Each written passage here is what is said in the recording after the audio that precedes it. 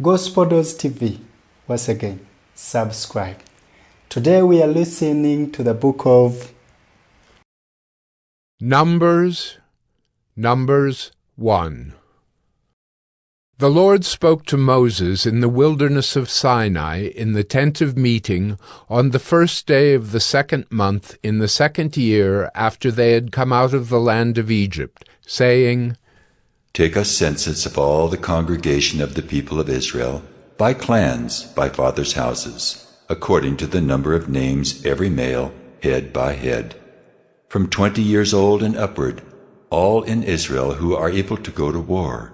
You and Aaron shall list them company by company. And there shall be with you a man from each tribe, each man being the head of the house of his fathers. And these are the names of the men who shall assist you. From Reuben, Elizur the son of Shedeur. From Simeon, Shelumiel the son of Zurishaddai. From Judah, Nahshon the son of Amminadab. From Issachar, Nathanael the son of Zuar. From Zebulun, Eliab the son of Helon. From the sons of Joseph, from Ephraim, Elishama the son of Ammihud. And from Manasseh, Gamaliel the son of Pedazur. From Benjamin, Abidan the son of Gideoni. From Dan, Ahiezer the son of Ammishaddai. From Asher, Pagiel the son of Ochran. From Gad, Eliasaph the son of Deuel. From Naphtali, Ahira the son of Enan. These were the ones chosen from the congregation, the chiefs of their ancestral tribes, the heads of the clans of Israel.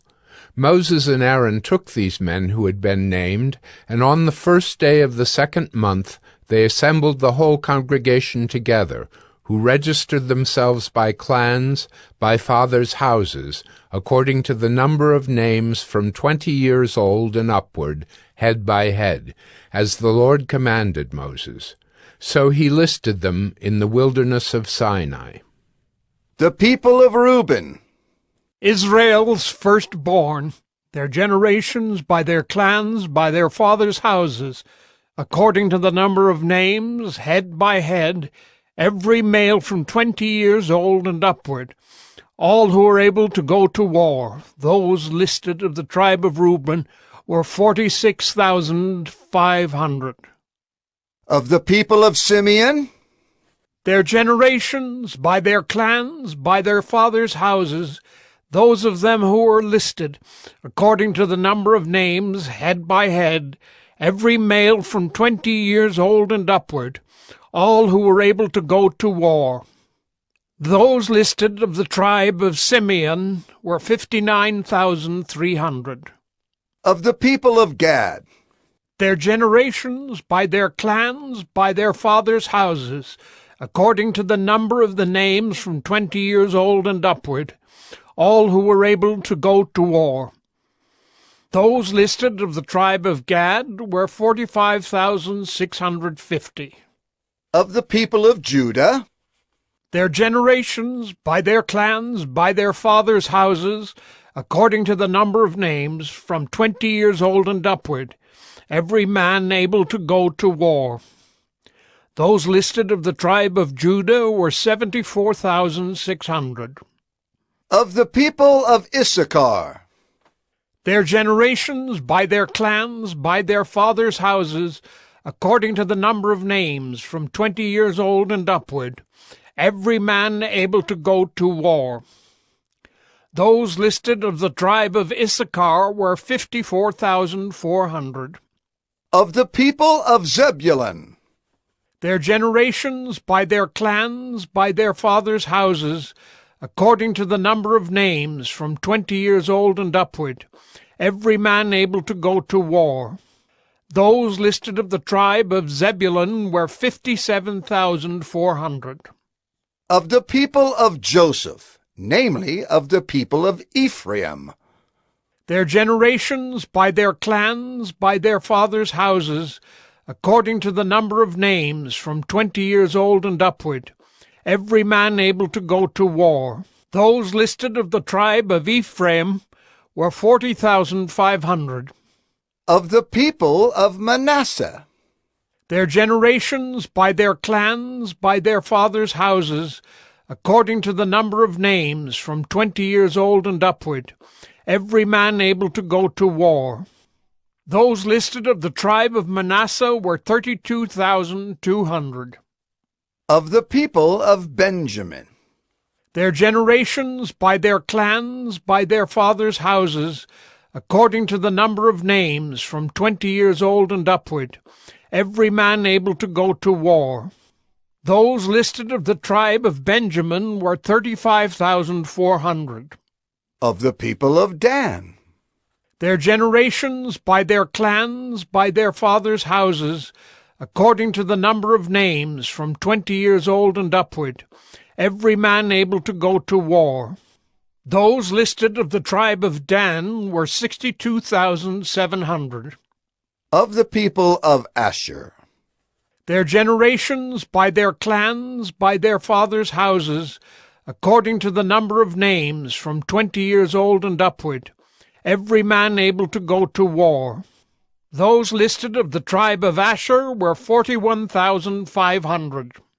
of the people of Naphtali, Their generations, by their clans, by their fathers' houses, according to the number of names, from 20 years old and upward, every man able to go to war. Those listed of the tribe of Naphtali were 53,400. These are those who were listed, whom Moses and Aaron listed with the help of the chiefs of Israel, 12 men, each representing his father's house. So all those listed of the people of Israel by their fathers' houses, from 20 years old and upward, every man able to go to war in Israel, all those listed were 603,550. But the Levites were not listed along with them by their ancestral tribe, for the Lord spoke to Moses, saying, Only the tribe of Levi you shall not list, and you shall not take a census of them among the people of Israel, but appoint the Levites over the tabernacle of the testimony, and over all its furnishings, and over all that belongs to it. They are to carry the tabernacle and all its furnishings, and they shall take care of it, and shall camp around the tabernacle. When the tabernacle is to set out, the Levites shall take it down, and when the tabernacle is to be pitched, the Levites shall set it up. And if any outsider comes near, he shall be put to death. The people of Israel shall pitch their tents by their companies, each man in his own camp, and each man by his own standard. But the Levites shall camp around the tabernacle of the testimony, so that there may be no wrath on the congregation of the people of Israel. And the Levites shall keep guard over the tabernacle of the testimony. Thus did the people of Israel. They did according to all that the Lord commanded Moses. Numbers 2. The Lord spoke to Moses and Aaron, saying, The people of Israel shall camp each by his own standard, with the banners of their fathers' houses. They shall camp facing the tent of meeting on every side. those to camp on the east side toward the sunrise shall be of the standard of the camp of Judah, by their companies, the chief of the people of Judah being Nahshon, the son of Amminadab. His company as listed being 74,600. Those to camp next to him shall be the tribe of Issachar. The chief of the people of Issachar being Nethanel, the son of Zur. His company is listed being 54,400. Then the tribe of Zebulun. The chief of the people of Zebulun being Eliab, the son of Helon. His company is listed being 57,400. All those listed of the camp of Judah by their companies were 186,400. They shall set out first on the march. On the south side shall be the standard of the camp of Reuben by their companies. The chief of the people of Reuben being Elizur, the son of Shedeur. His company as listed being 46,500. and those to camp next to him shall be the tribe of Simeon. The chief of the people of Simeon being Shelumiel, the son of Zurishaddai. His company is listed being 59,300. Then the tribe of Gad. The chief of the people of Gad being Eliasaph, the son of Reuel. His company is listed being 45,650. All those listed of the camp of Reuben by their companies were 151,450. They shall set out second.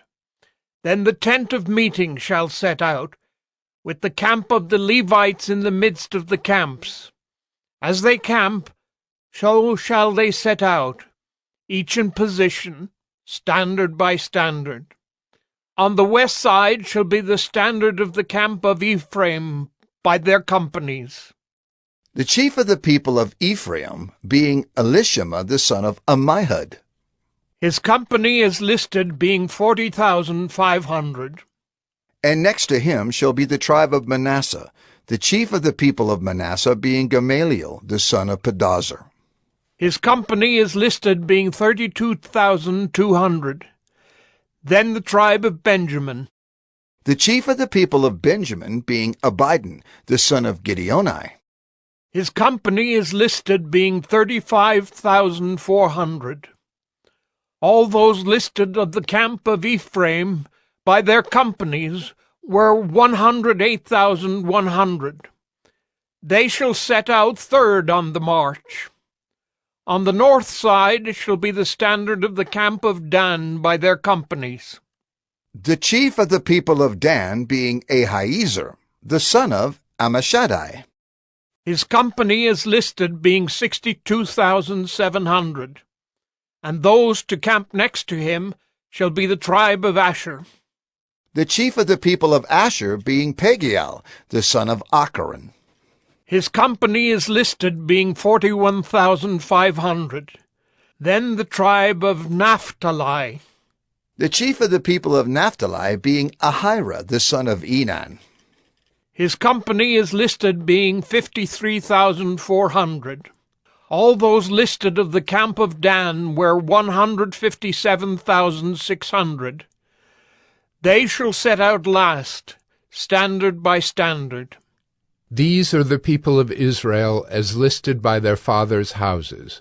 All those listed in the camps by their companies were 603,550. But the Levites were not listed among the people of Israel, as the Lord commanded Moses. Thus did the people of Israel.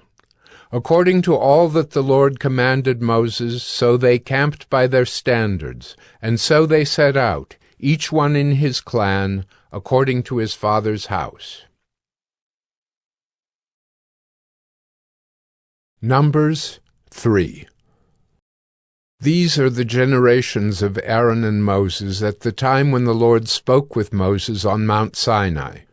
These are the names of the sons of Aaron, Nadab the firstborn, and Abihu, Eleazar, and Ithamar. These are the names of the sons of Aaron, the anointed priests, whom he ordained to serve as priests. But Nadab and Abihu died before the Lord when they offered unauthorized fire before the Lord in the wilderness of Sinai, and they had no children. So Eleazar and Ithamar served as priests in the lifetime of Aaron their father. And the Lord spoke to Moses, saying, Bring the tribe of Levi near, and set them before Aaron the priest, that they may minister to him. They shall keep guard over him and over the whole congregation before the tent of meeting, as they minister at the tabernacle. They shall guard all the furnishings of the tent of meeting, and keep guard over the people of Israel as they minister at the tabernacle. And you shall give the Levites to Aaron and his sons. They are wholly given to him from among the people of Israel. And you shall appoint Aaron and his sons, and they shall guard their priesthood. But if any outsider comes near, he shall be put to death. And the Lord spoke to Moses, saying, Behold, I have taken the Levites from among the people of Israel instead of every firstborn who opens the womb among the people of Israel. The Levites shall be mine, for all the firstborn are mine. On the day that I struck down all the firstborn in the land of Egypt, I consecrated for my own all the firstborn in Israel, both of man and of beast. They shall be mine. I am the Lord. And the Lord spoke to Moses in the wilderness of Sinai, saying, List the sons of Levi by fathers' houses and by clans. Every male from a month old and upward you shall list. So Moses listed them according to the word of the Lord, as he was commanded, and these were the sons of Levi by their names. Gershon and Kohath and Merari. And these are the names of the sons of Gershon by their clans. Libni and Shimei. And the sons of Kohath by their clans. Amram, Izhar, Hebron, and Uzziel. And the sons of Merari by their clans. Mahli and Mushai. These are the clans of the Levites by their fathers' houses. To Gershon belonged the clan of the Libnites and the clan of the Shimeites. These were the clans of the Gershonites. Their listing, according to the number of all the males from a month old and upward, was 7,500. The clans of the Gershonites were to camp behind the tabernacle on the west, with Eliasaph the son of Lael as chief of the father's house of the Gershonites. And the guard duty of the sons of Gershon in the tent of meeting involved the tabernacle, the tent with its covering, the screen for the entrance of the tent of meeting, the hangings of the court, the screen for the door of the court that is around the tabernacle and the altar, and its cords, all the service connected with these. To Kohath belonged the clan of the Amramites, and the clan of the Izharites, and the clan of the Hebronites, and the clan of the Uzzielites. These are the clans of the Kohathites. According to the number of all the males, from a month old and upward, there were 8,600, keeping guard over the sanctuary. The clans of the sons of Kohath were to camp on the south side of the tabernacle, with Elizaphan the son of Uzziel as chief of the father's house of the clans of the Kohathites. And their guard duty involved the ark, the table, the lampstand, the altars, the vessels of the sanctuary with which the priests minister, and the screen, all the service connected with these. And Eleazar the son of Aaron the priest was to be chief over the chiefs of the Levites, and to have oversight of those who kept guard over the sanctuary. To Merari belonged the clan of the Mahlites and the clan of the Mushites. These are the clans of Merari. Their listing, according to the number of all the males from a month old and upward, was 6,200. And the chief of the father's house of the clans of Merari was Zuriel, the son of Abihail. They were to camp on the north side of the tabernacle, and the appointed guard duty of the sons of Merari involved the frames of the tabernacle, the bars, the pillars, the bases, and all their accessories, all the service connected with these, also the pillars around the court, with their bases and pegs and cords. Those who were to camp before the tabernacle on the east, before the tent of meeting toward the sunrise, were Moses and Aaron and his sons, guarding the sanctuary itself to protect the people of Israel, and any outsider who came near was to be put to death. All those listed among the Levites, whom Moses and Aaron listed at the commandment of the Lord, by clans, all the males from a month old and upward, were 22,000. And the Lord said to Moses, List all the firstborn males of the people of Israel from a month old and upward, taking the number of their names. And you shall take the Levites for me. I am the Lord, instead of all the firstborn among the people of Israel, and the cattle of the Levites instead of all the firstborn among the cattle of the people of Israel. So Moses listed all the firstborn among the people of Israel as the Lord commanded him, and all the firstborn males, according to the number of names, from a month old and upward as listed, were 22,273. And the Lord spoke to Moses, saying, Take the Levites instead of all the firstborn among the people of Israel, and the cattle of the Levites instead of their cattle.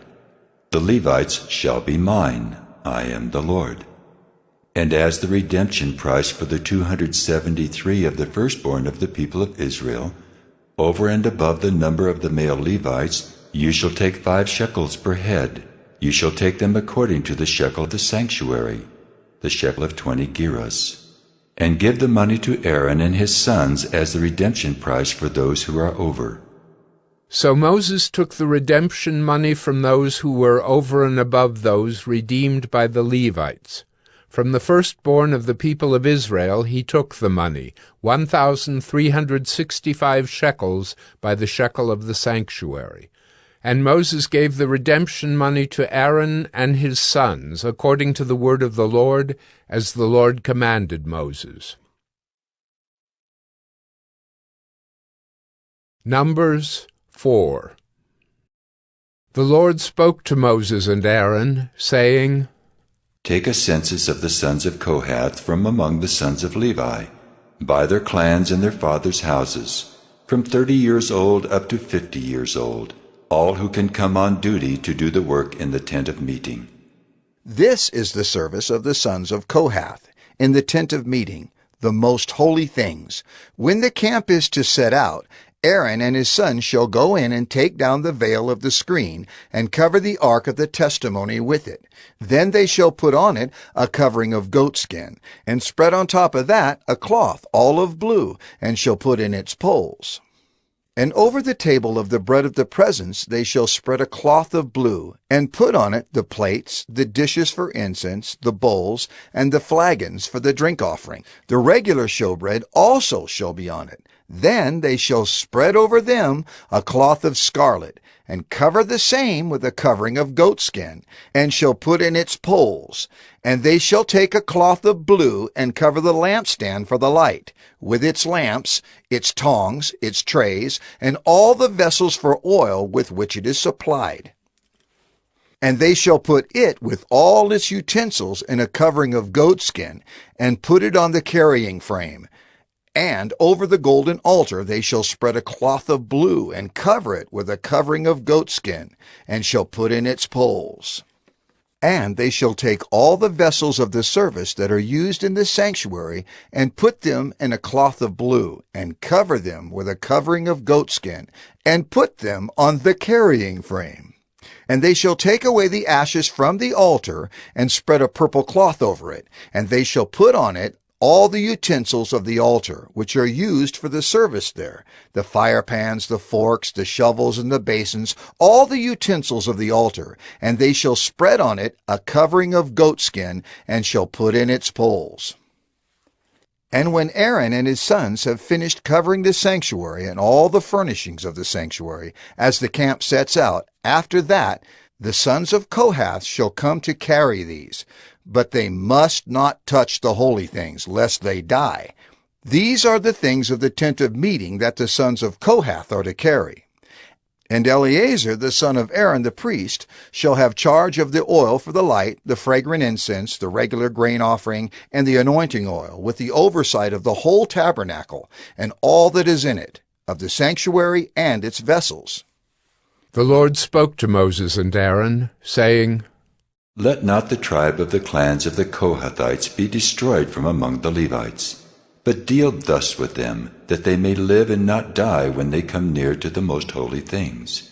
Aaron and his sons shall go in and appoint them each to his task and to his burden, but they shall not go in to look on the holy things even for a moment, lest they die. The Lord spoke to Moses, saying, Take a census of the sons of Gershon also by their fathers' houses and by their clans. From 30 years old up to 50 years old you shall list them, all who can come to do duty, to do service in the tent of meeting. This is the service of the clans of the Gershonites in serving and bearing burdens. They shall carry the curtains of the tabernacle and the tent of meeting with its covering, and the covering of goatskin that is on top of it, and the screen for the entrance of the tent of meeting, and the hangings of the court, and the screen for the entrance of the gate of the court that is around the tabernacle, and the altar, and their cords, and all the equipment for their service. And they shall do all that needs to be done with regard to them. All the service of the sons of the Gershonites shall be at the command of Aaron and his sons, in all that they are to carry, and in all that they have to do. And you shall assign to their charge all that they are to carry. This is the service of the clans of the sons of the Gershonites in the tent of meeting, and their guard duty is to be under the direction of Ithamar, the son of Aaron the priest. As for the sons of Merari, you shall list them by their clans and their fathers' houses. From 30 years old up to 50 years old you shall list them, everyone who can come on duty to do the service of the tent of meeting, and this is what they are charged to carry. As the whole of their service in the tent of meeting, the frames of the tabernacle, with its bars, pillars, and bases, and the pillars around the court with their bases, pegs, and cords, with all their equipment and all their accessories. And you shall list by name the objects that they are required to carry. This is the service of the clans of the sons of Merari, the whole of their service in the tent of meeting, under the direction of Ithamar, the son of Aaron the priest. And Moses and Aaron and the chiefs of the congregation listed the sons of the Kohathites by their clans and their fathers' houses, from 30 years old up to 50 years old, everyone who could come on duty for service in the tent of meeting. And those listed by clans were 2,750. This was the list of the clans of the Kohathites, all who served in the tent of meeting, whom Moses and Aaron listed according to the commandment of the Lord by Moses. Those listed of the sons of Gershon by their clans and their fathers' houses, from 30 years old up to 50 years old, everyone who could come on duty for service in the tent of meeting, those listed by their clans and their fathers' houses were 2,630. This was the list of the clans of the sons of Gershon, all who served in the tent of meeting, whom Moses and Aaron listed according to the commandment of the Lord.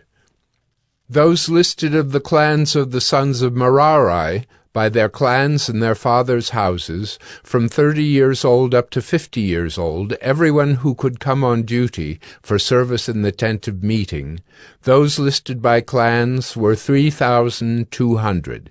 This was the list of the clans of the sons of Merari, whom Moses and Aaron listed according to the commandment of the Lord by Moses.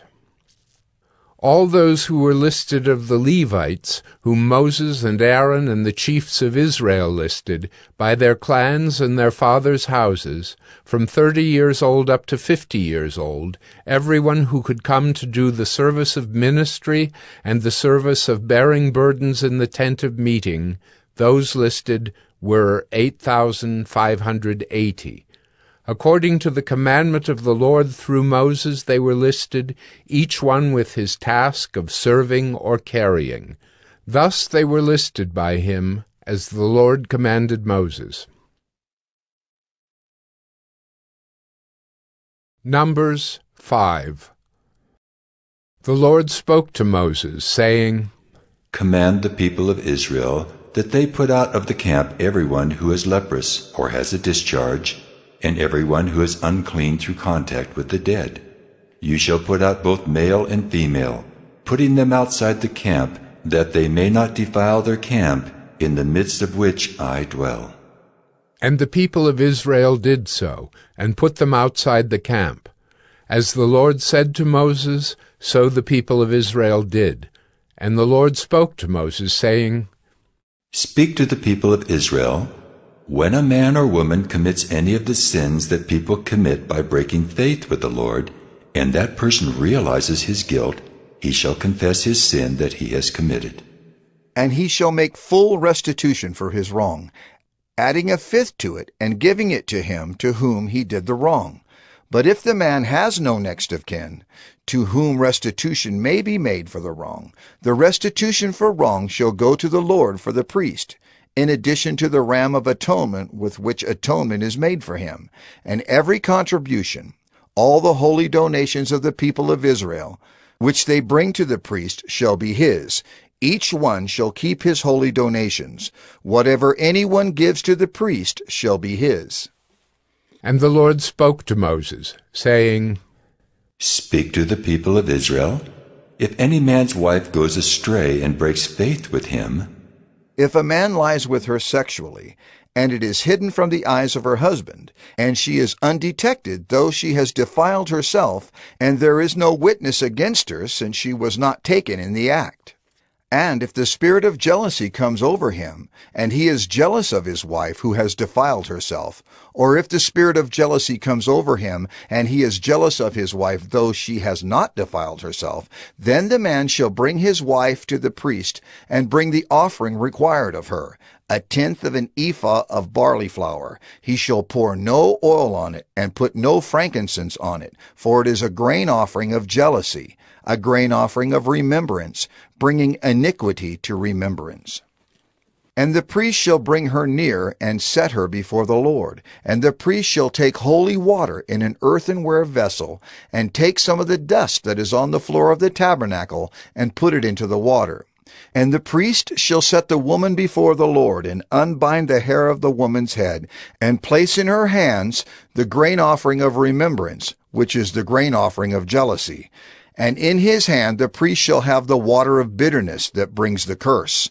Then the priest shall make her take an oath, saying, If no man has lain with you, and if you have not turned aside to uncleanness while you were under your husband's authority, be free from this water of bitterness that brings the curse.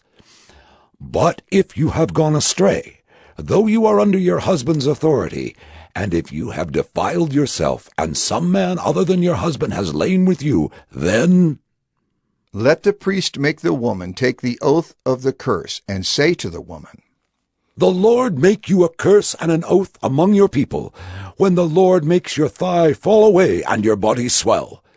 May this water that brings the curse pass into your bowels, and make your womb swell and your thigh fall away. And the woman shall say, Amen. Amen. Then the priest shall write these curses in a book, and wash them off into the water of bitterness. And he shall make the woman drink the water of bitterness that brings the curse. And the water that brings the curse shall enter into her, and cause bitter pain. And the priest shall take the grain offering of jealousy out of the woman's hand, and shall wave the grain offering before the Lord, and bring it to the altar. And the priest shall take a handful of the grain offering as its memorial portion, and burn it on the altar, and afterward shall make the woman drink the water. And when he has made her drink the water, then, if she has defiled herself and has broken faith with her husband, the water that brings the curse shall enter into her and cause bitter pain, and her womb shall swell, and her thigh shall fall away, and the woman shall become a curse among her people. But if the woman has not defiled herself and is clean, then she shall be free and shall conceive children. This is the law in cases of jealousy, when a wife, though under her husband's authority, goes astray and defiles herself, or when the spirit of jealousy comes over a man, and he is jealous of his wife. Then he shall set the woman before the Lord, and the priest shall carry out for her all this law. The man shall be free from iniquity, but the woman shall bear her iniquity. Numbers 6.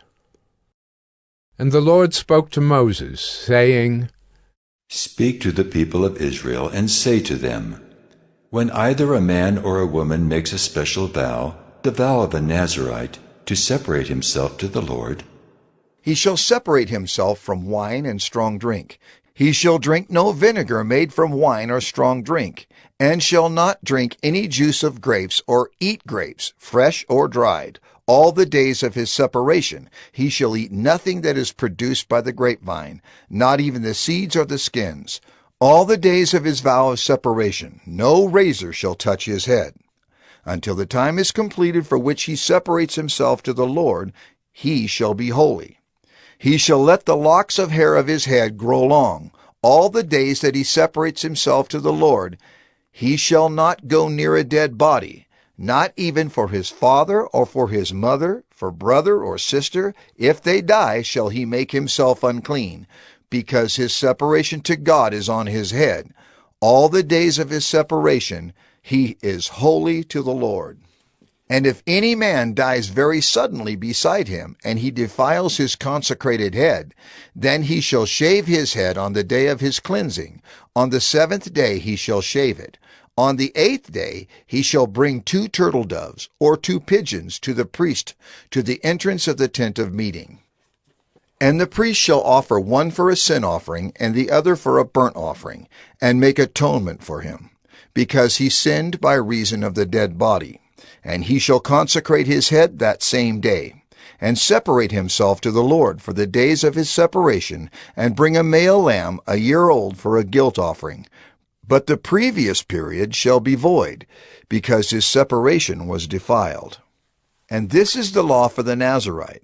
When the time of his separation has been completed, he shall be brought to the entrance of the tent of meeting, and he shall bring his gift to the Lord, 1 male lamb a year old without blemish for a burnt offering, and 1 ewe lamb a year old without blemish as a sin offering, and 1 ram without blemish as a peace offering, and a basket of unleavened bread, loaves of fine flour mixed with oil, and unleavened wafers smeared with oil, and their grain offering and their drink offerings.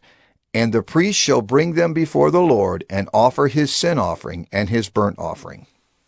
And he shall offer the ram as a sacrifice of peace offering to the Lord, with the basket of unleavened bread. The priest shall offer also its grain offering and its drink offering.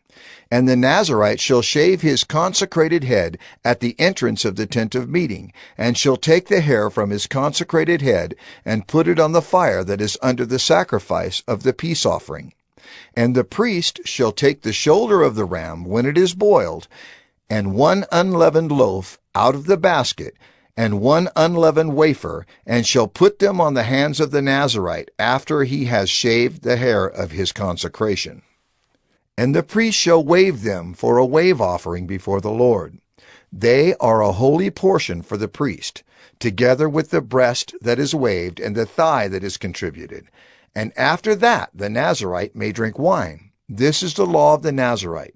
But if he vows an offering to the Lord above his Nazirite vow, as he can afford, in exact accordance with the vow that he takes, then he shall do an addition to the law of the Nazirite.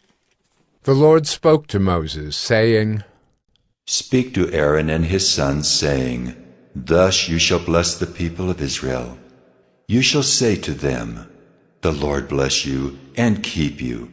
The Lord make his face to shine upon you and be gracious to you. The Lord lift up his countenance upon you and give you peace. So shall they put my name upon the people of Israel, and I will bless them. Numbers 7. On the day when Moses had finished setting up the tabernacle, and had anointed and consecrated it with all its furnishings, and had anointed and consecrated the altar with all its utensils, the chiefs of Israel, heads of their fathers' houses, who were the chiefs of the tribes, who were over those who were listed, approached, and brought their offerings before the Lord, 6 wagons and 12 oxen, a wagon for every 2 of the chiefs, and for each one an ox. They brought them before the tabernacle. Then the Lord said to Moses, Accept these from them, that they may be used in the service of the tent of meeting, and give them to the Levites, to each man according to his service. So Moses took the wagons and the oxen and gave them to the Levites. 2 wagons and 4 oxen he gave to the sons of Gershon, according to their service. And 4 wagons and 8 oxen he gave to the sons of Merari, according to their service, under the direction of Ithamar the son of Aaron the priest.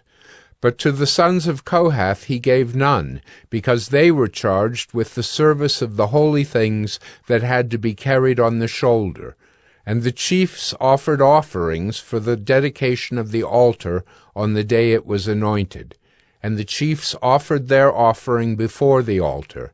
And the Lord said to Moses, They shall offer their offerings, one chief each day for the dedication of the altar. He who offered his offering the first day was Nahshon, the son of Amminadab, of the tribe of Judah. And his offering was 1 silver plate, whose weight was 130 shekels, 1 silver basin of 70 shekels, according to the shekel of the sanctuary, both of them full of fine flour mixed with oil for a grain offering, 1 golden dish of 10 shekels, full of incense, 1 bull from the herd, 1 ram, 1 male lamb a year old, for a burnt offering, 1 male goat for a sin offering, and for the sacrifice of peace offerings, 2 oxen, 5 rams, 5 male goats, and 5 male lambs a year old. This was the offering of Nahshon, the son of Amminadab. On the second day, Nethanel, the son of Zuar, the chief of Issachar, made an offering. He offered for his offering 1 silver plate, whose weight was 130 shekels, 1 silver basin of 70 shekels, according to the shekel of the sanctuary, both of them full of fine flour mixed with oil for a grain offering, 1 golden dish of 10 shekels, full of incense, 1 bull from the herd, 1 ram, 1 male lamb a year old for a burnt offering, 1 male goat for a sin offering, and for the sacrifice of peace offerings, 2 oxen, 5 rams, 5 male goats, and 5 male lambs a year old. This was the offering of Nethanel, the son of Zuar. On the third day, Eliab, the son of Helon, the chief of the people of Zebulun. His offering was 1 silver plate, whose weight was 130 shekels, 1 silver basin of 70 shekels, according to the shekel of the sanctuary, both of them full of fine flour mixed with oil for a grain offering, 1 golden dish of 10 shekels, full of incense, 1 bull from the herd, 1 ram, 1 male lamb a year old for a burnt offering, 1 male goat for a sin offering, and for the sacrifice of peace offerings, 2 oxen, 5 rams, 5 male goats, and 5 male lambs a year old. This was the offering of Eliab, the son of Helon.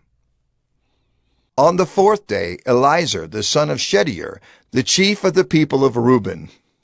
His offering was 1 silver plate, whose weight was 130 shekels, 1 silver basin of 70 shekels, according to the shekel of the sanctuary, both of them full of fine flour mixed with oil for a grain offering, 1 golden dish of 10 shekels, full of incense, 1 bull from the herd, 1 ram, 1 male lamb a year old for a burnt offering, 1 male goat for a sin offering, and for the sacrifice of peace offerings, 2 oxen, 5 rams, 5 male goats, and 5 male lambs a year old.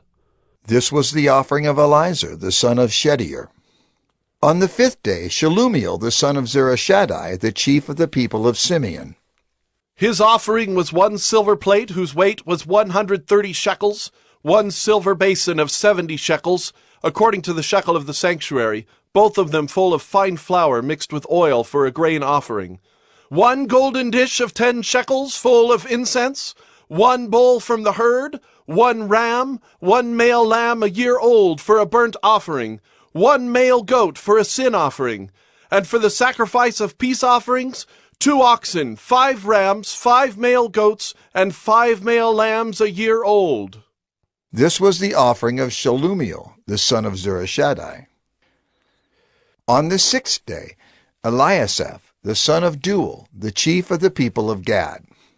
His offering was 1 silver plate, whose weight was 130 shekels, 1 silver basin of 70 shekels, according to the shekel of the sanctuary, both of them full of fine flour mixed with oil for a grain offering, 1 golden dish of 10 shekels, full of incense, 1 bull from the herd, 1 ram, 1 male lamb a year old for a burnt offering, 1 male goat for a sin offering, and for the sacrifice of peace offerings, 2 oxen, 5 rams, 5 male goats, and 5 male lambs a year old.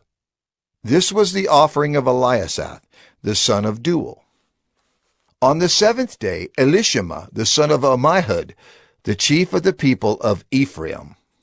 His offering was 1 silver plate whose weight was 130 shekels, 1 silver basin of 70 shekels, according to the shekel of the sanctuary, both of them full of fine flour mixed with oil for a grain offering, 1 golden dish of 10 shekels, full of incense, 1 bull from the herd, 1 ram, 1 male lamb a year old for a burnt offering, 1 male goat for a sin offering, and for the sacrifice of peace offerings, 2 oxen, 5 rams, 5 male goats, and 5 male lambs a year old. This was the offering of Elishama, the son of Ammihud. On the 8th day, Gamaliel, the son of Pedazur, the chief of the people of Manasseh.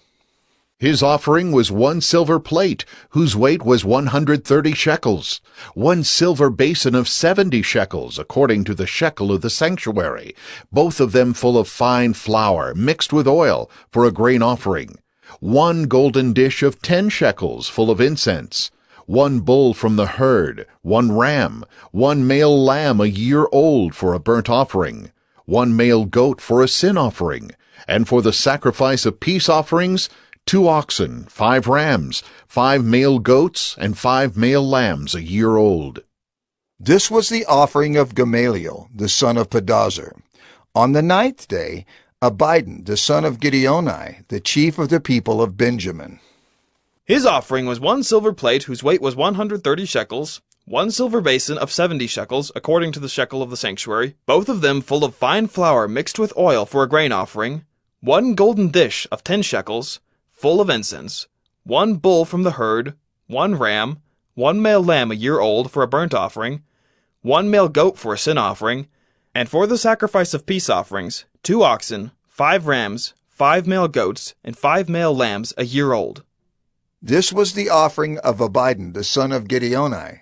On the 10th day, Ahiezer, the son of Ammishaddai, the chief of the people of Dan. His offering was 1 silver plate, whose weight was 130 shekels, 1 silver basin of 70 shekels, according to the shekel of the sanctuary, both of them full of fine flour mixed with oil for a grain offering, 1 golden dish of 10 shekels, full of incense, 1 bull from the herd, 1 ram, 1 male lamb a year old for a burnt offering, 1 male goat for a sin offering, and for the sacrifice of peace offerings, 2 oxen, 5 rams, 5 male goats, and 5 male lambs a year old. This was the offering of Ahiezer, the son of Ammishaddai. On the 11th day, Pagiel, the son of Ochran, the chief of the people of Asher. His offering was 1 silver plate, whose weight was 130 shekels, 1 silver basin of 70 shekels, according to the shekel of the sanctuary, both of them full of fine flour mixed with oil for a grain offering, 1 golden dish of 10 shekels, full of incense, 1 bull from the herd, 1 ram, 1 male lamb a year old for a burnt offering, 1 male goat for a sin offering, and for the sacrifice of peace offerings, 2 oxen, 5 rams, 5 male goats, and 5 male lambs a year old. This was the offering of Pagiel, the son of Ochran. On the 12th day, Ahira, the son of Enan, the chief of the people of Naphtali. His offering was 1 silver plate, whose weight was 130 shekels, 1 silver basin of 70 shekels, according to the shekel of the sanctuary, both of them full of fine flour, mixed with oil for a grain offering, 1 golden dish of 10 shekels, full of incense, 1 bull from the herd, 1 ram, 1 male lamb a year old for a burnt offering, 1 male goat for a sin offering, and for the sacrifice of peace offerings, 2 oxen, 5 rams, 5 male goats, and 5 male lambs a year old. This was the offering of Ahira, the son of Enan. This was the dedication offering for the altar on the day when it was anointed from the chiefs of Israel. 12 silver plates, 12 silver basins, 12 golden dishes, each silver plate weighing 130 shekels, and each basin 70, All the silver of the vessels 2,400 shekels, according to the shekel of the sanctuary. The 12 golden dishes, full of incense, weighing 10 shekels apiece, according to the shekel of the sanctuary. All the gold of the dishes being 120 shekels. All the cattle for the burnt offering 12 bulls, 12 rams, 12 male lambs a year old with their grain offering, and 12 male goats for a sin offering. And all the cattle for the sacrifice of peace offerings 24 bulls, the rams 60, the male goats 60, the male lambs a year old 60. This was the dedication offering for the altar after it was anointed. And when Moses went into the tent of meeting to speak with the Lord, he heard the voice speaking to him from above the mercy seat that was on the ark of the testimony, from between the 2 cherubim, and it spoke to him. Numbers 8. Now the Lord spoke to Moses, saying, Speak to Aaron and say to him, When you set up the lamps, the 7 lamps shall give light in front of the lampstand. And Aaron did so. He set up its lamps in front of the lampstand, as the Lord commanded Moses. And this was the workmanship of the lampstand, hammered work of gold. From its base to its flowers it was hammered work. According to the pattern that the Lord had shown Moses, so he made the lampstand. And the Lord spoke to Moses, saying, Take the Levites from among the people of Israel and cleanse them. Thus you shall do to them to cleanse them. Sprinkle the water of purification upon them, and let them go with a razor over all their body, and wash their clothes and cleanse themselves. Then let them take a bull from the herd and its grain offering of fine flour mixed with oil. And you shall take another bull from the herd for a sin offering. And you shall bring the Levites before the tent of meeting, and assemble the whole congregation of the people of Israel. When you bring the Levites before the Lord, the people of Israel shall lay their hands on the Levites, and Aaron shall offer the Levites before the Lord as a wave offering from the people of Israel, that they may do the service of the Lord. Then the Levites shall lay their hands on the heads of the bulls, and you shall offer the one for a sin offering and the other for a burnt offering to the Lord, to make atonement for the Levites. And you shall set the Levites before Aaron and his sons, and shall offer them as a wave offering to the Lord. Thus you shall separate the Levites from among the people of Israel, and the Levites shall be mine. And after that the Levites shall go in to serve at the tent of meeting, when you have cleansed them and offered them as a wave offering. For they are wholly given to me from among the people of Israel. Instead of all who opened the womb, the firstborn of all the people of Israel, I have taken them for myself. For all the firstborn among the people of Israel are mine, both of man and of beast. On the day that I struck down all the firstborn in the land of Egypt, I consecrated them for myself. And I have taken the Levites instead of all the firstborn among the people of Israel. And I have given the Levites as a gift to Aaron and his sons from among the people of Israel, to do the service for the people of Israel at the tent of meeting, and to make atonement for the people of Israel, that there may be no plague among the people of Israel when the people of Israel come near the sanctuary. Thus did Moses and Aaron and all the congregation of the people of Israel to the Levites. According to all that the Lord commanded Moses concerning the Levites, the people of Israel did to them. And the Levites purified themselves from sin, and washed their clothes. And Aaron offered them as a wave offering before the Lord. And Aaron made atonement for them to cleanse them. And after that the Levites went in to do their service in the tent of meeting before Aaron and his sons, as the Lord had commanded Moses concerning the Levites, so they did to them. And the Lord spoke to Moses, saying, This applies to the Levites. From 25 years old and upward they shall come to do duty in the service of the tent of meeting. And from the age of 50 years they shall withdraw from the duty of the service and serve no more. They minister to their brothers in the tent of meeting by keeping guard, but they shall do no service.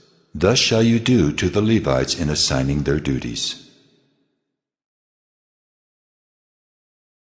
Numbers 9. And the Lord spoke to Moses in the wilderness of Sinai, in the 1st month of the 2nd year after they had come out of the land of Egypt, saying, Let the people of Israel keep the Passover at its appointed time. On the 14th day of this month, at twilight, you shall keep it at its appointed time. According to all its statutes and all its rules, you shall keep it. So Moses told the people of Israel that they should keep the Passover. And they kept the Passover in the 1st month on the 14th day of the month at twilight in the wilderness of Sinai. According to all that the Lord commanded Moses, so the people of Israel did. And there were certain men who were unclean through touching a dead body, so that they could not keep the Passover on that day. And they came before Moses and Aaron on that day. And those men said to him, We are unclean through touching a dead body. Why are we kept from bringing the Lord's offering at its appointed time among the people of Israel? And Moses said to them, Wait, that I may hear what the Lord will command concerning you. The Lord spoke to Moses, saying, Speak to the people of Israel, saying, If any one of you or of your descendants is unclean through touching a dead body, or is on a long journey, he shall still keep the Passover to the Lord. In the 2nd month, on the 14th day, at twilight they shall keep it. They shall eat it with unleavened bread and bitter herbs. They shall leave none of it until the morning, nor break any of its bones. According to all the statute for the Passover they shall keep it. But if anyone who is clean and is not on a journey fails to keep the Passover, that person shall be cut off from his people, because he did not bring the Lord's offering at its appointed time. That man shall bear his sin. And if a stranger sojourns among you, and would keep the Passover to the Lord, according to the statute of the Passover, and according to its rule, so shall he do. You shall have one statute, both for the sojourner and for the native. On the day that the tabernacle was set up, the cloud covered the tabernacle, the tent of the testimony. And at evening it was over the tabernacle like the appearance of fire until morning. So it was always. The cloud covered it by day, and the appearance of fire by night. And whenever the cloud lifted from over the tent, after that the people of Israel set out. And in the place where the cloud settled down, there the people of Israel camped. At the command of the Lord the people of Israel set out, and at the command of the Lord they camped. As long as the cloud rested over the tabernacle, they remained in camp. Even when the cloud continued over the tabernacle many days, the people of Israel kept the charge of the Lord and did not set out. Sometimes the cloud was a few days over the tabernacle, and according to the command of the Lord they remained in camp. Then, according to the command of the Lord, they set out. And sometimes the cloud remained from evening until morning, and when the cloud lifted in the morning, they set out. Or if it continued for a day and a night, when the cloud lifted, they set out. Whether it was 2 days, or a month, or a longer time that the cloud continued over the tabernacle, abiding there, the people of Israel remained in camp and did not set out. But when it lifted, they set out. At the command of the Lord they camped, and at the command of the Lord they set out. They kept the charge of the Lord at the command of the Lord by Moses. Numbers 10. The Lord spoke to Moses, saying, Make 2 silver trumpets, of hammered work you shall make them, and you shall use them for summoning the congregation and for breaking camp. And when both are blown, all the congregation shall gather themselves to you at the entrance of the tent of meeting. But if they blow only one, then the chiefs, the heads of the tribes of Israel, shall gather themselves to you. When you blow an alarm, the camps that are on the east side shall set out, And when you blow an alarm the second time, the camps that are on the south side shall set out. An alarm is to be blown whenever they are to set out. But when the assembly is to be gathered together, you shall blow a long blast, but you shall not sound an alarm. And the sons of Aaron, the priests, shall blow the trumpets. The trumpets shall be to you for a perpetual statute throughout your generations. And when you go to war in your land against the adversary who oppresses you, then you shall sound an alarm with the trumpets, that you may be remembered before the Lord your God, and you shall be saved from your enemies. On the day of your gladness also, and at your appointed feasts, and at the beginnings of your months, you shall blow the trumpets over your burnt offerings, and over the sacrifices of your peace offerings. They shall be a reminder of you before your God. I am the Lord your God. In the 2nd year, in the 2nd month, on the 20th day of the month, the cloud lifted from over the tabernacle of the testimony, and the people of Israel set out by stages from the wilderness of Sinai. And the cloud settled down in the wilderness of Paran. They set out for the first time at the command of the Lord by Moses. The standard of the camp of the people of Judah set out first by their companies, and over their company was Nahshon, the son of Amminadab. And over the company of the tribe of the people of Issachar was Nathanael, the son of Zuar. And over the company of the tribe of the people of Zebulun was Eliab, the son of Helon. And when the tabernacle was taken down, the sons of Gershon and the sons of Merari, who carried the tabernacle, set out. And the standard of the camp of Reuben set out by their companies, and over their company was Elizur, the son of Shedeur. And over the company of the tribe of the people of Simeon was Shelumiel, the son of Zurishaddai. And over the company of the tribe of the people of Gad was Eliasaph, the son of Deuel. Then the Kohathites set out, carrying the holy things, and the tabernacle was set up before their arrival. And the standard of the camp of the people of Ephraim set out by their companies, and over their company was Elishama, the son of Ammihud.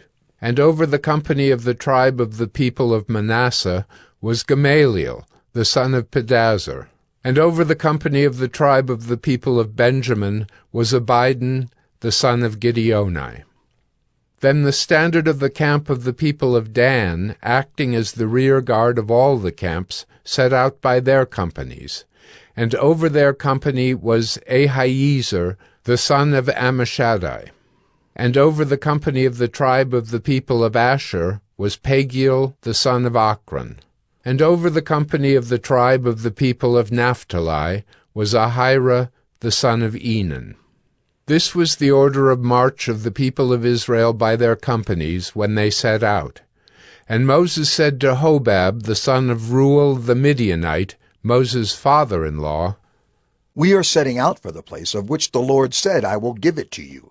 Come with us, and we will do good to you, for the Lord has promised good to Israel. But he said to him, I will not go. I will depart to my own land and to my kindred. And he said, Please do not leave us, for you know where we should camp in the wilderness, and you will serve as eyes for us. And if you do go with us, whatever good the Lord will do to us, the same will we do to you.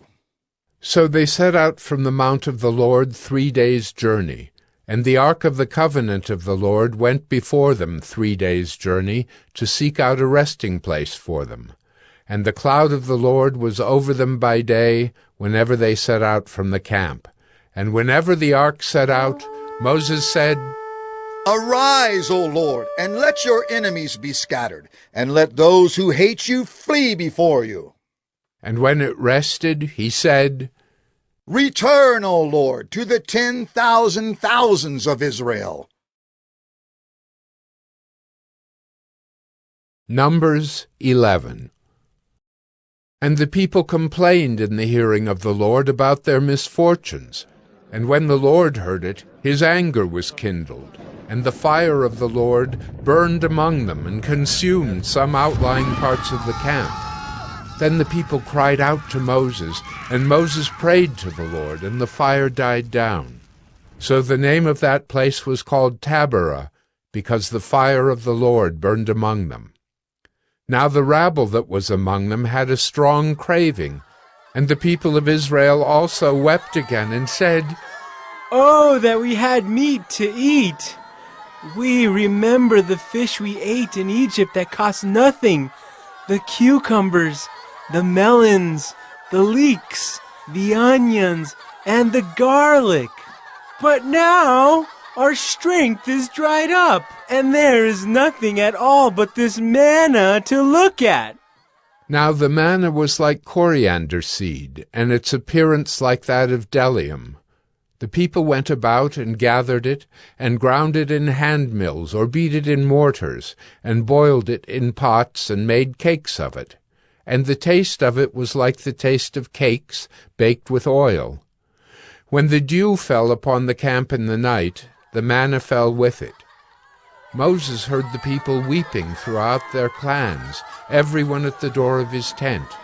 And the anger of the Lord blazed hotly, and Moses was displeased. Moses said to the Lord, "Why have you dealt ill with your servant? And why have I not found favor in your sight, that you lay the burden of all this people on me? Did I conceive all this people?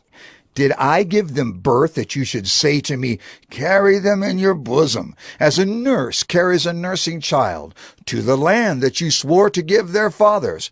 Where am I to get meat to give to all this people? For they weep before me and say, 'Give us meat that we may eat.' I am not able to carry all this people alone. The burden is too heavy for me. If you will treat me like this, kill me at once, if I find favor in your sight, that I may not see my wretchedness." Then the Lord said to Moses, "Gather for me 70 men of the elders of Israel, whom you know to be the elders of the people and officers over them, and bring them to the tent of meeting, and let them take their stand there with you. And I will come down and talk with you there, and I will take some of the Spirit that is on you, and put it on them, and they shall bear the burden of the people with you, so that you may not bear it yourself alone. And say to the people, 'Consecrate yourselves for tomorrow, and you shall eat meat, for you have wept in the hearing of the Lord, saying, Who will give us meat to eat? For it was better for us in Egypt.' Therefore the Lord will give you meat, and you shall eat. You shall not eat just 1 day, or 2 days, or 5 days, or 10 days, or 20 days, but a whole month, until it comes out at your nostrils and becomes loathsome to you, because you have rejected the Lord who is among you, and have wept before him, saying, 'Why did we come out of Egypt?'" But Moses said, "The people among whom I am number 600,000 on foot, and you have said, 'I will give them meat that they may eat a whole month.' Shall flocks and herds be slaughtered for them, and be enough for them? Or shall all the fish of the sea be gathered together for them, and be enough for them?" And the Lord said to Moses, "Is the Lord's hand shortened? Now you shall see whether my word will come true for you or not." So Moses went out and told the people the words of the Lord. And he gathered 70 men of the elders of the people, and placed them around the tent. Then the Lord came down in the cloud, and spoke to him, and took some of the Spirit that was on him, and put it on the 70 elders.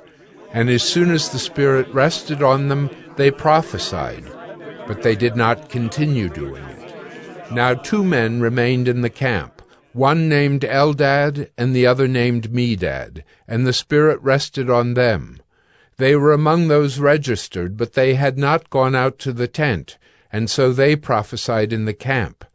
And a young man ran and told Moses, "Eldad and Medad are prophesying in the camp."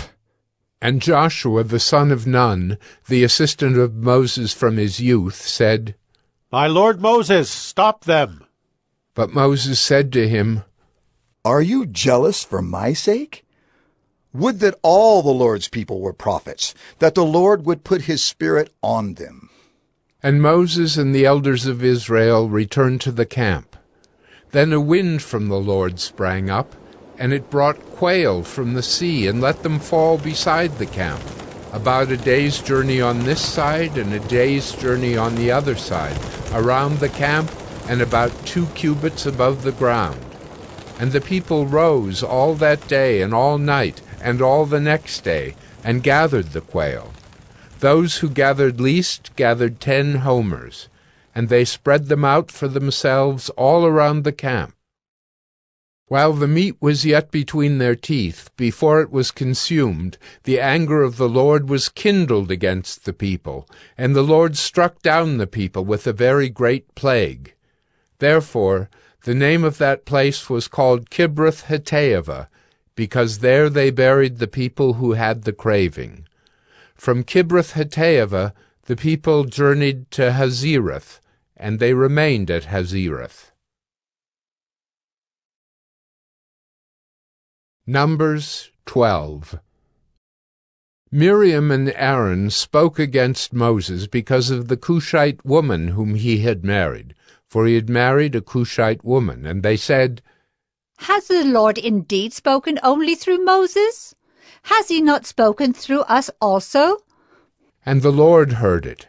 Now the man Moses was very meek, more than all people who were on the face of the earth.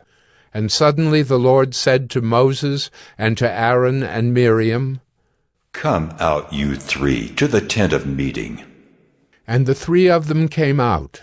And the Lord came down in a pillar of cloud, and stood at the entrance of the tent, and called Aaron and Miriam, and they both came forward. And he said, "Hear my words. If there is a prophet among you, I, the Lord, make myself known to him in a vision. I speak with him in a dream. Not so with my servant Moses. He is faithful in all my house. With him I speak mouth to mouth, clearly, and not in riddles, and he beholds the form of the Lord. Why then were you not afraid to speak against my servant Moses?" And the anger of the Lord was kindled against them, and he departed. When the cloud removed from over the tent, behold, Miriam was leprous, like snow. And Aaron turned toward Miriam, and behold, she was leprous. And Aaron said to Moses, "O my Lord, do not punish us because we have done foolishly and have sinned. Let her not be as one dead, whose flesh is half eaten away when he comes out of his mother's womb." And Moses cried to the Lord, "O God, please heal her. Please." But the Lord said to Moses, "If her father had but spit in her face, should she not be shamed 7 days? Let her be shut outside the camp 7 days, and after that she may be brought in again." So Miriam was shut outside the camp 7 days, and the people did not set out on the march till Miriam was brought in again. After that the people set out from Hazerath, and camped in the wilderness of Paran. Numbers 13. The Lord spoke to Moses, saying, "Send men to spy out the land of Canaan, which I am giving to the people of Israel. From each tribe of their fathers you shall send a man, every one a chief among them." So Moses sent them from the wilderness of Paran, according to the command of the Lord, all of them men who were heads of the people of Israel, and these were their names. From the tribe of Reuben, Shemuah the son of Zachar. From the tribe of Simeon, Shaphat the son of Hori. From the tribe of Judah, Caleb the son of Jephunneh. From the tribe of Issachar, Igal the son of Joseph.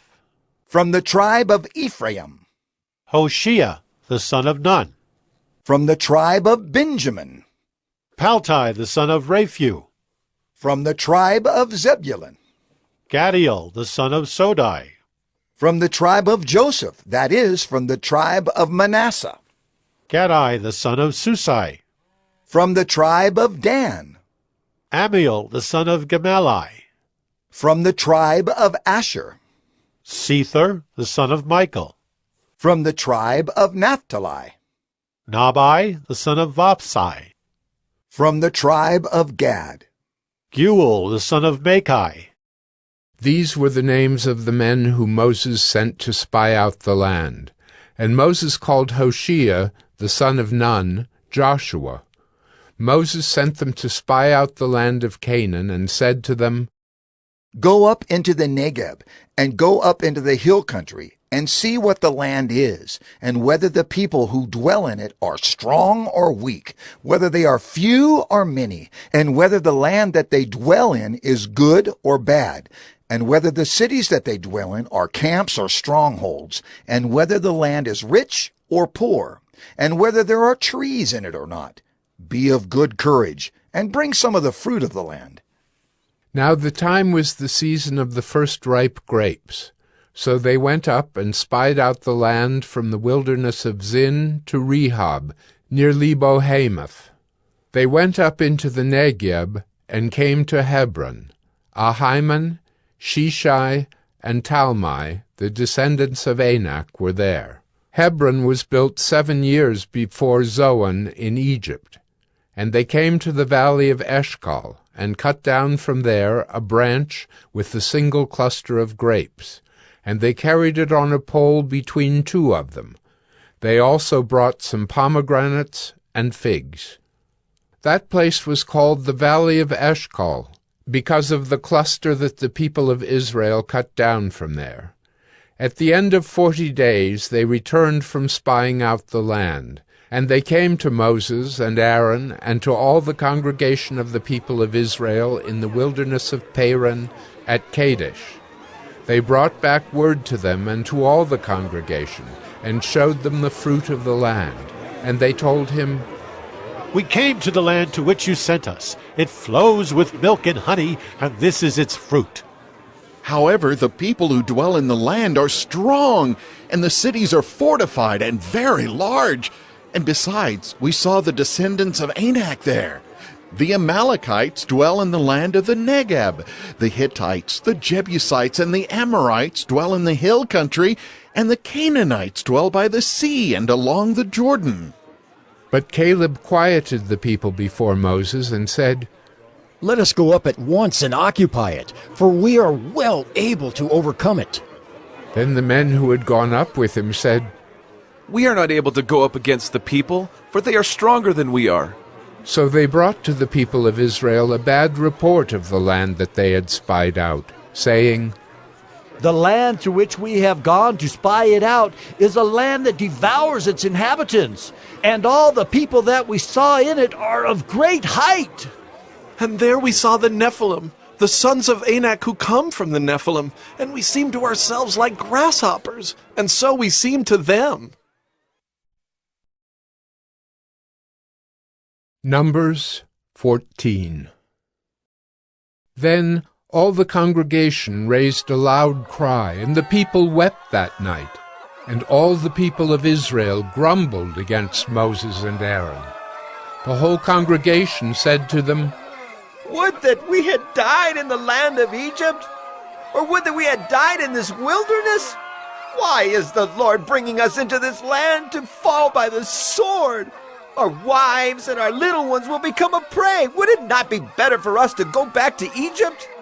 And they said to one another, Let us choose a leader and go back to Egypt. Then Moses and Aaron fell on their faces before all the assembly of the congregation of the people of Israel. And Joshua, the son of Nun, and Caleb, the son of Jephunneh, who were among those who had spied out the land, tore their clothes, and said to all the congregation of the people of Israel, The land which we passed through to spy it out is an exceedingly good land. If the Lord delights in us, he will bring us into this land and give it to us, a land that flows with milk and honey. Only do not rebel against the Lord, and do not fear the people of the land, for they are bread for us. Their protection is removed from them, and the Lord is with us. Do not fear them. Then all the congregation said to stone them with stones. But the glory of the Lord appeared at the tent of meeting to all the people of Israel. And the Lord said to Moses, How long will this people despise me? And how long will they not believe in me, in spite of all the signs that I have done among them? I will strike them with the pestilence and disinherit them. And I will make of you a nation greater and mightier than they. But Moses said to the Lord, Then the Egyptians will hear of it, for you brought up this people in your might from among them. And they will tell the inhabitants of this land, They have heard that you, O Lord, are in the midst of this people. For you, O Lord, are seen face to face, and your cloud stands over them, and you go before them in a pillar of cloud by day and in a pillar of fire by night. Now if you kill this people as one man, then the nations who have heard your fame will say, It is because the Lord was not able to bring this people into the land that he swore to give to them, that he has killed them in the wilderness. And now, please, let the power of the Lord be great as you have promised, saying, The Lord is slow to anger and abounding in steadfast love, forgiving iniquity and transgression, but he will by no means clear the guilty, visiting the iniquity of the fathers on the children to the third and the fourth generation. Please pardon the iniquity of this people, according to the greatness of your steadfast love, just as you have forgiven this people from Egypt until now. Then the Lord said, I have pardoned according to your word. But truly, as I live, and as all the earth shall be filled with the glory of the Lord, none of the men who have seen my glory and my signs that I did in Egypt and in the wilderness, and yet have put me to the test these 10 times, and have not obeyed my voice, shall see the land that I swore to give to their fathers. And none of those who despised me shall see it. But my servant Caleb, because he has a different spirit and has followed me fully, I will bring into the land into which he went, and his descendants shall possess it. Now, since the Amalekites and the Canaanites dwell in the valleys, turn tomorrow and set out for the wilderness by the way to the Red Sea. And the Lord spoke to Moses and to Aaron, saying, How long shall this wicked congregation grumble against me? I have heard the grumblings of the people of Israel, which they grumble against me. Say to them, As I live, declares the Lord, what you have said in my hearing I will do to you. Your dead bodies shall fall in this wilderness, and of all your number listed in the census from 20 years old and upward, who have grumbled against me, not one shall come into the land where I swore that I would make you dwell, except Caleb the son of Jephunneh, and Joshua the son of Nun. But your little ones, who you said would become a prey, I will bring in, and they shall know the land that you have rejected. But as for you, your dead bodies shall fall in this wilderness, and your children shall be shepherds in the wilderness 40 years, and shall suffer for your faithlessness, until the last of your dead bodies lies in the wilderness, according to the number of the days in which you spied out the land, 40 days, a year for each day. You shall bear your iniquity 40 years, and you shall know my displeasure. I, the Lord, have spoken. Surely this will I do to all this wicked congregation who are gathered together against me. In this wilderness they shall come to a full end, and there they shall die. And the men whom Moses sent to spy out the land, who returned and made all the congregation grumble against him by bringing up a bad report about the land, the men who brought up a bad report of the land died by plague before the Lord. Of those men who went to spy out the land, only Joshua the son of Nun and Caleb the son of Jephunneh remained alive. When Moses told these words to all the people of Israel, the people mourned greatly. And they rose early in the morning, and went up to the heights of the hill country, saying, Here we are! We will go up to the place that the Lord has promised, for we have sinned. But Moses said, Why now are you transgressing the command of the Lord, when that will not succeed? Do not go up, for the Lord is not among you, lest you be struck down before your enemies. For there the Amalekites and the Canaanites are facing you, and you shall fall by the sword, because you have turned back from following the Lord. The Lord will not be with you.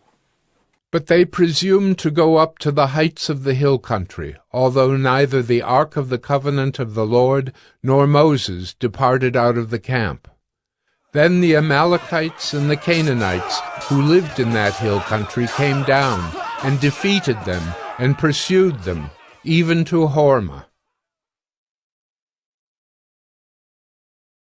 Numbers 15.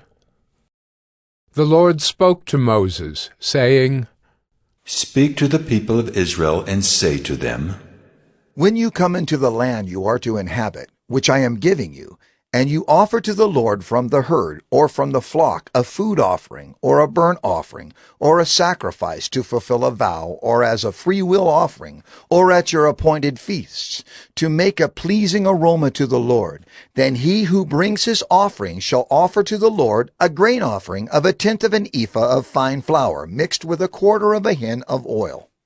And you shall offer with the burnt offering, or for the sacrifice, 1/4 of a hin of wine for the drink offering for each lamb, or for a ram you shall offer for a grain offering 2/10 of an ephah of fine flour mixed with 1/3 of a hin of oil.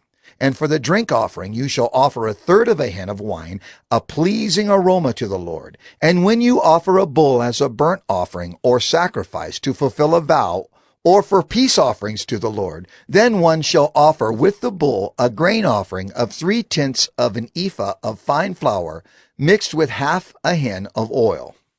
And you shall offer for the drink offering 1/2 a hin of wine as a food offering, a pleasing aroma to the Lord. Thus it shall be done for each bull or ram, or for each lamb or young goat. As many as you offer, so shall you do with each one as many as there are.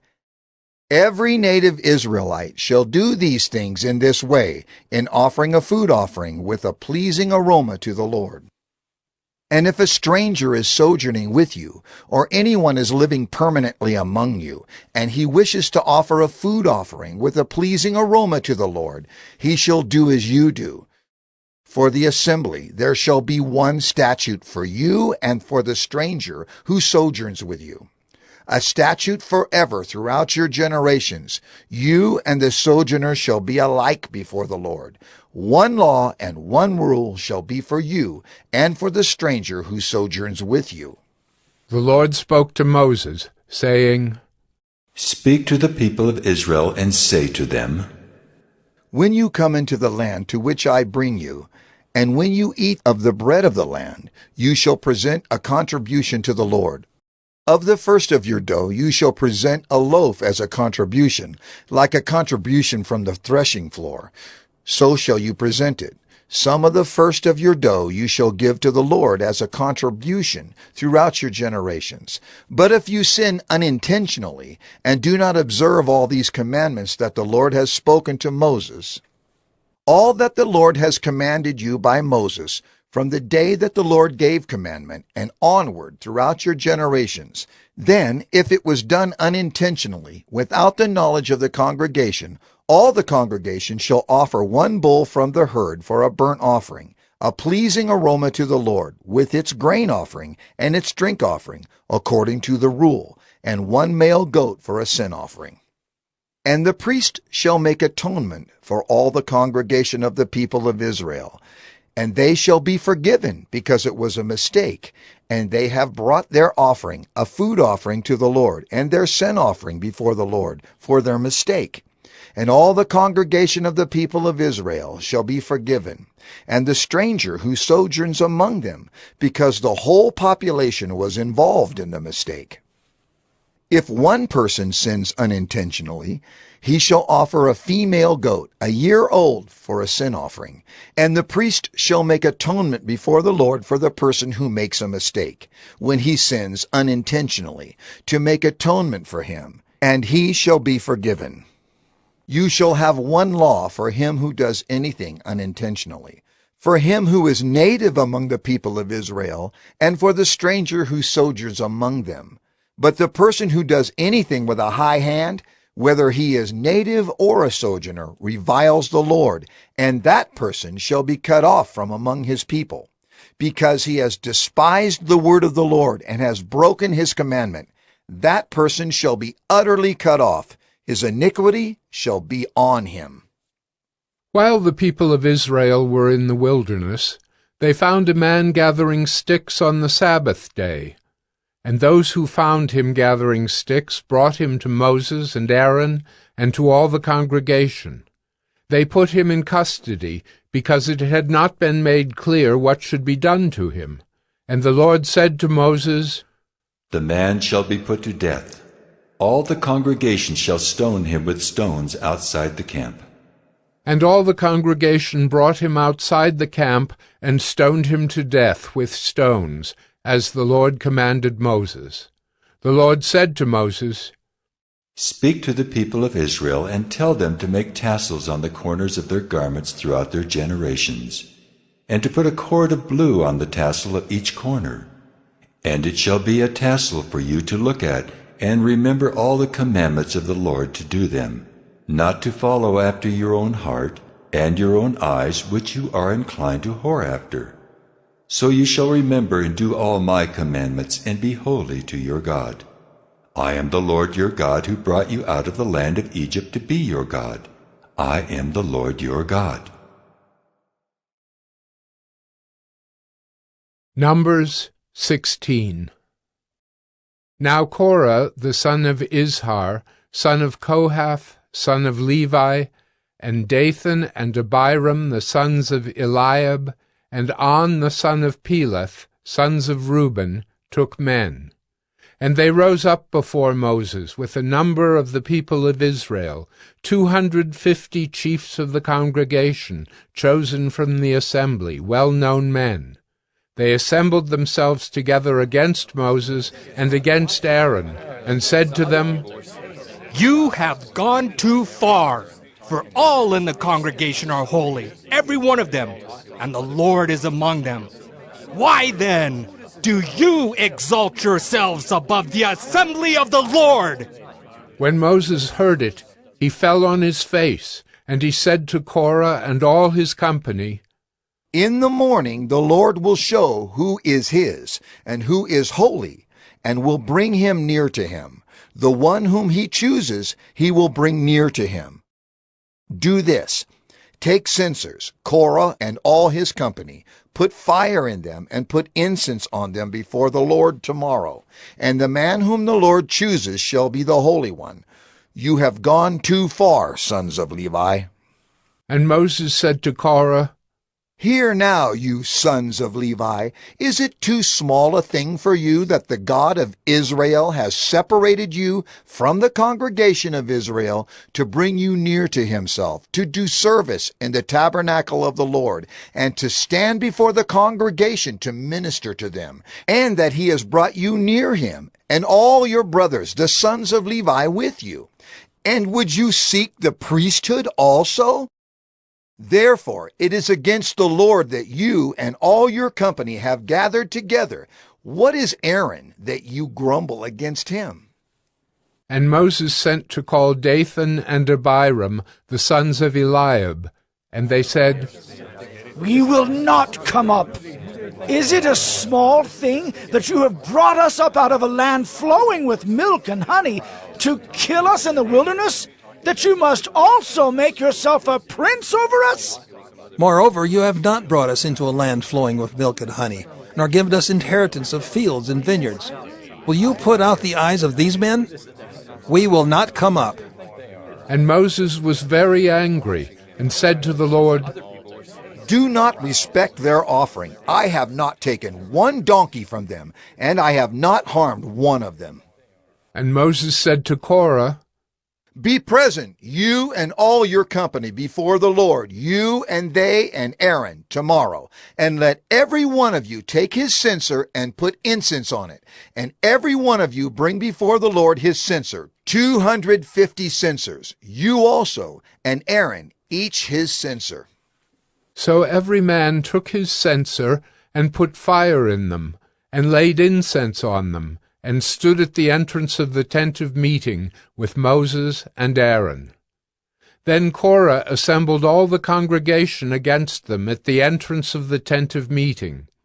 And the glory of the Lord appeared to all the congregation. And the Lord spoke to Moses and to Aaron, saying, Separate yourselves from among this congregation, that I may consume them in a moment. And they fell on their faces and said, O God, the God of the spirits of all flesh, shall one man sin, and will you be angry with all the congregation? And the Lord spoke to Moses, saying, Say to the congregation, Get away from the dwelling of Korah, Dathan, and Abiram. Then Moses rose and went to Dathan and Abiram, and the elders of Israel followed him. And he spoke to the congregation, saying, Depart, please, from the tents of these wicked men, and touch nothing of theirs, lest you be swept away with all their sins. So they got away from the dwelling of Korah, Dathan, and Abiram. And Dathan and Abiram came out and stood at the door of their tents, together with their wives, their sons, and their little ones. And Moses said, Hereby ye shall know that the Lord has sent me to do all these works, and that it has not been of my own accord. If these men die, as all men die, or if they are visited by the fate of all mankind, then the Lord has not sent me. But if the Lord creates something new, and the ground opens its mouth and swallows them up with all that belongs to them, and they go down alive into Sheol, then you shall know that these men have despised the Lord. And as soon as he had finished speaking all these words, the ground under them split apart, and the earth opened its mouth and swallowed them up, with their households and all the people who belonged to Korah and all their goods. So they and all that belonged to them went down alive into Sheol, and the earth closed over them, and they perished from the midst of the assembly. And all Israel who were around them fled at their cry, for they said, Lest the earth swallow us up! And fire came out from the Lord, and consumed the 250 men offering the incense. Then the Lord spoke to Moses, saying, Tell Eleazar the son of Aaron the priest to take up the censers out of the blaze. Then scatter the fire far and wide, for they have become holy. As for the censers of these men who have sinned at the cost of their lives, let them be made into hammered plates as a covering for the altar. For they offered them before the Lord, and they became holy. Thus they shall be a sign to the people of Israel. So Eleazar the priest took the bronze censers, which those who were burned had offered, and they were hammered out as a covering for the altar, to be a reminder to the people of Israel, so that no outsider who is not of the descendants of Aaron should draw near to burn incense before the Lord, lest he become like Korah and his company, as the Lord said to him through Moses. But on the next day all the congregation of the people of Israel grumbled against Moses and against Aaron, saying, You have killed the people of the Lord! And when the congregation had assembled against Moses and against Aaron, they turned toward the tent of meeting, and behold, the cloud covered it, and the glory of the Lord appeared. And Moses and Aaron came to the front of the tent of meeting, and the Lord spoke to Moses, saying, Get away from the midst of this congregation, that I may consume them in a moment. And they fell on their faces, and Moses said to Aaron, Take your censer and put fire on it from off the altar, and lay incense on it, and carry it quickly to the congregation, and make atonement for them, for wrath has gone out from the Lord. The plague has begun. So Aaron took it as Moses said, and ran into the midst of the assembly. And behold, the plague had already begun among the people. And he put on the incense and made atonement for the people. And he stood between the dead and the living, and the plague was stopped. Now those who died in the plague were 14,700, besides those who died in the affair of Korah. And Aaron returned to Moses at the entrance of the tent of meeting when the plague was stopped. Numbers 17.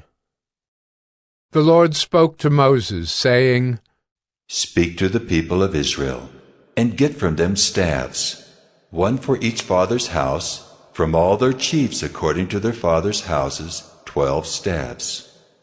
Write each man's name on his staff, and write Aaron's name on the staff of Levi. For there shall be one staff for the head of each father's house. Then you shall deposit them in the tent of meeting before the testimony where I meet with you. And the staff of the man whom I choose shall sprout. Thus I will make to cease from me the grumblings of the people of Israel, which they grumble against you. Moses spoke to the people of Israel, and all their chiefs gave him staffs, one for each chief, according to their fathers' houses, 12 staffs. And the staff of Aaron was among their staffs. And Moses deposited the staffs before the Lord in the tent of the testimony. On the next day Moses went into the tent of the testimony, and behold, the staff of Aaron for the house of Levi had sprouted, and put forth buds, and produced blossoms, and it bore ripe almonds. Then Moses brought out all the staffs from before the Lord to all the people of Israel. And they looked, and each man took his staff, and the Lord said to Moses, Put back the staff of Aaron before the testimony, to be kept as a sign for the rebels, that you may make an end of their grumblings against me, lest they die. Thus did Moses. As the Lord commanded him, so he did. And the people of Israel said to Moses, Behold, we perish! We are undone! We are all undone! Everyone who comes near to the tabernacle of the Lord shall die. Are we all to perish? Numbers 18. So the Lord said to Aaron, You and your sons and your father's house with you shall bear iniquity connected with the sanctuary. And you and your sons with you shall bear iniquity connected with your priesthood. And with you bring your brothers also, the tribe of Levi, the tribe of your father, that they may join you and minister to you while you and your sons with you are before the tent of the testimony. They shall keep guard over you and over the whole tent, but shall not come near to the vessels of the sanctuary or to the altar, lest they and you die. They shall join you and keep guard over the tent of meeting for all the service of the tent, and no outsider shall come near you. And you shall keep guard over the sanctuary and over the altar, that there may never again be wrath on the people of Israel. And behold, I have taken your brothers the Levites from among the people of Israel. They are a gift to you, given to the Lord, to do the service of the tent of meeting. And you and your sons with you shall guard your priesthood for all that concerns the altar and that is within the veil, and you shall serve. I give your priesthood as a gift, and any outsider who comes near shall be put to death. Then the Lord spoke to Aaron, Behold, I have given you charge of the contributions made to me, all the consecrated things of the people of Israel. I have given them to you as a portion, and to your sons as a perpetual due. They shall be yours of the most holy things, reserved from the fire, every offering of theirs, every grain offering of theirs, and every sin offering of theirs, and every guilt offering of theirs which they render to me shall be most holy to you and to your sons. In a most holy place shall you eat it. Every male may eat it. It is holy to you.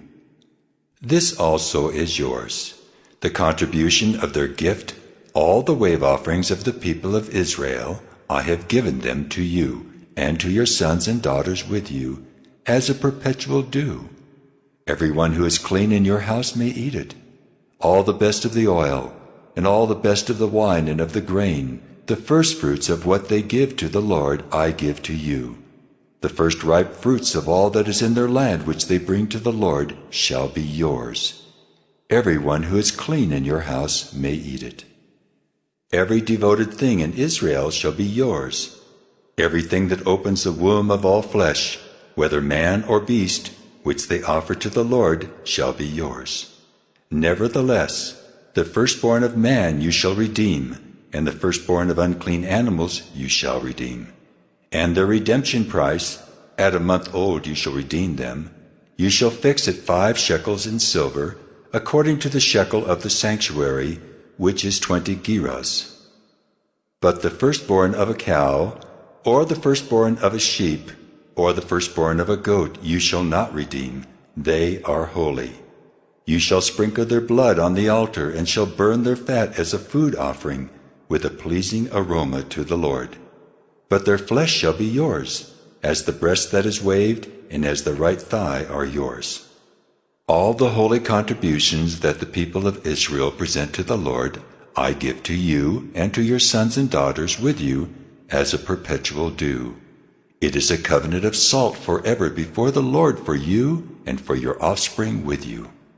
And the Lord said to Aaron, You shall have no inheritance in their land, neither shall you have any portion among them. I am your portion and your inheritance among the people of Israel.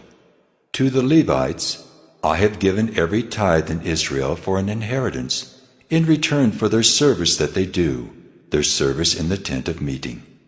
So that the people of Israel do not come near the tent of meeting, lest they bear sin and die. But the Levites shall do the service of the tent of meeting, and they shall bear their iniquity. It shall be a perpetual statute throughout your generations, and among the people of Israel they shall have no inheritance. For the tithe of the people of Israel, which they present as a contribution to the Lord, I have given to the Levites for an inheritance. Therefore I have said of them, that they shall have no inheritance among the people of Israel.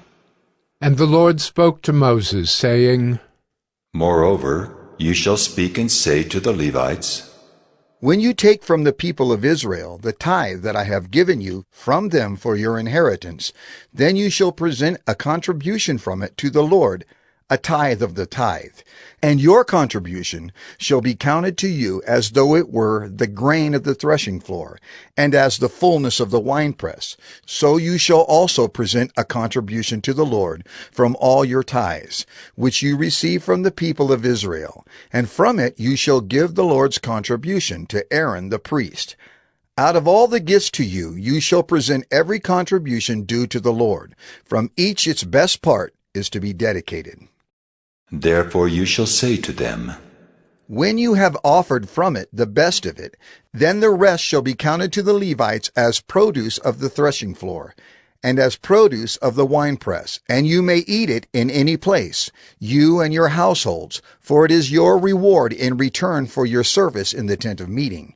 And you shall bear no sin by reason of it, when you have contributed the best of it.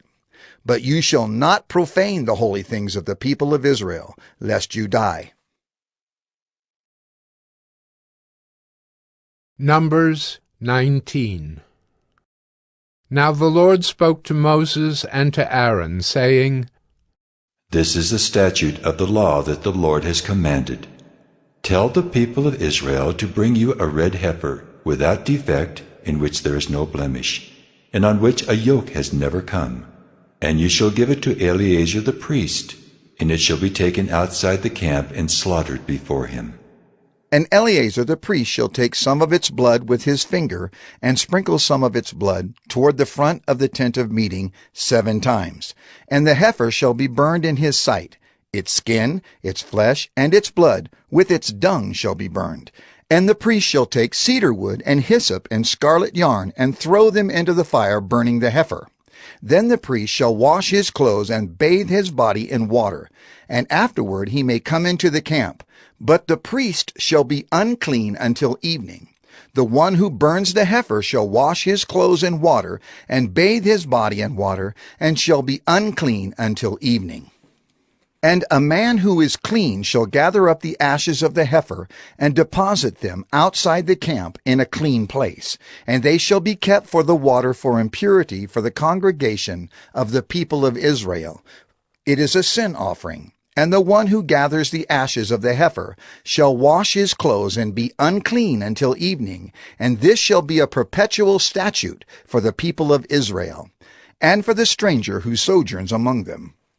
Whoever touches the dead body of any person shall be unclean 7 days. He shall cleanse himself with the water on the 3rd day and on the 7th day, and so be clean. But if he does not cleanse himself on the 3rd day and on the 7th day, he will not become clean. Whoever touches a dead person, the body of anyone who has died, and does not cleanse himself, defiles the tabernacle of the Lord, and that person shall be cut off from Israel. Because the water for impurity was not thrown on him, he shall be unclean. His uncleanness is still on him. This is the law when someone dies in a tent. Everyone who comes into the tent and everyone who is in the tent shall be unclean 7 days. And every open vessel that has no cover fastened on it is unclean. Whoever in the open field touches someone who was killed with a sword, or who died naturally, or touches a human bone or a grave, shall be unclean 7 days. For the unclean they shall take some ashes of the burnt sin offering, and fresh water shall be added in a vessel. Then a clean person shall take hyssop, and dip it in the water, and sprinkle it on the tent, and on all the furnishings, and on the persons who were there, and on whoever touched the bone, or the slain, or the dead, or the grave. And the clean person shall sprinkle it on the unclean on the 3rd day, and on the 7th day. Thus on the 7th day he shall cleanse him, and he shall wash his clothes, and bathe himself in water, and at evening he shall be clean. If the man who is unclean does not cleanse himself, that person shall be cut off from the midst of the assembly, since he has defiled the sanctuary of the Lord. Because the water for impurity has not been thrown on him, he is unclean, and it shall be a statute forever for them. The one who sprinkles the water for impurity shall wash his clothes, and the one who touches the water for impurity shall be unclean until evening. And whatever the unclean person touches shall be unclean, and anyone who touches it shall be unclean until evening. Numbers 20. And the people of Israel, the whole congregation, came into the wilderness of Zin in the 1st month, and the people stayed in Kadesh. And Miriam died there and was buried there. Now there was no water for the congregation, and they assembled themselves together against Moses and against Aaron. And the people quarreled with Moses and said, "Would that we had perished when our brothers perished before the Lord! Why have you brought the assembly of the Lord into this wilderness? That we should die here, both we and our cattle?" And why have you made us come up out of Egypt to bring us to this evil place? It is no place for grain or figs or vines or pomegranates, and there is no water to drink. Then Moses and Aaron went from the presence of the assembly to the entrance of the tent of meeting, and fell on their faces. And the glory of the Lord appeared to them. And the Lord spoke to Moses, saying, "Take the staff and assemble the congregation, you and Aaron your brother, and tell the rock before their eyes to yield its water. So you shall bring water out of the rock for them, and give drink to the congregation and their cattle." And Moses took the staff from before the Lord, as he commanded him. Then Moses and Aaron gathered the assembly together before the rock, and he said to them, "Hear now, you rebels, shall we bring water for you out of this rock?" And Moses lifted up his hand and struck the rock with his staff twice, and water came out abundantly, and the congregation drank, and their livestock. And the Lord said to Moses and Aaron, "Because you did not believe in me to uphold me as holy in the eyes of the people of Israel, therefore you shall not bring this assembly into the land that I have given them." These are the waters of Meribah, where the people of Israel quarreled with the Lord, and through them he showed himself holy. Moses sent messengers from Kadesh to the king of Edom. Thus says your brother Israel, you know all the hardship that we have met, how our fathers went down to Egypt, and we lived in Egypt a long time. And the Egyptians dealt harshly with us and our fathers. And when we cried to the Lord, he heard our voice and sent an angel and brought us out of Egypt. And here we are in Kadesh, a city on the edge of your territory. Please let us pass through your land. We will not pass through field or vineyard, or drink water from a well. We will go along the king's highway. We will not turn aside to the right hand or to the left until we have passed through your territory. But Edom said to him, You shall not pass through, lest I come out with the sword against you. And the people of Israel said to him, We will go up by the highway, and if we drink of your water, I and my livestock, then I will pay for it. Let me only pass through on foot, nothing more. But he said, You shall not pass through. And Edom came out against them with a large army and with a strong force. Thus Edom refused to give Israel passage through his territory. So Israel turned away from him. And they journeyed from Kadesh, and the people of Israel, the whole congregation, came to Mount Hor. And the Lord said to Moses and Aaron at Mount Hor, on the border of the land of Edom, Let Aaron be gathered to his people, for he shall not enter the land that I have given to the people of Israel, because you rebelled against my command at the waters of Meribah. Take Aaron and Eleazar his son, and bring them up to Mount Hor, and strip Aaron of his garments, and put them on Eleazar his son, and Aaron shall be gathered to his people, and shall die there. Moses did as the Lord commanded, and they went up Mount Hor in the sight of all the congregation. And Moses stripped Aaron of his garments, and put them on Eleazar his son.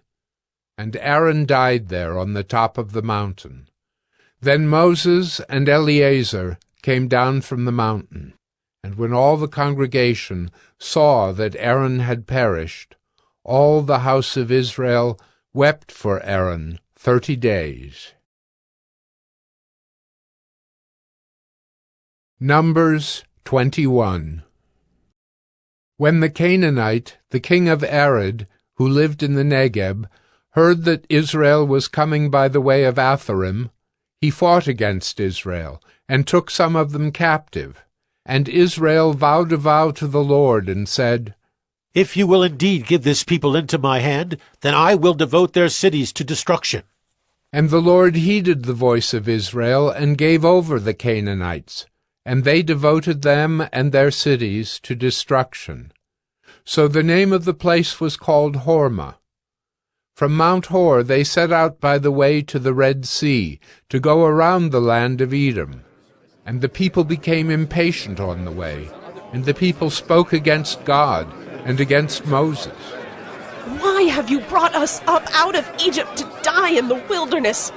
For there is no food and no water, and we loathe this worthless food. Then the Lord sent fiery serpents among the people, and they bit the people, so that many people of Israel died.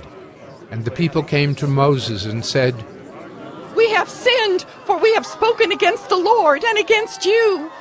Pray to the Lord that he take away the serpents from us. So Moses prayed for the people, and the Lord said to Moses, Make a fiery serpent and set it on a pole, and everyone who is bitten when he sees it shall live. So Moses made a bronze serpent and set it on a pole, and if a serpent bit anyone, he would look at the bronze serpent and live. And the people of Israel set out and camped in Oboth. And they set out from Oboth and camped at Abarim in the wilderness that is opposite Moab toward the sunrise. From there they set out and camped in the valley of Zered. From there they set out and camped on the other side of the Arnon, which is in the wilderness that extends from the border of the Amorites. For the Arnon is the border of Moab, between Moab and the Amorites. Therefore it is said in the book of the wars of the Lord, Waheb and Suphah, and the valleys of the Arnon, and the slope of the valleys that extends to the seat of Ar, and leans to the border of Moab. And from there they continued to Beer, that is the well of which the Lord said to Moses, Gather the people together, so that I may give them water. Then Israel sang this song. Spring up, O well, sing to it, the well that the princes made, that the nobles of the people dug, with the scepter and with their staffs. And from the wilderness they went on to Mattanah, and from Mattanah to Nahaliel, and from Nahaliel to Bamoth, and from Bamoth to the valley lying in the region of Moab by the top of Pisgah that looks down on the desert. Then Israel sent messengers to Sihon, king of the Amorites, saying, Let me pass through your land. We will not turn aside into field or vineyard. We will not drink the water of a well. We will go by the king's highway until we have passed through your territory. But Sihon would not allow Israel to pass through his territory. He gathered all his people together, and went out against Israel to the wilderness, and came to Jahaz, and fought against Israel. And Israel defeated him with the edge of the sword, and took possession of his land from the Arnon to the Jabbok, as far as to the Ammonites, for the border of the Ammonites was strong. And Israel took all these cities, and Israel settled in all the cities of the Amorites, in Heshbon and in all its villages. For Heshbon was the city of Sihon, the king of the Amorites, who had fought against the former king of Moab, and taken all his land out of his hand as far as the Arnon. Therefore the ballad singers say, Come to Heshbon, let it be built, let the city of Sihon be established. For fire came out from Heshbon, flame from the city of Sihon. It devoured Ar of Moab, and swallowed the heights of the Arnon. Woe to you, O Moab! You are undone, O people of Chemosh. He has made his sons fugitives, and his daughters captives to an Amorite king, Sihon. So we overthrew them. Heshbon, as far as Dibon, perished, and we laid waste as far as Nophah. Fire spread as far as Medeba.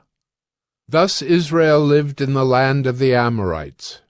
And Moses sent to spy out Jazer, and they captured its villages, and dispossessed the Amorites who were there. Then they turned, and went up by the way to Bashan. And Og the king of Bashan came out against them, he and all his people, to battle at Edrei. But the Lord said to Moses, Do not fear him, for I have given him into your hand, and all his people and his land. And you shall do to him as you did to Sihon king of the Amorites, who lived at Heshbon. So they defeated him and his sons and all his people, until he had no survivor left, and they possessed his land. Numbers 22. Then the people of Israel set out, and camped in the plains of Moab, beyond the Jordan, at Jericho. And Balak, the son of Zippor, saw all that Israel had done to the Amorites. And Moab was in great dread of the people, because they were many. Moab was overcome with fear of the people of Israel. And Moab said to the elders of Midian, This horde will now lick up all that is around us, as the ox licks up the grass of the field. So Balak, the son of Zippor, who was king of Moab at that time, sent messengers to Balaam the son of Beor at Pethor, which is near the river in the land of the people of Ammon, to call him, saying, Behold, a people has come out of Egypt. They cover the face of the earth, and they are dwelling opposite to me. Come now, curse this people for me, since they are too mighty for me. Perhaps I shall be able to defeat them and drive them from the land, for I know that he whom you bless is blessed, and he whom you curse is cursed. So the elders of Moab and the elders of Midian departed with the fees for divination in their hand. And they came to Balaam, and gave him Balak's message. And he said to them, Lodge here tonight, and I will bring back word to you, as the Lord speaks to me. So the princes of Moab stayed with Balaam. And God came to Balaam and said, Who are these men with you? And Balaam said to God, Balak, the son of Zippor, king of Moab, has sent to me, saying, Behold, a people has come out of Egypt, and it covers the face of the earth. Now come, curse them for me. Perhaps I shall be able to fight against them and drive them out. God said to Balaam, You shall not go with them. You shall not curse the people, for they are blessed. So Balaam rose in the morning and said to the princes of Balak, Go to your own land, for the Lord has refused to let me go with you. So the princes of Moab rose and went to Balak and said, Balaam refuses to come with us. Once again Balak sent princes, more in number and more honorable than these. And they came to Balaam and said to him, Thus says Balak, the son of Zippor, Let nothing hinder you from coming to me, for I will surely do you great honor, and whatever you say to me I will do. Come, curse this people for me. But Balaam answered and said to the servants of Balak, Though Balak were to give me his house full of silver and gold, I could not go beyond the command of the Lord my God, to do less or more. So you too, please stay here tonight, that I may know what more the Lord will say to me. And God came to Balaam at night and said to him, If the men have come to call you, rise, go with them, but only do what I tell you. So Balaam rose in the morning and saddled his donkey and went with the princes of Moab. But God's anger was kindled because he went, and the angel of the Lord took his stand in the way as his adversary. Now he was riding on the donkey, and his 2 servants were with him. And the donkey saw the angel of the Lord standing in the road with a drawn sword in his hand. And the donkey turned aside out of the road and went into the field. And Balaam struck the donkey to turn her into the road. Then the angel of the Lord stood in a narrow path between the vineyards, with a wall on either side. And when the donkey saw the angel of the Lord, she pushed against the wall, and pressed Balaam's foot against the wall. So he struck her again. Then the angel of the Lord went ahead and stood in a narrow place, where there was no way to turn either to the right or to the left. When the donkey saw the angel of the Lord, she lay down under Balaam, and Balaam's anger was kindled, and he struck the donkey with his staff. Then the Lord opened the mouth of the donkey, and she said to Balaam, What have I done to you, that you have struck me these 3 times?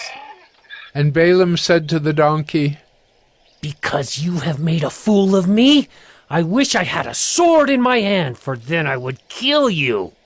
And the donkey said to Balaam, Am I not your donkey, on which you have ridden all your life long to this day? Is it my habit to treat you this way? And he said, No. Then the Lord opened the eyes of Balaam, and he saw the angel of the Lord standing in the way, with his drawn sword in his hand. And he bowed down and fell on his face. And the angel of the Lord said to him, Why have you struck your donkey these 3 times? Behold, I have come out to oppose you, because your way is perverse before me. The donkey saw me and turned aside before me these 3 times. If she had not turned aside from me, surely just now I would have killed you and let her live. Then Balaam said to the angel of the Lord, I have sinned, for I did not know that you stood in the road against me. Now therefore, if it is evil in your sight, I will turn back. And the angel of the Lord said to Balaam, Go with the men, but speak only the word that I tell you. So Balaam went on with the princes of Balak. When Balak heard that Balaam had come, he went out to meet him at the city of Moab, on the border formed by the Arnon, at the extremity of the border. And Balak said to Balaam, Did I not send to you to call you? Why did you not come to me? Am I not able to honor you? Balaam said to Balak, Behold, I have come to you. Have I now any power of my own to speak anything? The word that God puts in my mouth, that must I speak. Then Balaam went with Balak, and they came to Kiriath-Huzoth. And Balak sacrificed oxen and sheep, and sent for Balaam and for the princes who were with him. And in the morning Balak took Balaam, and brought him up to Bamoth Baal, and from there he saw a fraction of the people. Numbers 23. And Balaam said to Balak, Build for me here 7 altars, and prepare for me here 7 bulls and 7 rams. Balak did as Balaam had said, and Balak and Balaam offered on each altar a bull and a ram. And Balaam said to Balak, Stand beside your burnt offering, and I will go. Perhaps the Lord will come to meet me, and whatever he shows me I will tell you. And he went to a bare height, and God met Balaam. And Balaam said to him, I have arranged the 7 altars, and I have offered on each altar a bull and a ram. And the Lord put a word in Balaam's mouth, and said, Return to Balak, and thus you shall speak.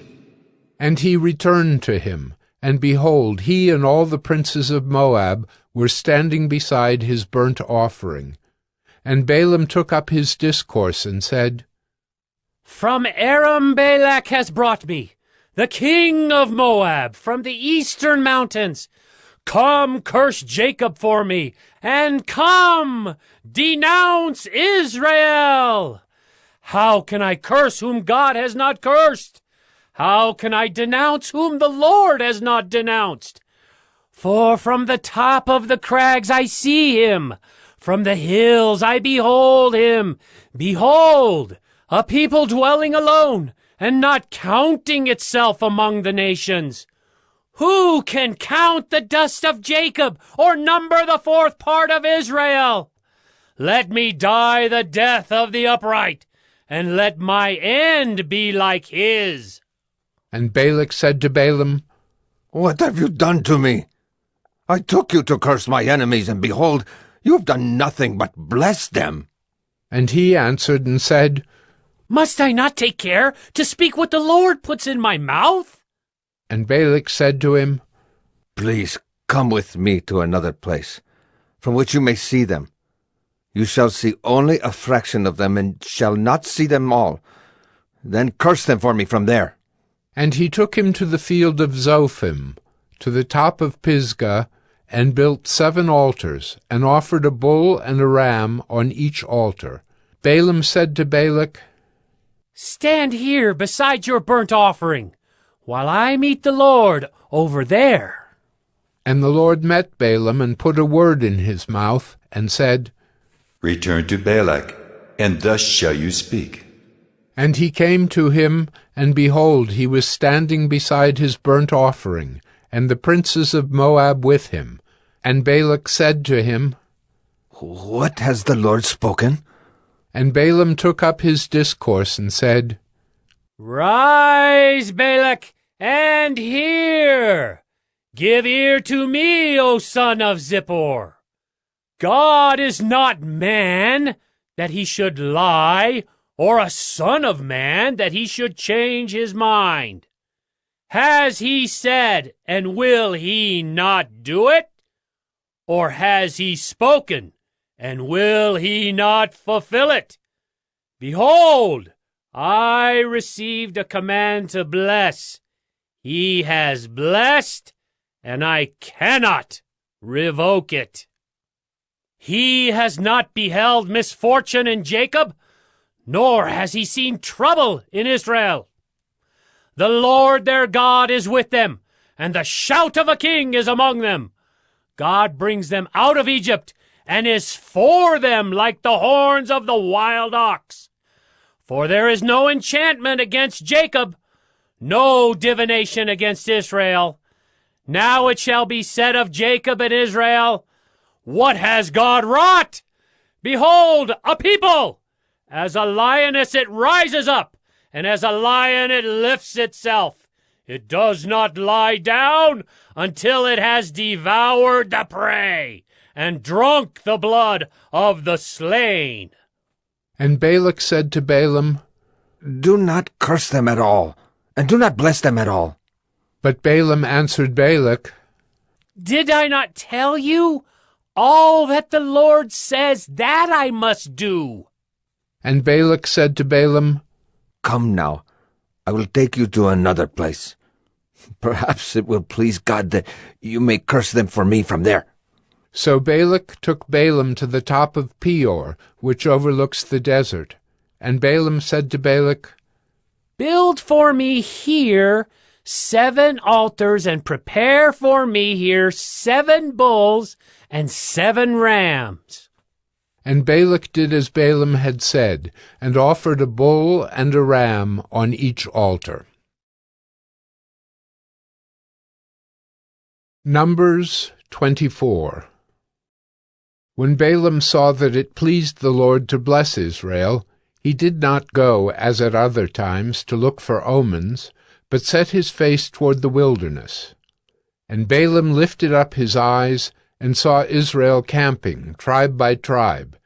And the Spirit of God came upon him, and he took up his discourse and said, The oracle of Balaam, the son of Beor, the oracle of the man whose eye is opened, the oracle of him who hears the words of God, who sees the vision of the Almighty, falling down with his eyes uncovered. How lovely are your tents, O Jacob, your encampments, O Israel! Like palm groves that stretch afar, like gardens beside a river, like aloes that the Lord has planted, like cedar trees beside the waters. Water shall flow from his buckets, and his seed shall be in many waters. His king shall be higher than Agag, and his kingdom shall be exalted. God brings him out of Egypt, and is for him, like the horns of the wild ox. He shall eat up the nations, his adversaries, and shall break their bones in pieces, and pierce them through with his arrows. He crouched, he lay down like a lion, and like a lioness. Who will rouse him up? Blessed are those who bless you, and cursed are those who curse you. And Balak's anger was kindled against Balaam, and he struck his hands together. And Balak said to Balaam, I called you to curse my enemies, and behold, you have blessed them these 3 times. Therefore, now flee to your own place. I said, I will certainly honor you, but the Lord has held you back from honor. And Balaam said to Balak, Did I not tell your messengers whom you sent to me? If Balak should give me his house full of silver and gold, I would not be able to go beyond the word of the Lord, to do either good or bad of my own will. What the Lord speaks, that will I speak. And now, behold, I am going to my people. Come, I will let you know what this people will do to your people in the latter days. And he took up his discourse and said, The oracle of Balaam, the son of Beor, the oracle of the man whose eye is opened, the oracle of him who hears the words of God, and knows the knowledge of the Most High, who sees the vision of the Almighty falling down with his eyes uncovered. I see him, but not now. I behold him, but not near. A star shall come out of Jacob, and a scepter shall rise out of Israel. It shall crush the forehead of Moab, and break down all the sons of Sheth. Edom shall be dispossessed, Seir also, his enemies shall be dispossessed. Israel is doing valiantly, and one from Jacob shall exercise dominion and destroy the survivors of cities. Then he looked on Amalek, and took up his discourse, and said, Amalek was the first among the nations, but its end is utter destruction. And he looked on the Kenite, and took up his discourse, and said, Enduring is your dwelling place, and your nest is set in the rock. Nevertheless, Cain shall be burned when Asher takes you away captive. And he took up his discourse, and said, Alas, who shall live when God does this? But ships shall come from Kittim, and shall afflict Asher and Eber, and he too shall come to utter destruction. Then Balaam rose and went back to his place, and Balak also went his way. Numbers 25. While Israel lived in Shittim, the people began to whore with the daughters of Moab. These invited the people to the sacrifices of their gods, and the people ate and bowed down to their gods. So Israel yoked himself to Baal of Peor. And the anger of the Lord was kindled against Israel. And the Lord said to Moses, Take all the chiefs of the people, and hang them in the sun before the Lord, that the fierce anger of the Lord may turn away from Israel. And Moses said to the judges of Israel, Each of you kill those of his men who have yoked themselves to Baal of Peor. And behold, one of the people of Israel came and brought a Midianite woman to his family, in the sight of Moses and in the sight of the whole congregation of the people of Israel, while they were weeping in the entrance of the tent of meeting. When Phinehas, the son of Eleazar, son of Aaron the priest, saw it, he rose and left the congregation and took a spear in his hand, and went after the man of Israel into the chamber and pierced both of them, the man of Israel and the woman, through her belly. Thus the plague on the people of Israel was stopped. Nevertheless, those who died by the plague were 24,000. And the Lord said to Moses, Phinehas, the son of Eleazar, son of Aaron the priest, has turned back my wrath from the people of Israel, in that he was jealous with my jealousy among them, so that I did not consume the people of Israel in my jealousy. Therefore say, Behold, I give to him my covenant of peace, and it shall be to him and to his descendants after him the covenant of a perpetual priesthood, because he was jealous for his God, and made atonement for the people of Israel. The name of the slain man of Israel, who was killed with the Midianite woman, was Zimri, the son of Salu, chief of a father's house belonging to the Simeonites. And the name of the Midianite woman who was killed was Cosbi, the daughter of Zur, who was the tribal head of a father's house in Midian. And the Lord spoke to Moses, saying, Harass the Midianites, and strike them down, for they have harassed you with their wiles, with which they beguiled you in the matter of Peor, and in the matter of Cosbi, the daughter of the chief of Midian, their sister who was killed on the day of the plague on account of Peor. Numbers 26. After the plague, the Lord said to Moses and to Eleazar the son of Aaron the priest, Take a census of all the congregation of the people of Israel, from 20 years old and upward by their fathers' houses, all in Israel who are able to go to war. And Moses and Eleazar the priest spoke with them in the plains of Moab, by the Jordan at Jericho, saying, Take a census of the people from 20 years old and upward. as the Lord commanded Moses. The people of Israel who came out of the land of Egypt were Reuben, the firstborn of Israel.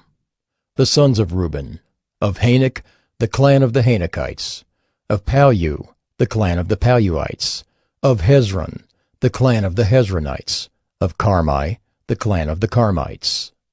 These are the clans of the Reubenites, and those listed were 43,730. And the sons of Palu, Eliab. The sons of Eliab, Nemuel, Dathan, and Abiram. These are the Dathan and Abiram chosen from the congregation who contended against Moses and Aaron in the company of Korah, when they contended against the Lord, and the earth opened its mouth and swallowed them up together with Korah, when that company died, when the fire devoured 250 men, and they became a warning. But the sons of Korah did not die. The sons of Simeon according to their clans. Of Nemuel, the clan of the Nemulites. Of Jamin, the clan of the Jaminites.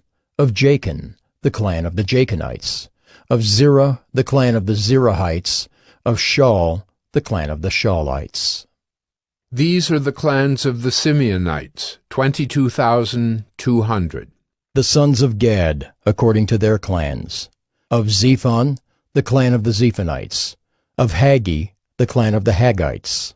Of Shuni, the clan of the Shunites. Of Ozni, the clan of the Oznites. Of Eri, the clan of the Erites.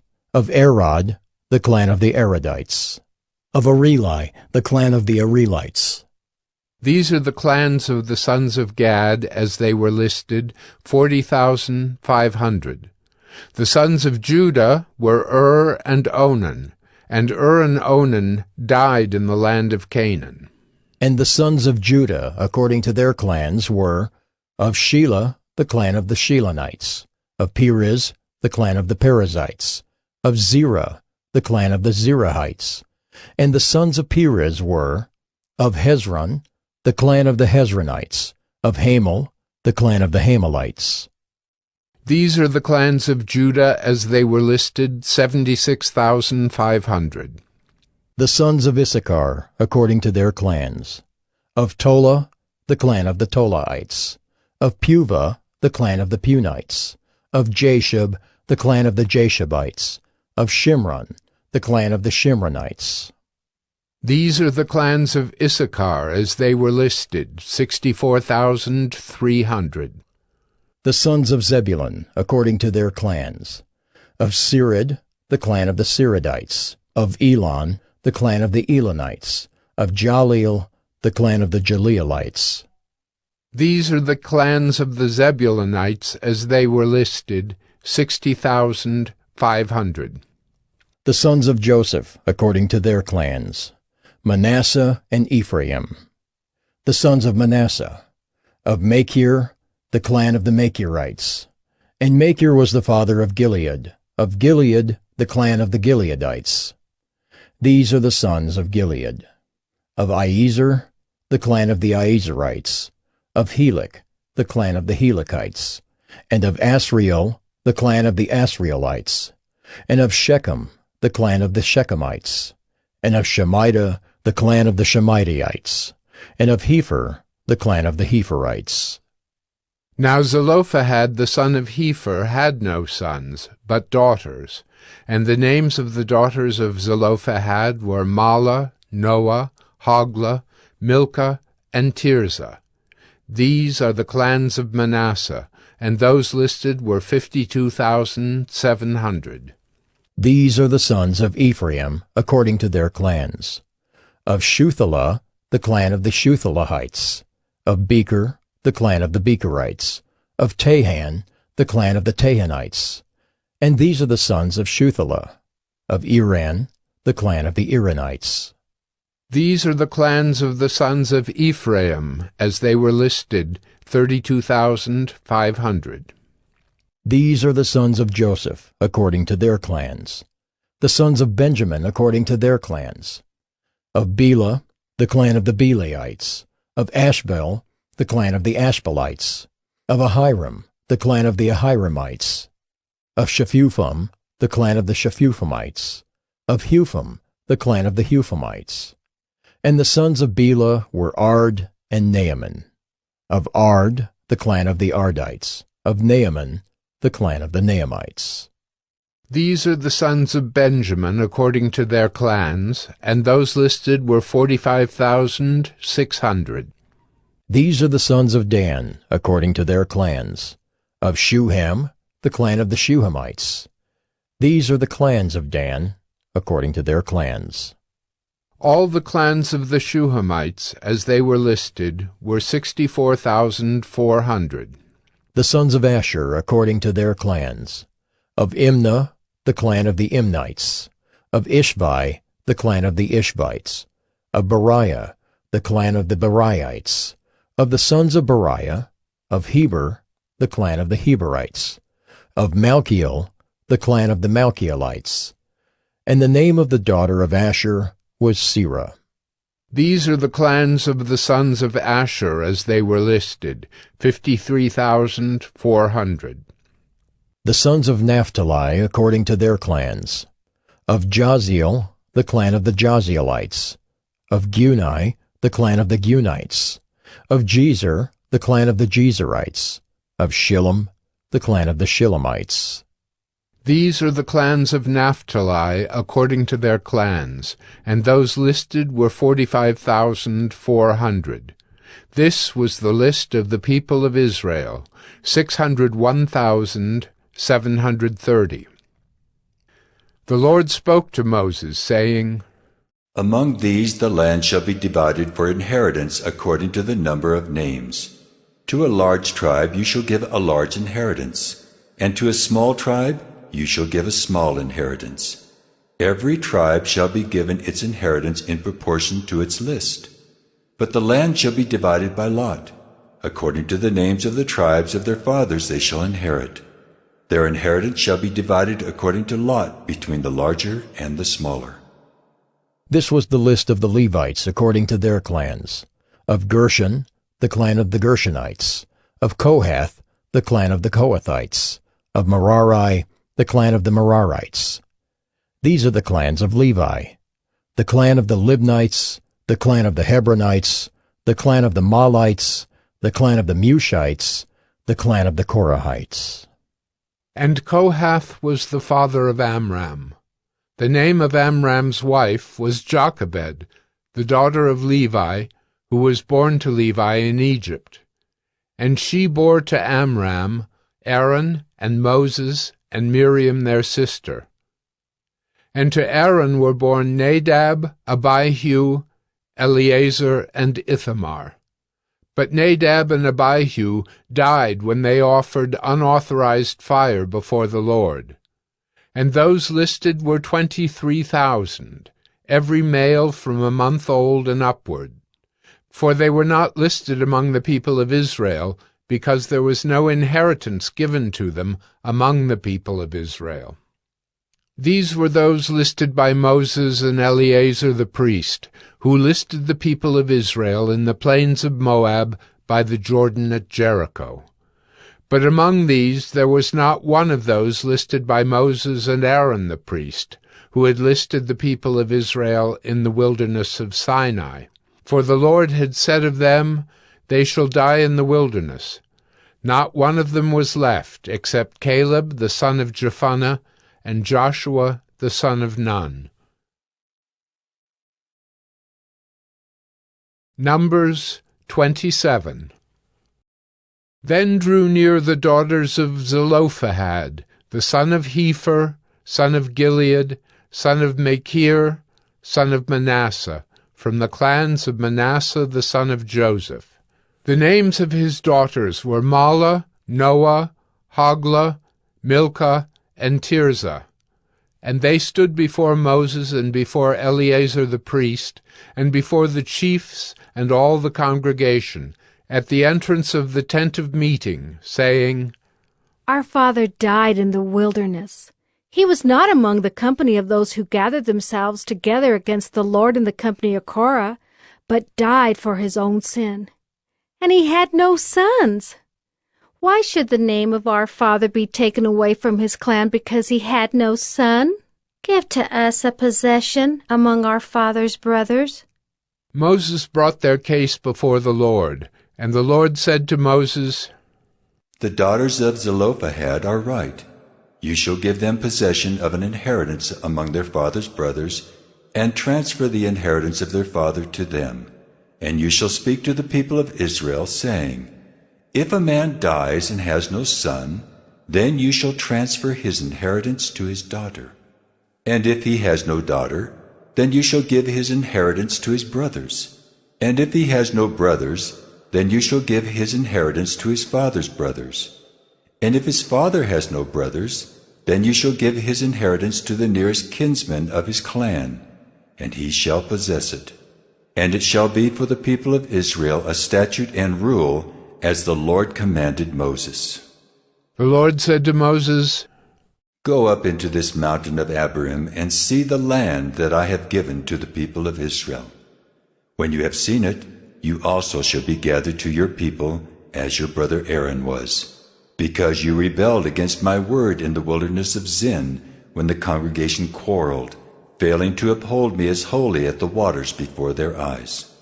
These are the waters of Meribah of Kadesh in the wilderness of Zin. Moses spoke to the Lord, saying, Let the Lord, the God of the spirits of all flesh, appoint a man over the congregation, who shall go out before them and come in before them, who shall lead them out and bring them in, that the congregation of the Lord may not be as sheep that have no shepherd. So the Lord said to Moses, Take Joshua the son of Nun, a man in whom is the Spirit, and lay your hand on him. Make him stand before Eleazar the priest and all the congregation, and you shall commission him in their sight. You shall invest him with some of your authority, that all the congregation of the people of Israel may obey. And he shall stand before Eleazar the priest, who shall inquire for him by the judgment of the Urim before the Lord. At his word they shall go out, and at his word they shall come in, both he and all the people of Israel with him, the whole congregation. And Moses did as the Lord commanded him. He took Joshua and made him stand before Eleazar the priest and the whole congregation. And he laid his hands on him and commissioned him as the Lord directed through Moses. Numbers 28.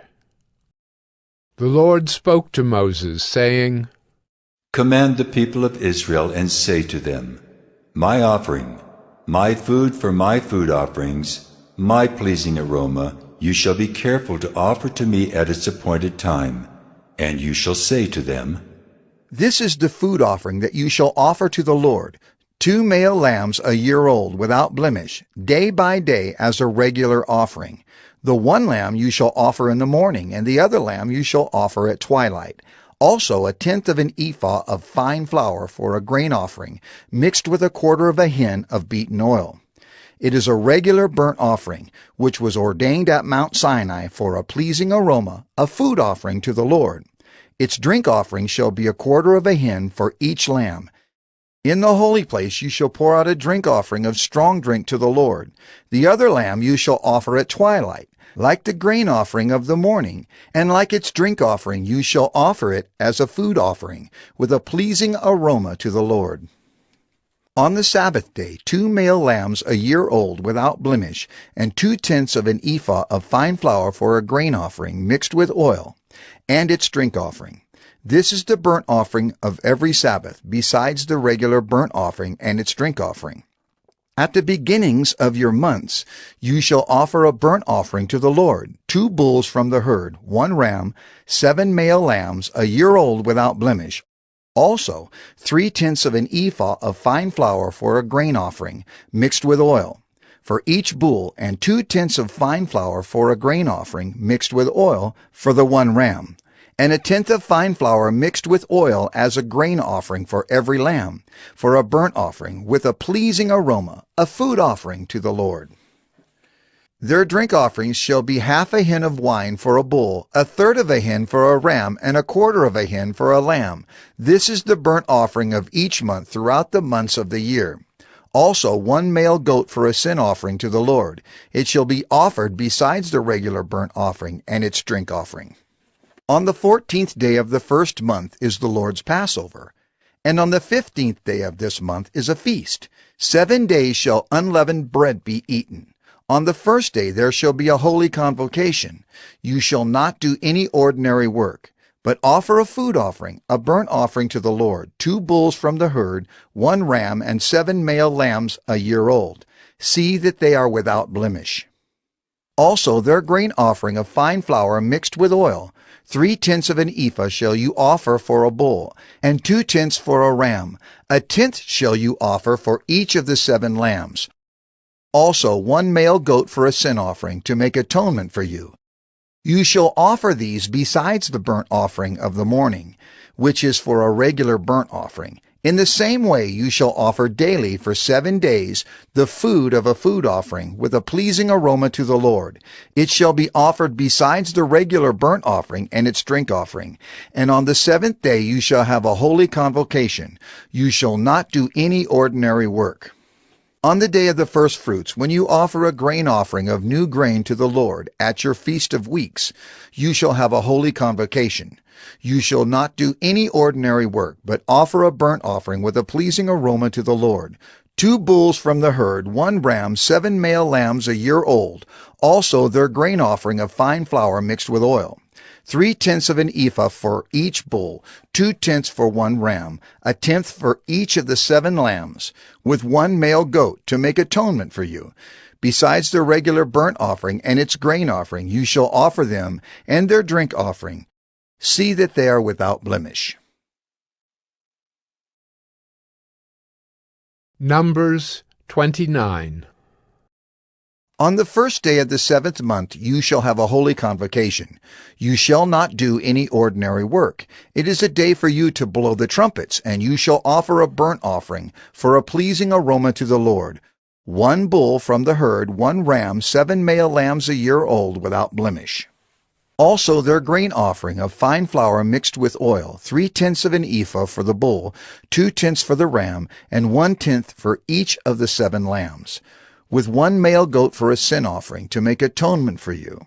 Besides the burnt offering of the new moon and its grain offering, and the regular burnt offering and its grain offering and their drink offering, according to the rule for them, for a pleasing aroma, a food offering to the Lord. On the 10th day of this 7th month you shall have a holy convocation, and afflict yourselves.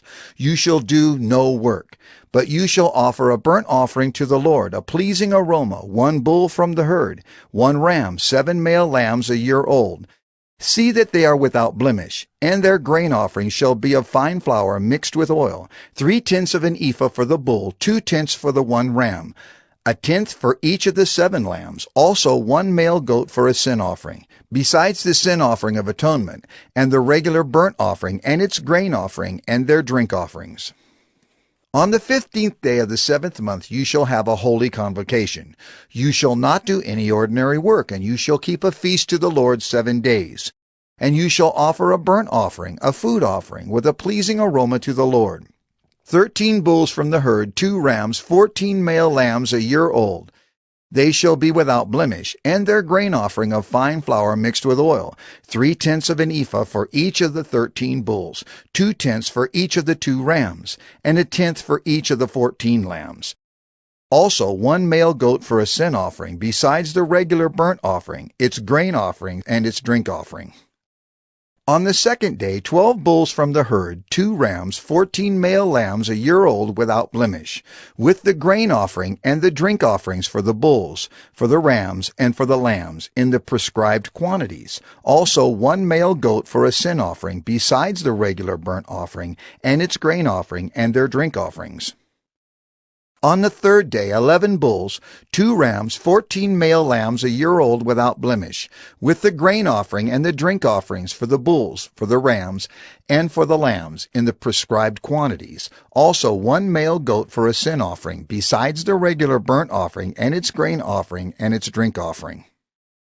On the 4th day, 10 bulls, 2 rams, 14 male lambs a year old without blemish, with the grain offering and the drink offerings for the bulls, for the rams, and for the lambs in the prescribed quantities. Also 1 male goat for a sin offering, besides the regular burnt offering, its grain offering, and its drink offering. On the 5th day, 9 bulls, 2 rams, 14 male lambs a year old without blemish, with the grain offering and the drink offerings for the bulls, for the rams, and for the lambs in the prescribed quantities. Also 1 male goat for a sin offering, besides the regular burnt offering and its grain offering and its drink offering. On the 6th day, 8 bulls, 2 rams, 14 male lambs a year old without blemish, with the grain offering and the drink offerings for the bulls, for the rams, and for the lambs in the prescribed quantities. Also 1 male goat for a sin offering, besides the regular burnt offering, its grain offering, and its drink offerings. On the 7th day, 7 bulls, 2 rams, 14 male lambs a year old without blemish, with the grain offering and the drink offerings for the bulls, for the rams, and for the lambs in the prescribed quantities. Also 1 male goat for a sin offering, besides the regular burnt offering, its grain offering, and its drink offering. On the 8th day you shall have a solemn assembly. You shall not do any ordinary work, but you shall offer a burnt offering, a food offering with a pleasing aroma to the Lord, 1 bull, 1 ram, 7 male lambs a year old without blemish, and the grain offering and the drink offerings for the bull, for the ram, and for the lambs in the prescribed quantities. Also 1 male goat for a sin offering, besides the regular burnt offering and its grain offering and its drink offering. These you shall offer to the Lord at your appointed feast, in addition to your vow offerings and your free will offerings, for your burnt offerings, and for your grain offerings, and for your drink offerings, and for your peace offerings. So Moses told the people of Israel everything, just as the Lord had commanded Moses.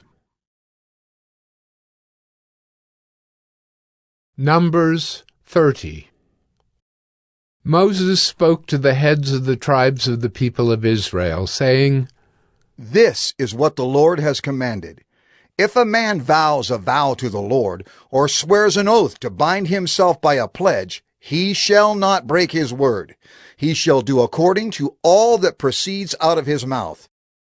If a woman vows a vow to the Lord, and binds herself by a pledge while within her father's house in her youth, and her father hears of her vow and of her pledge by which she has bound herself, and says nothing to her, then all her vows shall stand, and every pledge by which she has bound herself shall stand.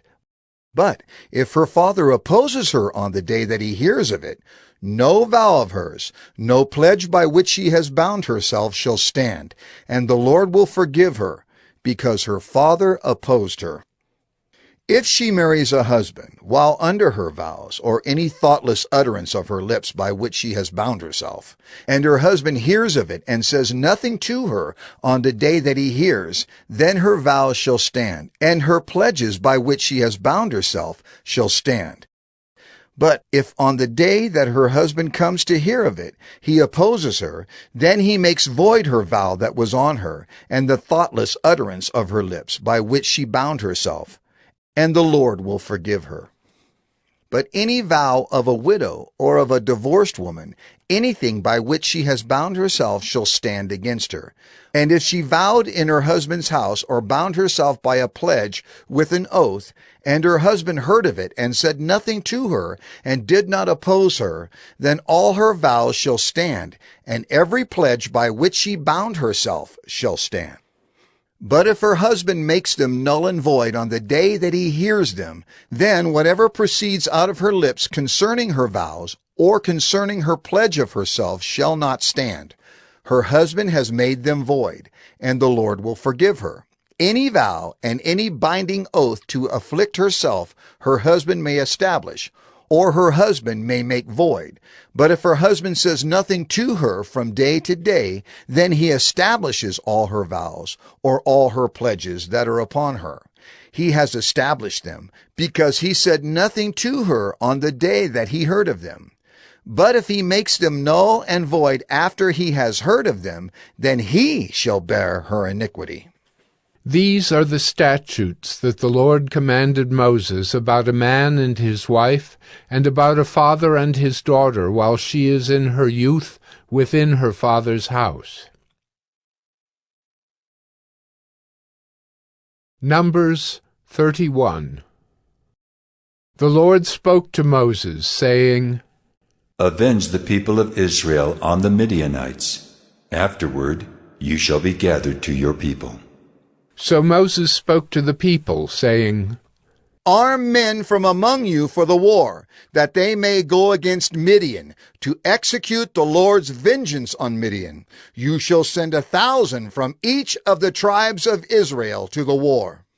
So there were provided out of the thousands of Israel 1,000 from each tribe, 12,000 armed for war.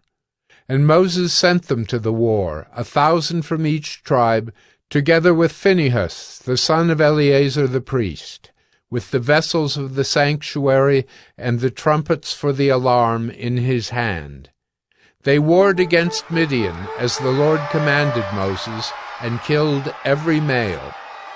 They killed the kings of Midian with the rest of their slain, Evi, Rechem, Zur, Hur, and Reba, the 5 kings of Midian. And they also killed Balaam the son of Beor with the sword. And the people of Israel took captive the women of Midian and their little ones, and they took as plunder all their cattle, their flocks, and all their goods. All their cities in the places where they lived, and all their encampments, they burned with fire, and took all the spoil and all the plunder, both of man and of beast. Then they brought the captives and the plunder and the spoil to Moses, and to Eleazar the priest, and to the congregation of the people of Israel, at the camp on the plains of Moab by the Jordan at Jericho. Moses and Eleazar the priest and all the chiefs of the congregation went to meet them outside the camp. And Moses was angry with the officers of the army, the commanders of thousands and the commanders of hundreds, who had come from service in the war. Moses said to them, Have you let all the women live? Behold, these, on Balaam's advice, caused the people of Israel to act treacherously against the Lord in the incident of Peor. And so the plague came among the congregation of the Lord. Now therefore, kill every male among the little ones, and kill every woman who has known man by lying with him.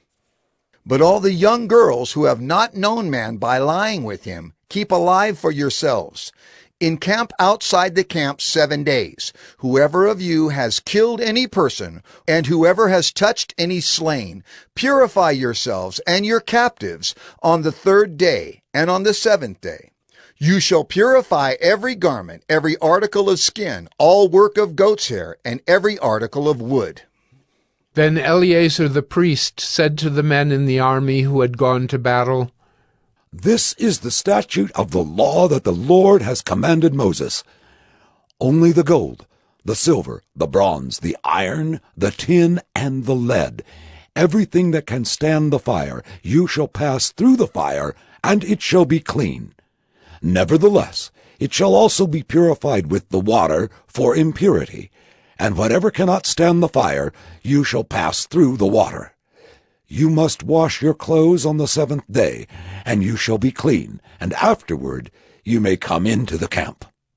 The Lord said to Moses, Take the count of the plunder that was taken, both of man and of beast, you and Eleazar the priest, and the heads of the fathers' houses of the congregation, and divide the plunder into 2 parts between the warriors who went out to battle and all the congregation. And levy for the Lord a tribute from the men of war who went out to battle, 1 out of 500 of the people, and of the oxen, and of the donkeys, and of the flocks.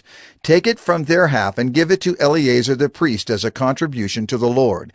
And from the people of Israel's half, you shall take 1 drawn out of every 50 of the people, of the oxen, of the donkeys, and of the flocks of all the cattle, and give them to the Levites who keep guard over the tabernacle of the Lord. And Moses and Eleazar the priest did as the Lord commanded Moses. Now the plunder remaining of the spoil that the army took was 675,000 sheep, 72,000 cattle, 61,000 donkeys, and 32,000 persons in all, women who had not known man by lying with him. And the half, the portion of those who had gone out in the army, numbered 337,500 sheep. And the Lord's tribute of sheep was 675. The cattle were 36,000, of which the Lord's tribute was 72. The donkeys were 30,500, of which the Lord's tribute was 61. The persons were 16,000, of which the Lord's tribute was 32 persons. And Moses gave the tribute, which was the contribution for the Lord, to Eleazar the priest, as the Lord commanded Moses. From the people of Israel's half, which Moses separated from that of the men who had served in the army, now the congregation's half was 337,500 sheep, 36,000 cattle, and 30,500 donkeys, and 16,000 persons. From the people of Israel's half, Moses took one of every 50, both of persons and of beasts, and gave them to the Levites, who kept guard over the tabernacle of the Lord, as the Lord commanded Moses. Then the officers who were over the thousands of the army, the commanders of thousands and the commanders of hundreds, came near to Moses and said to Moses, Your servants have counted the men of war who are under our command, and there is not a man missing from us. And we have brought the Lord's offering, what each man found, articles of gold, armlets and bracelets, signet rings, earrings, and beads, to make atonement for ourselves before the Lord. And Moses and Eleazar the priest received from them the gold, all crafted articles, and all the gold of the contribution that they presented to the Lord, from the commanders of thousands and the commanders of hundreds, was 16,750 shekels. The men in the army had each taken plunder for himself. And Moses and Eleazar the priest received the gold from the commanders of thousands and of hundreds, and brought it into the tent of meeting, as a memorial for the people of Israel before the Lord. Numbers 32. Now the people of Reuben and the people of Gad had a very great number of livestock, and they saw the land of Jazer and the land of Gilead, and behold, the place was a place for livestock. So the people of Gad and the people of Reuben came and said to Moses and to Eleazar the priest and to the chiefs of the congregation, Adaroth, Dibon, Jazer, Nimrah, Heshbon, Elealeh, Sebam, Nebo, and Beon, the land that the Lord struck down before the congregation of Israel, is a land for livestock, and your servants have livestock. And they said, If we have found favor in your sight, let this land be given to your servants for a possession. Do not take us across the Jordan. But Moses said to the people of Gad and to the people of Reuben, Shall your brothers go to the war while you sit here? Why will you discourage the heart of the people of Israel from going over into the land that the Lord has given them? Your fathers did this when I sent them from Kadesh Barnea to see the land. For when they went up to the valley of Eshcol and saw the land, they discouraged the heart of the people of Israel from going into the land that the Lord had given them. And the Lord's anger was kindled on that day, and he swore, saying, Surely none of the men who came up out of Egypt from 20 years old and upward shall see the land that I swore to give to Abraham, to Isaac, and to Jacob, because they have not wholly followed me, none except Caleb, the son of Jephunneh, the Kenizzite, and Joshua, the son of Nun, for they have wholly followed the Lord. And the Lord's anger was kindled against Israel, and he made them wander in the wilderness 40 years, until all the generation that had done evil in the sight of the Lord was gone. And behold, you have risen in your father's place, a brood of sinful men, to increase still more the fierce anger of the Lord against Israel. For if you turn away from following him, he will again abandon them in the wilderness, and you will destroy all this people. Then they came near to him and said, We will build sheepfolds here for our livestock, and cities for our little ones. But we will take up arms, ready to go before the people of Israel, until we have brought them to their place. And our little ones shall live in the fortified cities, because of the inhabitants of the land. We will not return to our homes until each of the people of Israel has gained his inheritance. For we will not inherit with them on the other side of the Jordan and beyond, because our inheritance has come to us on this side of the Jordan, to the east. So Moses said to them, If you will do this, if you will take up arms to go before the Lord for the war, and every armed man of you will pass over the Jordan before the Lord until he has driven out his enemies from before him, and the land is subdued before the Lord, then after that you shall return and be free of obligation to the Lord and to Israel. And this land shall be your possession before the Lord. But if you will not do so, behold, you have sinned against the Lord, and be sure your sin will find you out. Build cities for your little ones, and folds for your sheep, and do what you have promised. And the people of Gad and the people of Reuben said to Moses, Your servants will do as my Lord commands. Our little ones, our wives, our livestock, and all our cattle shall remain there in the cities of Gilead. But your servants will pass over, every man who is armed for war before the Lord to battle as my Lord orders. So Moses gave command concerning them to Eleazar the priest, and to Joshua the son of Nun, and to the heads of the fathers' houses of the tribes of the people of Israel. And Moses said to them, If the people of Gad and the people of Reuben, every man who is armed to battle before the Lord, will pass with you over the Jordan, and the land shall be subdued before you, then you shall give them the land of Gilead for a possession. However, if they will not pass over with you armed, they shall have possessions among you in the land of Canaan. And the people of Gad and the people of Reuben answered, What the Lord has said to your servants, we will do. We will pass over armed before the Lord into the land of Canaan, and the possession of our inheritance shall remain with us beyond the Jordan.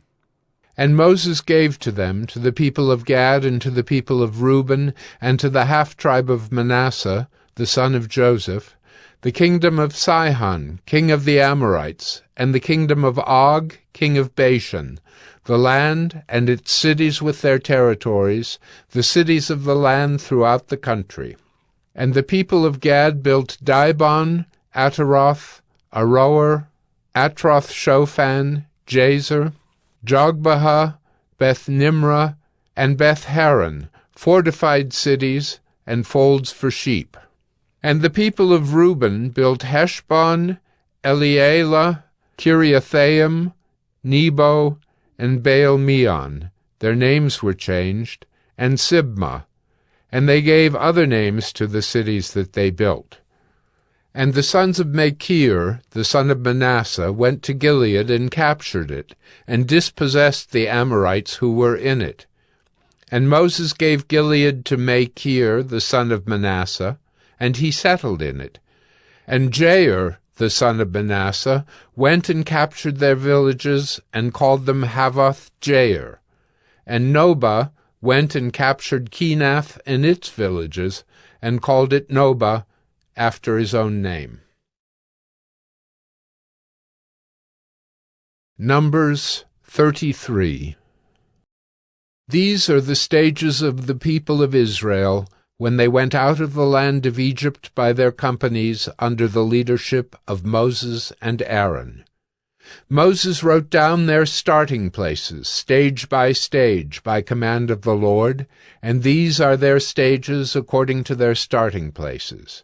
They set out from Ramesses in the 1st month on the 15th day of the 1st month. On the day after the Passover, the people of Israel went out triumphantly in the sight of all the Egyptians, while the Egyptians were burying all their firstborn, whom the Lord had struck down among them. On their gods also the Lord executed judgments. So the people of Israel set out from Ramesses and camped at Succoth. And they set out from Succoth and camped at Etham, which is on the edge of the wilderness. And they set out from Etham and turned back to Pi-hahiroth, which is east of Baal-zephon, and they camped before Migdol. And they set out from before Hahiroth, and passed through the midst of the sea into the wilderness. And they went a 3 days' journey in the wilderness of Etham, and camped at Marah. And they set out from Marah, and came to Elim. At Elim there were 12 springs of water, and 70 palm trees, and they camped there. And they set out from Elim, and camped by the Red Sea. And they set out from the Red Sea, and camped in the wilderness of Sin. And they set out from the wilderness of Sin, and camped at Dophkah.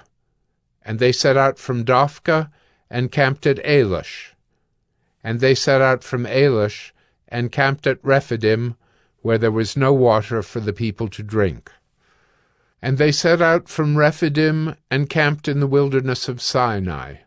And they set out from the wilderness of Sinai, and camped at Kibroth-Hattaavah. And they set out from Kibroth-Hattaavah, and camped at Hazeroth. And they set out from Hazeroth, and camped at Rithmah. And they set out from Rithmah, and camped at Rimmon-Perez. And they set out from Rimmon-Perez, and camped at Libnah. And they set out from Libnah, and camped at Rissah. And they set out from Rissah, and camped at Kehalatha. And they set out from Kehalatha, and camped at Mount Shepher. And they set out from Mount Shepher, and camped at Harada. And they set out from Harada, and camped at Machheloth. And they set out from Machheloth, and camped at Tahath. And they set out from Tahath, and camped at Terah. And they set out from Terah, and camped at Mithkah. And they set out from Mithkah, and camped at Hashmonah. And they set out from Hashmonah, and camped at Moseroth. And they set out from Moseroth, and camped at Beni-Jaakan. And they set out from Beni-Jaakan, and camped at Hor-Haggidgad. And they set out from Hor-Haggidgad, and camped at Jotbathah. And they set out from Jotbathah, and camped at Abrona. And they set out from Abrona, and camped at Ezion-Geber. And they set out from Ezion-Geber, and camped in the wilderness of Zin, that is, Kadesh. And they set out from Kadesh, and camped at Mount Hor, on the edge of the land of Edom. And Aaron the priest went up Mount Hor at the command of the Lord, and died there, in the 40th year after the people of Israel had come out of the land of Egypt, on the 1st day of the 5th month. And Aaron was 123 years old when he died on Mount Hor, and the Canaanite, the king of Arad, who lived in the Negeb in the land of Canaan, heard of the coming of the people of Israel. And they set out from Mount Hor, and camped at Zalmunna. And they set out from Zalmunna, and camped at Punon. And they set out from Punon, and camped at Oboth. And they set out from Oboth, and camped at Aya-Abarim, in the territory of Moab. And they set out from Ayim, and camped at Dibongad. And they set out from Dibongad, and camped at Almon-Diblathaim. And they set out from Almon-Diblathaim, and camped in the mountains of Abarim, before Nebo. And they set out from the mountains of Abarim, and camped in the plains of Moab by the Jordan at Jericho. They camped by the Jordan from Beth-Jeshimoth as far as Abel-Shittim in the plains of Moab. And the Lord spoke to Moses in the plains of Moab by the Jordan at Jericho, saying, Speak to the people of Israel, and say to them, When you pass over the Jordan into the land of Canaan, then you shall drive out all the inhabitants of the land from before you, and destroy all their figured stones, and destroy all their metal images, and demolish all their high places. And you shall take possession of the land, and settle in it. For I have given the land to you to possess it. You shall inherit the land by lot, according to your clans. To a large tribe you shall give a large inheritance, and to a small tribe you shall give a small inheritance. Wherever the lot falls for anyone, that shall be his. According to the tribes of your fathers you shall inherit. But if you do not drive out the inhabitants of the land from before you, then those of them whom you let remain shall be as barbs in your eyes and thorns in your sides, and they shall trouble you in the land where you dwell, and I will do to you as I thought to do to them. Numbers 34. The Lord spoke to Moses, saying, Command the people of Israel and say to them, When you enter the land of Canaan, this is the land that shall fall to you for an inheritance, the land of Canaan, as defined by its borders. Your south side shall be from the wilderness of Zin alongside Edom, and your southern border shall run from the end of the salt sea on the east. And your border shall turn south of the ascent of Akrabim, and cross to Zin, and its limit shall be south of Kadesh Barnea. Then it shall go on to Hazer Adar, and pass along to Asmon. And the border shall turn from Asmon to the brook of Egypt, and its limit shall be at the sea. For the western border you shall have the great sea and its coast. This shall be your western border. This shall be your northern border. From the great sea you shall draw a line to Mount Hor. From Mount Hor you shall draw a line to Lebo-Hamath. And the limit of the border shall be at Zedad. Then the border shall extend to Ziphron, and its limit shall be at Hazer Enan. This shall be your northern border. You shall draw a line for your eastern border from Hazer Enan to Shepham. And the border shall go down from Shepham to Riblah on the east side of Ain. And the border shall go down and reach to the shoulder of the sea of Kinnereth on the east. And the border shall go down to the Jordan, and its limit shall be at the salt sea. This shall be your land as defined by its borders all around. Moses commanded the people of Israel, saying, This is the land that you shall inherit by lot, which the Lord has commanded to give to the 9 tribes and to the half-tribe. For the tribe of the people of Reuben by fathers' houses, and the tribe of the people of Gad by their fathers' houses, have received their inheritance, and also the half-tribe of Manasseh. The 2 tribes and the half-tribe have received their inheritance beyond the Jordan, east of Jericho, toward the sunrise. The Lord spoke to Moses, saying, These are the names of the men who shall divide the land to you for inheritance: Eleazar the priest, and Joshua the son of Nun. You shall take 1 chief from every tribe to divide the land for inheritance. These are the names of the men. Of the tribe of Judah, Caleb the son of Jephunneh. Of the tribe of the people of Simeon, Shemuel the son of Ammihud. Of the tribe of Benjamin, Elidad the son of Kislon. Of the tribe of the people of Dan, a chief, Buckai the son of Joglai. Of the people of Joseph, of the tribe of the people of Manasseh, a chief, Haniel the son of Ephod. And of the tribe of the people of Ephraim, a chief, Kemuel the son of Shiftan. Of the tribe of the people of Zebulun, a chief, Elizaphan the son of Parnak. Of the tribe of the people of Issachar, a chief, Paltiel the son of Azan. And of the tribe of the people of Asher, a chief, Ahihud the son of Shalomai. Of the tribe of the people of Naphtali, a chief, Pedahel the son of Ammihud. These are the men whom the Lord commanded to divide the inheritance for the people of Israel in the land of Canaan. Numbers 35. The Lord spoke to Moses in the plains of Moab by the Jordan at Jericho, saying, Command the people of Israel to give to the Levites some of the inheritance of their possession as cities for them to dwell in, and you shall give to the Levites pasture lands around the cities. The cities shall be theirs to dwell in, and their pasture lands shall be for their cattle, and for their livestock, and for all their beasts. The pasture lands of the cities, which you shall give to the Levites, shall reach from the wall of the city outward 1,000 cubits all around. And you shall measure outside the city on the east side 2,000 cubits, and on the south side 2,000 cubits, and on the west side 2,000 cubits, and on the north side 2,000 cubits, the city being in the middle. This shall belong to them as pasture land for their cities. The cities that you give to the Levites shall be the 6 cities of refuge, where you shall permit the manslayer to flee, and in addition to them you shall give 42 cities. All the cities that you give to the Levites shall be 48 with their pasture lands.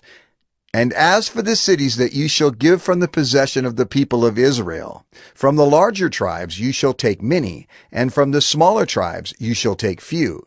Each in proportion to the inheritance that it inherits shall give of its cities to the Levites. And the Lord spoke to Moses, saying, Speak to the people of Israel and say to them, When you cross the Jordan into the land of Canaan, then you shall select cities to be cities of refuge for you, that the manslayer, who kills any person without intent, may flee there. The cities shall be for you a refuge from the avenger, that the manslayer may not die until he stands before the congregation for judgment. And the cities that you give shall be your 6 cities of refuge. You shall give 3 cities beyond the Jordan, and 3 cities in the land of Canaan, to be cities of refuge.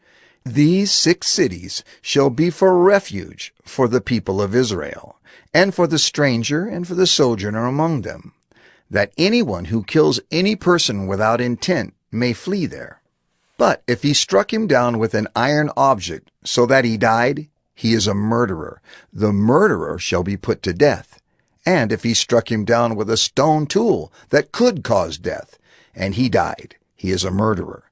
The murderer shall be put to death. Or if he struck him down with a wooden tool that could cause death, and he died, he is a murderer. The murderer shall be put to death.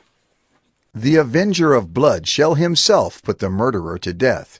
When he meets him, he shall put him to death.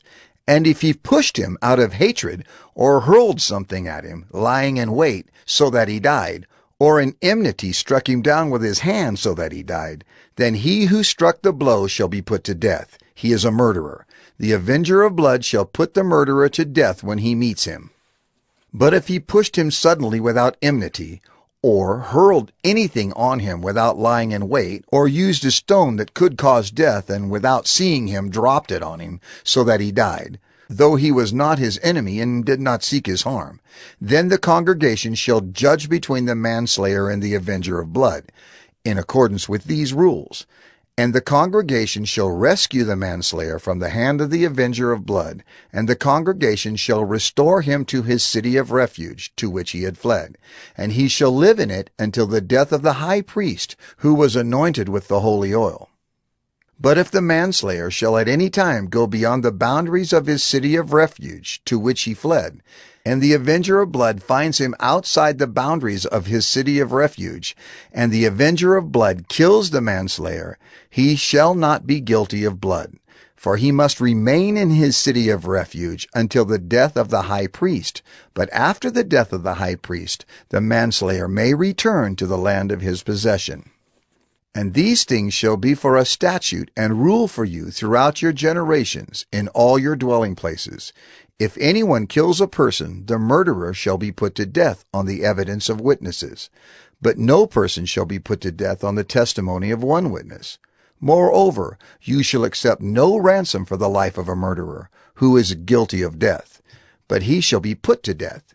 And you shall accept no ransom for him who has fled to his city of refuge, that he may return to dwell in the land before the death of the high priest.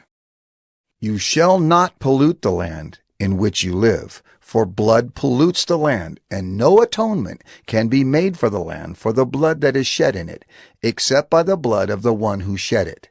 You shall not defile the land in which you live, in the midst of which I dwell, for I, the Lord, dwell in the midst of the people of Israel. Numbers 36. The heads of the fathers' houses of the clan of the people of Gilead, the son of Machir, son of Manasseh, from the clans of the people of Joseph, came near and spoke before Moses and before the chiefs, the heads of the fathers' houses of the people of Israel. They said, "The Lord commanded my lord to give the land for inheritance by lot to the people of Israel.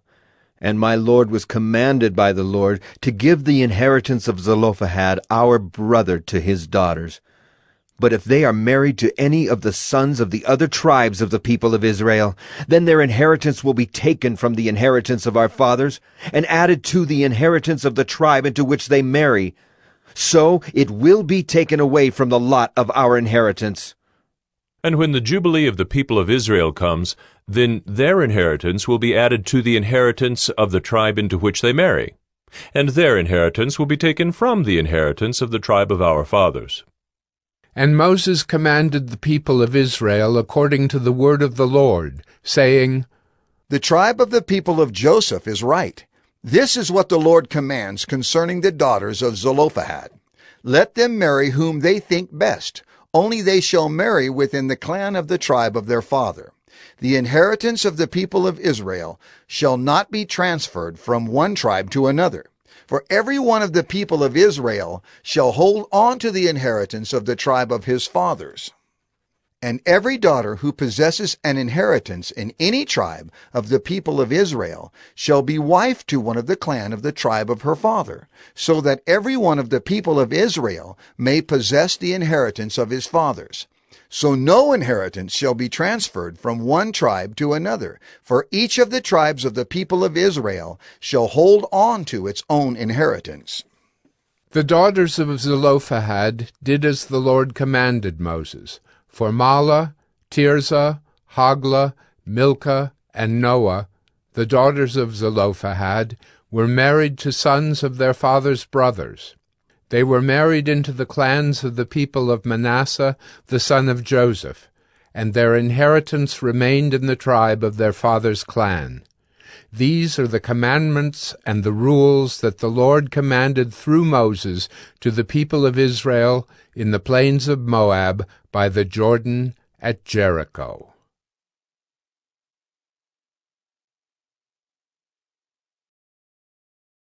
Gospel TV, once again, subscribe. Today we are listening to the book of Deuteronomy, Deuteronomy 1. These are the words that Moses spoke to all Israel beyond the Jordan in the wilderness, in the Arabah opposite Suf, between Paran and Tophel, Laban, Hazeroth, and Dizahab. It is 11 days' journey from Horeb by the way of Mount Seir to Kadesh Barnea. In the 40th year, on the first day of the 11th month, Moses spoke to the people of Israel according to all that the Lord had given him in commandment to them, after he had defeated Sihon, the king of the Amorites, who lived in Heshbon, and Og, the king of Bashan, who lived in Ashtaroth and in Edrei. Beyond the Jordan, in the land of Moab, Moses undertook to explain this law, saying, "The Lord our God said to us in Horeb, 'You have stayed long enough at this mountain.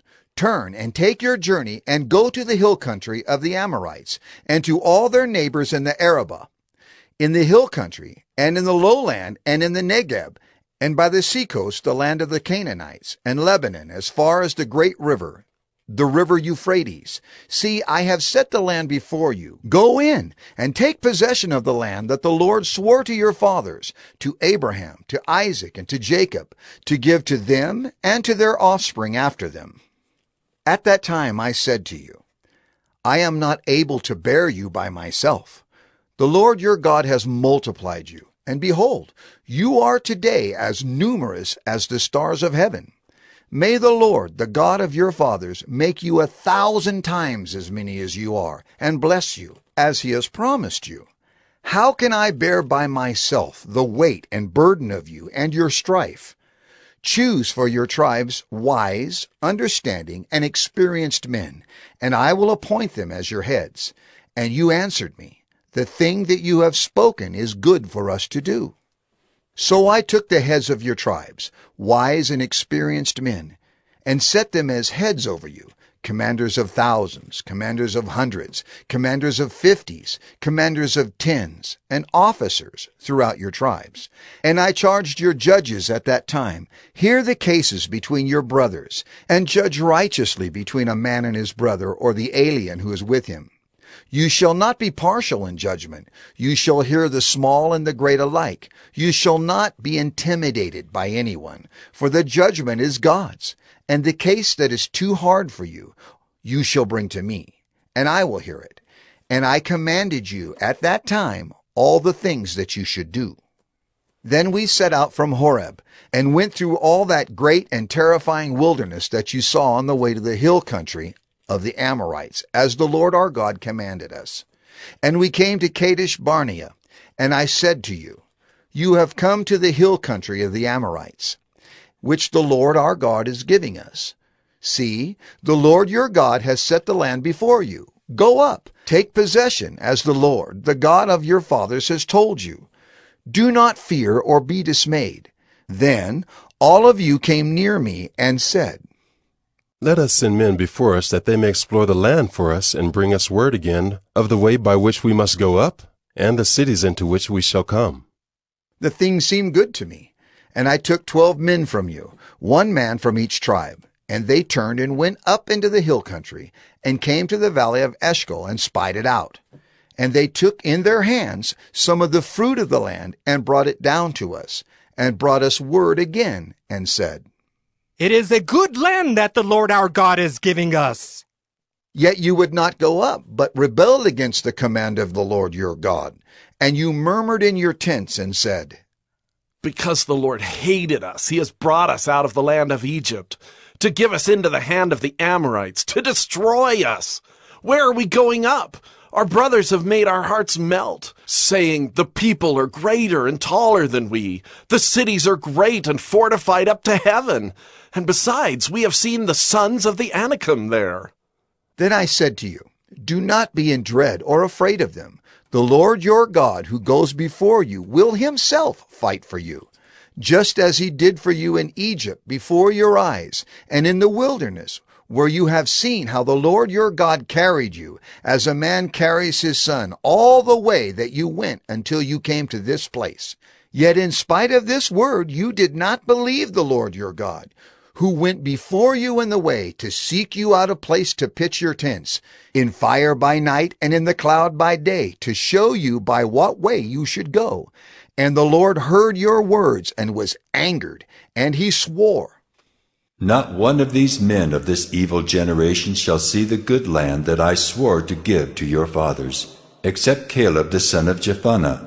He shall see it, and to him and to his children I will give the land on which he has trodden, because he has wholly followed the Lord. Even with me the Lord was angry on your account, and said, You also shall not go in there.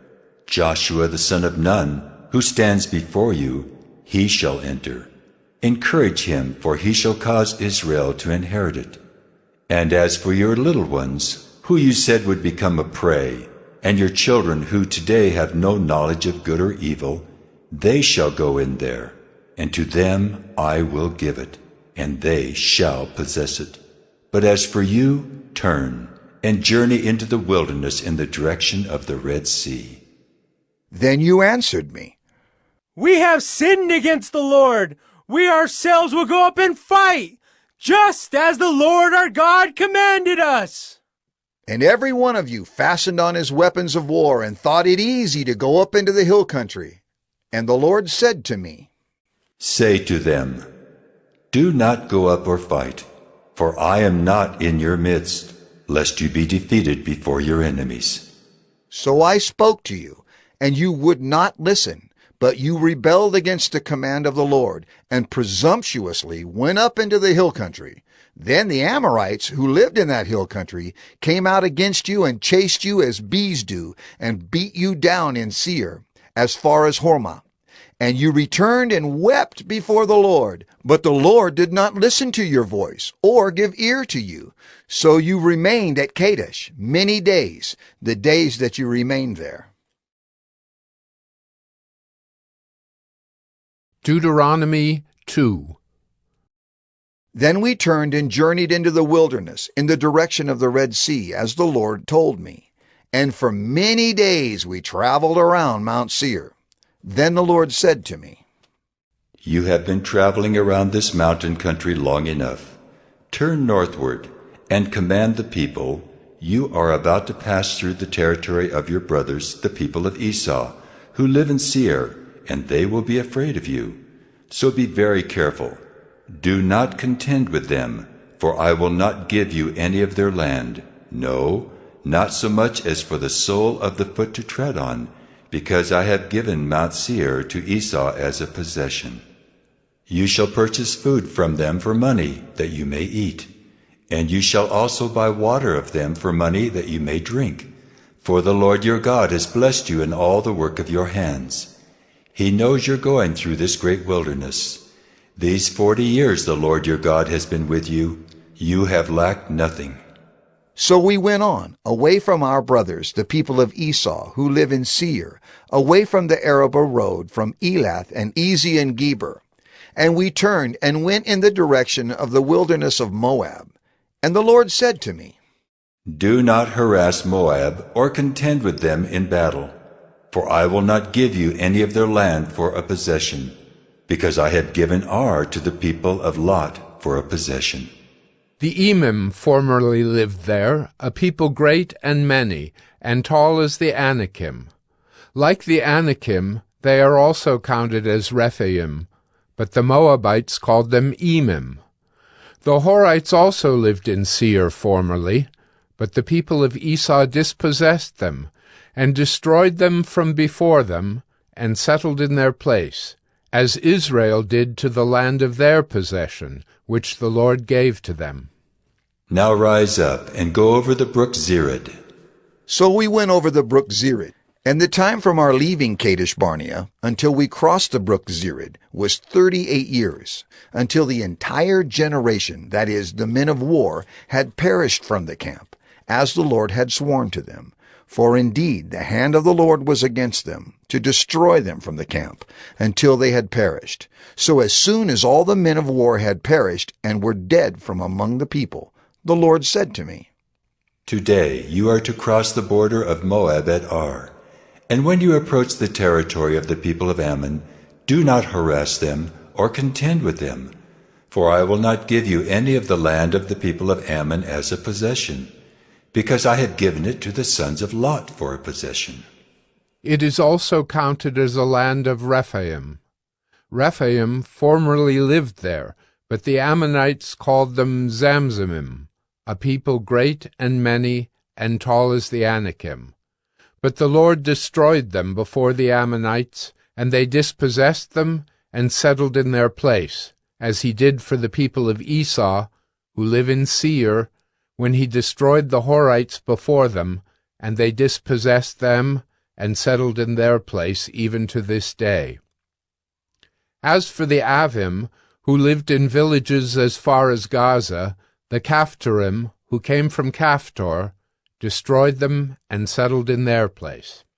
Rise up, set out on your journey, and go over the valley of the Arnon. Behold, I have given into your hand Sihon the Amorite, king of Heshbon and his land. Begin to take possession and contend with him in battle.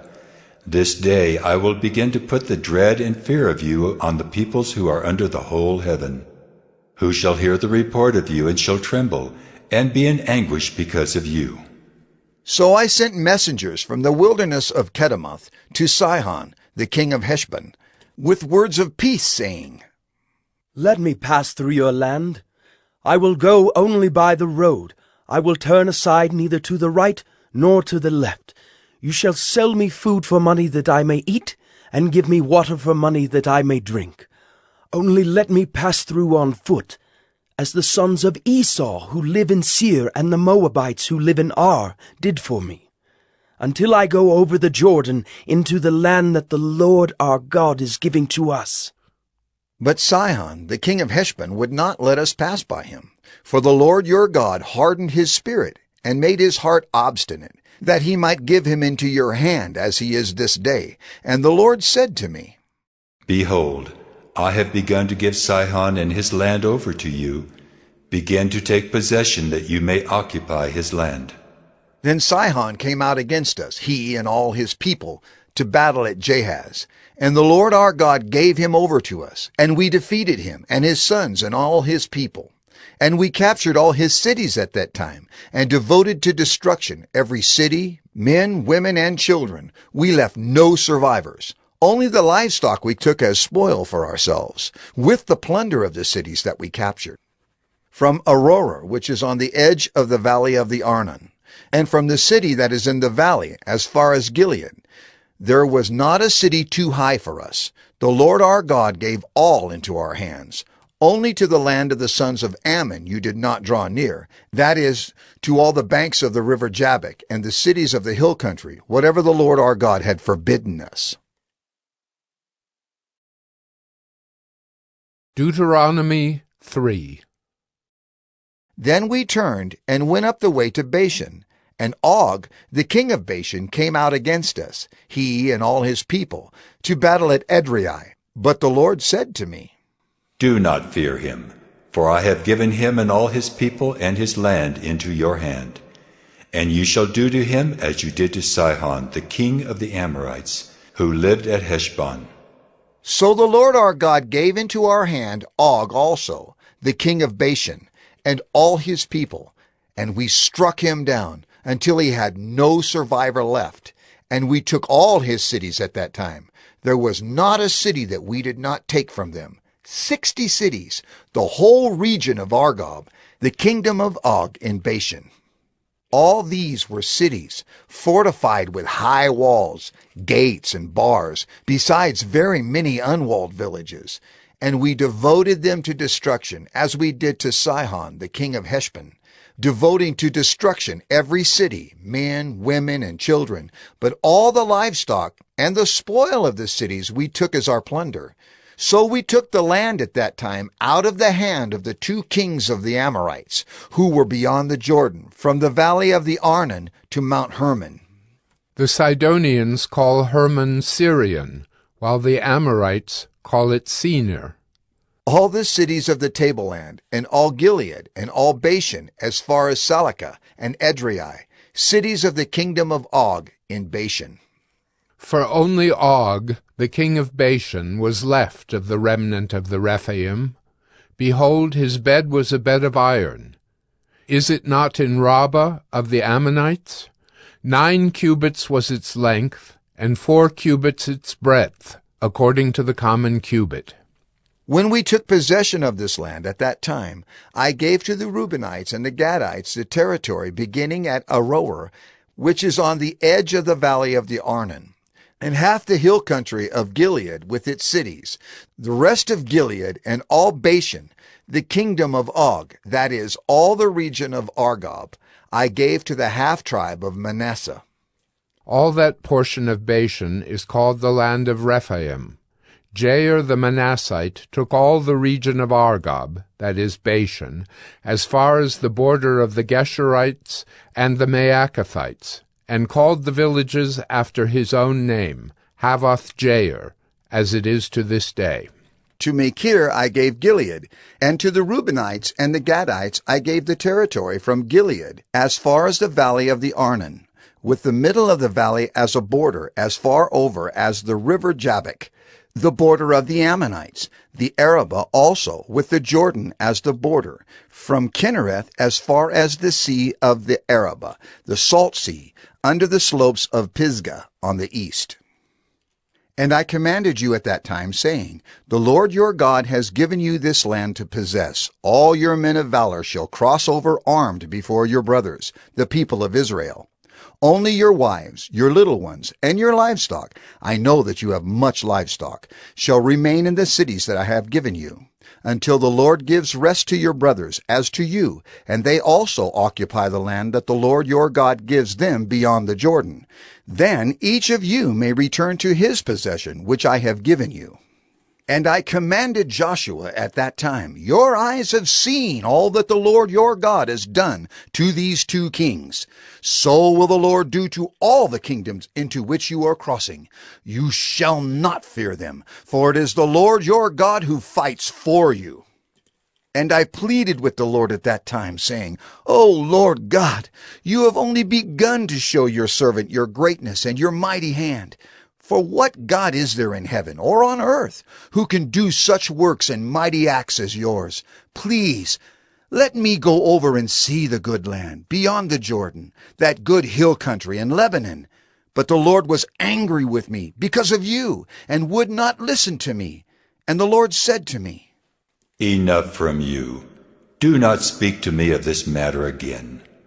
Go up to the top of Pisgah and lift up your eyes westward and northward, and southward and eastward, and look at it with your eyes, for you shall not go over this Jordan, but charge Joshua, and encourage and strengthen him, for he shall go over at the head of this people, and he shall put them in possession of the land that you shall see.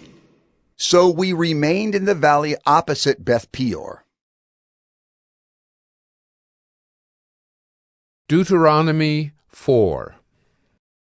And now, O Israel, listen to the statutes and the rules that I am teaching you, and do them, that you may live, and go in and take possession of the land that the Lord, the God of your fathers, is giving you. You shall not add to the word that I command you, nor take from it, that you may keep the commandments of the Lord your God that I command you. Your eyes have seen what the Lord did at Baal Peor.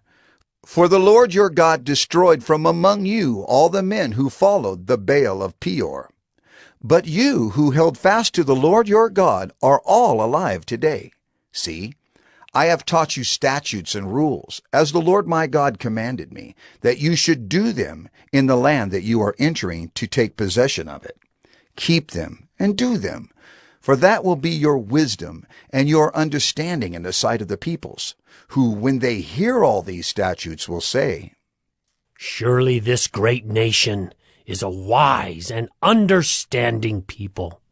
For what great nation is there that has a God so near to it as the Lord our God is to us, whenever we call upon him? And what great nation is there that has statutes and rules so righteous as all this law that I set before you today?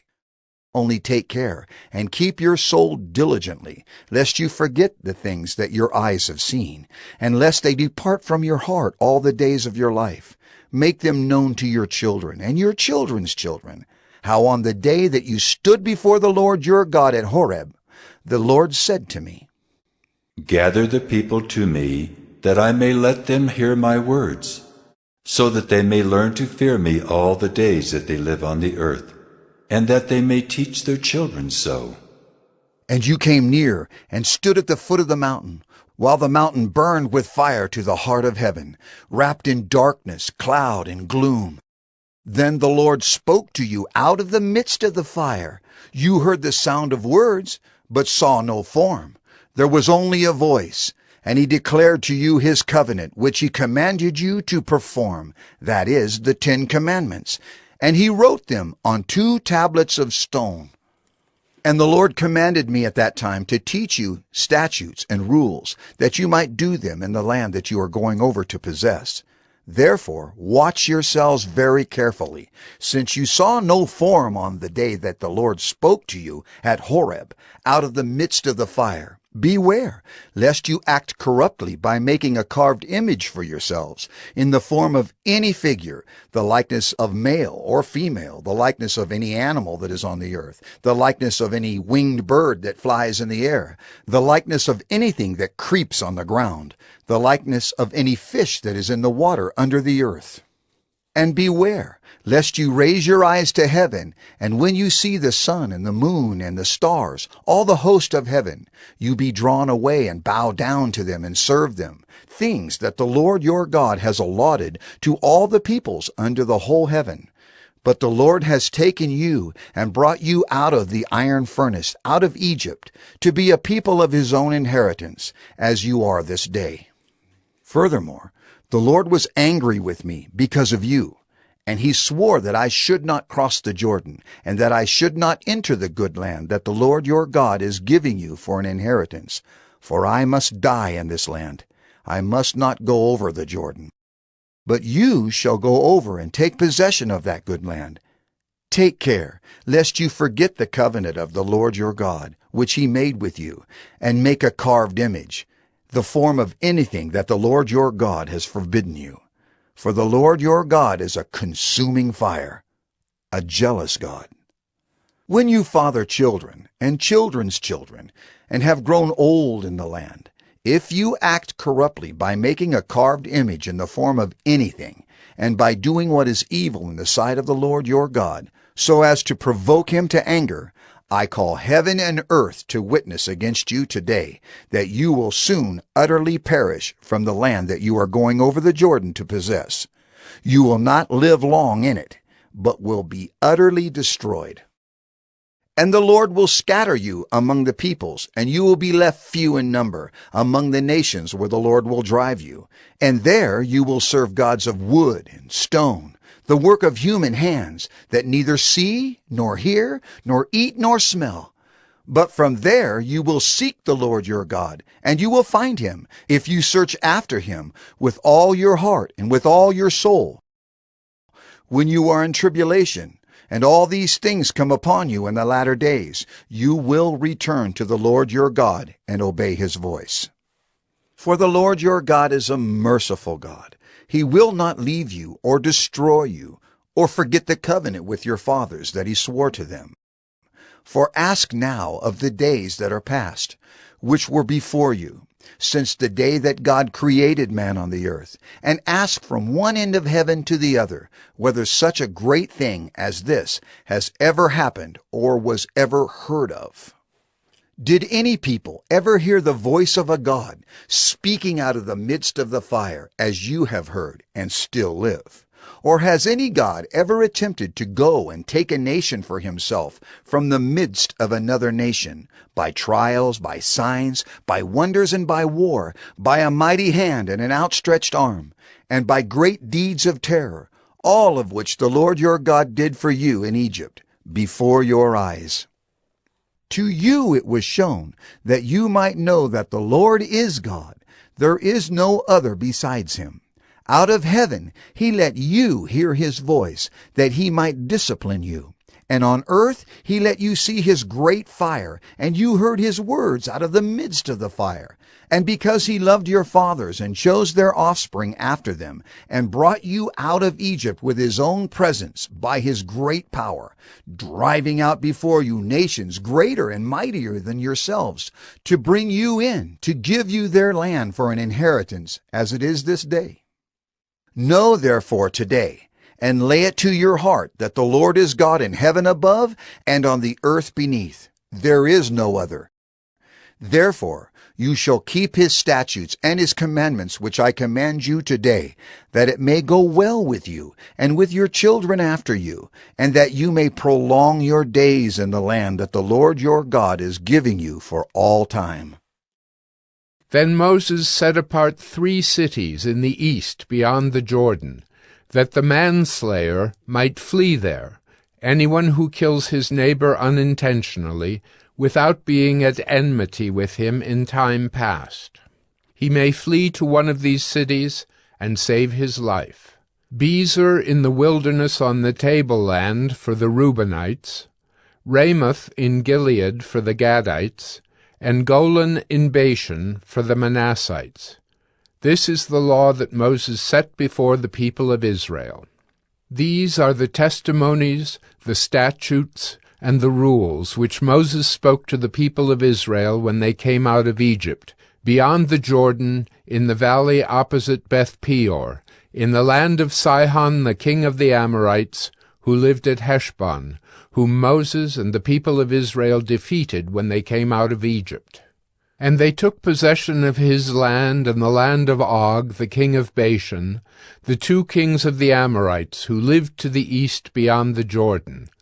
From Aroer, which is on the edge of the valley of the Arnon, as far as Mount Sirion, that is Hermon, together with all the Arabah on the east side of the Jordan as far as the sea of the Arabah, under the slopes of Pisgah. Deuteronomy 5. And Moses summoned all Israel, and said to them, Hear, O Israel, the statutes and the rules that I speak in your hearing today, and you shall learn them, and be careful to do them. The Lord our God made a covenant with us in Horeb. Not with our fathers did the Lord make this covenant, but with us, who are all of us here alive today. The Lord spoke with you face to face at the mountain, out of the midst of the fire, while I stood between the Lord and you at that time, to declare to you the word of the Lord. For you were afraid because of the fire, and you did not go up into the mountain. He said, I am the Lord your God, who brought you out of the land of Egypt, out of the house of slavery. You shall have no other gods before me. You shall not make for yourself a carved image, or any likeness of anything that is in heaven above, or that is on the earth beneath, or that is in the water under the earth. You shall not bow down to them, or serve them. For I, the Lord your God, am a jealous God, visiting the iniquity of the fathers on the children, to the third and fourth generation of those who hate me, but showing steadfast love to thousands of those who love me and keep my commandments. You shall not take the name of the Lord your God in vain, for the Lord will not hold him guiltless who takes his name in vain. Observe the Sabbath day, to keep it holy, as the Lord your God commanded you. 6 days you shall labor and do all your work, but the seventh day is a Sabbath to the Lord your God. On it you shall not do any work, you, or your son, or your daughter, or your male servant, or your female servant, or your ox, or your donkey, or any of your livestock, or the sojourner who is within your gates, that your male servant and your female servant may rest as well as you. You shall remember that you were a slave in the land of Egypt, and the Lord your God brought you out from there with a mighty hand and an outstretched arm. Therefore the Lord your God commanded you to keep the Sabbath day. Honor your father and your mother, as the Lord your God commanded you, that your days may be long, and that it may go well with you in the land that the Lord your God is giving you. You shall not murder, and you shall not commit adultery, and you shall not steal, and you shall not bear false witness against your neighbor, and you shall not covet your neighbor's wife, and you shall not desire your neighbor's house, his field, or his male servant, or his female servant, his ox or his donkey, or anything that is your neighbor's. These words the Lord spoke to all your assembly at the mountain, out of the midst of the fire, the cloud, and the thick darkness, with a loud voice, and he added no more. And he wrote them on 2 tablets of stone and gave them to me. And as soon as you heard the voice out of the midst of the darkness, while the mountain was burning with fire, you came near to me, all the heads of your tribes and your elders, and you said, Behold, the Lord our God has shown us his glory and greatness, and we have heard his voice out of the midst of the fire. This day we have seen God speak with man, and man still live. Now therefore, why should we die? For this great fire will consume us. If we hear the voice of the Lord our God any more, we shall die.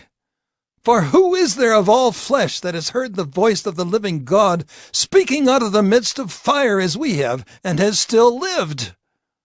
Go near and hear all that the Lord our God will say, and speak to us all that the Lord our God will speak to you, and we will hear and do it. And the Lord heard your words when you spoke to me. And the Lord said to me, I have heard the words of this people which they have spoken to you.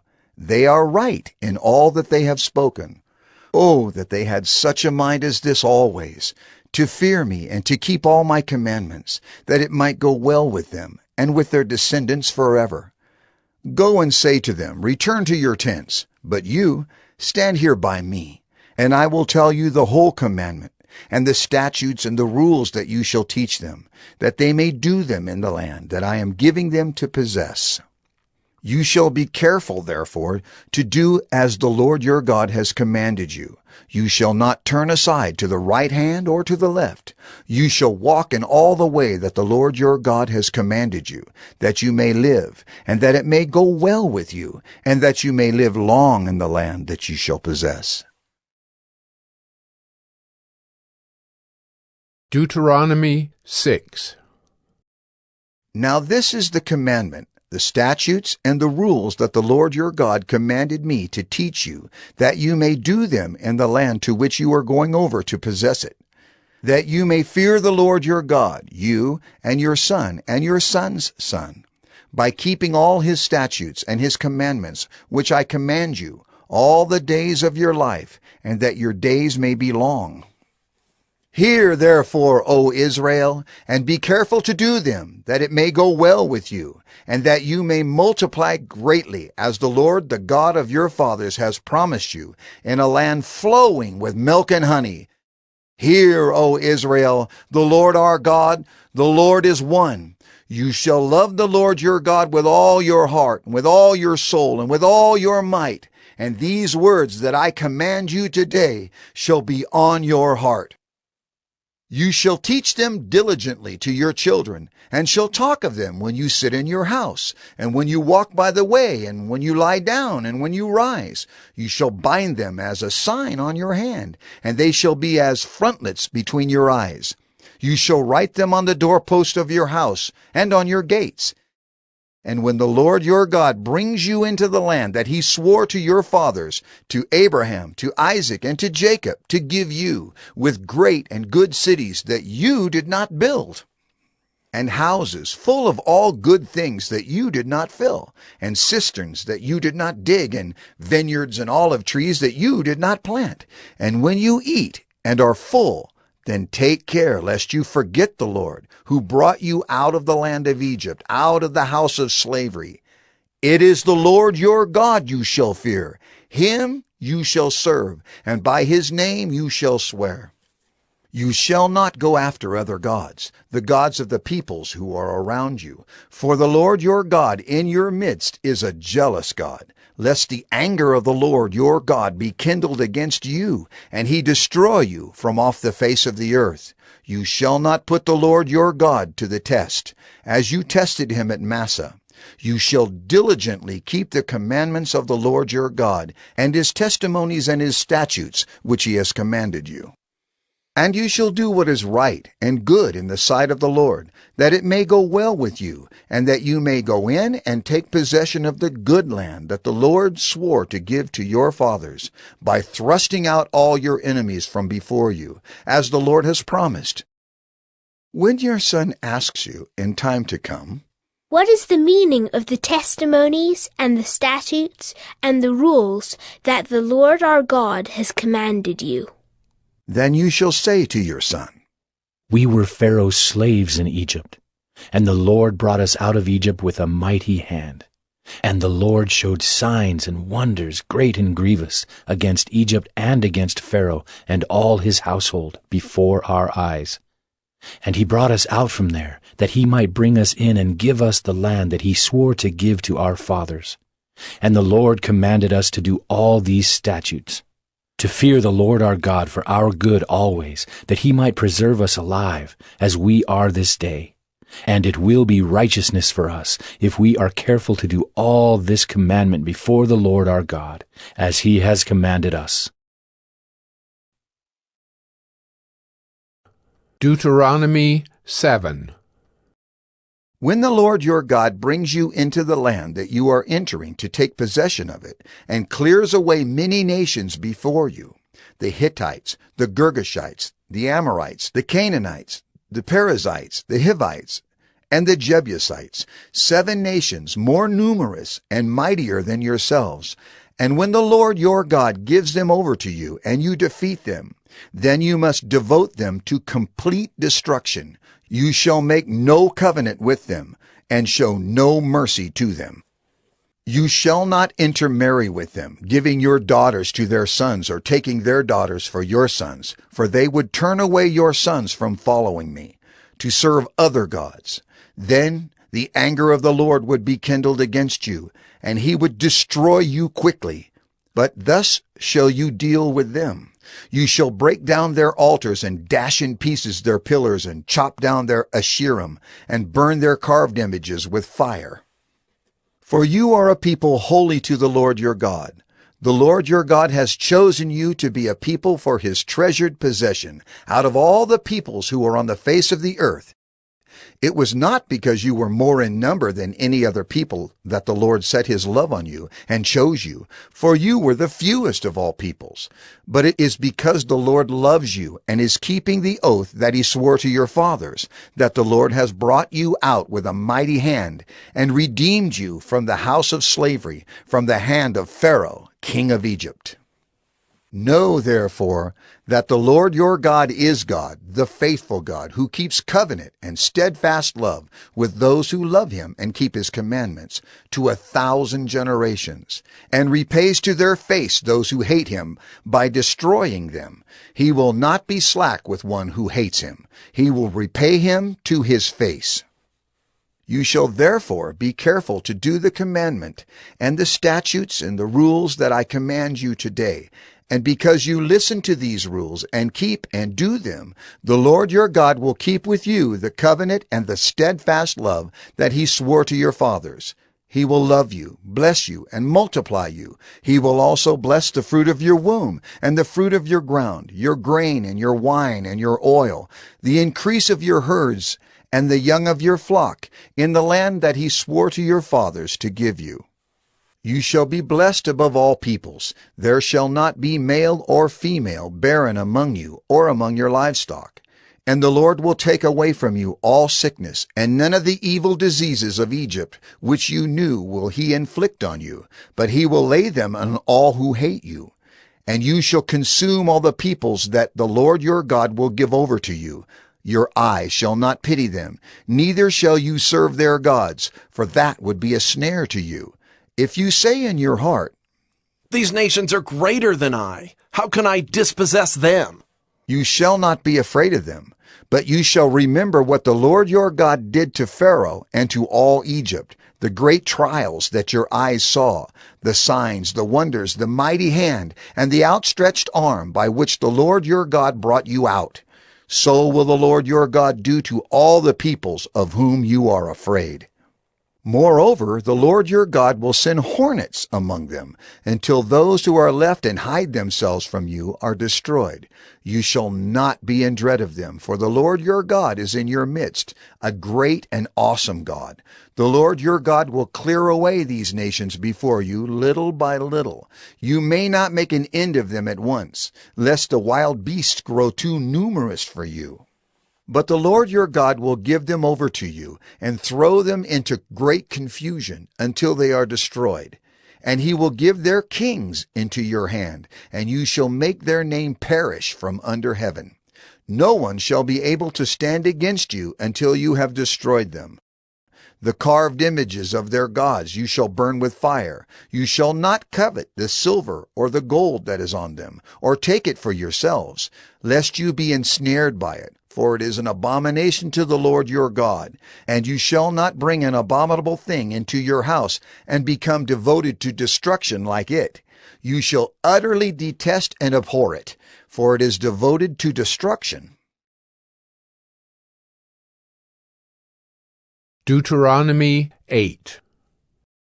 The whole commandment that I command you today you shall be careful to do, that you may live and multiply, and go in and possess the land that the Lord swore to give to your fathers. And you shall remember the whole way that the Lord your God has led you these 40 years in the wilderness, that he might humble you, testing you to know what was in your heart, whether you would keep his commandments or not.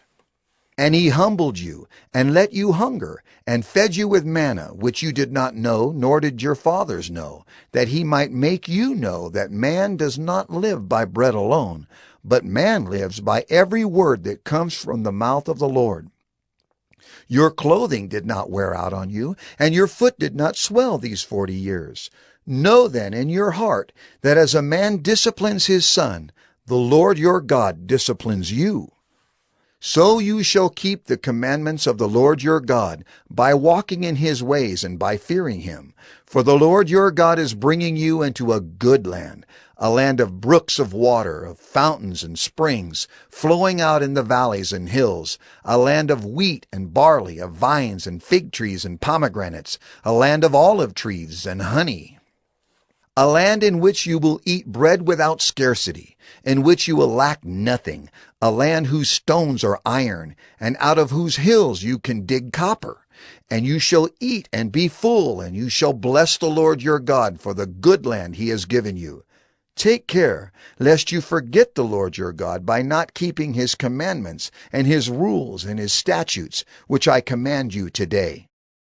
Lest when you have eaten and are full and have built good houses and live in them, and when your herds and flocks multiply, and your silver and gold is multiplied, and all that you have is multiplied, then your heart be lifted up, and you forget the Lord your God, who brought you out of the land of Egypt, out of the house of slavery, who led you through the great and terrifying wilderness, with its fiery serpents and scorpions and thirsty ground, where there was no water, who brought you water out of the flinty rock, who fed you in the wilderness with manna that your fathers did not know, that he might humble you and test you, to do you good in the end.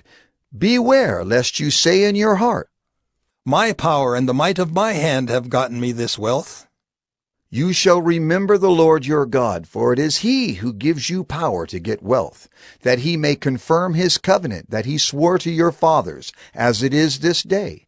And if you forget the Lord your God and go after other gods and serve them and worship them, I solemnly warn you today that you shall surely perish. Like the nations that the Lord makes to perish before you, so shall you perish, because you would not obey the voice of the Lord your God. Deuteronomy 9. Hear, O Israel, you are to cross over the Jordan today, to go in to dispossess nations greater and mightier than yourselves, cities great and fortified up to heaven, a people great and tall, the sons of the Anakim, whom you know, and of whom you have heard it said, Who can stand before the sons of Anak? Know therefore today that he who goes over before you as a consuming fire is the Lord your God. He will destroy them and subdue them before you. So you shall drive them out and make them perish quickly, as the Lord has promised you. Do not say in your heart, after the Lord your God has thrust him out before you, It is because of my righteousness that the Lord has brought me in to possess this land. Whereas it is because of the wickedness of these nations that the Lord is driving them out before you. Not because of your righteousness or the uprightness of your heart are you going in to possess their land, but because of the wickedness of these nations. The Lord your God is driving them out from before you, and that he may confirm the word that the Lord swore to your fathers, to Abraham, to Isaac, and to Jacob. Know therefore that the Lord your God is not giving you this good land to possess because of your righteousness, for you are a stubborn people. Remember and do not forget how you provoked the Lord your God to wrath in the wilderness.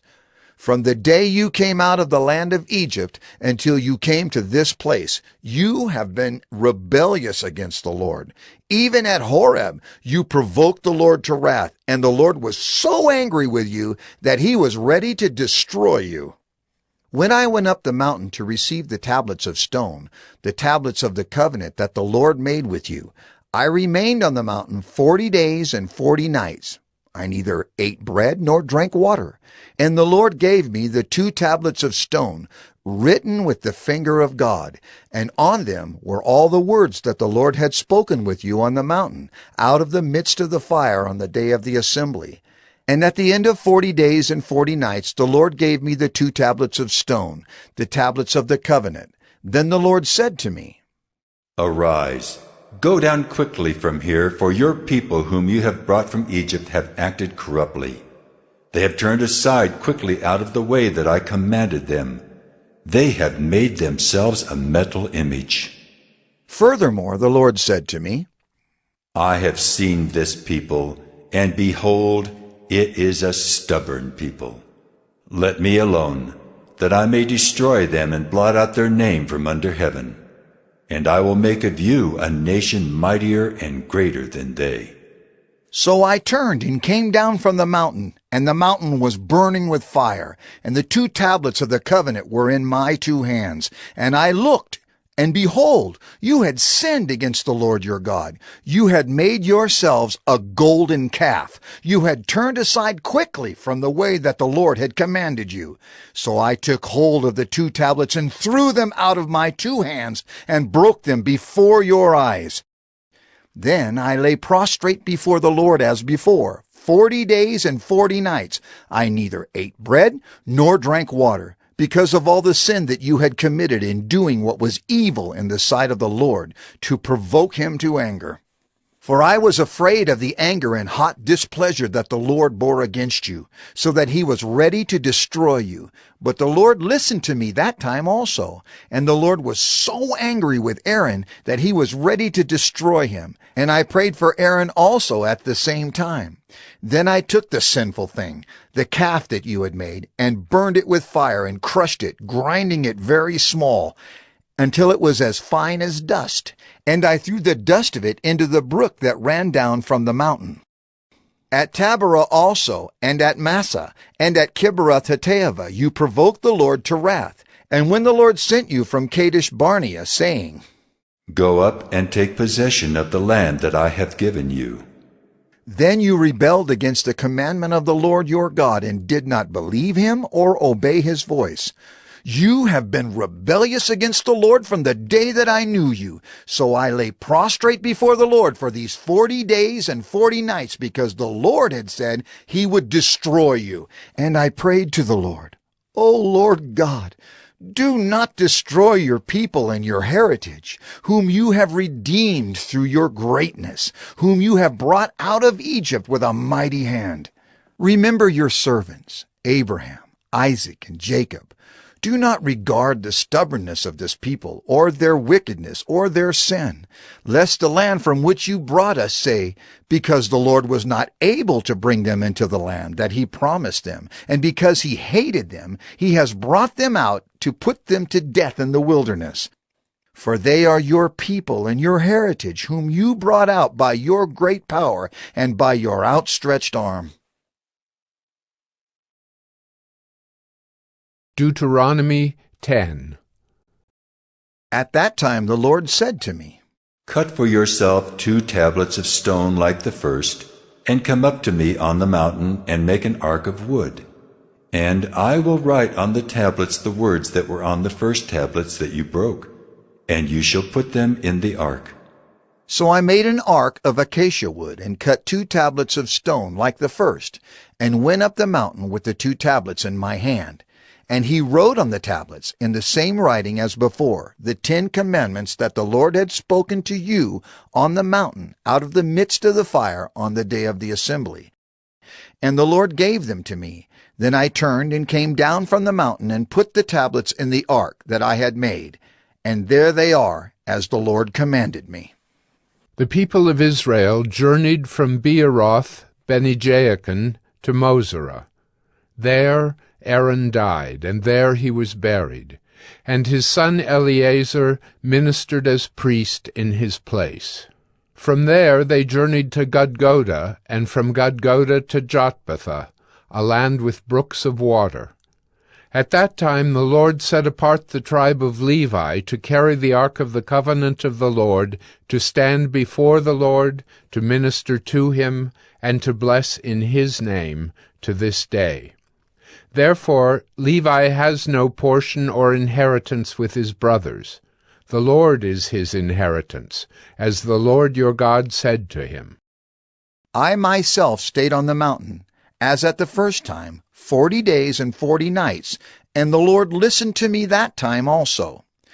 The Lord was unwilling to destroy you, and the Lord said to me, Arise, go on your journey at the head of the people, so that they may go in and possess the land, which I swore to their fathers to give them.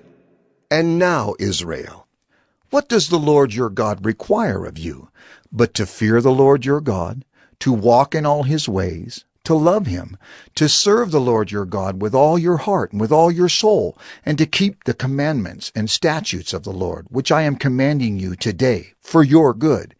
Behold, to the Lord your God belong heaven and the heaven of heavens, the earth with all that is in it. Yet the Lord set his heart in love on your fathers, and chose their offspring after them, you above all peoples, as you are this day. Circumcise therefore the foreskin of your heart, and be no longer stubborn.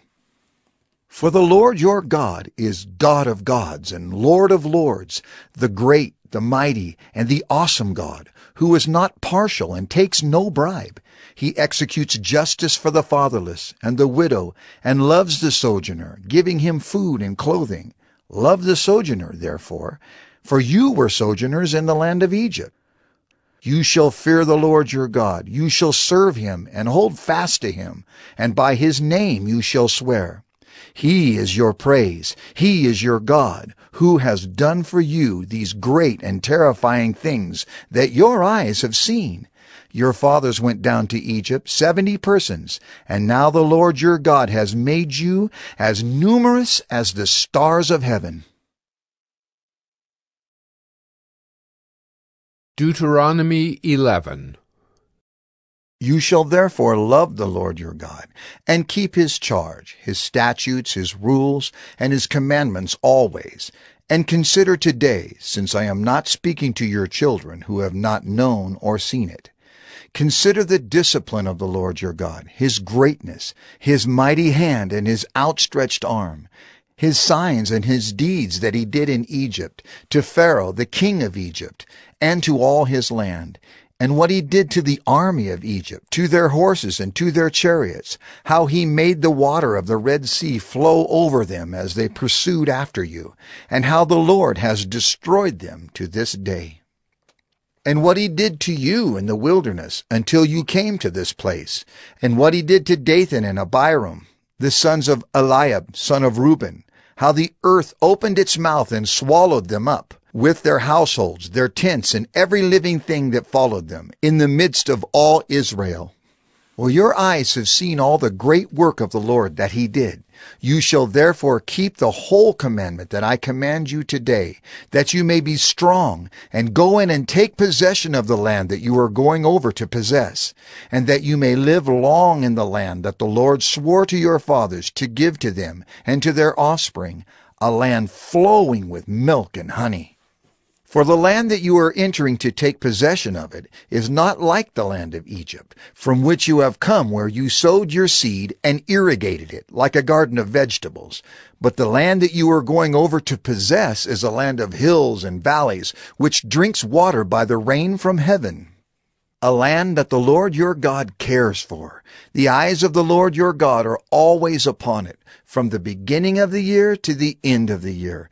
And if you will indeed obey my commandments that I command you today, to love the Lord your God and to serve him with all your heart and with all your soul, he will give the rain for your land in its season, the early rain and the later rain, that you may gather in your grain and your wine and your oil. And he will give grass in your fields for your livestock, and you shall eat and be full. Take care lest your heart be deceived, and you turn aside and serve other gods and worship them.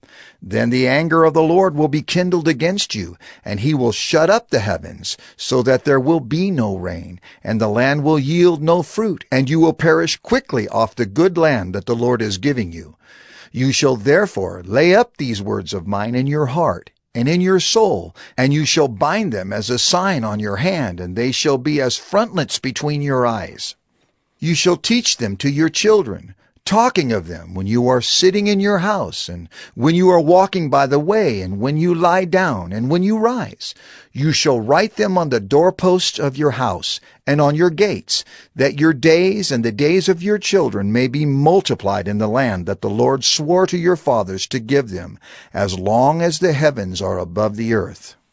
For if you will be careful to do all this commandment that I command you to do, loving the Lord your God, walking in all his ways, and holding fast to him, then the Lord will drive out all these nations before you, and you will dispossess nations greater and mightier than yourselves. Every place on which the sole of your foot treads shall be yours. Your territory shall be from the wilderness to the Lebanon, and from the river Euphrates, to the western sea. No one shall be able to stand against you. The Lord your God will lay the fear of you and the dread of you on all the land that you shall tread, as he promised you. See, I am setting before you today a blessing and a curse.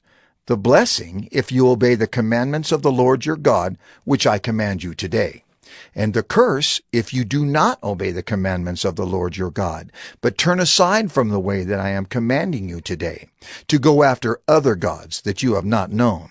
And when the Lord your God brings you into the land that you are entering to take possession of it, you shall set the blessing on Mount Gerizim, and the curse on Mount Ebal. Are they not beyond the Jordan, west of the road toward the going down of the sun, in the land of the Canaanites, who live in the Arabah, opposite Gilgal, beside the oak of Moreh? For you are to cross over the Jordan to go in to take possession of the land that the Lord your God is giving you. And when you possess it and live in it, you shall be careful to do all the statutes and the rules that I am setting before you today. Deuteronomy 12. These are the statutes and rules that you shall be careful to do in the land that the Lord, the God of your fathers, has given you to possess all the days that you live on the earth. You shall surely destroy all the places where the nations whom you shall dispossess serve their gods, on the high mountains, and on the hills, and under every green tree. You shall tear down their altars and dash in pieces their pillars and burn their Asherim with fire. You shall chop down the carved images of their gods and destroy their name out of that place.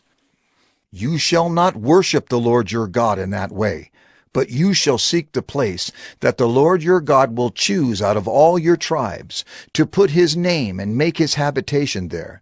There you shall go, and there you shall bring your burnt offerings and your sacrifices, your tithes, and the contribution that you present, your vow offerings, your free will offerings, and the firstborn of your herd and of your flock.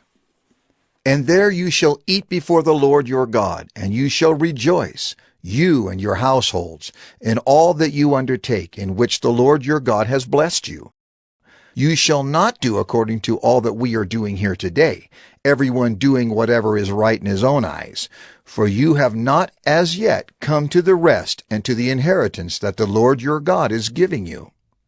But when you go over the Jordan and live in the land that the Lord your God is giving you to inherit, and when he gives you rest from all your enemies around, so that you live in safety, then to the place that the Lord your God will choose to make his name dwell there, there you shall bring all that I command you, your burnt offerings and your sacrifices, your tithes and the contribution that you present, and all your finest vow offerings that you vow to the Lord.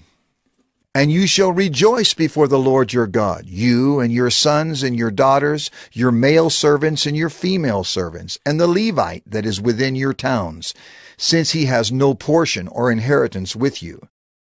Take care that you do not offer your burnt offerings at any place that you see, but at the place that the Lord will choose in one of your tribes. There you shall offer your burnt offerings, and there you shall do all that I am commanding you. However, you may slaughter and eat meat within any of your towns, as much as you desire, according to the blessing of the Lord your God that he has given you.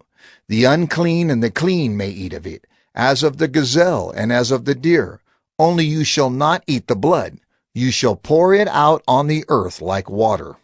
You may not eat within your towns the tithe of your grain, or of your wine, or of your oil, or the firstborn of your herd, or of your flock, or any of your vow offerings that you vow, or your freewill offerings, or the contribution that you present. But you shall eat them before the Lord your God in the place that the Lord your God will choose, you and your son and your daughter, your male servant and your female servant, and the Levite who is within your towns. And you shall rejoice before the Lord your God in all that you undertake. Take care that you do not neglect the Levite as long as you live in your land. When the Lord your God enlarges your territory as he has promised you, and you say, I will eat meat, because you crave meat, you may eat meat whenever you desire. If the place that the Lord your God will choose to put his name there is too far from you, then you may kill any of your herd or your flock, which the Lord has given you, as I have commanded you, and you may eat within your towns whenever you desire. Just as the gazelle or the deer is eaten, so you may eat of it. The unclean and the clean alike may eat of it. Only be sure that you do not eat the blood, for the blood is the life, and you shall not eat the life with the flesh. You shall not eat it. You shall pour it out on the earth like water. You shall not eat it, that all may go well with you and with your children after you, when you do what is right in the sight of the Lord. But the holy things that are due from you, and your vow offerings you shall take, and you shall go to the place that the Lord will choose, and offer your burnt offerings, the flesh and the blood, on the altar of the Lord your God. The blood of your sacrifices shall be poured out on the altar of the Lord your God, but the flesh you may eat. Be careful to obey all these words that I command you, that it may go well with you and with your children after you forever, when you do what is good and right in the sight of the Lord your God. When the Lord your God cuts off before you the nations whom you go in to dispossess, and you dispossess them and dwell in their land, take care that you be not ensnared to follow them after they have been destroyed before you, and that you do not inquire about their gods, saying, How did these nations serve their gods, that I also may do the same? You shall not worship the Lord your God in that way, for every abominable thing that the Lord hates they have done for their gods. For they even burn their sons and their daughters in the fire to their gods. Everything that I command you, you shall be careful to do. You shall not add to it or take from it. Deuteronomy 13. If a prophet or a dreamer of dreams arises among you and gives you a sign or a wonder, and the sign or wonder that he tells you comes to pass, and if he says, Let us go after other gods which you have not known, and let us serve them, you shall not listen to the words of that prophet or that dreamer of dreams, for the Lord your God is testing you to know whether you love the Lord your God with all your heart and with all your soul. You shall walk after the Lord your God and fear him and keep his commandments and obey his voice, and you shall serve him and hold fast to him. But that prophet or that dreamer of dreams shall be put to death, because he has taught rebellion against the Lord your God, who brought you out of the land of Egypt and redeemed you out of the house of slavery, to make you leave the way in which the Lord your God commanded you to walk. So you shall purge the evil from your midst. If your brother, the son of your mother, or your son, or your daughter, or the wife you embrace, or your friend, who is as your own soul, entices you secretly, saying, Let us go and serve other gods, which neither you nor your fathers have known, some of the gods of the peoples who are around you, whether near you or far off from you, from the one end of the earth to the other. You shall not yield to him or listen to him, nor shall your eye pity him, nor shall you spare him, nor shall you conceal him, but you shall kill him.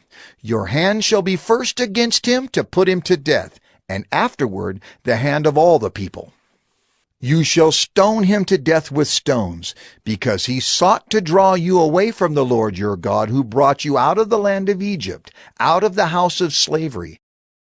And all Israel shall hear and fear and never again do any such wickedness as this among you.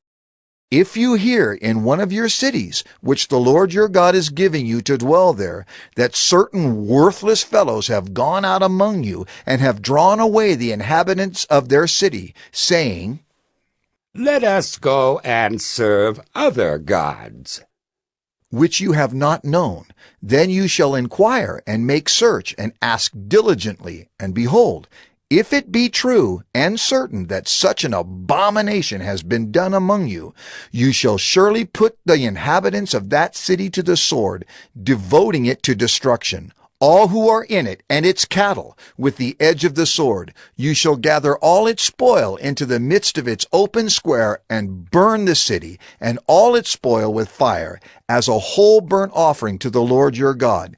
It shall be a heap forever. It shall not be built again. None of the devoted things shall stick to your hand, that the Lord may turn from the fierceness of his anger, and show you mercy, and have compassion on you, and multiply you, as he swore to your fathers. If you obey the voice of the Lord your God, keeping all his commandments that I am commanding you today, and doing what is right in the sight of the Lord your God. Deuteronomy 14. You are the sons of the Lord your God. You shall not cut yourselves, or make any baldness on your foreheads for the dead. For you are a people holy to the Lord your God, and the Lord has chosen you to be a people for his treasured possession, out of all the peoples who are on the face of the earth. You shall not eat any abomination. These are the animals you may eat: the ox, the sheep, the goat, the deer, the gazelle, the roebuck, the wild goat, the ibex, the antelope, and the mountain sheep. Every animal that parts the hoof and has the hoof cloven in two and chews the cud among the animals, you may eat. Yet of those that chew the cud or have the hoof cloven, you shall not eat these: the camel, the hare, and the rock badger, because they chew the cud but do not part the hoof, are unclean for you. And the pig, because it parts the hoof but does not chew the cud, is unclean for you. Their flesh you shall not eat, and their carcasses you shall not touch. Of all that are in the waters you may eat these. Whatever has fins and scales you may eat, and whatever does not have fins and scales you shall not eat. It is unclean for you. You may eat all clean birds. But these are the ones that you shall not eat: the eagle, the bearded vulture, the black vulture, the kite, the falcon of any kind, every raven of any kind, the ostrich, the nighthawk, the seagull, the hawk of any kind, the little owl and the short-eared owl, the barn owl and the tawny owl, the carrion vulture and the cormorant, the stork, the heron of any kind, the hoopoe and the bat, and all winged insects are unclean for you. They shall not be eaten. All clean winged things you may eat. You shall not eat anything that has died naturally. You may give it to the sojourner who is within your towns, that he may eat it, or you may sell it to a foreigner, for you are a people holy to the Lord your God. You shall not boil a young goat in its mother's milk. You shall tithe all the yield of your seed that comes from the field year by year, and before the Lord your God in the place that he will choose to make his name dwell there, you shall eat the tithe of your grain, of your wine, and of your oil, and the firstborn of your herd and flock, that you may learn to fear the Lord your God always.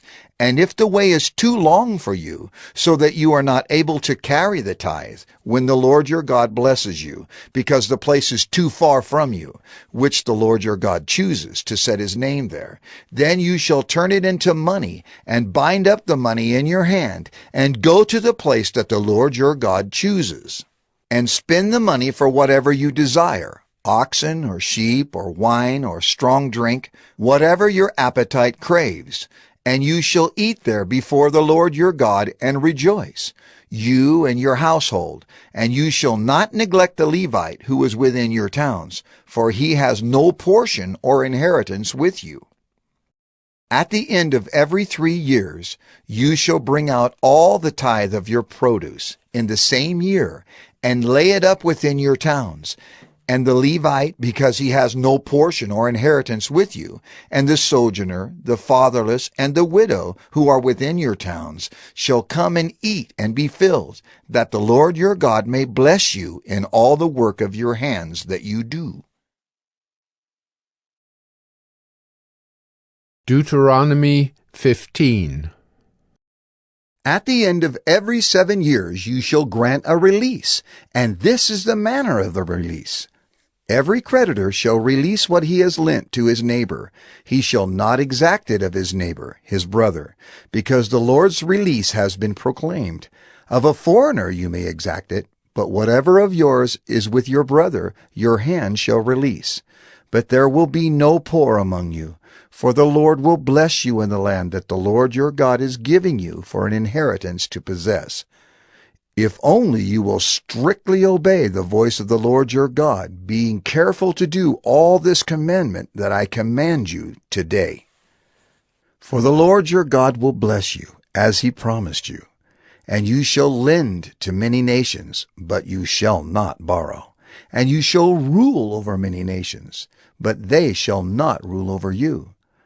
If among you one of your brothers should become poor, in any of your towns within your land that the Lord your God is giving you, you shall not harden your heart or shut your hand against your poor brother, but you shall open your hand to him and lend him sufficient for his need, whatever it may be.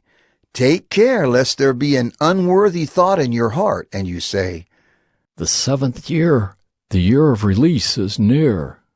And your eye look grudgingly on your poor brother, and you give him nothing, and he cry to the Lord against you, and you be guilty of sin. You shall give to him freely, and your heart shall not be grudging when you give to him. Because for this the Lord your God will bless you in all your work and in all that you undertake, for there will never cease to be poor in the land. Therefore I command you, you shall open wide your hand to your brother, to the needy, and to the poor in your land. If your brother, a Hebrew man or a Hebrew woman, is sold to you, he shall serve you 6 years. And in the 7th year you shall let him go free from you. And when you let him go free from you, you shall not let him go empty-handed. You shall furnish him liberally out of your flock, out of your threshing floor, and out of your winepress. As the Lord your God has blessed you, you shall give to him. You shall remember that you were a slave in the land of Egypt, and the Lord your God redeemed you. Therefore I command you this today. But if he says to you, "I will not go out from you," because he loves you and your household, since he is well off with you, then you shall take an awl and put it through his ear into the door, and he shall be your slave forever. And to your female slave you shall do the same. It shall not seem hard to you when you let him go free from you, for at half the cost of a hired servant he has served you 6 years. So the Lord your God will bless you in all that you do. All the firstborn males that are born of your herd and flock you shall dedicate to the Lord your God. You shall do no work with the firstborn of your herd, nor shear the firstborn of your flock. You shall eat it, you and your household, before the Lord your God, year by year, at the place that the Lord will choose. But if it has any blemish, if it is lame or blind, or has any serious blemish whatever, you shall not sacrifice it to the Lord your God. You shall eat it within your towns. The unclean and the clean alike may eat it, as though it were a gazelle or a deer. Only you shall not eat its blood. You shall pour it out on the ground like water. Deuteronomy 16. Observe the month of Abib, and keep the Passover to the Lord your God. For in the month of Abib the Lord your God brought you out of Egypt by night. And you shall offer the Passover sacrifice to the Lord your God from the flock or the herd at the place that the Lord will choose, to make his name dwell there. You shall eat no leavened bread with it. 7 days you shall eat it with unleavened bread, the bread of affliction. For you came out of the land of Egypt in haste, that all the days of your life you may remember the day when you came out of the land of Egypt. No leaven shall be seen with you in all your territory for 7 days, nor shall any of the flesh that you sacrifice on the evening of the first day remain all night until morning. You may not offer the Passover sacrifice within any of your towns that the Lord your God is giving you, but at the place that the Lord your God will choose, to make his name dwell in it. There you shall offer the Passover sacrifice, in the evening, at sunset, at the time you came out of Egypt. And you shall cook it and eat it, at the place that the Lord your God will choose. And in the morning you shall turn and go to your tents. For 6 days you shall eat unleavened bread. And on the 7th day there shall be a solemn assembly to the Lord your God. You shall do no work on it. You shall count 7 weeks. Begin to count the 7 weeks from the time the sickle is first put to the standing grain. Then you shall keep the feast of weeks to the Lord your God, with the tribute of a free will offering from your hand, which you shall give as the Lord your God blesses you. And you shall rejoice before the Lord your God, you and your son and your daughter, your male servant and your female servant, the Levite who is within your towns, the sojourner, the fatherless, and the widow who are among you, at the place that the Lord your God will choose, to make his name dwell there. You shall remember that you were a slave in Egypt, and you shall be careful to observe these statutes. You shall keep the feast of booths 7 days.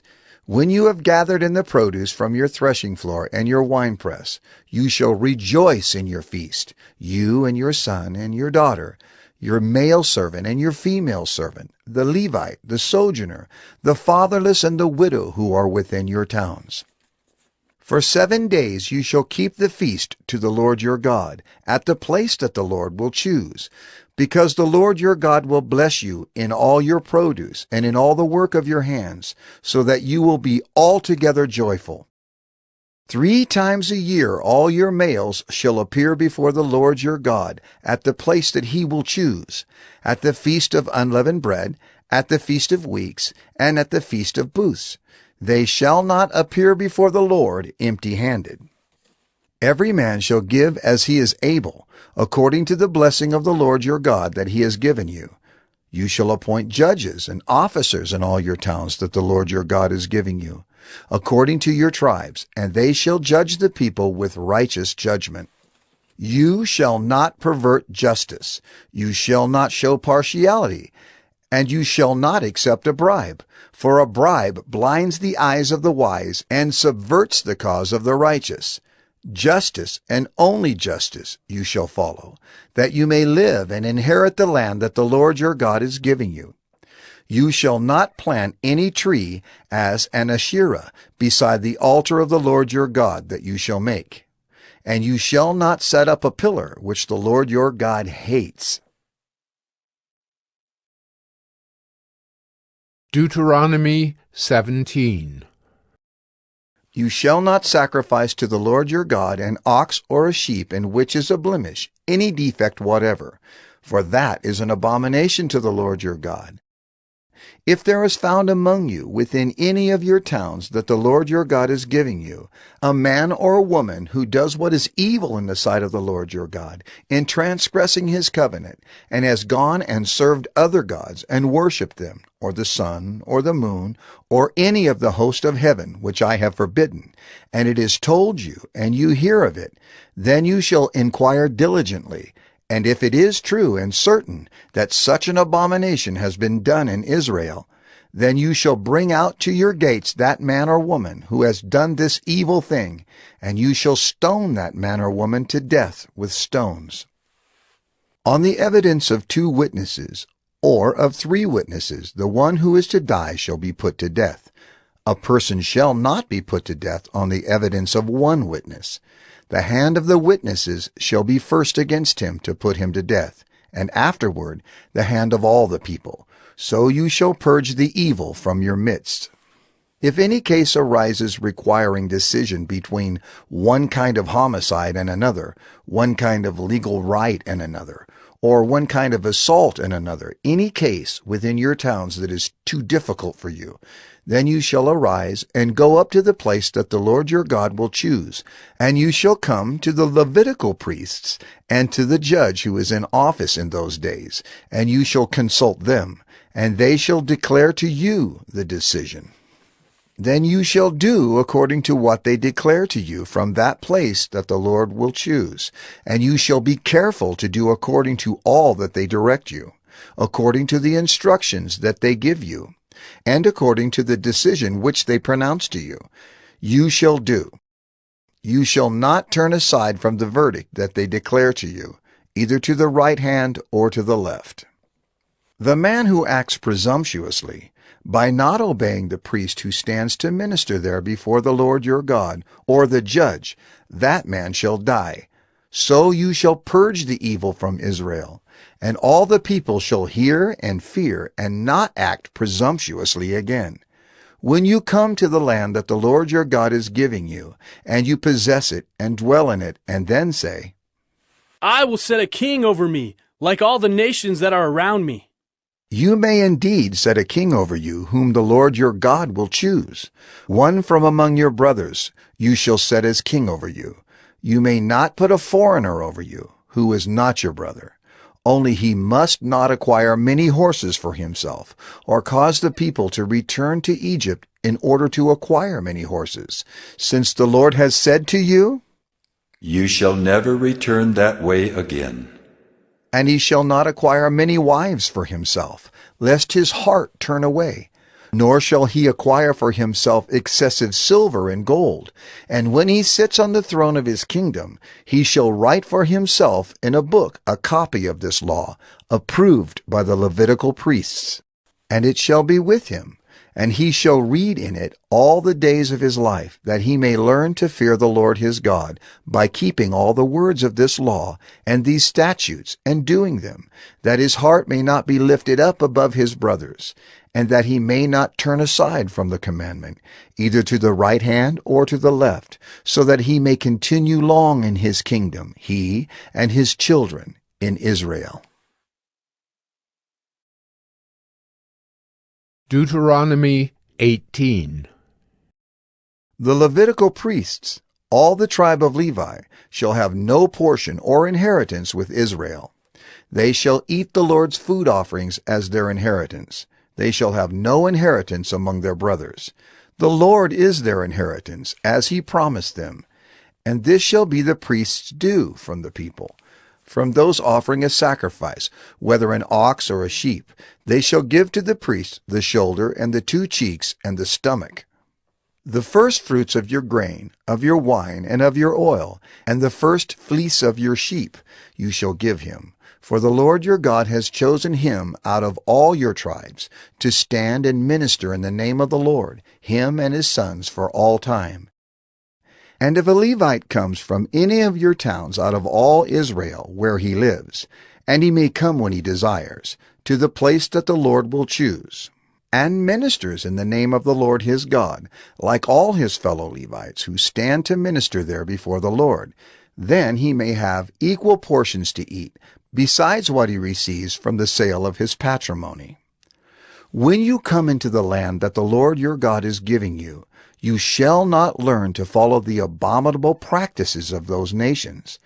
There shall not be found among you anyone who burns his son or his daughter as an offering, anyone who practices divination or tells fortunes or interprets omens, or a sorcerer or a charmer or a medium or a necromancer or one who inquires of the dead.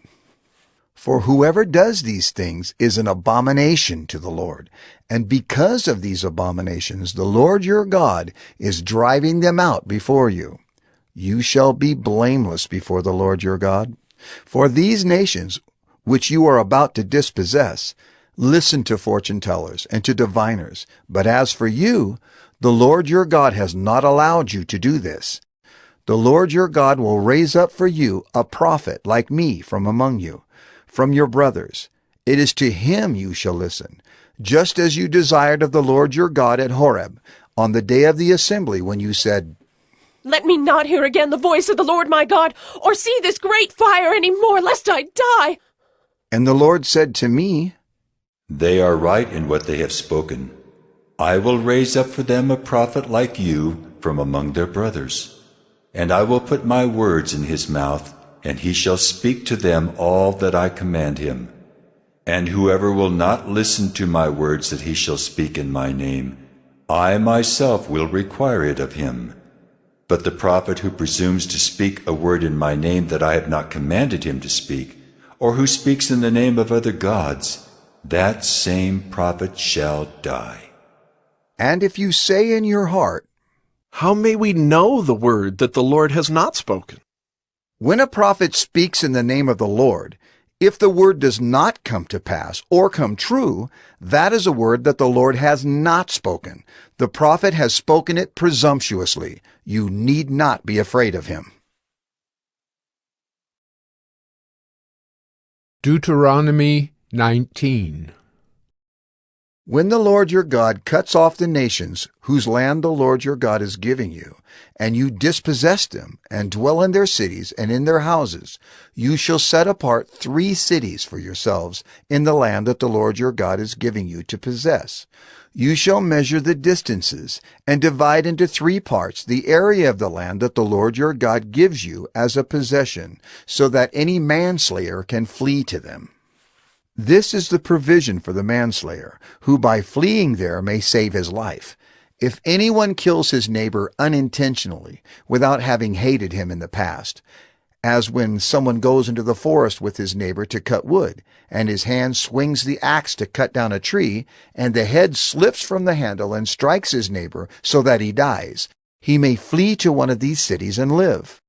Lest the avenger of blood in hot anger pursue the manslayer and overtake him, because the way is long, and strike him fatally, though the man did not deserve to die, since he had not hated his neighbor in the past. Therefore I command you, you shall set apart 3 cities, and if the Lord your God enlarges your territory, as he has sworn to your fathers, and gives you all the land that he promised to give to your fathers, provided you are careful to keep all this commandment which I command you today, by loving the Lord your God, and by walking ever in his ways. Then you shall add 3 other cities to these 3, lest innocent blood be shed in your land that the Lord your God is giving you for an inheritance, and so the guilt of bloodshed be upon you. But if anyone hates his neighbor, and lies in wait for him, and attacks him, and strikes him fatally so that he dies, and he flees into one of these cities, then the elders of his city shall send and take him from there, and hand him over to the avenger of blood, so that he may die. Your eye shall not pity him, but you shall purge the guilt of innocent blood from Israel, so that it may be well with you. You shall not move your neighbor's landmark, which the men of old have set, in the inheritance that you will hold in the land that the Lord your God is giving you to possess. A single witness shall not suffice against a person for any crime or for any wrong in connection with any offense that he has committed. Only on the evidence of 2 witnesses or of 3 witnesses shall a charge be established. If a malicious witness arises to accuse a person of wrongdoing, then both parties to the dispute shall appear before the Lord, before the priests and the judges who are in office in those days. The judges shall inquire diligently, and if the witness is a false witness and has accused his brother falsely, then you shall do to him as he had meant to do to his brother. So you shall purge the evil from your midst, and the rest shall hear and fear, and shall never again commit any such evil among you. Your eye shall not pity. It shall be life for life, eye for eye, tooth for tooth, hand for hand, foot for foot. Deuteronomy 20. When you go out to war against your enemies, and see horses and chariots, and an army larger than your own, you shall not be afraid of them. For the Lord your God is with you, who brought you up out of the land of Egypt. And when you draw near to the battle, the priest shall come forward and speak to the people, and shall say to them, Hear, O Israel! Today you are drawing near for battle against your enemies. Let not your heart faint. Do not fear or panic or be in dread of them. For the Lord your God is he who goes with you to fight for you against your enemies, to give you the victory. Then the officers shall speak to the people, saying, Is there any man who has built a new house and has not dedicated it? Let him go back to his house, lest he die in the battle, and another man dedicate it. And is there any man who has planted a vineyard and has not enjoyed its fruit? Let him go back to his house, lest he die in the battle, and another man enjoy its fruit. And is there any man who has betrothed a wife and has not taken her? Let him go back to his house, lest he die in the battle, and another man take her. And the officers shall speak further to the people, and say, Is there any man who is fearful and faint-hearted? Let him go back to his house, lest he make the heart of his fellows melt like his own. And when the officers have finished speaking to the people, then commanders shall be appointed at the head of the people. When you draw near to a city to fight against it, offer terms of peace to it. And if it responds to you peaceably, and it opens to you, then all the people who are found in it shall do forced labor for you, and shall serve you.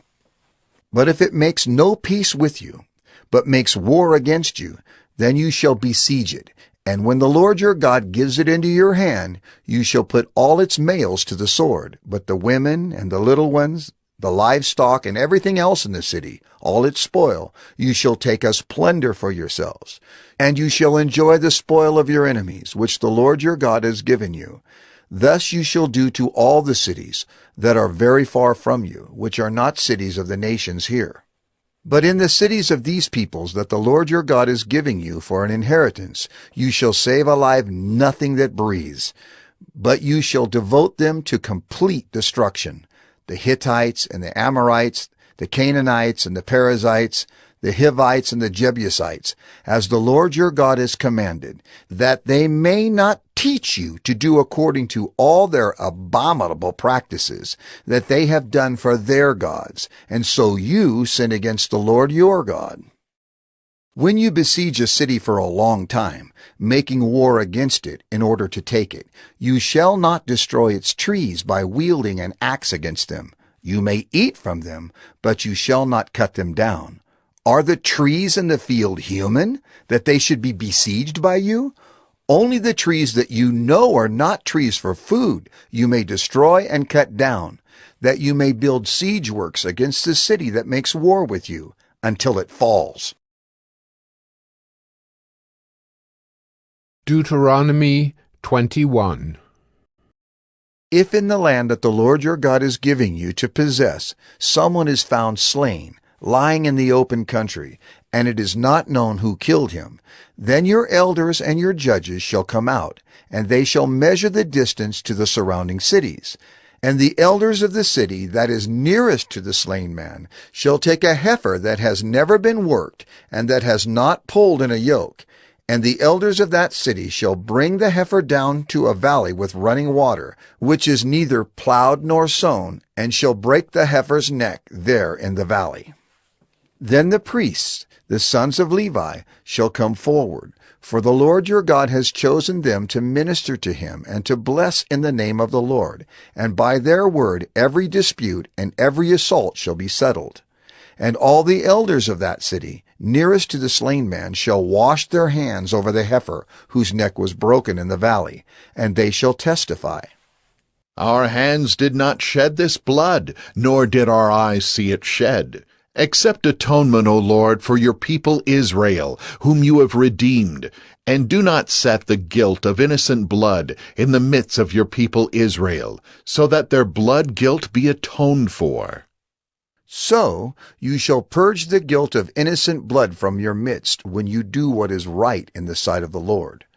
When you go out to war against your enemies, and the Lord your God gives them into your hand, and you take them captive, and you see among the captives a beautiful woman, and you desire to take her to be your wife, and you bring her home to your house, she shall shave her head and pare her nails, and she shall take off the clothes in which she was captured, and shall remain in your house, and lament her father and her mother a full month. After that you may go into her, and be her husband, and she shall be your wife. But if you no longer delight in her, you shall let her go where she wants. But you shall not sell her for money, nor shall you treat her as a slave, since you have humiliated her. If a man has 2 wives, the one loved and the other unloved, and both the loved and the unloved have borne him children, and if the firstborn son belongs to the unloved, Then on the day when he assigns his possessions as an inheritance to his sons, he may not treat the son of the loved as the firstborn in preference to the son of the unloved, who is the firstborn. But he shall acknowledge the firstborn, the son of the unloved, by giving him a double portion of all that he has. For he is the first fruits of his strength. The right of the firstborn is his. If a man has a stubborn and rebellious son, who will not obey the voice of his father or the voice of his mother, and though they discipline him, will not listen to them, then his father and his mother shall take hold of him, and bring him out to the elders of his city, at the gate of the place where he lives. And they shall say to the elders of his city, This, our son, is stubborn and rebellious. He will not obey our voice. He is a glutton and a drunkard. Then all the men of the city shall stone him to death with stones. So you shall purge the evil from your midst, and all Israel shall hear and fear. And if a man has committed a crime punishable by death, and he is put to death, and you hang him on a tree, his body shall not remain all night on the tree, but you shall bury him the same day, for a hanged man is cursed by God. You shall not defile your land that the Lord your God is giving you for an inheritance. Deuteronomy 22. You shall not see your brother's ox or his sheep going astray, and ignore them. You shall take them back to your brother. And if he does not live near you, and you do not know who he is, you shall bring it home to your house, and it shall stay with you until your brother seeks it. Then you shall restore it to him. And you shall do the same with his donkey, or with his garment, or with any lost thing of your brother's, which he loses and you find. You may not ignore it. You shall not see your brother's donkey or his ox fallen down by the way and ignore them. You shall help him to lift them up again. A woman shall not wear a man's garment, nor shall a man put on a woman's cloak, for whoever does these things is an abomination to the Lord your God. If you come across a bird's nest in any tree or on the ground, with young ones or eggs, and the mother sitting on the young or on the eggs, you shall not take the mother with the young. You shall let the mother go, but the young you may take for yourself, that it may go well with you, and that you may live long. When you build a new house, you shall make a parapet for your roof, that you may not bring the guilt of blood upon your house if anyone should fall from it. You shall not sow your vineyard with two kinds of seed, lest the whole yield be forfeited, the crop that you have sown, and the yield of the vineyard. You shall not plow with an ox and a donkey together. You shall not wear cloth of wool and linen mixed together. You shall make yourself tassels on the four corners of the garment with which you cover yourself. If any man takes a wife and goes into her and then hates her, and accuses her of misconduct, and brings a bad name upon her, saying, I took this woman, and when I came near her, I did not find in her evidence of virginity. Then the father of the young woman and her mother shall take and bring out the evidence of her virginity to the elders of the city in the gate. And the father of the young woman shall say to the elders, I gave my daughter to this man to marry, and he hates her. And behold, he has accused her of misconduct, saying, I did not find in your daughter evidence of virginity. And yet this is the evidence of my daughter's virginity. And they shall spread the cloak before the elders of the city. Then the elders of that city shall take the man and whip him. And they shall fine him 100 shekels of silver, and give them to the father of the young woman, because he has brought a bad name upon a virgin of Israel. And she shall be his wife. He may not divorce her all his days. But if the thing is true, that evidence of virginity was not found in the young woman, then they shall bring out the young woman to the door of her father's house, and the men of her city shall stone her to death with stones, because she has done an outrageous thing in Israel by whoring in her father's house. So you shall purge the evil from your midst. If a man is found lying with the wife of another man, both of them shall die, the man who lay with the woman and the woman. So you shall purge the evil from Israel. If there is a betrothed virgin, and a man meets her in the city and lies with her, then you shall bring them both out to the gate of that city, and you shall stone them to death with stones, the young woman because she did not cry for help, though she was in the city, and the man because he violated his neighbor's wife. So you shall purge the evil from your midst. But if in the open country a man meets a young woman who is betrothed, and the man seizes her and lies with her, then only the man who lay with her shall die. But you shall do nothing to the young woman. She has committed no offense punishable by death. For this case is like that of a man attacking and murdering his neighbor, because he met her in the open country. And though the betrothed young woman cried for help, there was no one to rescue her. If a man meets a virgin who is not betrothed, and seizes her and lies with her, and they are found, then the man who lay with her shall give to the father of the young woman 50 shekels of silver, and she shall be his wife, because he has violated her. He may not divorce her all his days. A man shall not take his father's wife, so that he does not uncover his father's nakedness.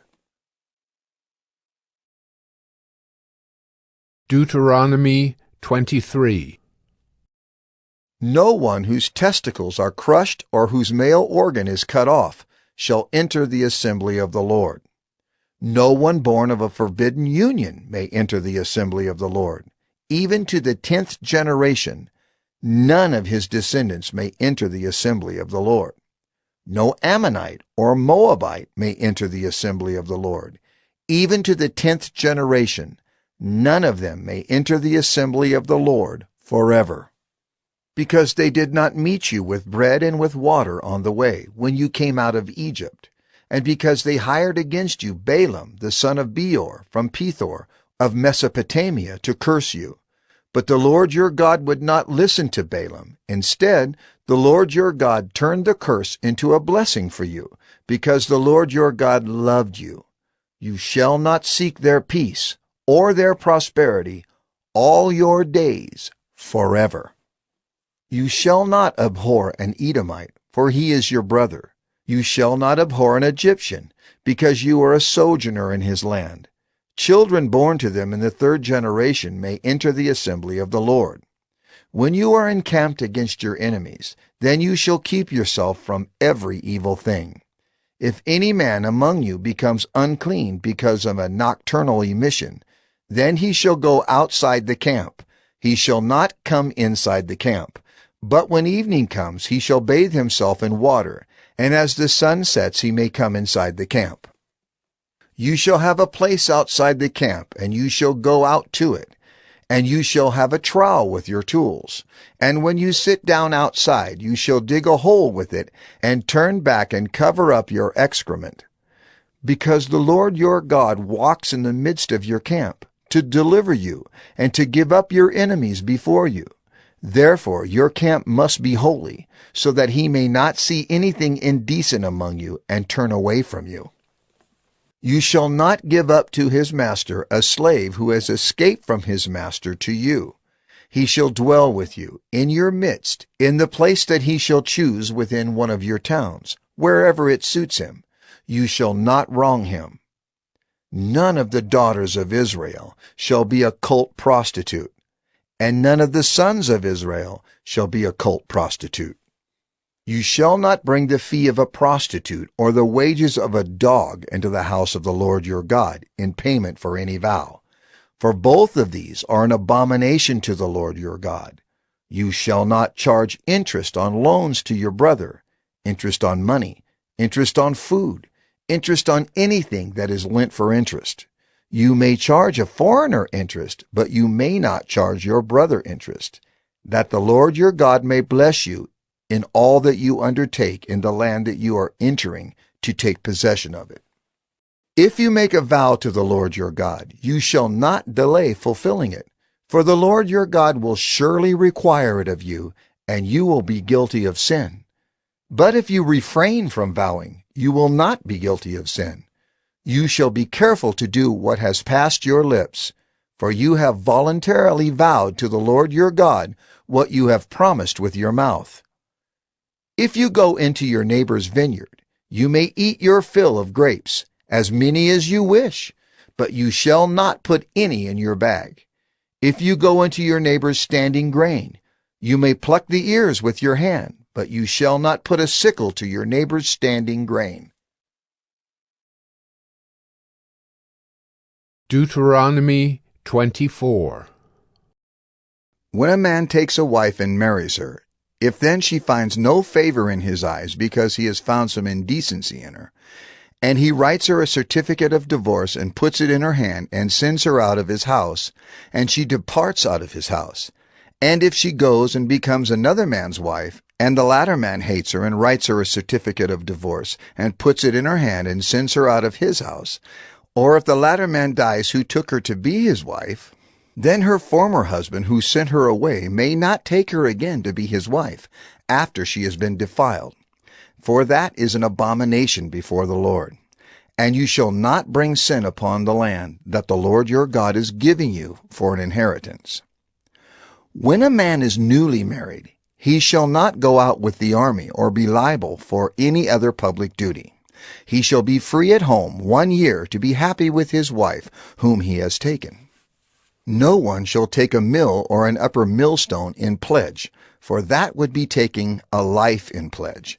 If a man is found stealing one of his brothers of the people of Israel, and if he treats him as a slave or sells him, then that thief shall die. So you shall purge the evil from your midst. Take care in a case of leprous disease, to be very careful to do according to all that the Levitical priests shall direct you. As I commanded them, so you shall be careful to do. Remember what the Lord your God did to Miriam on the way as you came out of Egypt. When you make your neighbor a loan of any sort, you shall not go into his house to collect his pledge. You shall stand outside, and the man to whom you make the loan shall bring the pledge out to you. And if he is a poor man, you shall not sleep in his pledge. You shall restore to him the pledge as the sun sets, that he may sleep in his cloak and bless you. And it shall be righteousness for you before the Lord your God. You shall not oppress a hired servant who is poor and needy, whether he is one of your brothers or one of the sojourners who are in your land within your towns. You shall give him his wages on the same day, before the sun sets, for he is poor and counts on it, lest he cry against you to the Lord, and you be guilty of sin. Fathers shall not be put to death because of their children, nor shall children be put to death because of their fathers. Each one shall be put to death for his own sin. You shall not pervert the justice due to the sojourner or to the fatherless, or take a widow's garment in pledge. But you shall remember that you were a slave in Egypt, and the Lord your God redeemed you from there. Therefore I command you to do this. When you reap your harvest in your field, and forget a sheaf in the field, you shall not go back to get it. It shall be for the sojourner, the fatherless, and the widow, that the Lord your God may bless you in all the work of your hands. When you beat your olive trees, you shall not go over them again. It shall be for the sojourner, the fatherless, and the widow. When you gather the grapes of your vineyard, you shall not strip it afterward.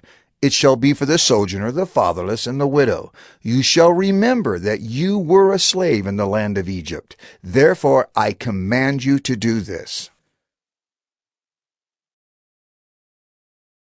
Deuteronomy 25. If there is a dispute between men, and they come into court, and the judges decide between them, acquitting the innocent and condemning the guilty, then if the guilty man deserves to be beaten, the judge shall cause him to lie down and be beaten in his presence with a number of stripes in proportion to his offense. 40 stripes may be given him, but not more, lest if one should go on to beat him with more stripes than these, your brother be degraded in your sight. You shall not muzzle an ox when it is treading out the grain. If brothers dwell together, and one of them dies and has no son, the wife of the dead man shall not be married outside the family to a stranger. Her husband's brother shall go into her, and take her as his wife, and perform the duty of a husband's brother to her. And the first son whom she bears shall succeed to the name of his dead brother, that his name may not be blotted out of Israel. And if the man does not wish to take his brother's wife, then his brother's wife shall go up to the gate to the elders and say, My husband's brother refuses to perpetuate his brother's name in Israel. He will not perform the duty of a husband's brother to me. Then the elders of his city shall call him and speak to him. And if he persists, saying, I do not wish to take her, then his brother's wife shall go up to him in the presence of the elders, and pull his sandal off his foot, and spit in his face. And she shall answer and say, So shall it be done to the man who does not build up his brother's house. And the name of his house shall be called in Israel, the house of him who had his sandal pulled off. When men fight with one another, and the wife of the one draws near to rescue her husband from the hand of him who is beating him, and puts out her hand and seizes him by the private parts, then you shall cut off her hand. Your eye shall have no pity. You shall not have in your bag 2 kinds of weights, a large and a small. You shall not have in your house 2 kinds of measures, a large and a small. A full and fair weight you shall have, a full and fair measure you shall have, that your days may be long in the land that the Lord your God is giving you. For all who do such things, all who act dishonestly, are an abomination to the Lord your God. Remember what Amalek did to you on the way as you came out of Egypt, how he attacked you on the way when you were faint and weary, and cut off your tail, those who were lagging behind you, and he did not fear God. Therefore, when the Lord your God has given you rest from all your enemies around you, in the land that the Lord your God has given you for an inheritance to possess, you shall blot out the memory of Amalek from under heaven. You shall not forget. Deuteronomy 26. When you come into the land that the Lord your God is giving you for an inheritance, and have taken possession of it, and live in it, you shall take some of the first of all the fruit of the ground, which you harvest from your land that the Lord your God is giving you, and you shall put it in a basket, and you shall go to the place that the Lord your God will choose to make his name to dwell there. And you shall go to the priest who is in office at that time, and say to him, I declare today to the Lord your God that I have come into the land that the Lord swore to our fathers to give us. Then the priest shall take the basket from your hand and set it down before the altar of the Lord your God, and you shall make response before the Lord your God. A wandering Aramean was my father, and he went down into Egypt and sojourned there, few in number, and there he became a nation, great, mighty, and populous. And the Egyptians treated us harshly and humiliated us and laid on us hard labor. Then we cried to the Lord, the God of our fathers, and the Lord heard our voice and saw our affliction, our toil, and our oppression. And the Lord brought us out of Egypt with a mighty hand and an outstretched arm, with great deeds of terror, with signs and wonders. And he brought us into this place and gave us this land, a land flowing with milk and honey.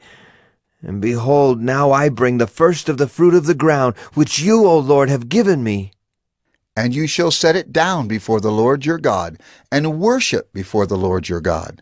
And you shall rejoice in all the good that the Lord your God has given to you, and to your house, you, and the Levite, and the sojourner who is among you. When you have finished paying all the tithe of your produce in the 3rd year, which is the year of tithing, giving it to the Levite, the sojourner, the fatherless, and the widow, so that they may eat within your towns and be filled. Then you shall say before the Lord your God, I have removed the sacred portion out of my house, and moreover I have given it to the Levite, the sojourner, the fatherless, and the widow, according to all your commandment that you have commanded me. I have not transgressed any of your commandments, nor have I forgotten them. I have not eaten of the tithe while I was mourning, or removed any of it while I was unclean, or offered any of it to the dead. I have obeyed the voice of the Lord my God. I have done according to all that you have commanded me. Look down from your holy habitation, from heaven, and bless your people Israel and the ground that you have given us, as you swore to our fathers, a land flowing with milk and honey. This day the Lord your God commands you to do these statutes and rules.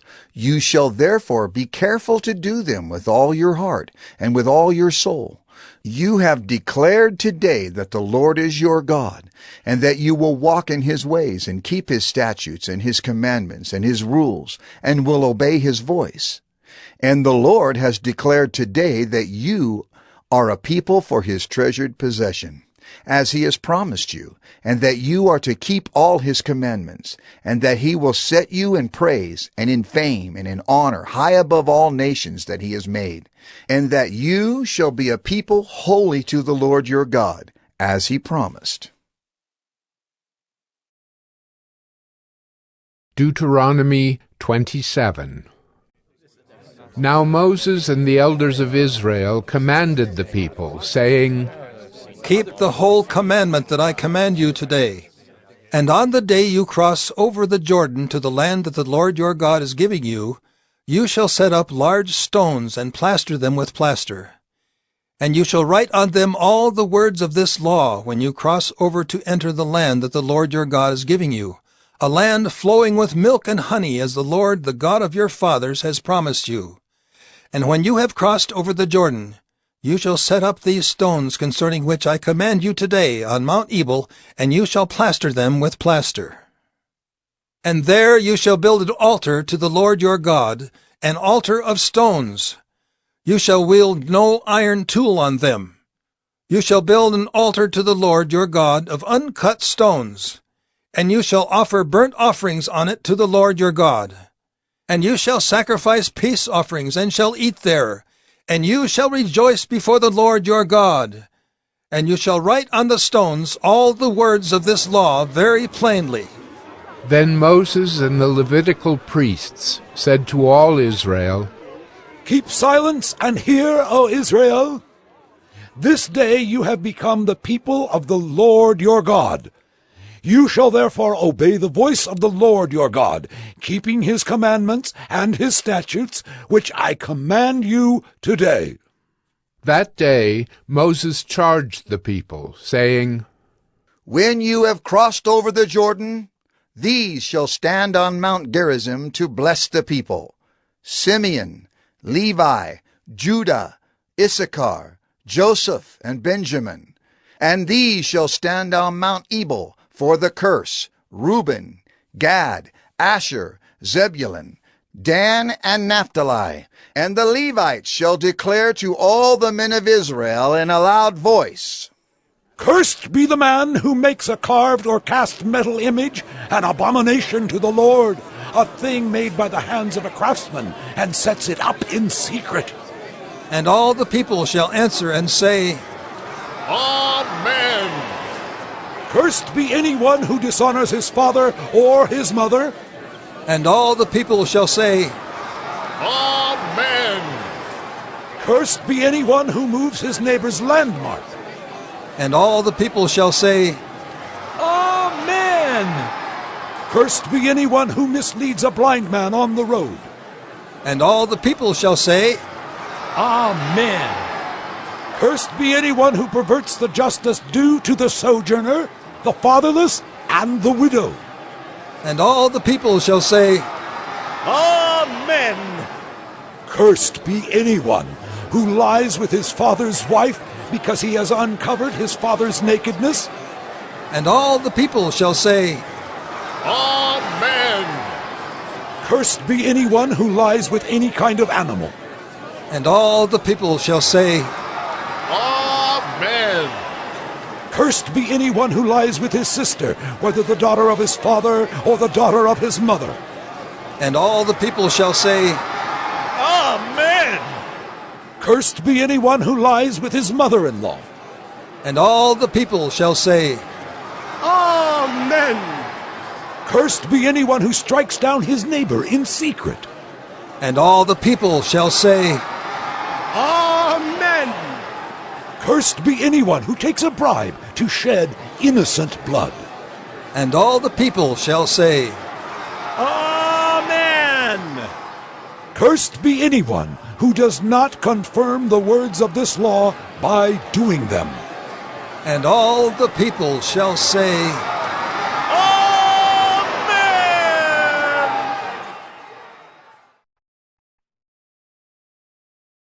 Deuteronomy 28.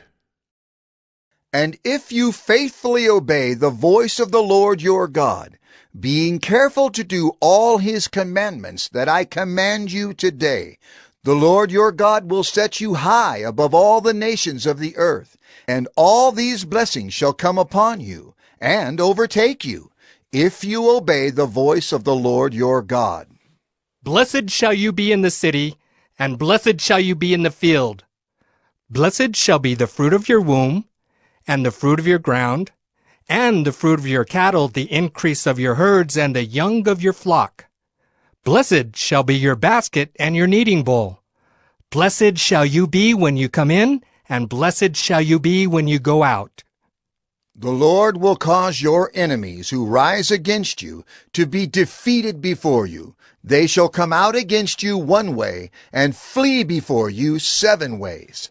The Lord will command the blessing on you in your barns and in all that you undertake, and he will bless you in the land that the Lord your God is giving you. The Lord will establish you as a people, holy to himself, as he has sworn to you. If you keep the commandments of the Lord your God and walk in his ways, and all the peoples of the earth shall see that you are called by the name of the Lord, and they shall be afraid of you, and the Lord will make you abound in prosperity, in the fruit of your womb, and in the fruit of your livestock, and in the fruit of your ground, within the land that the Lord swore to your fathers to give you. The Lord will open to you his good treasury, the heavens, to give the rain to your land in its season, and to bless all the work of your hands. And you shall lend to many nations, but you shall not borrow.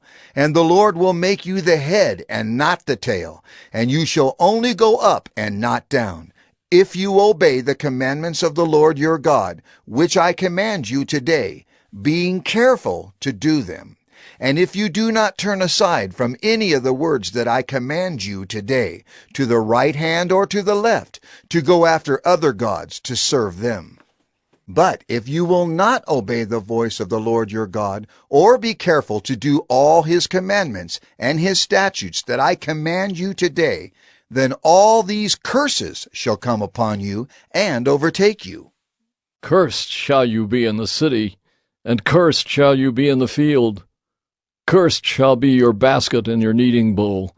Cursed shall be the fruit of your womb, and the fruit of your ground, the increase of your herds and the young of your flock. Cursed shall you be when you come in, and cursed shall you be when you go out. The Lord will send on you curses, confusion, and frustration in all that you undertake to do, until you are destroyed and perish quickly on account of the evil of your deeds, because you have forsaken me. The Lord will make the pestilence stick to you until he has consumed you off the land that you are entering to take possession of it. The Lord will strike you with wasting disease and with fever, inflammation, and fiery heat, and with drought, and with blight, and with mildew. They shall pursue you until you perish. And the heavens over your head shall be bronze, and the earth under you shall be iron. The Lord will make the rain of your land powder. From heaven dust shall come down on you until you are destroyed. The Lord will cause you to be defeated before your enemies. You shall go out one way against them, and flee 7 ways before them. And you shall be a horror to all the kingdoms of the earth. And your dead bodies shall be food for all birds of the air, and for the beasts of the earth. And there shall be no one to frighten them away. The Lord will strike you with the boils of Egypt, and with tumors and scabs and itch, of which you cannot be healed. The Lord will strike you with madness and blindness and confusion of mind, and you shall grope at noonday as the blind grope in darkness. And you shall not prosper in your ways, and you shall be only oppressed and robbed continually, and there shall be no one to help you. You shall betroth a wife, but another man shall ravish her. You shall build a house, but you shall not dwell in it. You shall plant a vineyard, but you shall not enjoy its fruit. Your ox shall be slaughtered before your eyes, but you shall not eat any of it. Your donkey shall be seized before your face, but shall not be restored to you. Your sheep shall be given to your enemies, but there shall be no one to help you. Your sons and your daughters shall be given to another people, while your eyes look on and fail with longing for them all day long, but you shall be helpless.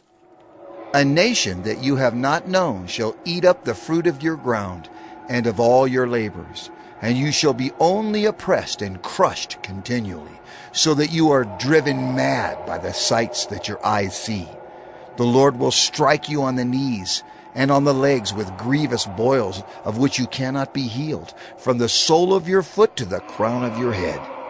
The Lord will bring you and your king, whom you set over you, to a nation that neither you nor your fathers have known, and there you shall serve other gods of wood and stone. And you shall become a horror, a proverb, and a byword among all the peoples where the Lord will lead you away. You shall carry much seed into the field, and shall gather in little, for the locust shall consume it. You shall plant vineyards and dress them, but you shall neither drink of the wine nor gather the grapes, for the worm shall eat them.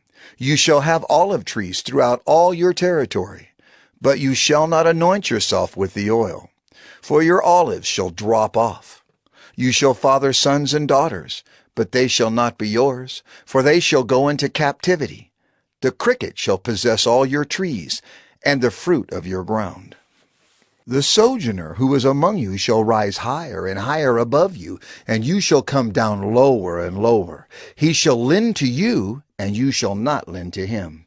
He shall be the head, and you shall be the tail. All these curses shall come upon you, and pursue you, and overtake you, till you are destroyed, because you did not obey the voice of the Lord your God, to keep his commandments and his statutes that he commanded you. They shall be a sign and a wonder against you and your offspring forever, because you did not serve the Lord your God with joyfulness and gladness of heart, because of the abundance of all things.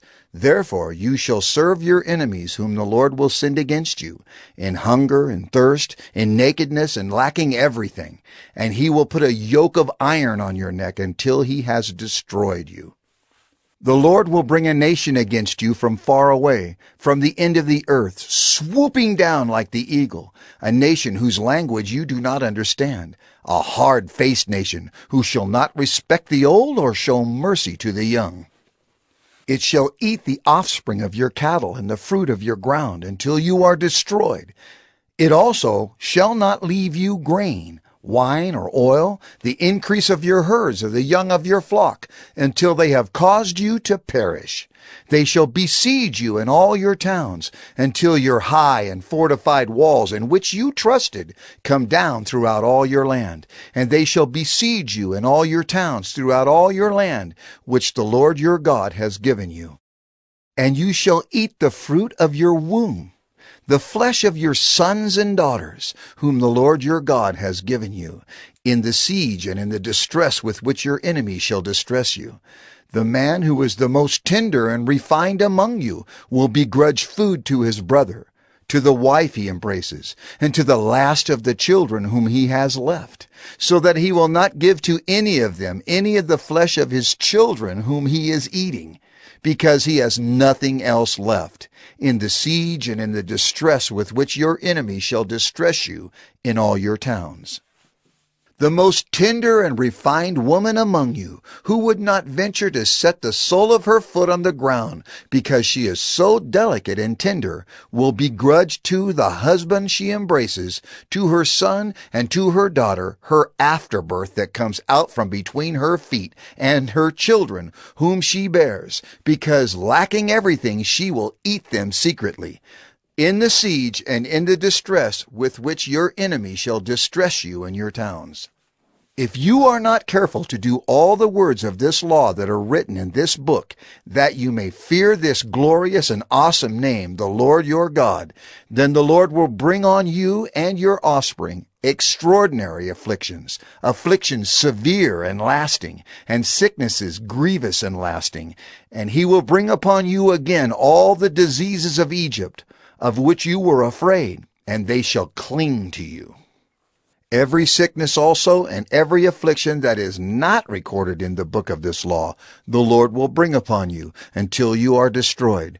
Whereas you were as numerous as the stars of heaven, you shall be left few in number, because you did not obey the voice of the Lord your God. And as the Lord took delight in doing you good and multiplying you, so the Lord will take delight in bringing ruin upon you and destroying you. And you shall be plucked off the land that you are entering to take possession of it. And the Lord will scatter you among all peoples, from one end of the earth to the other. And there you shall serve other gods of wood and stone, which neither you nor your fathers have known. And among these nations you shall find no respite, and there shall be no resting place for the sole of your foot. But the Lord will give you there a trembling heart and failing eyes and a languishing soul. Your life shall hang in doubt before you. Night and day you shall be in dread and have no assurance of your life. In the morning you shall say, "If only it were evening." And at evening you shall say, "If only it were morning." Because of the dread that your heart shall feel, and the sights that your eyes shall see. And the Lord will bring you back in ships to Egypt, a journey that I promised that you should never make again. And there you shall offer yourselves for sale to your enemies as male and female slaves, but there will be no buyer. Deuteronomy 29. These are the words of the covenant that the Lord commanded Moses to make with the people of Israel in the land of Moab, besides the covenant that he had made with them at Horeb. And Moses summoned all Israel, and said to them, You have seen all that the Lord did before your eyes in the land of Egypt, to Pharaoh, and to all his servants, and to all his land, the great trials that your eyes saw, the signs and those great wonders. But to this day the Lord has not given you a heart to understand, or eyes to see, or ears to hear. I have led you 40 years in the wilderness. Your clothes have not worn out on you, and your sandals have not worn off your feet. You have not eaten bread, and you have not drunk wine or strong drink, that you may know that I am the Lord your God. And when you came to this place, Sihon, the king of Heshbon, and Og, the king of Bashan, came out against us to battle, but we defeated them. We took their land and gave it for an inheritance to the Reubenites, the Gadites, and the half-tribe of the Manassites. Therefore, keep the words of this covenant and do them, that you may prosper in all that you do. You are standing today, all of you, before the Lord your God, the heads of your tribes, your elders, and your officers, all the men of Israel, your little ones, your wives, and the sojourner who is in your camp, from the one who chops your wood to the one who draws your water, so that you may enter into the sworn covenant of the Lord your God, which the Lord your God is making with you today, that he may establish you today as his people, and that he may be your God as he promised you, and as he swore to your fathers, to Abraham, to Isaac, and to Jacob. It is not with you alone that I am making this sworn covenant, but with whoever is standing here with us today before the Lord our God, and with whoever is not here with us today. You know how we lived in the land of Egypt, and how we came through the midst of the nations through which you passed. And you have seen their detestable things, their idols of wood and stone, of silver and gold, which were among them. Beware lest there be among you a man or woman or clan or tribe whose heart is turning away today from the Lord our God, to go and serve the gods of those nations. Beware lest there be among you a root bearing poisonous and bitter fruit, one who, when he hears the words of this sworn covenant, blesses himself in his heart, saying, I shall be safe, though I walk in the stubbornness of my heart. This will lead to the sweeping away of moist and dry alike. The Lord will not be willing to forgive him, but rather the anger of the Lord and his jealousy will smoke against that man, and the curses written in this book will settle upon him, and the Lord will blot out his name from under heaven. And the Lord will single him out from all the tribes of Israel for calamity, in accordance with all the curses of the covenant written in this book of the law.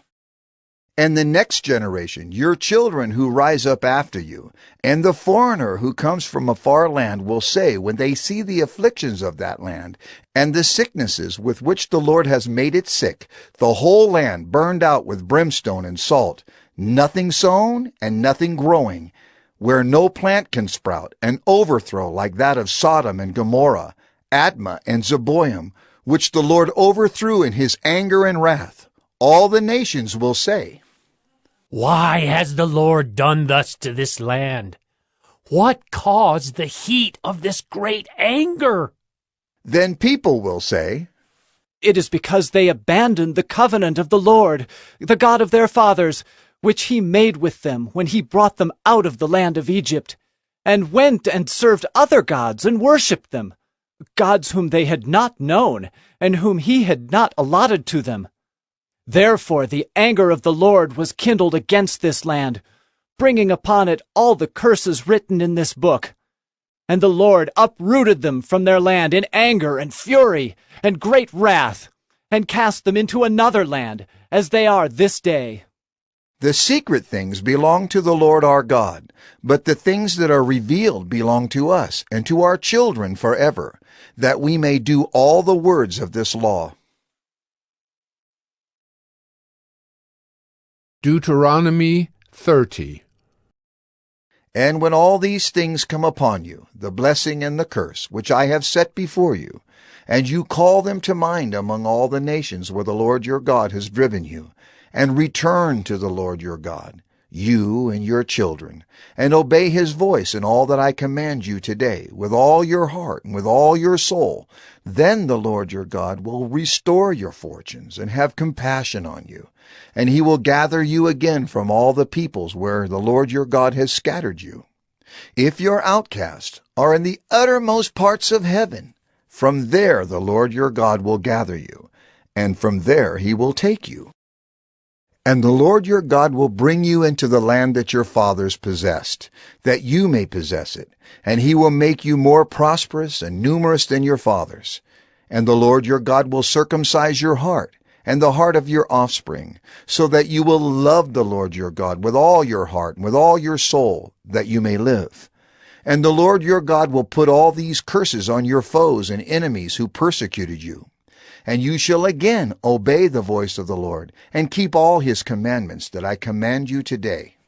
The Lord your God will make you abundantly prosperous in all the work of your hand, in the fruit of your womb, and in the fruit of your cattle, and in the fruit of your ground. For the Lord will again take delight in prospering you, as he took delight in your fathers, when you obey the voice of the Lord your God, to keep his commandments and his statutes that are written in this book of the law.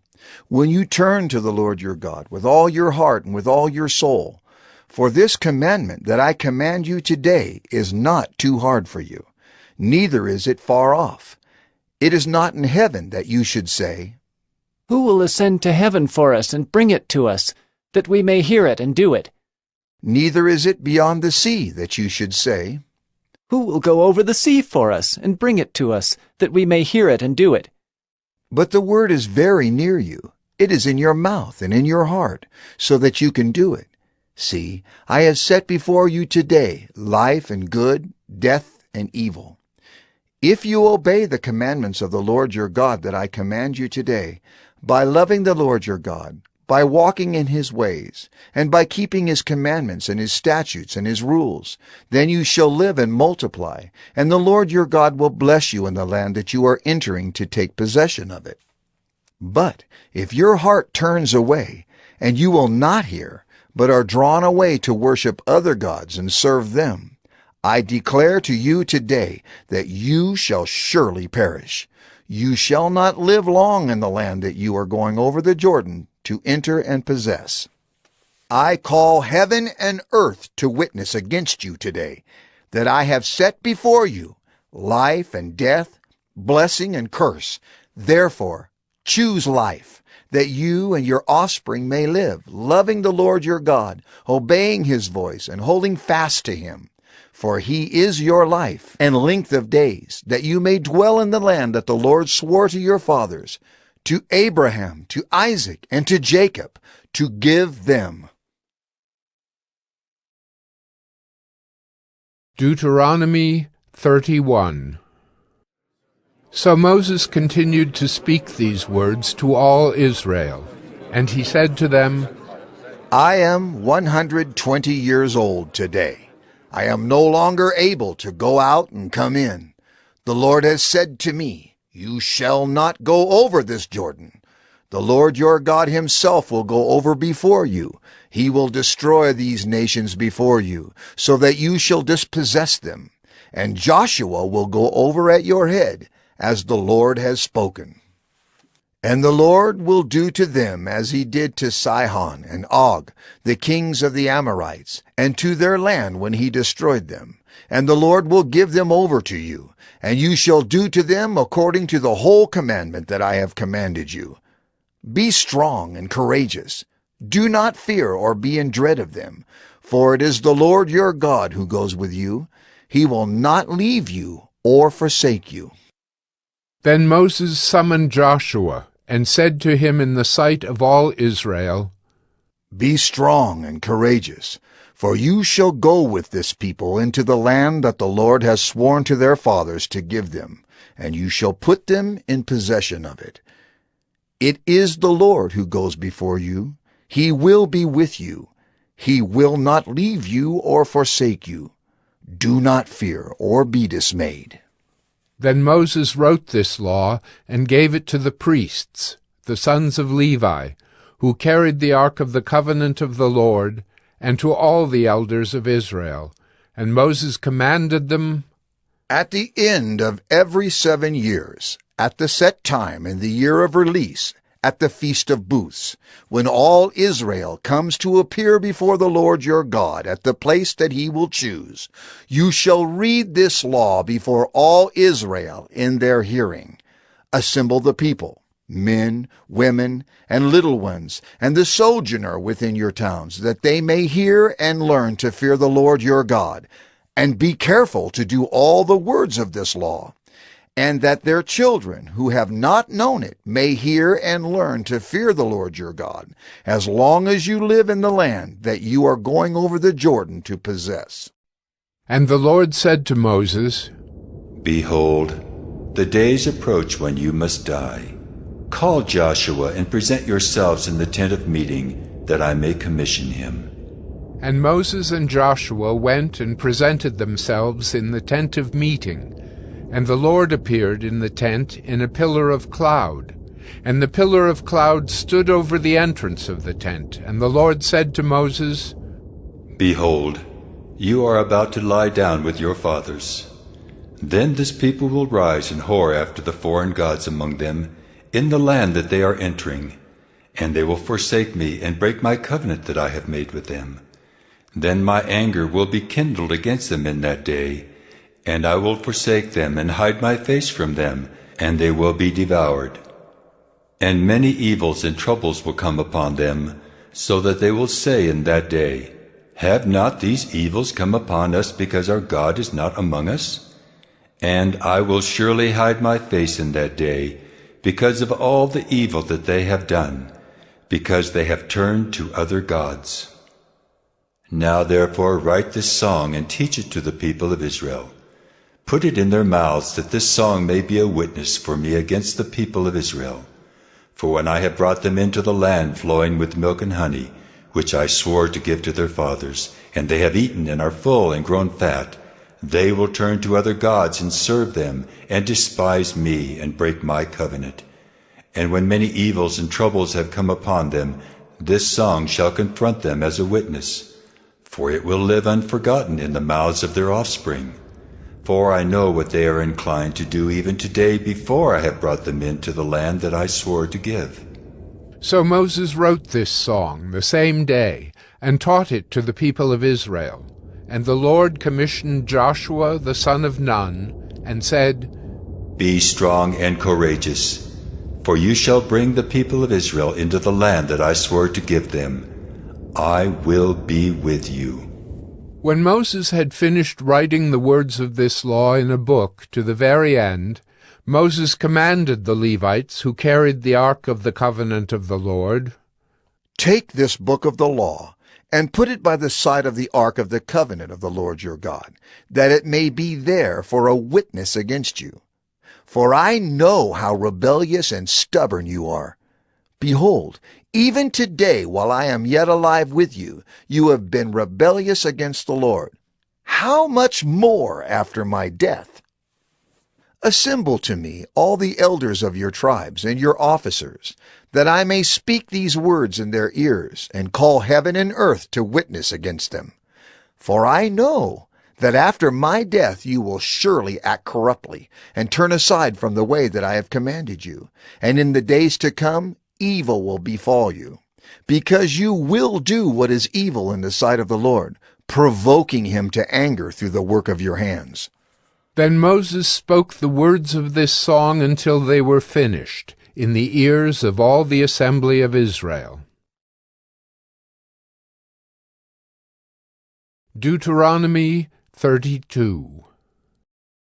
Give ear, O heavens, and I will speak, and let the earth hear the words of my mouth. May my teaching drop as the rain, my speech distill as the dew, like gentle rain upon the tender grass, and like showers upon the herb.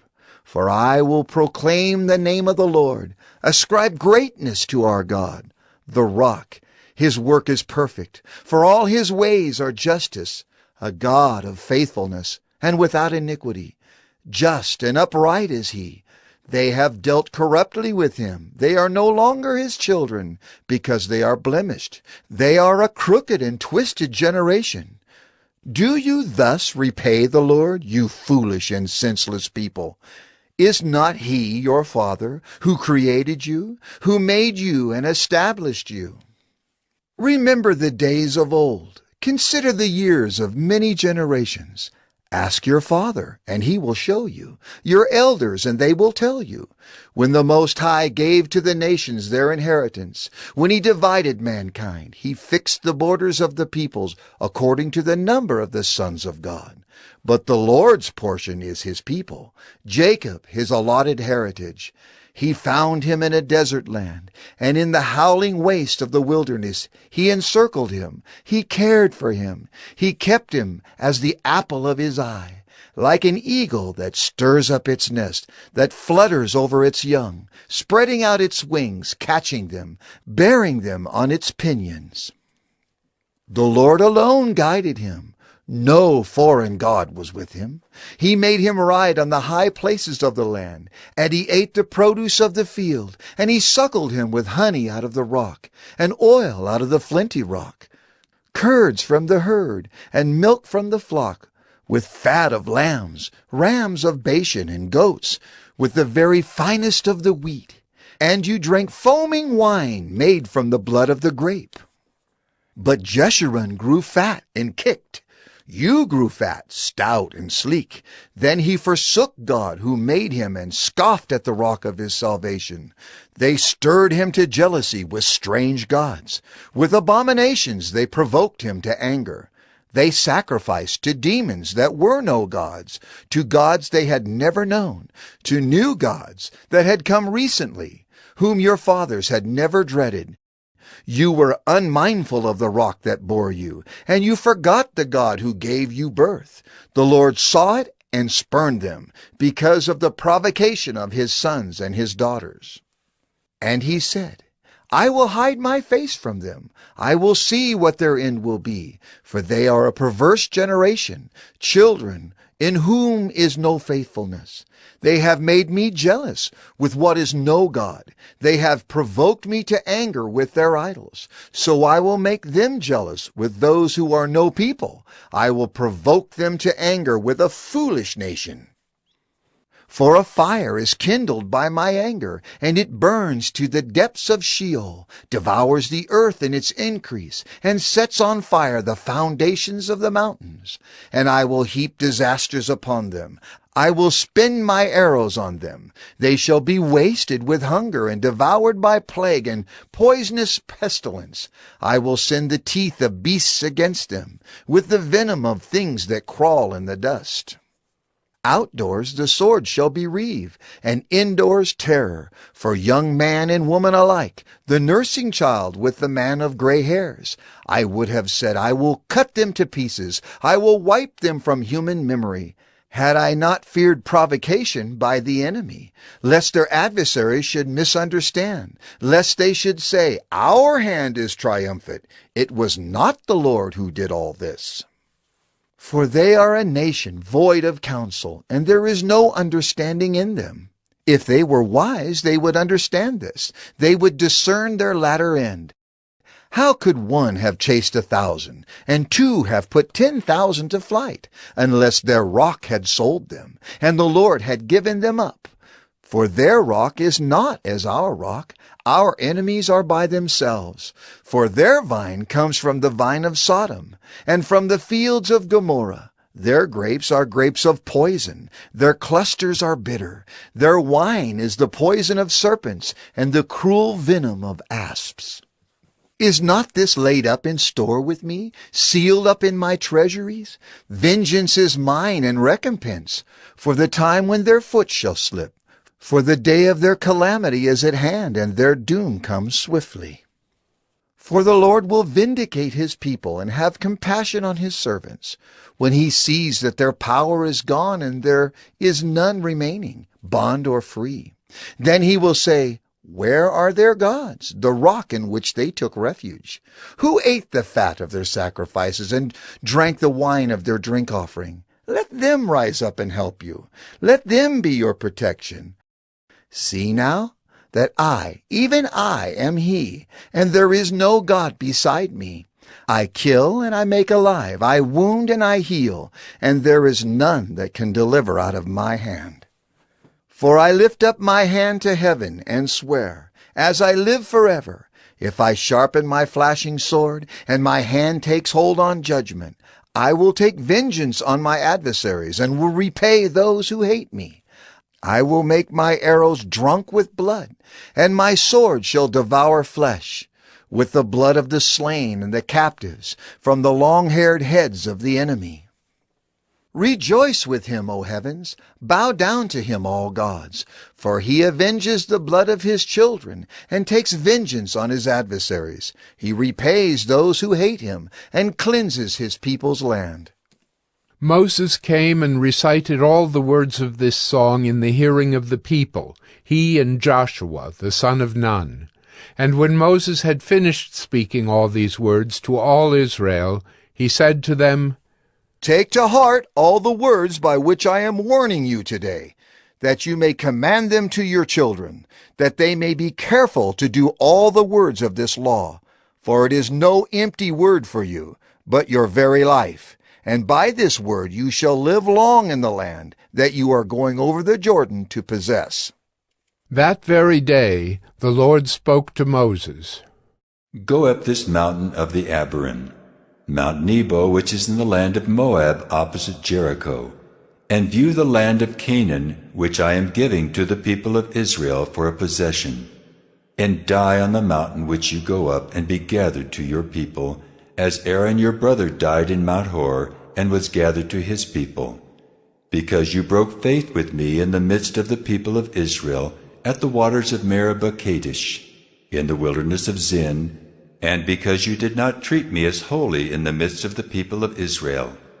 For you shall see the land before you, but you shall not go there into the land that I am giving to the people of Israel.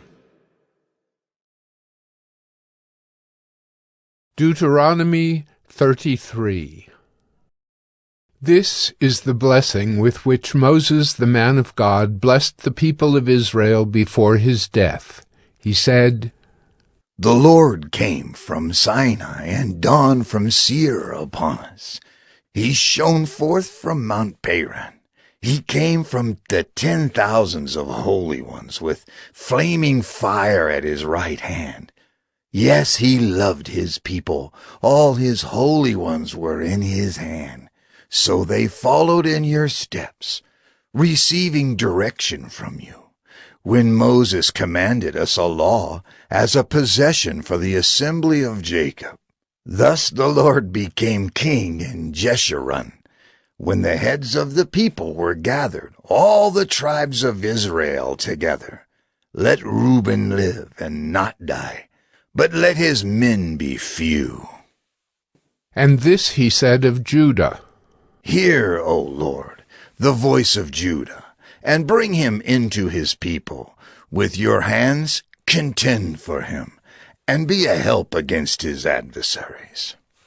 And of Levi he said, Give to Levi your Thummim and your Urim to your godly one, whom you tested at Massah, with whom you quarreled at the waters of Meribah, who said of his father and mother, I regard them not.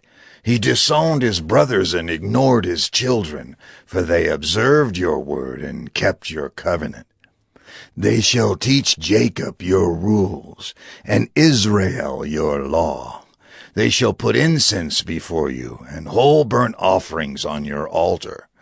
Bless, O Lord, his substance, and accept the work of his hands. Crush the loins of his adversaries, of those who hate him, that they rise not again. Of Benjamin he said, The beloved of the Lord dwells in safety. The high God surrounds him all day long, and dwells between his shoulders. And of Joseph he said, Blessed by the Lord be his land, with the choicest gifts of heaven above and of the deep that crouches beneath, with the choicest fruits of the sun and the rich yield of the months, with the finest produce of the ancient mountains and the abundance of the everlasting hills, with the best gifts of the earth and its fullness and the favor of him who dwells in the bush. May these rest on the head of Joseph, on the pate of him who is prince among his brothers. A firstborn bull, he has majesty, and his horns are the horns of a wild ox. With them he shall gore the peoples, all of them, to the ends of the earth. They are the 10,000s of Ephraim, and they are the thousands of Manasseh. And of Zebulun he said, Rejoice, Zebulun, in your going out, and Issachar in your tents. They shall call peoples to their mountain. There they offer right sacrifices, for they draw from the abundance of the seas and the hidden treasures of the sand. And of Gad he said, Blessed be he who enlarges Gad. Gad crouches like a lion. He tears off arm and scalp. He chose the best of the land for himself, for there a commander's portion was reserved. And he came with the heads of the people, with Israel. He executed the justice of the Lord, and his judgments for Israel. And of Dan he said, Dan is a lion's cub that leaps from Bashan. And of Naphtali he said, O Naphtali, sated with favor, and full of the blessing of the Lord, possess the lake and the south. And of Asher he said, Most blessed of sons be Asher. Let him be the favorite of his brothers, and let him dip his foot in oil. Your bars shall be iron and bronze, and as your days, so shall your strength be. There is none like God, O Jeshurun, who rides through the heavens to your help, through the skies in his majesty. The eternal God is your dwelling place, and underneath are the everlasting arms. And he thrust out the enemy before you and said, Destroy, So Israel lived in safety. Jacob lived alone in a land of grain and wine, whose heavens drop down dew. Happy are you, O Israel! Who is like you? A people saved by the Lord, the shield of your help and the sword of your triumph. Your enemies shall come fawning to you, and you shall tread upon their backs. Deuteronomy 34. Then Moses went up from the plains of Moab to Mount Nebo, to the top of Pisgah, which is opposite Jericho. And the Lord showed him all the land, Gilead as far as Dan, all Naphtali, the land of Ephraim and Manasseh, all the land of Judah as far as the western sea, the Negeb and the plain, that is, the valley of Jericho, the city of palm trees, as far as Zoar. And the Lord said to him, This is the land of which I swore to Abraham, to Isaac, and to Jacob. I will give it to your offspring.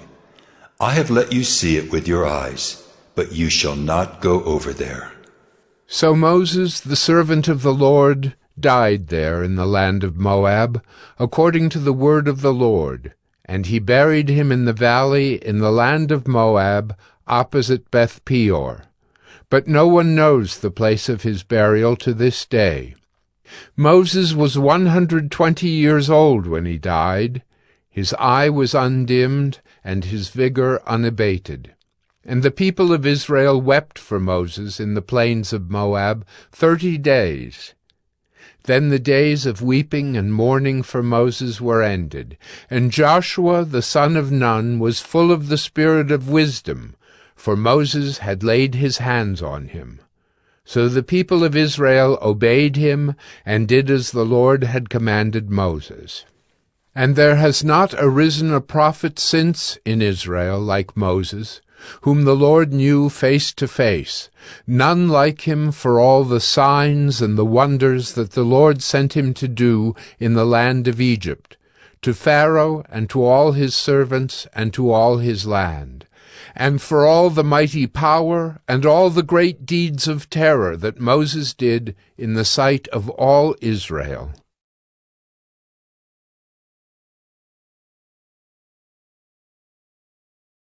Gospel's TV, once again, subscribe. Today we are listening to the book of Joshua 1. After the death of Moses, the servant of the Lord said to Joshua the son of Nun, Moses' assistant, Moses, my servant, is dead. Now therefore arise. Go over this Jordan, you and all this people, into the land that I am giving to them, to the people of Israel. Every place that the sole of your foot will tread upon, I have given to you, just as I promised to Moses. From the wilderness and this Lebanon, as far as the great river, the river Euphrates, all the land of the Hittites to the great sea, toward the going down of the sun shall be your territory. No man shall be able to stand before you all the days of your life. Just as I was with Moses, so I will be with you. I will not leave you or forsake you. Be strong and courageous, for you shall cause this people to inherit the land that I swore to their fathers to give them. Only be strong and very courageous, being careful to do according to all the law that Moses my servant commanded you. Do not turn from it to the right hand or to the left, that you may have good success wherever you go. This book of the law shall not depart from your mouth, but you shall meditate on it day and night, so that you may be careful to do according to all that is written in it. For then you will make your way prosperous, and then you will have good success. Have I not commanded you, be strong and courageous? Do not be frightened, and do not be dismayed, for the Lord your God is with you wherever you go. And Joshua commanded the officers of the people, Pass through the midst of the camp and command the people. Prepare your provisions, for within 3 days you are to pass over this Jordan to go in to take possession of the land that the Lord your God is giving you to possess. And to the Reubenites, the Gadites, and the half-tribe of Manasseh, Joshua said, Remember the word that Moses the servant of the Lord commanded you, saying, The Lord your God is providing you a place of rest, and will give you this land. Your wives, your little ones, and your livestock shall remain in the land that Moses gave you beyond the Jordan. But all the men of valor among you shall pass over armed before your brothers, and shall help them, until the Lord gives rest to your brothers, as he has to you, and they also take possession of the land that the Lord your God is giving them. Then you shall return to the land of your possession, and shall possess it, the land that Moses the servant of the Lord gave you beyond the Jordan toward the sunrise. And they answered Joshua, All that you have commanded us we will do, and wherever you send us we will go. Just as we obeyed Moses in all things, so we will obey you. Only may the Lord your God be with you, as he was with Moses. Whoever rebels against your commandment and disobeys your words, whatever you command him shall be put to death. Only be strong and courageous. Joshua 2. And Joshua, the son of Nun, sent 2 men secretly from Shittim as spies, saying, Go, view the land, especially Jericho. And they went and came into the house of a prostitute, whose name was Rahab, and lodged there. And it was told to the king of Jericho, Behold, men of Israel have come here tonight to search out the land. Then the king of Jericho sent to Rahab, saying, Bring out the men who have come to you, who entered your house, for they have come to search out all the land. But the woman had taken the 2 men and hidden them. And she said, True, the men came to me, but I did not know where they were from. And when the gate was about to be closed at dark, the men went out. I do not know where the men went. Pursue them quickly, for you will overtake them. But she had brought them up to the roof, and hid them with the stalks of flax that she had laid in order on the roof. So the men pursued after them on the way to the Jordan, as far as the fords, and the gate was shut as soon as the pursuers had gone out. Before the men lay down, she came up to them on the roof, and said to the men, I know that the Lord has given you the land, and that the fear of you has fallen upon us, and that all the inhabitants of the land melt away before you. For we have heard how the Lord dried up the water of the Red Sea before you when you came out of Egypt, and what you did to the 2 kings of the Amorites who were beyond the Jordan, to Sihon and Og, whom you devoted to destruction. And as soon as we heard it, our hearts melted, and there was no spirit left in any man because of you. For the Lord your God, he is God in the heavens above and on the earth beneath. Now then, please, swear to me by the Lord that, as I have dealt kindly with you, you also will deal kindly with my father's house, and give me a sure sign that you will save alive my father and mother, my brothers and sisters, and all who belong to them, and deliver our lives from death. And the men said to her, Our life for yours, even to death, if you do not tell this business of ours. Then, when the Lord gives us the land, we will deal kindly and faithfully with you. Then she let them down by a rope through the window, for her house was built into the city wall, so that she lived in the wall. And she said to them, Go into the hills, or the pursuers will encounter you, and hide there 3 days until the pursuers have returned. Then afterward you may go your way. The men said to her, We will be guiltless with respect to this oath of yours that you have made us swear. Behold, when we come into the land, you shall tie this scarlet cord in the window, through which you let us down. And you shall gather into your house your father and mother, your brothers, and all your father's household. Then, if anyone goes out of the doors of your house into the street, his blood shall be on his own head, and we shall be guiltless. But if a hand is laid on anyone who is with you in the house, his blood shall be on our head. But if you tell this business of ours, then we shall be guiltless with respect to your oath that you have made us swear. And she said, According to your words, so be it. Then she sent them away, and they departed. And she tied the scarlet cord in the window. They departed and went into the hills, and remained there 3 days until the pursuers returned. And the pursuers searched all along the way, and found nothing. Then the 2 men returned. They came down from the hills and passed over, and came to Joshua the son of Nun, and they told him all that had happened to them. And they said to Joshua, Truly the Lord has given all the land into our hands, and also all the inhabitants of the land melt away because of us. Joshua 3. Then Joshua rose early in the morning, and they set out from Shittim. And they came to the Jordan, he and all the people of Israel, and lodged there before they passed over. At the end of 3 days, the officers went through the camp and commanded the people, As soon as you see the ark of the covenant of the Lord your God being carried by the Levitical priests, then you shall set out from your place and follow it. Yet there shall be a distance between you and it, about 2,000 cubits in length. Do not come near it, in order that you may know the way you shall go, for you have not passed this way before. Then Joshua said to the people, Consecrate yourselves, for tomorrow the Lord will do wonders among you. And Joshua said to the priests, Take up the ark of the covenant and pass on before the people. So they took up the ark of the covenant and went before the people. The Lord said to Joshua, Today I will begin to exalt you in the sight of all Israel, that they may know that as I was with Moses, so I will be with you. And as for you, command the priests who bear the ark of the covenant, when you come to the brink of the waters of the Jordan, you shall stand still in the Jordan.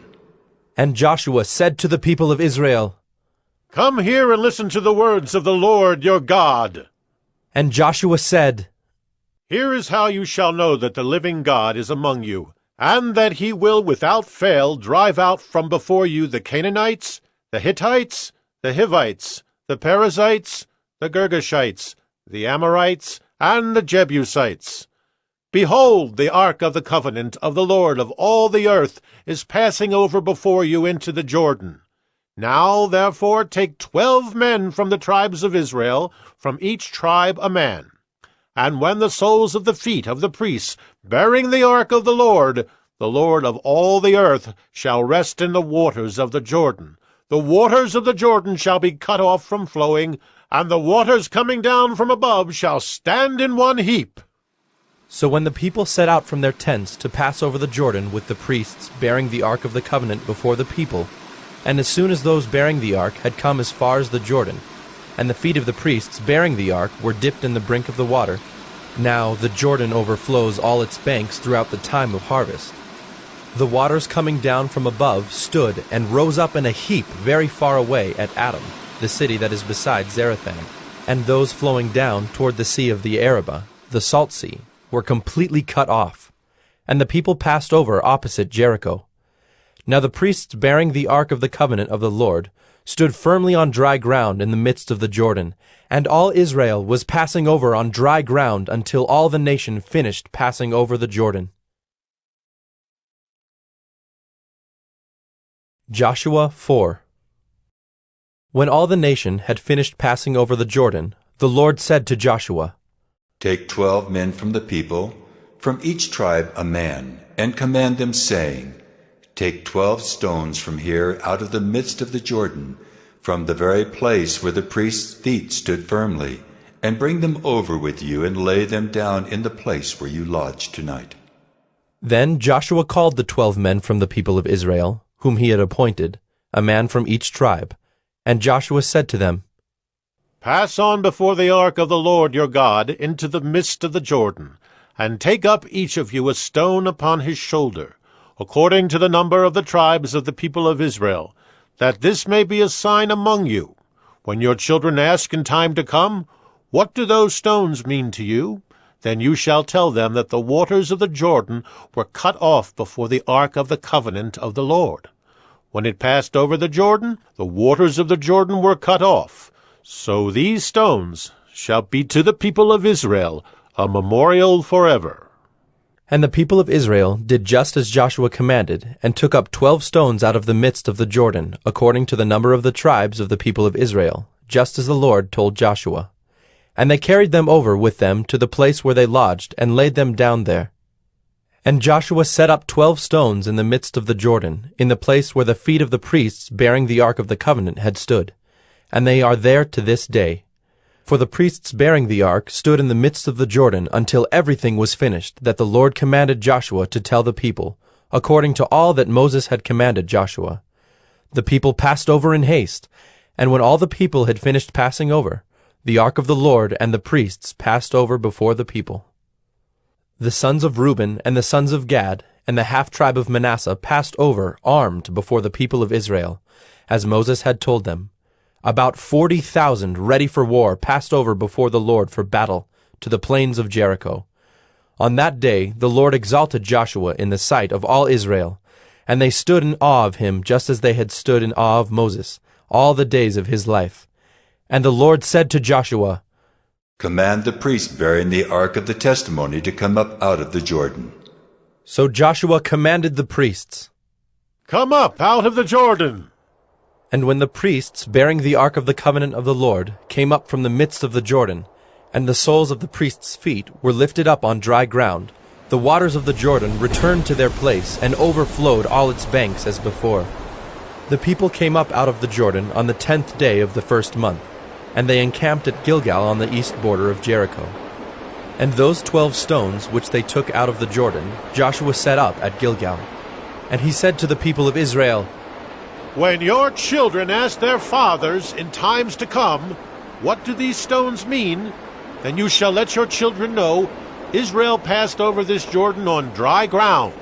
For the Lord your God dried up the waters of the Jordan for you until you passed over, as the Lord your God did to the Red Sea, which he dried up for us until we passed over, so that all the peoples of the earth may know that the hand of the Lord is mighty, that you may fear the Lord your God forever." Joshua 5. As soon as all the kings of the Amorites, who were beyond the Jordan to the west, and all the kings of the Canaanites, who were by the sea, heard that the Lord had dried up the waters of the Jordan for the people of Israel until they had crossed over, their hearts melted, and there was no longer any spirit in them because of the people of Israel. At that time the Lord said to Joshua, "Make flint knives, and circumcise the sons of Israel a second time." So Joshua made flint knives and circumcised the sons of Israel at Gibeath-haaraloth. And this is the reason why Joshua circumcised them. All the males of the people who came out of Egypt, all the men of war, had died in the wilderness on the way after they had come out of Egypt.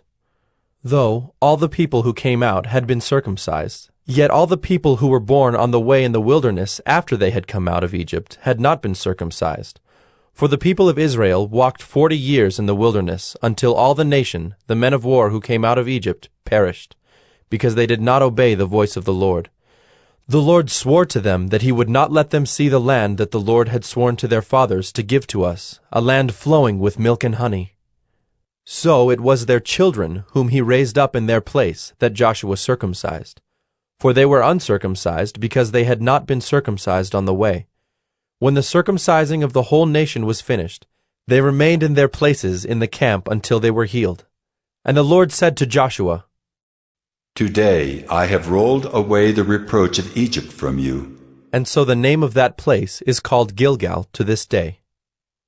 While the people of Israel were encamped at Gilgal, they kept the Passover on the 14th day of the month in the evening on the plains of Jericho. And the day after the Passover, on that very day, they ate of the produce of the land, unleavened cakes and parched grain. And the manna ceased the day after they ate of the produce of the land. And there was no longer manna for the people of Israel, but they ate of the fruit of the land of Canaan that year. When Joshua was by Jericho, he lifted up his eyes and looked, and behold, a man was standing before him with his drawn sword in his hand. And Joshua went to him and said to him, "Are you for us, or for our adversaries?" And he said, "No, but I am the commander of the army of the Lord. Now I have come." And Joshua fell on his face to the earth and worshipped, and said to him, "What does my Lord say to his servant?" And the commander of the Lord's army said to Joshua, "Take off your sandals from your feet, for the place where you are standing is holy." And Joshua did so. Joshua 6. Now Jericho was shut up, inside and outside, because of the people of Israel. None went out, and none came in. And the Lord said to Joshua, See, I have given Jericho into your hand, with its king and mighty men of valor. You shall march around the city, all the men of war going around the city once.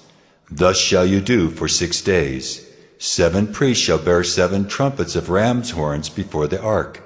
On the 7th day you shall march around the city 7 times, and the priests shall blow the trumpets.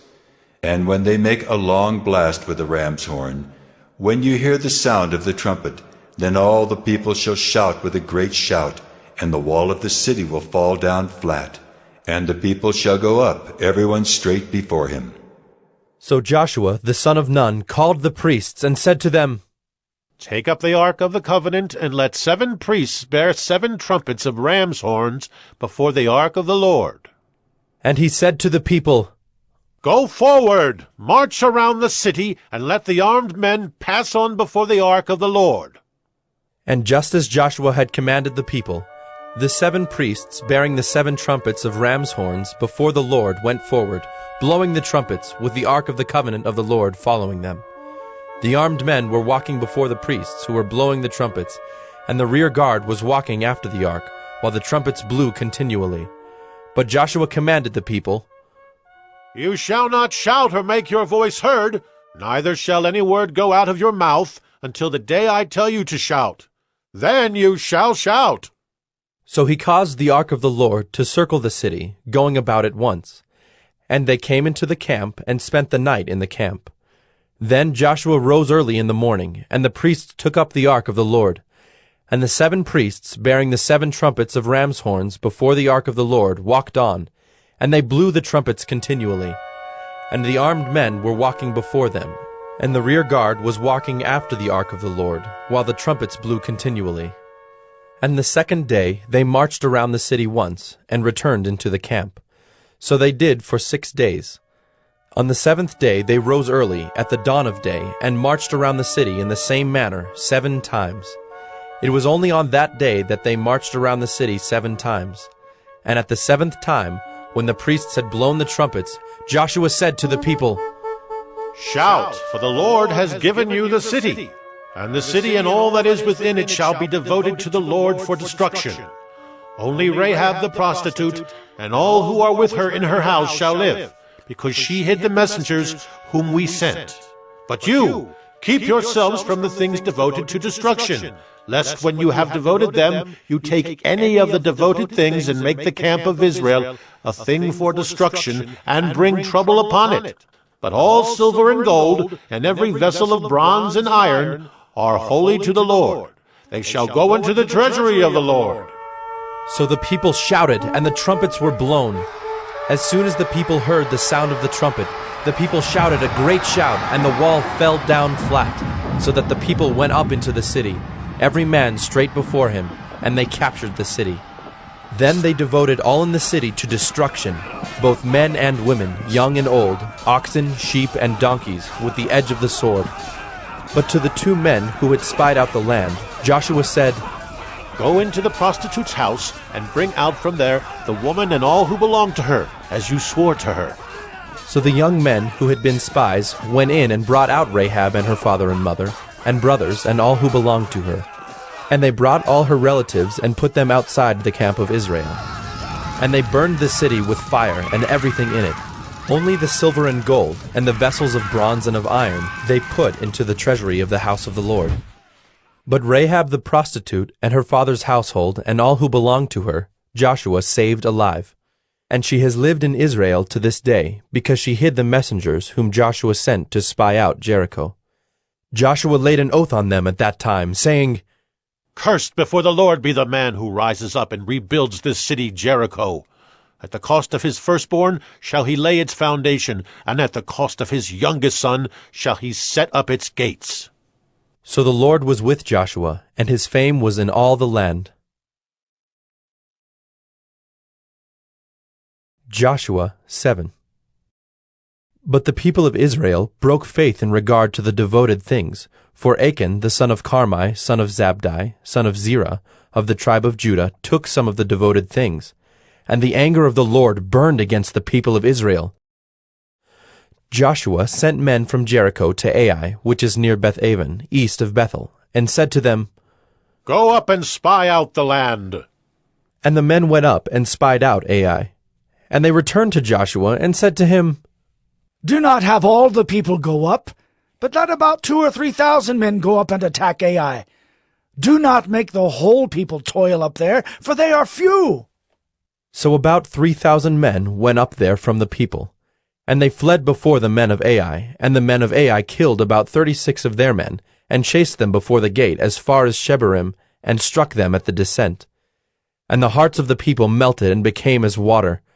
Then Joshua tore his clothes and fell to the earth on his face before the ark of the Lord until the evening, he and the elders of Israel.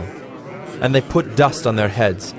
And Joshua said, Alas, O Lord God! Why have you brought this people over the Jordan at all, to give us into the hands of the Amorites, to destroy us? Would that we had been content to dwell beyond the Jordan? O Lord, what can I say, when Israel has turned their backs before their enemies? For the Canaanites and all the inhabitants of the land will hear of it, and will surround us and cut off our name from the earth. And what will you do for your great name? The Lord said to Joshua, Get up. Why have you fallen on your face? Israel has sinned. They have transgressed my covenant that I commanded them. They have taken some of the devoted things. They have stolen and lied and put them among their own belongings. Therefore the people of Israel cannot stand before their enemies. They turn their backs before their enemies because they have become devoted for destruction. I will be with you no more unless you destroy the devoted things from among you. Get up, consecrate the people, and say, Consecrate yourselves for tomorrow, for thus says the Lord God of Israel. There are devoted things in your midst, O Israel. You cannot stand before your enemies until you take away the devoted things from among you. In the morning, therefore, you shall be brought near by your tribes, and the tribe that the Lord takes by lot shall come near by clans, and the clan that the Lord takes shall come near by households. And the household that the Lord takes shall come near man by man. And he who is taken with the devoted things shall be burned with fire, he and all that he has, because he has transgressed the covenant of the Lord, and because he has done an outrageous thing in Israel. So Joshua rose early in the morning, and brought Israel near, tribe by tribe, and the tribe of Judah was taken. And he brought near the clans of Judah, and the clan of the Zerahites was taken. And he brought near the clan of the Zerahites, man by man, and Zabdi was taken. And he brought near his household, man by man, and Achan, the son of Carmi, son of Zabdi, son of Zerah, of the tribe of Judah, was taken. Then Joshua said to Achan, My son, give glory to the Lord God of Israel, and give praise to him. And tell me now what you have done. Do not hide it from me. And Achan answered Joshua, Truly I have sinned against the Lord God of Israel, and this is what I did. When I saw among the spoil a beautiful cloak from Shinar, and 200 shekels of silver, and a bar of gold weighing 50 shekels, then I coveted them and took them. And see, they are hidden in the earth inside my tent, with the silver underneath. So Joshua sent messengers, and they ran to the tent, and behold, it was hidden in his tent, with the silver underneath. And they took them out of the tent, and brought them to Joshua, and to all the people of Israel. And they laid them down before the Lord. And Joshua, and all Israel with him, took Achan the son of Zerah, and the silver and the cloak, and the bar of gold, and his sons and daughters, and his oxen and donkeys and sheep, and his tent, and all that he had. And they brought them up to the valley of Achor. And Joshua said, Why did you bring trouble on us? The Lord brings trouble on you today. And all Israel stoned him with stones. They burned them with fire and stoned them with stones. And they raised over him a great heap of stones that remains to this day. Then the Lord turned from his burning anger. Therefore, to this day the name of that place is called the Valley of Achor. Joshua 8. And the Lord said to Joshua, Do not fear and do not be dismayed. Take all the fighting men with you, and arise, go up to Ai. See, I have given into your hand the king of Ai, and his people, his city, and his land. And you shall do to Ai and its king as you did to Jericho and its king. Only its spoil and its livestock you shall take as plunder for yourselves. Lay an ambush against the city behind it. So Joshua and all the fighting men arose to go up to Ai. And Joshua chose 30,000 mighty men of valor, and sent them out by night. And he commanded them, Behold, you shall lie in ambush against the city behind it. Do not go very far from the city, but all of you remain ready. And I and all the people who are with me will approach the city. And when they come out against us just as before, we shall flee before them. And they will come out after us until we have drawn them away from the city. For they will say, They are fleeing from us just as before, so we will flee before them. Then you shall rise up from the ambush and seize the city, for the Lord your God will give it into your hand. And as soon as you have taken the city, you shall set the city on fire. You shall do according to the word of the Lord. See, I have commanded you. So Joshua sent them out, and they went to the place of ambush, and lay between Bethel and Ai, to the west of Ai. But Joshua spent that night among the people. Joshua arose early in the morning, and mustered the people, and went up, he and the elders of Israel, before the people to Ai. And all the fighting men who were with him went up and drew near before the city, and encamped on the north side of Ai, with a ravine between them and Ai. He took about 5,000 men, and set them in ambush between Bethel and Ai, to the west of the city. So they stationed the forces, the main encampment that was north of the city, and its rear guard west of the city. But Joshua spent that night in the valley. And as soon as the king of Ai saw this, he and all his people, the men of the city, hurried and went out early to the appointed place toward the Arabah to meet Israel in battle. But he did not know that there was an ambush against him behind the city. And Joshua and all Israel pretended to be beaten before them, and fled in the direction of the wilderness. So all the people who were in the city were called together to pursue them. And as they pursued Joshua, they were drawn away from the city. Not a man was left in Ai or Bethel who did not go out after Israel.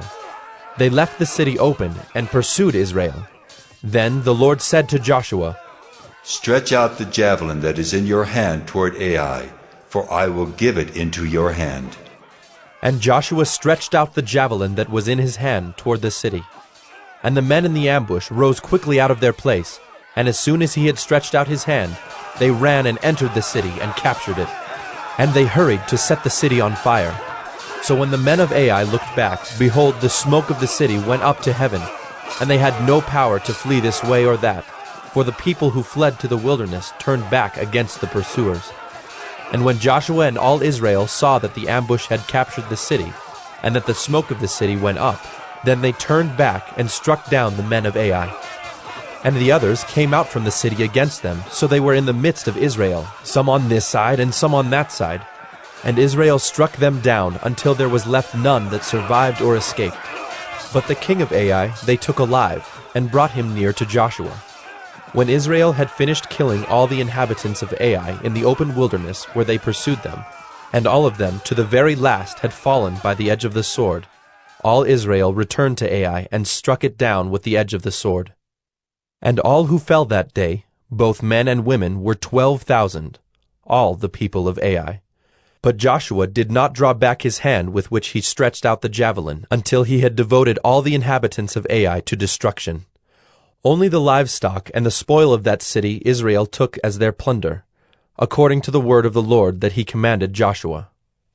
So Joshua burned Ai, and made it forever a heap of ruins, as it is to this day. And he hanged the king of Ai on a tree until evening.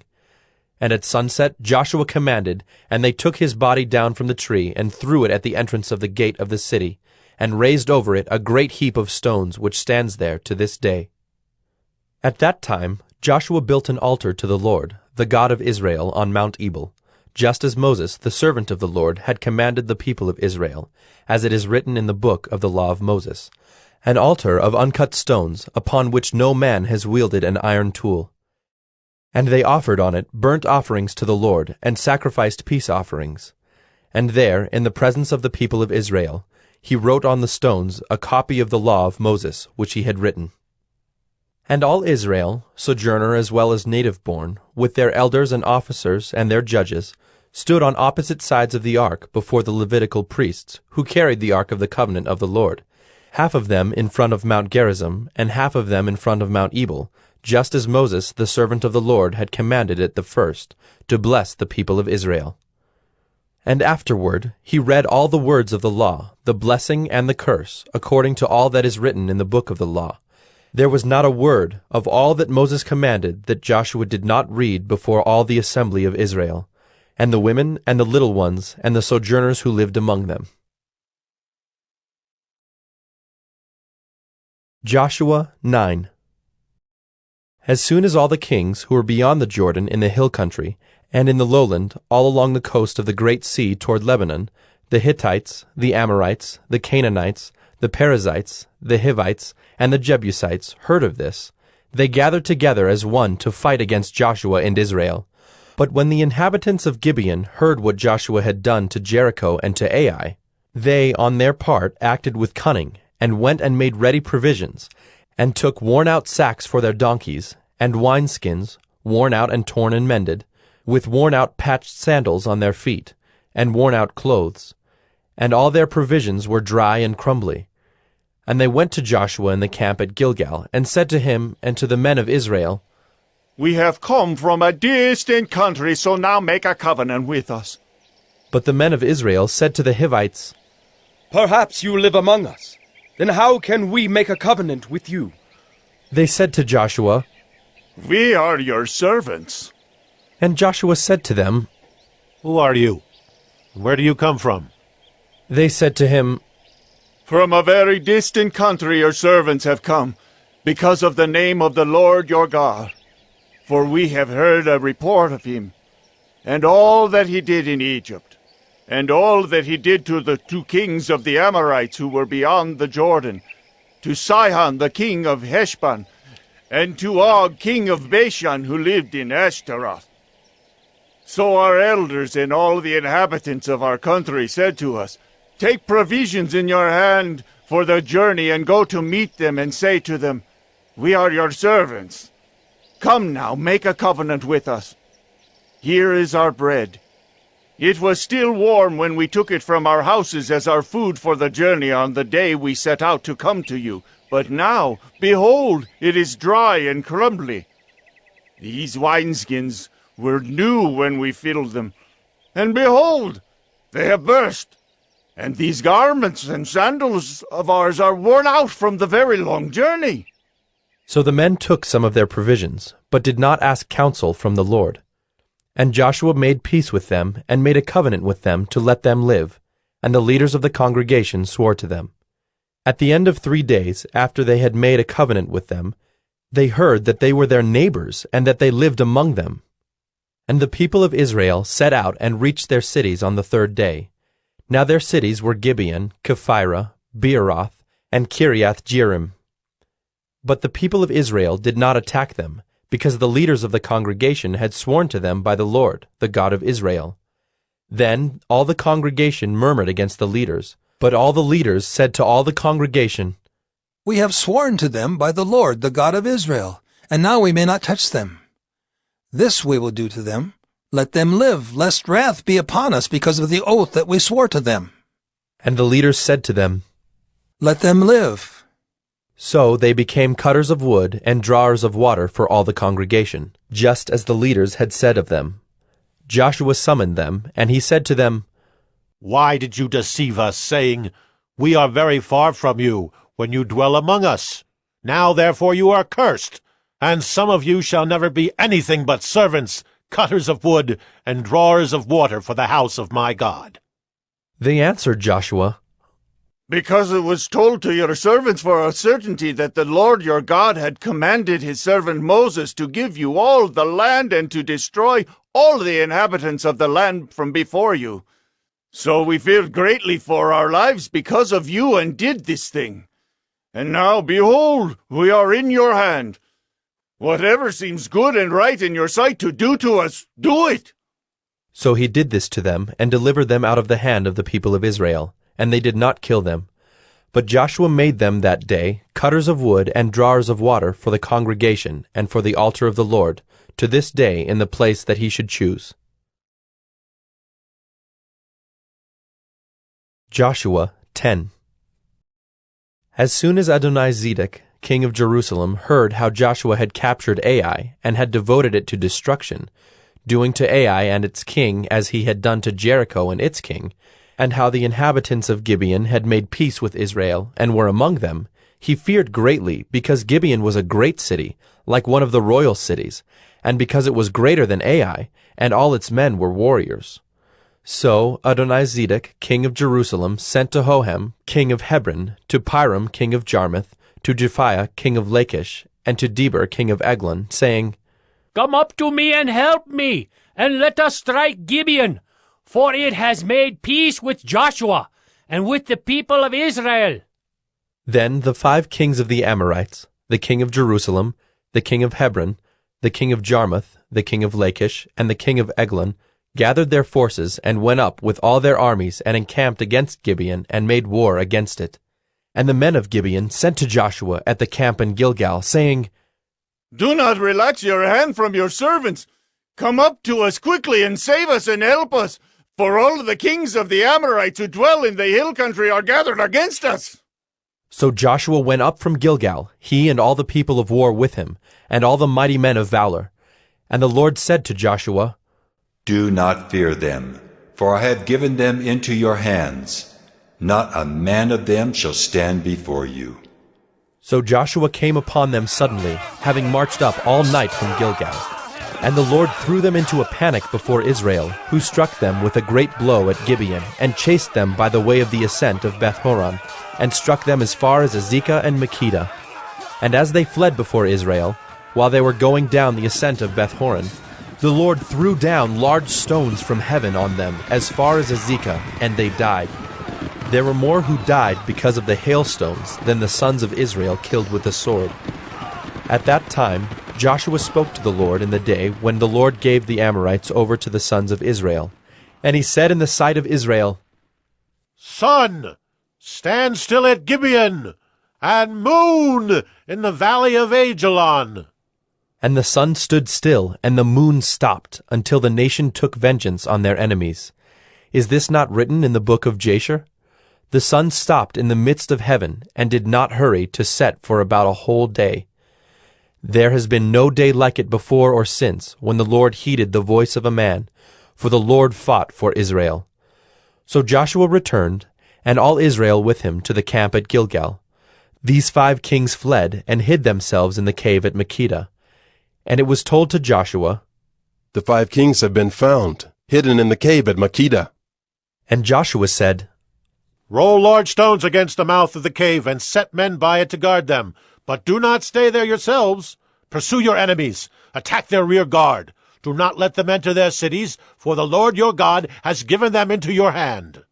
When Joshua and the sons of Israel had finished striking them with a great blow until they were wiped out, and when the remnant that remained of them had entered into the fortified cities, then all the people returned safe to Joshua in the camp at Makkedah. Not a man moved his tongue against any of the people of Israel.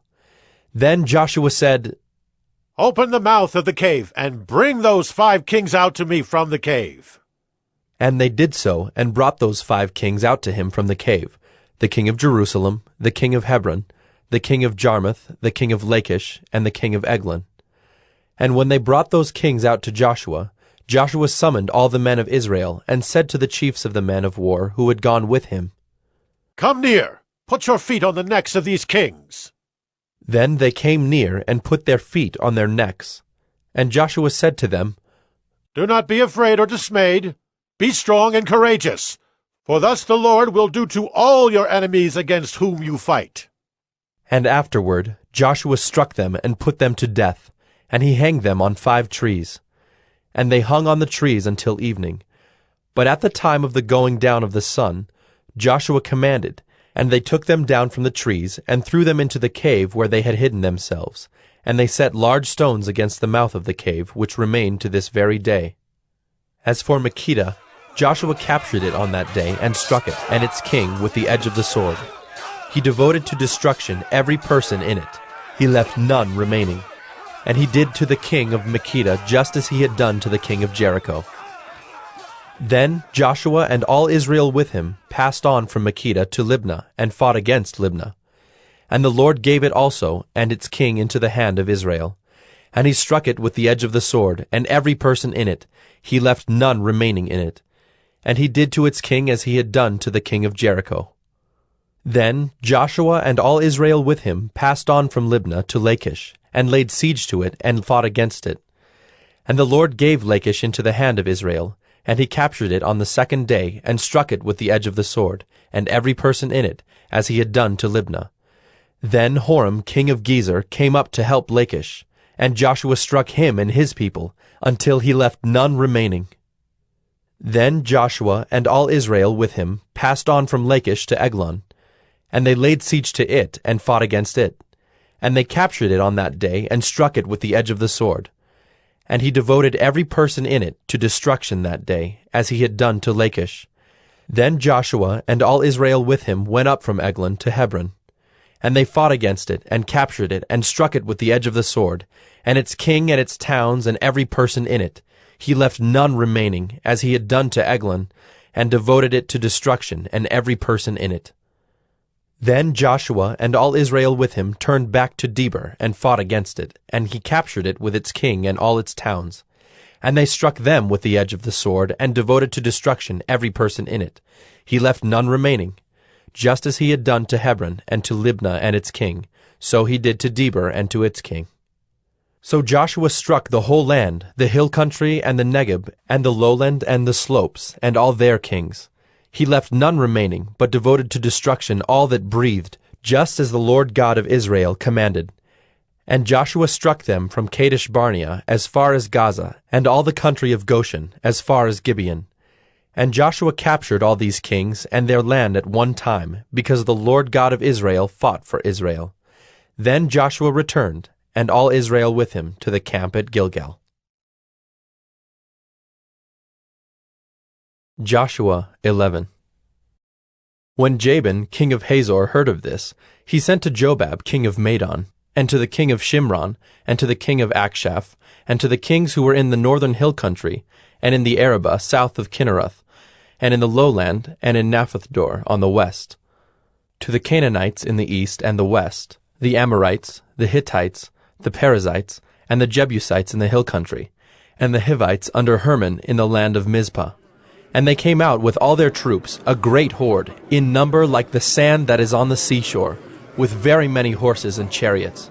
And all these kings joined their forces, and came and encamped together at the waters of Merom to fight against Israel. And the Lord said to Joshua, Do not be afraid of them, for tomorrow at this time I will give over all of them slain to Israel.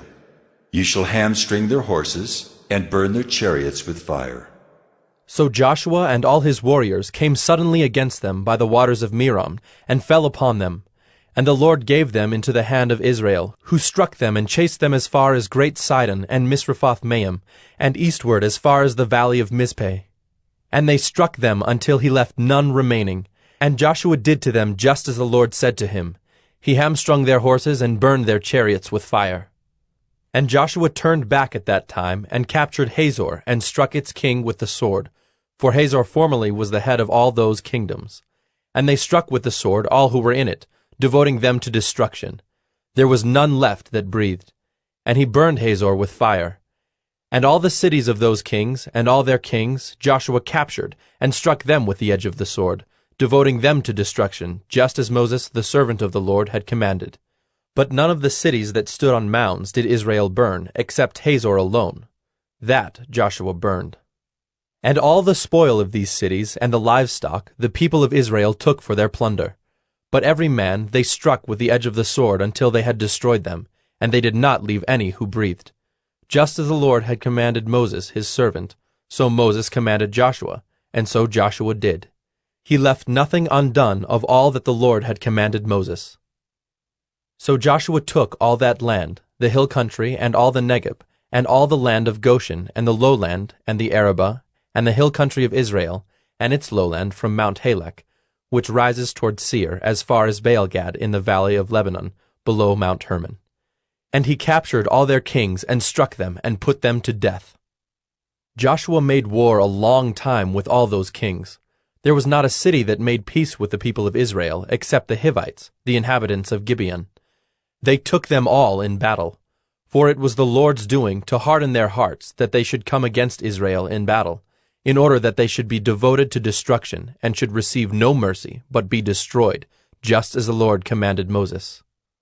And Joshua came at that time and cut off the Anakim from the hill country, from Hebron, from Debir, from Anab, and from all the hill country of Judah, and from all the hill country of Israel.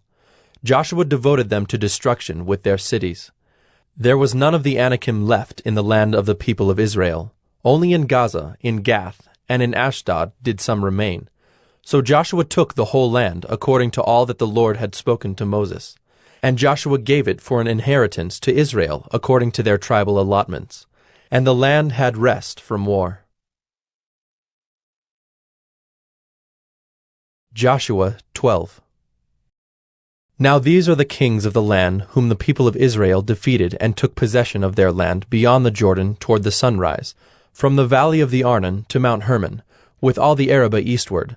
Sihon, king of the Amorites, who lived at Heshbon, and ruled from Aroer, which is on the edge of the valley of the Arnon, and from the middle of the valley as far as the river Jabbok, the boundary of the Ammonites, that is half of Gilead.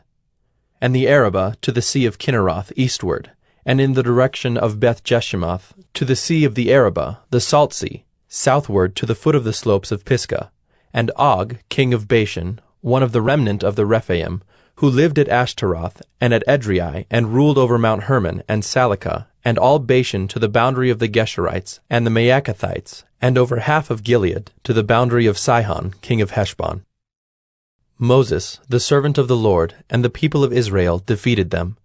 And Moses, the servant of the Lord, gave their land for a possession to the Reubenites and the Gadites and the half-tribe of Manasseh. And these are the kings of the land whom Joshua and the people of Israel defeated on the west side of the Jordan, from Baalgad in the valley of Lebanon to Mount Halak that rises toward Seir. And Joshua gave their land to the tribes of Israel as a possession according to their allotments, in the hill country, in the lowland, in the Arabah, in the slopes, in the wilderness, and in the Negeb, the land of the Hittites, the Amorites, the Canaanites, the Perizzites, the Hivites, and the Jebusites.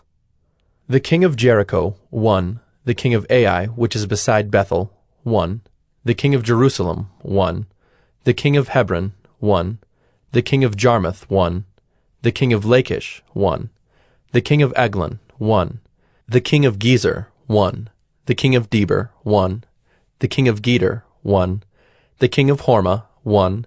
The king of Arad, 1. The king of Libnah, 1. The king of Adullam, 1. The king of Makkedah, 1. The king of Bethel, 1. The king of Tappuah, 1. The king of Hepher, 1. The king of Aphek, 1. The king of Lasharon, 1. The king of Madon, 1. The king of Hazor, 1. The king of Shimron-Meron, 1. The king of Akshaph, 1. The king of Taanach, 1. The king of Megiddo, 1. The king of Kedesh, 1. The king of Jokneam in Carmel, 1.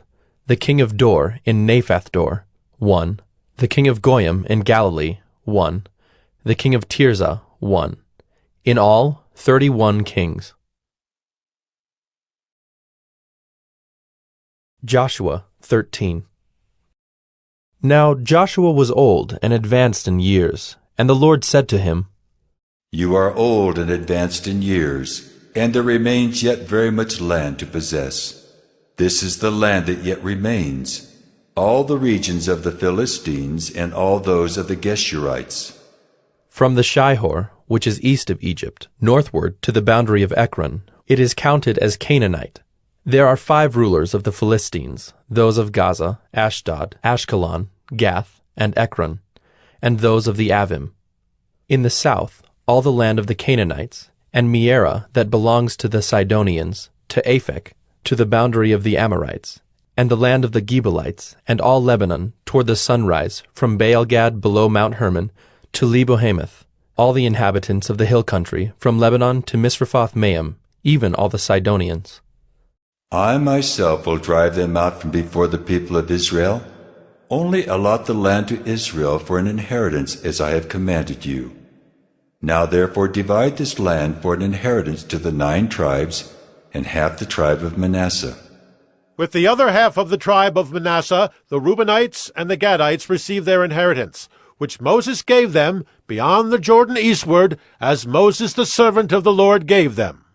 From Aroer, which is on the edge of the valley of the Arnon, and the city that is in the middle of the valley, and all the tableland of Medeba, as far as Dibon, and all the cities of Sihon, king of the Amorites, who reigned in Heshbon, as far as the boundary of the Ammonites, and Gilead, and the region of the Geshurites and Maacathites, and all Mount Hermon, and all Bashan to Salakah. All the kingdom of Og in Bashan, who reigned in Ashtaroth and in Edrei, he alone was left of the remnant of the Rephaim. These Moses had struck and driven out. Yet the people of Israel did not drive out the Geshurites or the Maacathites, but Geshur and Maacath dwell in the midst of Israel to this day. To the tribe of Levi alone Moses gave no inheritance. The offerings by fire to the Lord God of Israel are their inheritance, as he said to him. And Moses gave an inheritance to the tribe of the people of Reuben, according to their clans. So their territory was from Aroer, which is on the edge of the valley of the Arnon, and the city that is in the middle of the valley, and all the tableland by Medeba, with Heshbon and all its cities that are in the tableland, Dibon, and Bamoth Baal, and Beth Baal Meon, and Jahaz, and Kedemoth, and Mephaeth, and Kiriathaim, and Sibmah, and Zereth Shahar on the hill of the valley, and Beth Peor, and the slopes of Pisgah, and Beth Jeshimoth, that is, all the cities of the tableland, and all the kingdom of Sihon, king of the Amorites, who reigned in Heshbon, whom Moses defeated with the leaders of Midian, Evi, and Rechem, and Zur, and Hur, and Reba, the princes of Sihon, who lived in the land.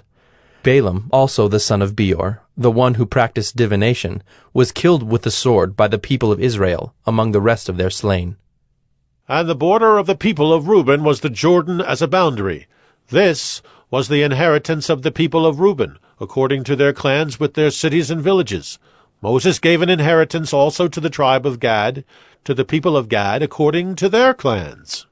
Their territory was Jazer, and all the cities of Gilead, and half the land of the Ammonites, to Aroer, which is east of Rabbah, and from Heshbon to Ramoth Mizpah, and Betonim, and from Mahanaim to the territory of Debir, and in the valley of Beth-haram, Beth-nimrah, Succoth, and Zaphon, the rest of the kingdom of Sihon, king of Heshbon, having the Jordan as a boundary to the lower end of the sea of Kinnereth, eastward beyond the Jordan.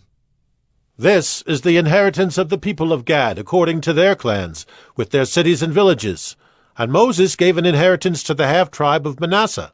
It was allotted to the half-tribe of the people of Manasseh, according to their clans. Their region extended from Mahanaim through all Bashan, the whole kingdom of Og, king of Bashan, and all the towns of Jair, which are in Bashan, 60 cities, and half Gilead, and Ashtaroth and Edrei, the cities of the kingdom of Og in Bashan. These were allotted to the people of Machir, the son of Manasseh, for the half of the people of Machir, according to their clans. These are the inheritances that Moses distributed in the plains of Moab, beyond the Jordan east of Jericho. But to the tribe of Levi Moses gave no inheritance. The Lord God of Israel is their inheritance, just as he said to them. Joshua 14.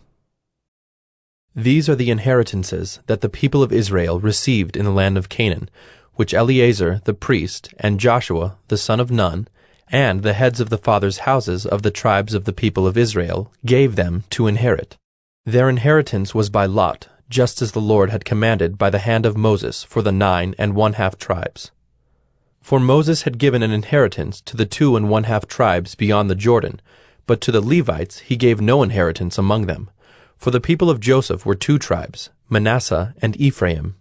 And no portion was given to the Levites in the land, but only cities to dwell in, with their pasture lands for their livestock and their substance. The people of Israel did as the Lord commanded Moses. They allotted the land. Then the people of Judah came to Joshua at Gilgal, and Caleb the son of Jephunneh the Kenizzite said to him, You know what the Lord said to Moses the man of God in Kadesh Barnea concerning you and me. I was 40 years old when Moses, the servant of the Lord, sent me from Kadesh Barnea to spy out the land, and I brought him word again, as it was in my heart. But my brothers who went up with me made the heart of the people melt. Yet I wholly followed the Lord my God. And Moses swore on that day, saying, Surely the land on which your foot has trodden shall be an inheritance for you and your children forever, because you have wholly followed the Lord my God. And now behold, the Lord has kept me alive, just as he said, these 45 years since the time that the Lord spoke this word to Moses, while Israel walked in the wilderness. And now behold, I am this day 85 years old. I am still as strong today as I was in the day that Moses sent me. My strength now is as my strength was then, for war and for going and coming. So now give me this hill country of which the Lord spoke on that day, for you heard on that day how the Anakim were there, with great fortified cities.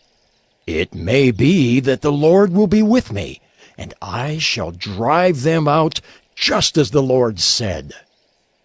Then Joshua blessed him, and he gave Hebron to Caleb the son of Jephunneh for an inheritance. Therefore Hebron became the inheritance of Caleb the son of Jephunneh, the Kenizzite, to this day, because he wholly followed the Lord, the God of Israel. Now the name of Hebron formerly was Kiriath Arba. Arba was the greatest man among the Anakim, and the land had rest from war. Joshua 15. The allotment for the tribe of the people of Judah, according to their clans, reached southward to the boundary of Edom, to the wilderness of Zin, at the farthest south. And their south boundary ran from the end of the Salt Sea, from the bay that faces southward. It goes out southward of the ascent of Akrabim, passes along to Zin, and goes up south of Kadesh Barnea, along by Hezron, up to Adar, turns about to Karka, passes along to Asman, goes out by the brook of Egypt, and comes to its end at the sea. This shall be your south boundary. And the east boundary is the Salt Sea, to the mouth of the Jordan. And the boundary on the north side runs from the bay of the sea at the mouth of the Jordan. And the boundary goes up to Beth Hoglah, and passes along north of Beth Araba. And the boundary goes up to the stone of Bohan, the son of Reuben. And the boundary goes up to Deber, from the valley of Achor, and so northward, turning toward Gilgal, which is opposite the ascent of Adummim, which is on the south side of the valley. And the boundary passes along to the waters of En-Shemesh, and ends at En-Rogel. Then the boundary goes up by the valley of the son of Hinnom, at the southern shoulder of the Jebusite, that is Jerusalem. And the boundary goes up to the top of the mountain that lies over against the valley of Hinnom on the west, at the northern end of the valley of Rephaim. Then the boundary extends from the top of the mountain to the spring of the waters of Nephtoah, and from there to the cities of Mount Ephron. Then the boundary bends around to Baalah, that is Kiriath Jearim. And the boundary circles west of Baalah to Mount Seir, passes along to the northern shoulder of Mount Jearim, that is Kesalon, and goes down to Beth Shemesh, and passes along by Timnah. The boundary goes out to the shoulder of the hill north of Ekron. Then the boundary bends around to Shikkeron, and passes along to Mount Baalah, and goes out to Jabneel. Then the boundary comes to an end at the sea. And the west boundary was the great sea with its coastline. This is the boundary around the people of Judah, according to their clans. According to the commandment of the Lord to Joshua, he gave to Caleb the son of Jephunneh a portion among the people of Judah, Kiriath Arba, that is, Hebron. Arba was the father of Anak. And Caleb drove out from there the 3 sons of Anak, Sheshai and Ahiman, and Talmai, the descendants of Anak. And he went up from there against the inhabitants of Deber. Now the name of Deber formerly was Kiriath Sepher. And Caleb said, Whoever strikes Kiriath Sepher and captures it, to him will I give Achsah my daughter as wife. And Othniel, the son of Kenaz, the brother of Caleb, captured it. And he gave him Achsah, his daughter, as wife. When she came to him, she urged him to ask her father for a field. And she got off her donkey, and Caleb said to her, What do you want? She said to him, Give me a blessing. Since you have given me the land of the Negeb, give me also springs of water. And he gave her the upper springs and the lower springs. This is the inheritance of the tribe of the people of Judah, according to their clans. The cities belonging to the tribe of the people of Judah in the extreme south, toward the boundary of Edom, were Kabzeel, Eder, Jagur, Kina, Dimona, Adadah, Kedesh, Hazor, Ithnan, Ziph, Telim, Bealoth, Hazor Hadattah, Kiriath Hezron, that is Hazor, Amam, Shema, Moladah, Hazar Gaddah, Heshmon, Beth Pelet, Hazar Shual, Beersheba, Biziothia, Baalah, Ayim, Ezim, Eltolad, Kisel, Hormah, Ziklag, Madmannah, Sansannah, Lebaoth, Shilhim, Ain, and Rimmon, in all 29 cities with their villages. And in the lowland, Eshtaol, Zorah, Ashna, Zanoah, and Ganim, Tapua, Enam, Jarmuth, Adullam, Soko, Azekah, Shearaim, Adathaim, Gedera, Gederothaim, 14 cities with their villages. Zenon, Hadashah, Migdalgad, Dilion, Mizpah, Joktheel, Lachish, Bozkath, Eglon, Cabin, Lamam, Kitlish, Gederoth, Beth-dagon, Naamah, and Makkedah, 16 cities with their villages. Libnah, Ether, Ashan, Iphta, Ashna, Nezib, Keilah, Akzib, and Maresha, 9 cities with their villages. Ekron with its towns and its villages. From Ekron to the sea, all that were by the side of Ashdod with their villages. Ashdod, its towns and its villages. Gaza, its towns and its villages. To the brook of Egypt, and the great sea with its coastline. And in the hill country, Shamer, Jadder, Soko, Dana, Kiriath-Sanah, that is Deber, Anab, Eshtemoh, Anim, Goshen, Holon, and Gilo, 11 cities with their villages. Arab, Duma, Eshan, Janam, Beth-Tapua, Aphekah, Humtah, Kiriath-Arba, that is Hebron, and Zior, 9 cities with their villages. Maon, Carmel, Ziph, Judah, Jezreel, Jokdeam, Zanoah, Cain, Gibeah, and Timnah, 10 cities with their villages. Halhul, Beth-zur, Geder, Maarath, Bethanoth, and Eltekon, 6 cities with their villages. Kiriath-Baal, that is Kiriath-Jearim, and Rabbah, 2 cities with their villages. In the wilderness, Beth-arabah, Middin, Sakakah, Nibshan, the city of salt, and Engedi, 6 cities with their villages. But the Jebusites, the inhabitants of Jerusalem, the people of Judah could not drive out. So the Jebusites dwell with the people of Judah at Jerusalem to this day. Joshua 16. The allotment of the people of Joseph went from the Jordan by Jericho, east of the waters of Jericho, into the wilderness, going up from Jericho into the hill country to Bethel. Then going from Bethel to Luz, it passes along to Ataroth, the territory of the Archites. Then it goes down westward to the territory of the Japhletites, as far as the territory of Lower Beth-horon, then to Gezer, and it ends at the sea. The people of Joseph, Manasseh, and Ephraim received their inheritance. The territory of the people of Ephraim by their clans was as follows. The boundary of their inheritance on the east was Ataroth-Adar, as far as Upper Beth-horon, and the boundary goes from there to the sea. On the north is Mikmethath. Then, on the east, the boundary turns around toward Taanath-Shiloh, and passes along beyond it on the east to Genoa. Then it goes down from Genoa to Ataroth, and to Naarah, and touches Jericho, ending at the Jordan. From Tapua, the boundary goes westward to the brook Cana, and ends at the sea. Such is the inheritance of the tribe of the people of Ephraim by their clans, together with the towns that were set apart for the people of Ephraim within the inheritance of the Manassites, all those towns with their villages. However, they did not drive out the Canaanites who lived in Gezer, so the Canaanites have lived in the midst of Ephraim to this day, but have been made to do forced labor. Joshua 17. Then allotment was made to the people of Manasseh, for he was the firstborn of Joseph. To Machir, the firstborn of Manasseh, the father of Gilead, were allotted Gilead and Bashan, because he was a man of war. And allotments were made to the rest of the people of Manasseh by their clans, Abiezer, Helek, Asriel, Shechem, Hepher, and Shemida. These were the male descendants of Manasseh, the son of Joseph, by their clans. Now Zelophehad, the son of Hepher, son of Gilead, son of Machir, son of Manasseh, had no sons, but only daughters, and these are the names of his daughters: Mahlah, Noah, Hoglah, Milcah, and Tirzah. They approached Eleazar the priest, and Joshua the son of Nun, and the leaders, and said, "The Lord commanded Moses to give us an inheritance along with our brothers." So according to the mouth of the Lord, he gave them an inheritance among the brothers of their father. Thus there fell to Manasseh 10 portions, besides the land of Gilead and Bashan, which is on the other side of the Jordan, because the daughters of Manasseh received an inheritance along with his sons. The land of Gilead was allotted to the rest of the people of Manasseh.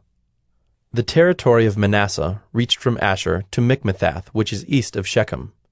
Then the boundary goes along southward to the inhabitants of En-Tappuah.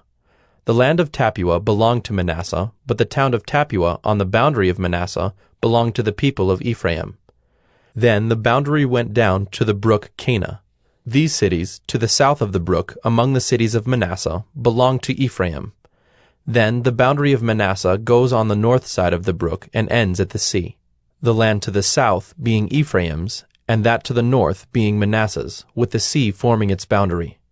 On the north Asher is reached, and on the east Issachar. Also in Issachar, and in Asher, Manasseh had Bethshean and its villages, and Ibleam and its villages, and the inhabitants of Dor and its villages, and the inhabitants of Endor and its villages, and the inhabitants of Taanach and its villages, and the inhabitants of Megiddo and its villages. The third is Naphath. Yet the people of Manasseh could not take possession of those cities, but the Canaanites persisted in dwelling in that land. Now when the people of Israel grew strong, they put the Canaanites to forced labor, but did not utterly drive them out. Then the people of Joseph spoke to Joshua, saying, "Why have you given me but one lot, and one portion as an inheritance, although I am a numerous people? Since all along the Lord has blessed me." And Joshua said to them, "If you are a numerous people, go up by yourselves to the forest, and there clear ground for yourselves in the land of the Perizzites and the Rephaim, since the hill country of Ephraim is too narrow for you." The people of Joseph said, "The hill country is not enough for us. Yet all the Canaanites who dwell in the plain have chariots of iron, both those in Bethshean and its villages, and those in the valley of Jezreel." Then Joshua said to the house of Joseph, to Ephraim and Manasseh, "You are a numerous people and have great power. You shall not have one allotment only, but the hill country shall be yours. For though it is a forest, you shall clear it and possess it to its farthest borders. For you shall drive out the Canaanites, though they have chariots of iron, and though they are strong." Joshua 18.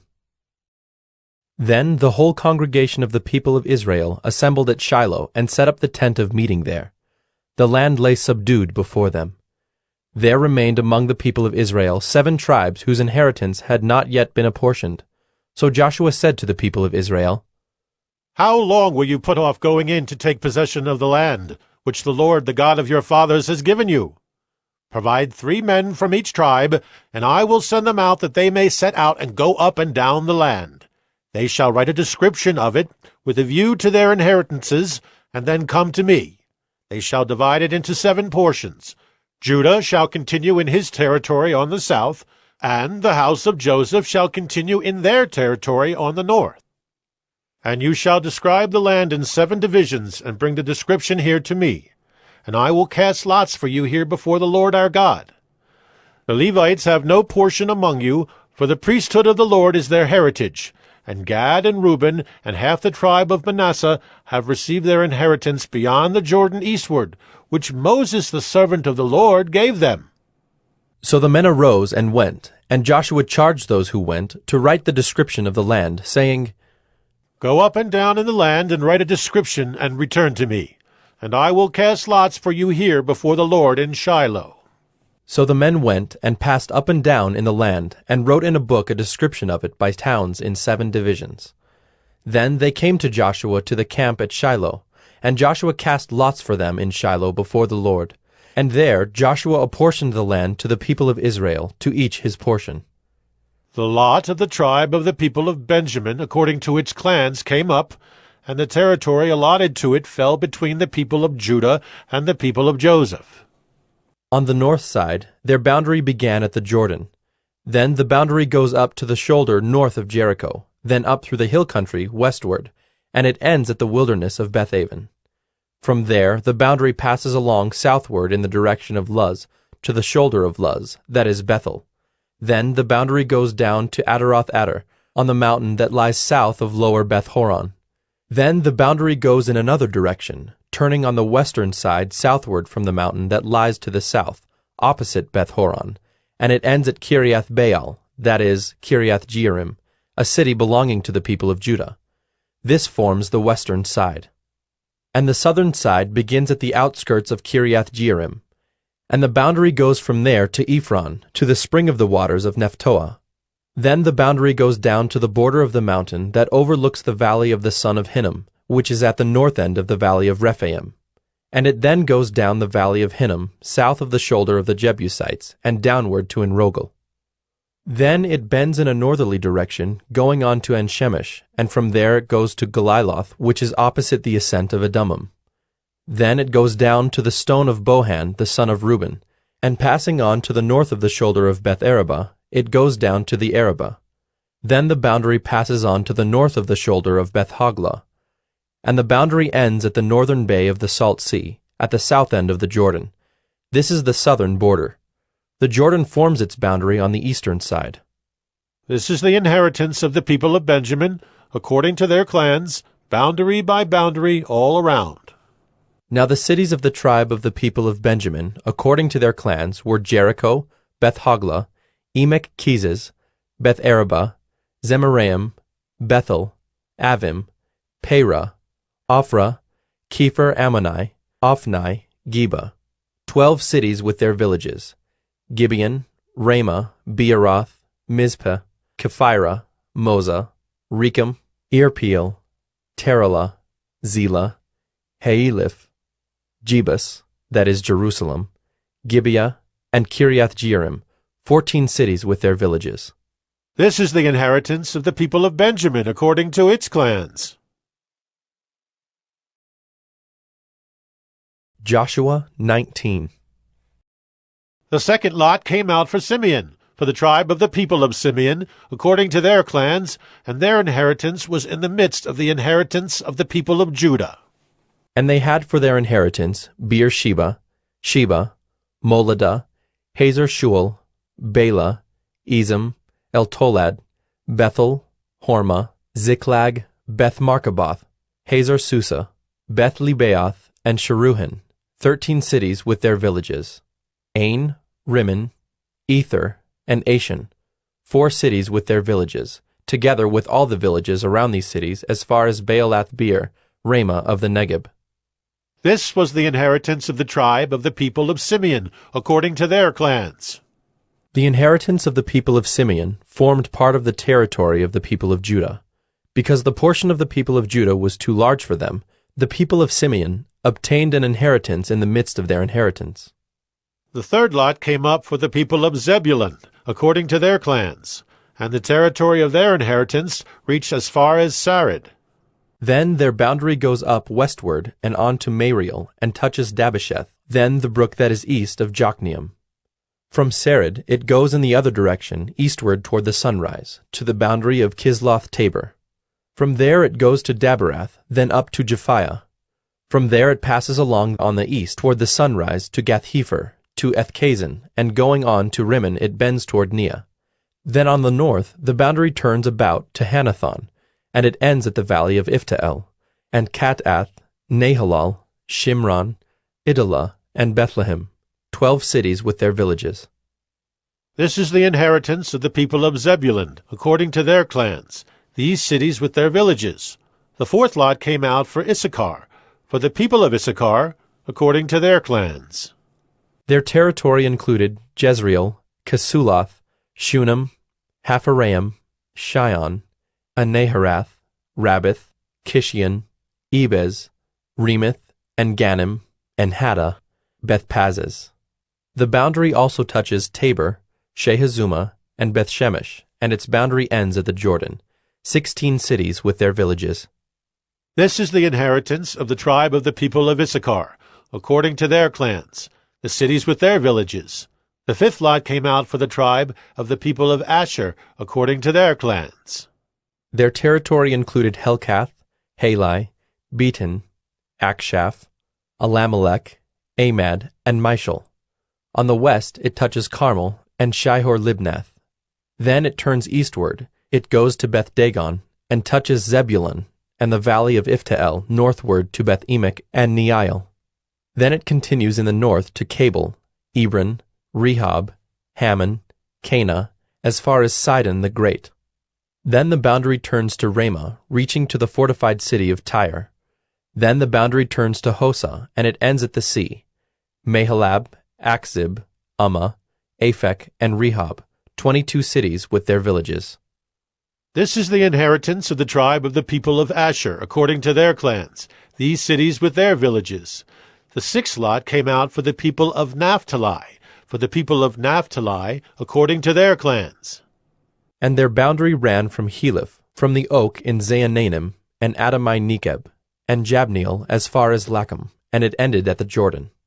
Then the boundary turns westward to Aznoth-Tabor, and goes from there to Hukkok, touching Zebulun at the south, and Asher on the west, and Judah on the east at the Jordan. The fortified cities are Ziddim, Zur, Hamath, Rakkath, Kinnereth, Adamah, Ramah, Hazor, Kedesh, Edrei, and Hazor, Yirin, Migdalel, Horam, Beth-Anath, and Beth-Shemesh, 19 cities with their villages. This is the inheritance of the tribe of the people of Naphtali, according to their clans, the cities with their villages. The seventh lot came out for the tribe of the people of Dan, according to their clans. And the territory of its inheritance included Zorah, Eshtaol, Ir-Shemesh, Shealabin, Ajalon, Ithla, Elon, Timnah, Ekron, Eltekah, Gibbethon, Baalath, Jehud, Beni-Berak, Gathrimmon, and Majarkon and Rakkon with the territory over against Joppa. When the territory of the people of Dan was lost to them, the people of Dan went up and fought against Leshem, and after capturing it and striking it with the sword, they took possession of it and settled in it, calling Leshem Dan, after the name of Dan their ancestor. This is the inheritance of the tribe of the people of Dan, according to their clans, these cities with their villages. When they had finished distributing the several territories of the land as inheritances, the people of Israel gave an inheritance among them to Joshua, the son of Nun. By command of the Lord they gave him the city that he asked, Timnath-Serah, in the hill country of Ephraim. And he rebuilt the city and settled in it. These are the inheritances that Eleazar the priest, and Joshua the son of Nun, and the heads of the fathers' houses of the tribes of the people of Israel distributed by lot at Shiloh before the Lord, at the entrance of the tent of meeting. So they finished dividing the land. Joshua 20. Then the Lord said to Joshua, Say to the people of Israel, Appoint the cities of refuge of which I spoke to you through Moses, that the manslayer who strikes any person without intent or unknowingly may flee there. They shall be for you a refuge from the avenger of blood. He shall flee to one of these cities and shall stand at the entrance of the gate of the city and explain his case to the elders of that city. Then they shall take him into the city and give him a place, and he shall remain with them.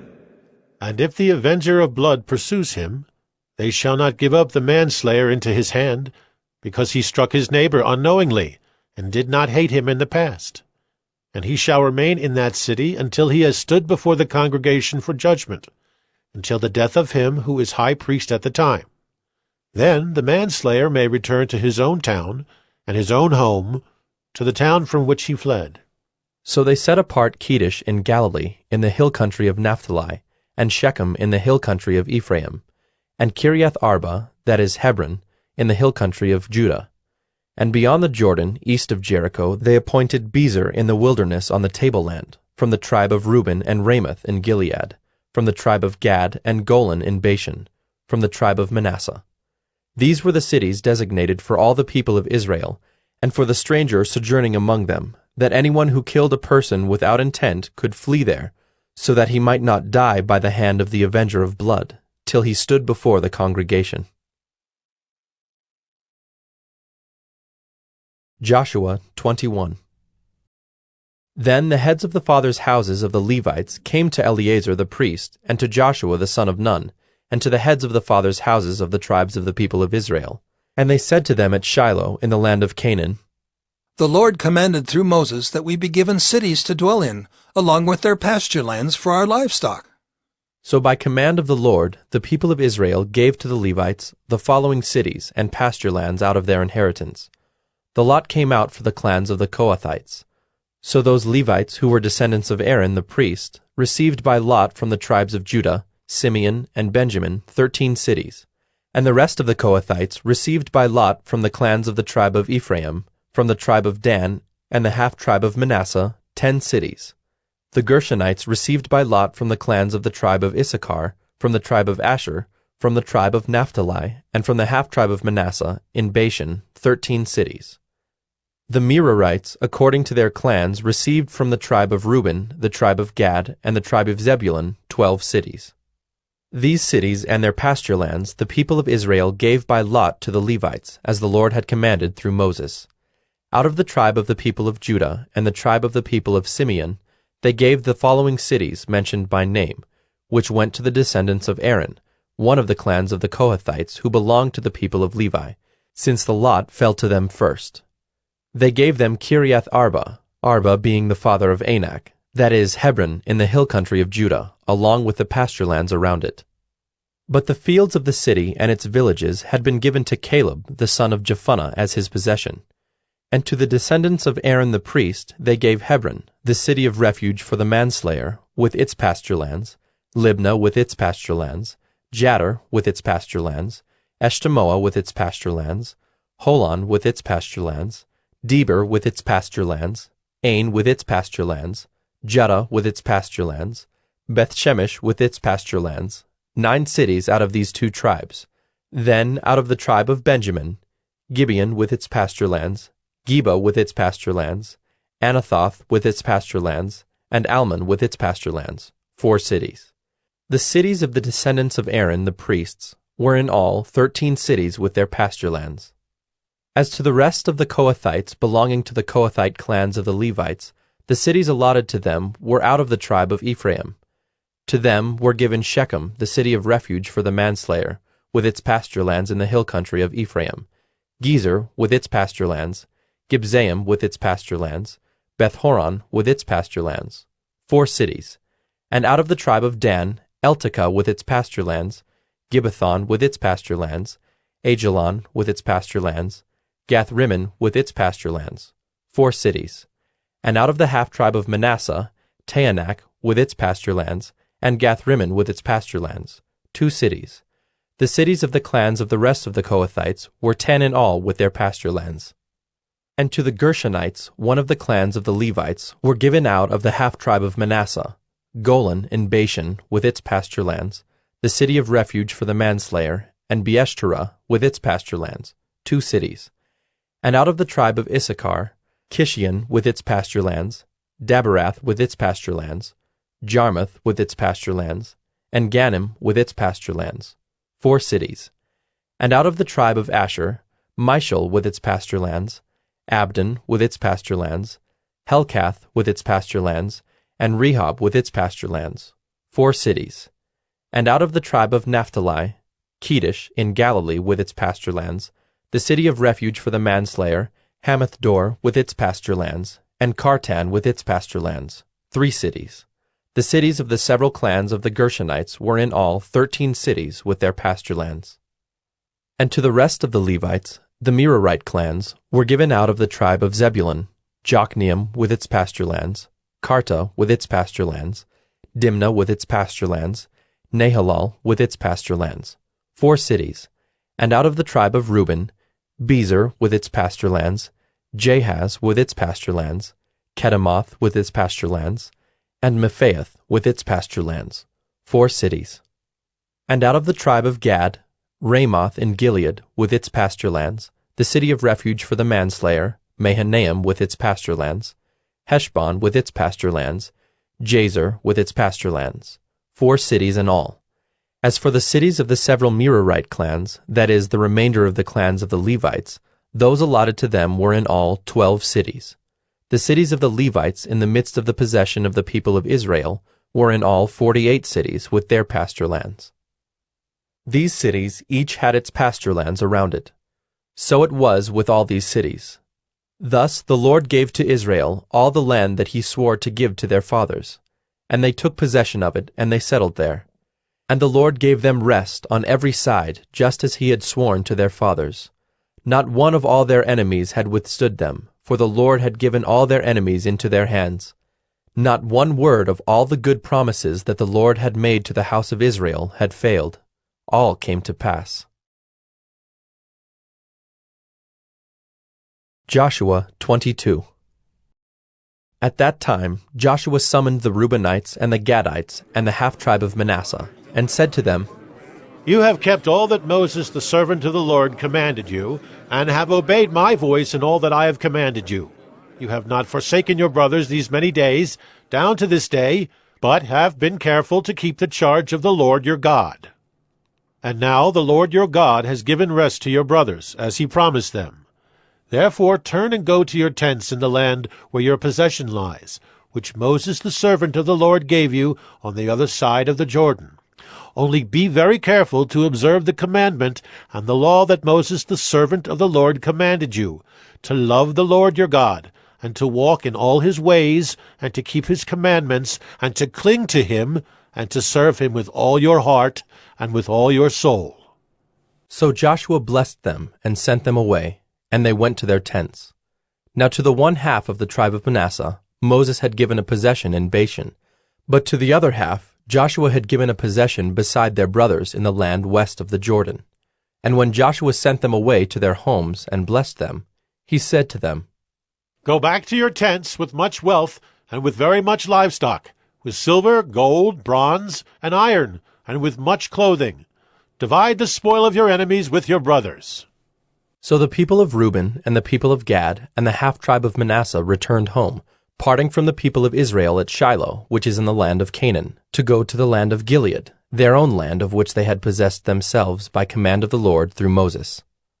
And when they came to the region of the Jordan that is in the land of Canaan, the people of Reuben and the people of Gad and the half-tribe of Manasseh built there an altar by the Jordan, an altar of imposing size. And the people of Israel heard it said, Behold, the people of Reuben and the people of Gad and the half-tribe of Manasseh have built the altar at the frontier of the land of Canaan, in the region about the Jordan, on the side that belongs to the people of Israel. And when the people of Israel heard of it, the whole assembly of the people of Israel gathered at Shiloh to make war against them. Then the people of Israel sent to the people of Reuben and the people of Gad and the half-tribe of Manasseh in the land of Gilead, Phinehas, the son of Eleazar the priest, and with him 10 chiefs, one from each of the tribal families of Israel, every one of them the head of a family among the clans of Israel. And they came to the people of Reuben, the people of Gad, and the half-tribe of Manasseh in the land of Gilead, and they said to them, Thus says the whole congregation of the Lord, What is this breach of faith that you have committed against the God of Israel, in turning away this day from following the Lord by building yourselves an altar this day, in rebellion against the Lord?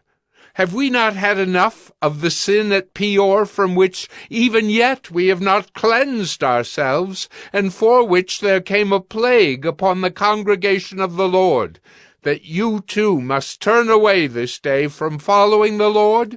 And if you too rebel against the Lord today, then tomorrow he will be angry with the whole congregation of Israel.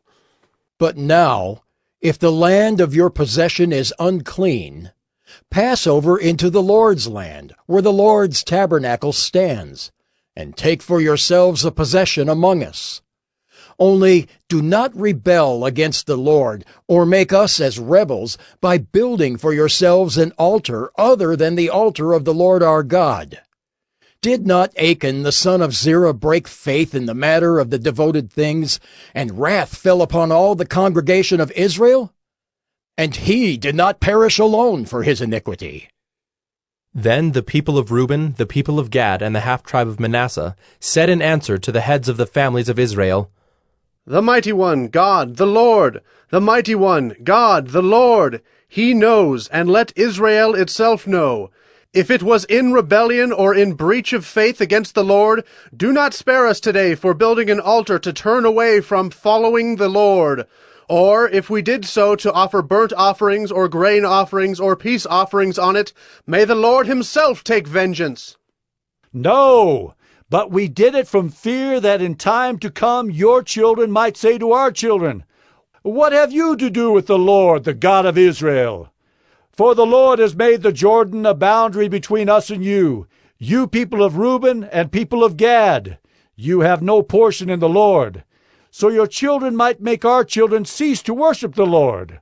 Therefore we said, Let us now build an altar, not for burnt offering, nor for sacrifice, but to be a witness between us and you, and between our generations after us, that we do perform the service of the Lord in his presence, with our burnt offerings and sacrifices and peace offerings, so your children will not say to our children in time to come, You have no portion in the Lord. And we thought, if this should be said to us or to our descendants in time to come, we should say, Behold, the copy of the altar of the Lord, which our fathers made, not for burnt offerings, nor for sacrifice, but to be a witness between us and you. Far be it from us that we should rebel against the Lord, and turn away this day from following the Lord by building an altar for burnt offering, grain offering, or sacrifice, other than the altar of the Lord our God that stands before his tabernacle. When Phinehas the priest and the chiefs of the congregation, the heads of the families of Israel who were with him, heard the words that the people of Reuben and the people of Gad and the people of Manasseh spoke, it was good in their eyes. And Phinehas the son of Eleazar the priest said to the people of Reuben and the people of Gad and the people of Manasseh, Today we know that the Lord is in our midst, because you have not committed this breach of faith against the Lord. Now you have delivered the people of Israel from the hand of the Lord. Then Phinehas the son of Eleazar the priest and the chiefs returned from the people of Reuben and the people of Gad in the land of Gilead to the land of Canaan, to the people of Israel, and brought back word to them. And the report was good in the eyes of the people of Israel. And the people of Israel blessed God and spoke no more of making war against them to destroy the land where the people of Reuben and the people of Gad were settled. The people of Reuben and the people of Gad called the altar Witness. For, they said, It is a witness between us that the Lord is God. Joshua 23. A long time afterward, when the Lord had given rest to Israel from all their surrounding enemies, and Joshua was old and well advanced in years, Joshua summoned all Israel, its elders and heads, its judges and officers, and said to them, I am now old and well advanced in years, and you have seen all that the Lord your God has done to all these nations for your sake, for it is the Lord your God who has fought for you. Behold, I have allotted to you as an inheritance for your tribes those nations that remain, along with all the nations that I have already cut off, from the Jordan to the great sea in the west. The Lord your God will push them back before you, and drive them out of your sight. And you shall possess their land, just as the Lord your God promised you.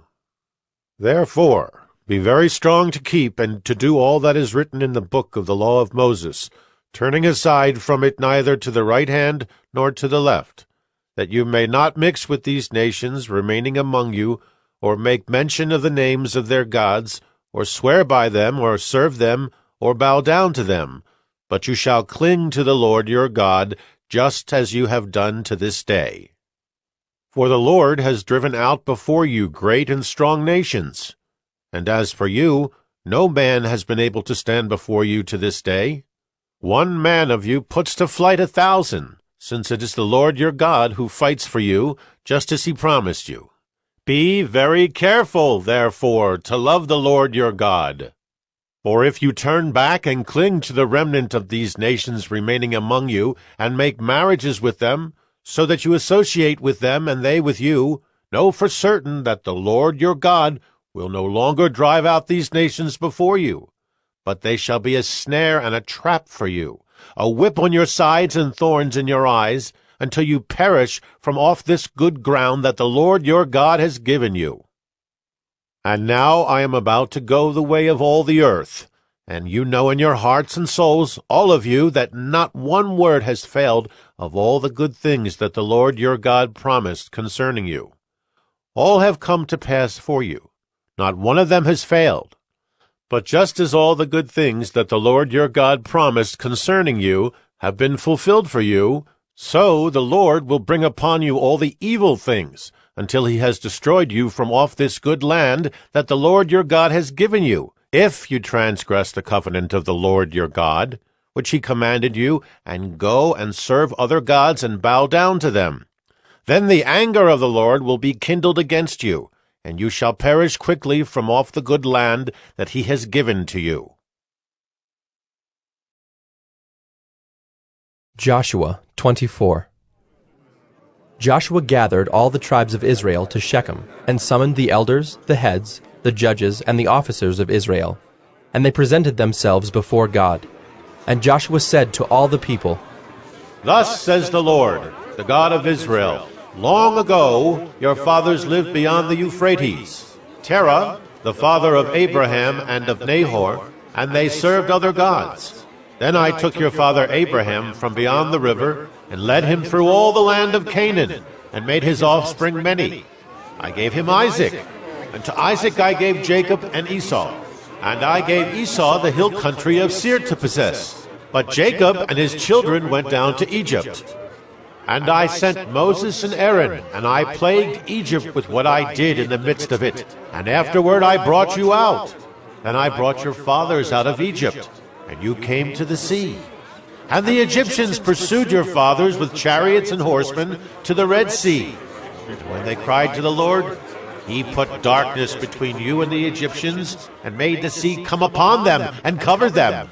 And your eyes saw what I did in Egypt. And you lived in the wilderness a long time. Then I brought you to the land of the Amorites, who lived on the other side of the Jordan.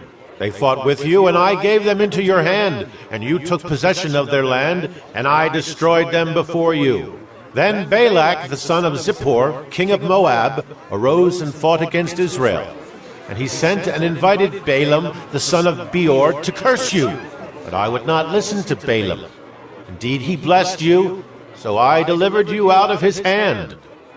And you went over the Jordan and came to Jericho, and the leaders of Jericho fought against you, and also the Amorites, the Perizzites, the Canaanites, the Hittites, the Girgashites, the Hivites, and the Jebusites.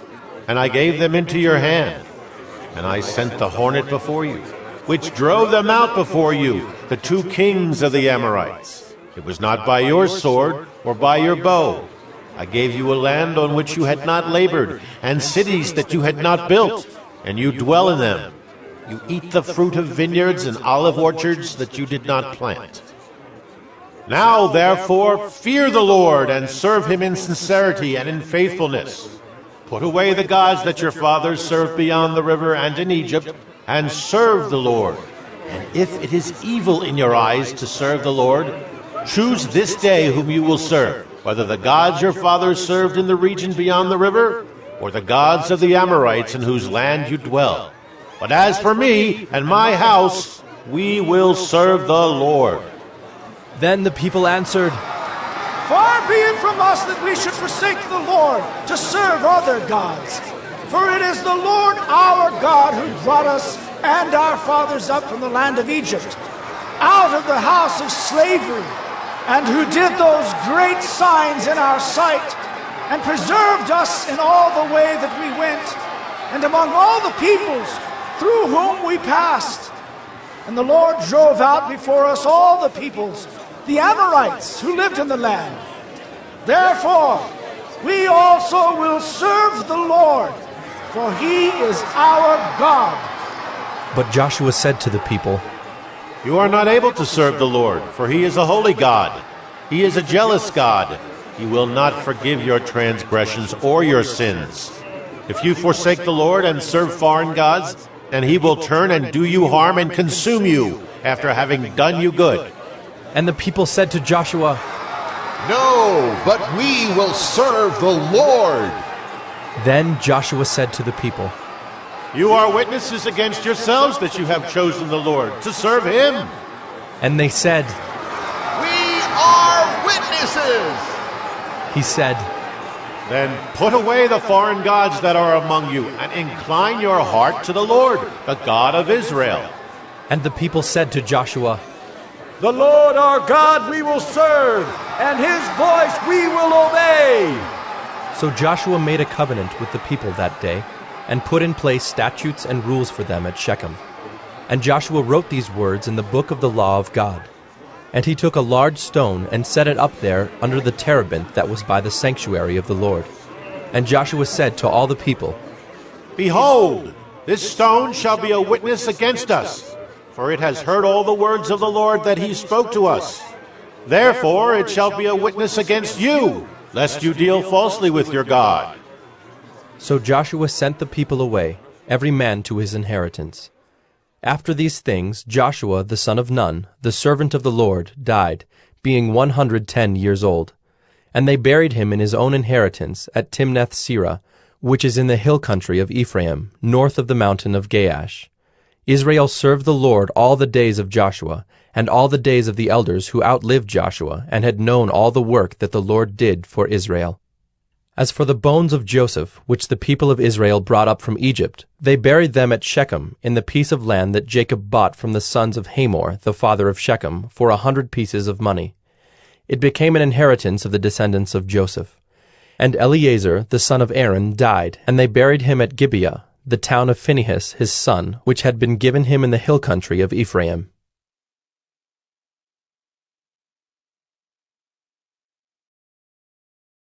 Gospel TV, once again, subscribe. Today we are listening to the book of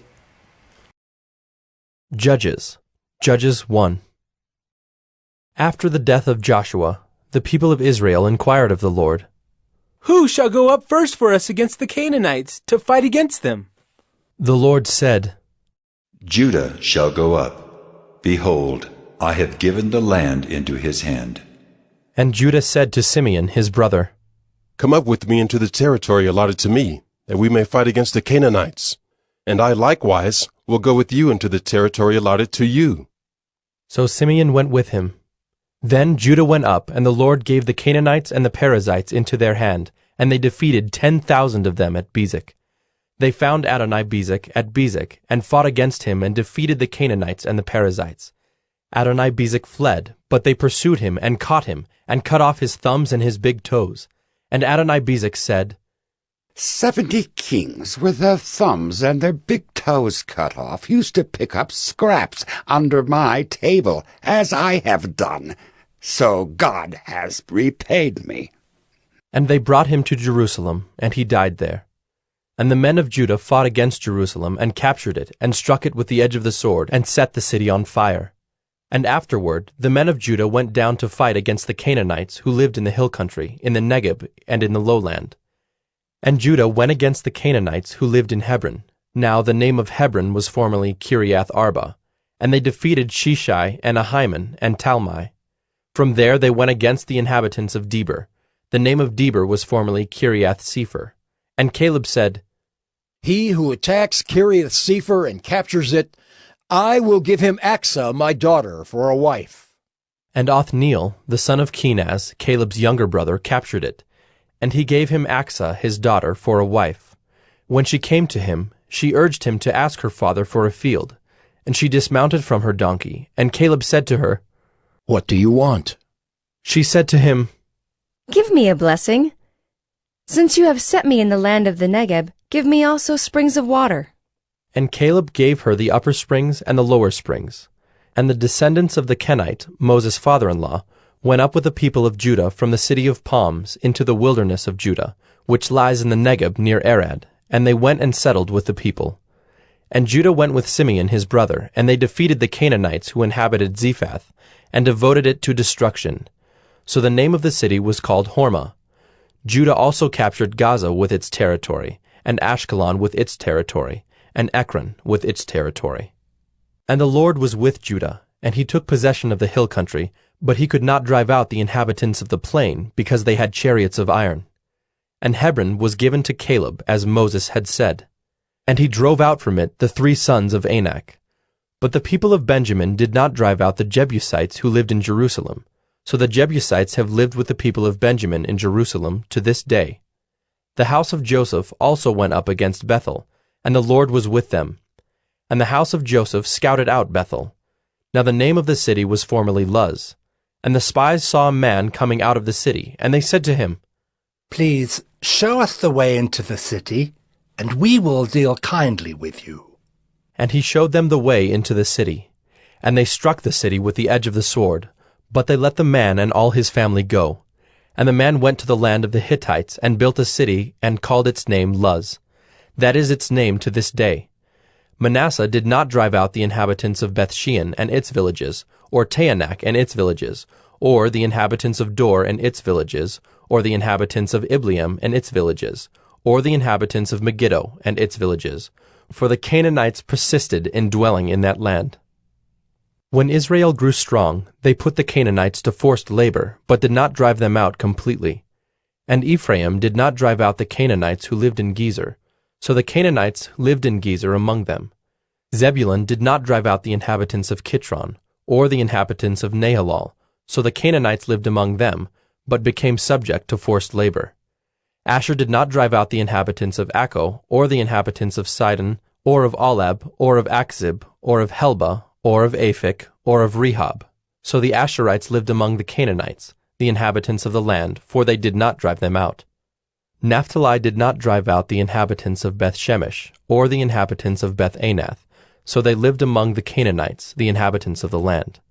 Nevertheless, the inhabitants of Beth-Shemesh and of Beth-Anath became subject to forced labor for them. The Amorites pressed the people of Dan back into the hill country, for they did not allow them to come down to the plain. The Amorites persisted in dwelling in Mount Heres, in Ajalon, and in Shaalbim, but the hand of the house of Joseph rested heavily on them, and they became subject to forced labor. And the border of the Amorites ran from the ascent of Akrabim, from Selah and upward. Judges 2. Now the angel of the Lord went up from Gilgal to Bochim, and he said, I brought you up from Egypt, and brought you into the land that I swore to give to your fathers. I said, I will never break my covenant with you, and you shall make no covenant with the inhabitants of this land. You shall break down their altars. But you have not obeyed my voice. What is this you have done? So now I say, I will not drive them out before you, but they shall become thorns in your sides, and their gods shall be a snare to you. As soon as the angel of the Lord spoke these words to all the people of Israel, the people lifted up their voices and wept, and they called the name of that place Bochim, and they sacrificed there to the Lord. When Joshua dismissed the people of Israel went each to his inheritance to take possession of the land. And the people served the Lord all the days of Joshua, and all the days of the elders who outlived Joshua, who had seen all the great work that the Lord had done for Israel. And Joshua, the son of Nun, the servant of the Lord, died at the age of 110 years. And they buried him within the boundaries of his inheritance in Timnath-Heres, in the hill country of Ephraim, north of the mountain of Gaash. And all that generation also were gathered to their fathers. And there arose another generation after them, who did not know the Lord or the work that he had done for Israel. And the people of Israel did what was evil in the sight of the Lord, and served the Baals. And they abandoned the Lord, the God of their fathers, who had brought them out of the land of Egypt. They went after other gods from among the gods of the peoples who were around them, and bowed down to them. and they provoked the Lord to anger. They abandoned the Lord and served the Baals and the Ashtaroth. So the anger of the Lord was kindled against Israel, and he gave them over to plunderers who plundered them. And he sold them into the hand of their surrounding enemies, so that they could no longer withstand their enemies. Whenever they marched out, the hand of the Lord was against them for harm, as the Lord had warned and as the Lord had sworn to them. And they were in terrible distress. Then the Lord raised up judges, who saved them out of the hand of those who plundered them. Yet they did not listen to their judges, for they whored after other gods and bowed down to them. They soon turned aside from the way in which their fathers had walked, who had obeyed the commandments of the Lord, and they did not do so. Whenever the Lord raised up judges for them, the Lord was with the judge, and he saved them from the hand of their enemies all the days of the judge. For the Lord was moved to pity by their groaning because of those who afflicted and oppressed them. But whenever the judge died, they turned back and were more corrupt than their fathers, going after other gods, serving them and bowing down to them. They did not drop any of their practices or their stubborn ways. So the anger of the Lord was kindled against Israel. And he said, Because this people has transgressed my covenant that I commanded their fathers and have not obeyed my voice, I will no longer drive out before them any of the nations that Joshua left when he died, in order to test Israel by them, whether they will take care to walk in the way of the Lord as their fathers did or not. So the Lord left those nations, not driving them out quickly, and he did not give them into the hand of Joshua. Judges 3. Now these are the nations that the Lord left to test Israel by them, that is, all in Israel who had not experienced all the wars in Canaan. It was only in order that the generations of the people of Israel might know war, to teach war to those who had not known it before. These are the nations: the 5 lords of the Philistines, and all the Canaanites, and the Sidonians and the Hivites who lived on Mount Lebanon, from Mount Baal Hermon as far as Lebo-Hamath. They were for the testing of Israel, to know whether Israel would obey the commandments of the Lord, which he commanded their fathers by the hand of Moses. So the people of Israel lived among the Canaanites, the Hittites, the Amorites, the Perizzites, the Hivites, and the Jebusites. And their daughters they took to themselves for wives, and their own daughters they gave to their sons, and they served their gods. And the people of Israel did what was evil in the sight of the Lord. They forgot the Lord their God, and served the Baals and the Ashtaroth. Therefore the anger of the Lord was kindled against Israel, and he sold them into the hand of Cushan-Rishathaim, king of Mesopotamia. And the people of Israel served Cushan-Rishathaim 8 years. But when the people of Israel cried out to the Lord raised up a deliverer for the people of Israel, who saved them, Othniel the son of Kenaz, Caleb's younger brother. The Spirit of the Lord was upon him, and he judged Israel. He went out to war, and the Lord gave Cushan-Rishathaim, king of Mesopotamia, into his hand. And his hand prevailed over Cushan-Rishathaim. So the land had rest 40 years. Then Othniel the son of Kenaz died, and the people of Israel again did what was evil in the sight of the Lord. And the Lord strengthened Eglon, the king of Moab, against Israel, because they had done what was evil in the sight of the Lord. He gathered to himself the Ammonites and the Amalekites, and went and defeated Israel, and they took possession of the city of palms. And the people of Israel served Eglon the king of Moab 18 years. Then the people of Israel cried out to the Lord, and the Lord raised up for them a deliverer, Ehud, the son of Gera, the Benjaminite, a left-handed man. The people of Israel sent tribute by him to Eglon the king of Moab. And Ehud made for himself a sword with 2 edges, a cubit in length, and he bound it on his right thigh under his clothes. And he presented the tribute to Eglon king of Moab. Now Eglon was a very fat man, and when Ehud had finished presenting the tribute, he sent away the people who carried the tribute. But he himself turned back at the idols near Gilgal, and said, I have a secret message for you, O king. And he commanded, Silence! And all his attendants went out from his presence. And Ehud came to him as he was sitting alone in his cool-roofed chamber. And Ehud said, I have a message from God for you. And he arose from his seat. And Ehud reached with his left hand, took the sword from his right thigh, and thrust it into his belly. And the hilt also went in after the blade, and the fat closed over the blade, for he did not pull the sword out of his belly, and the dung came out. Then Ehud went out into the porch, and closed the doors of the roof chamber behind him, and locked them. When he had gone, the servants came, and when they saw that the doors of the roof chamber were locked, they thought, "Surely he is relieving himself in the closet of the cool chamber." And they waited till they were embarrassed. But when he still did not open the doors of the roof chamber, they took the key and opened them, and there lay their lord dead on the floor. Ehud escaped while they delayed, and he passed beyond the idols and escaped to Seirah. When he arrived, he sounded the trumpet in the hill country of Ephraim. Then the people of Israel went down with him from the hill country, and he was their leader. And he said to them, "Follow after me, for the Lord has given your enemies the Moabites into your hand." So they went down after him and seized the fords of the Jordan against the Moabites, and did not allow anyone to pass over. And they killed at that time about 10,000 of the Moabites, all strong, able-bodied men. Not a man escaped. So Moab was subdued that day under the hand of Israel, and the land had rest for 80 years. After him was Shamgar the son of Anath, who killed 600 of the Philistines with an ox goad, and he also saved Israel. Judges 4. And the people of Israel again did what was evil in the sight of the Lord after Ehud died. And the Lord sold them into the hand of Jabin, king of Canaan, who reigned in Hazor. The commander of his army was Sisera, who lived in Harosheth Hagoyim. Then the people of Israel cried out to the Lord for help, for he had 900 chariots of iron, and he oppressed the people of Israel cruelly for 20 years.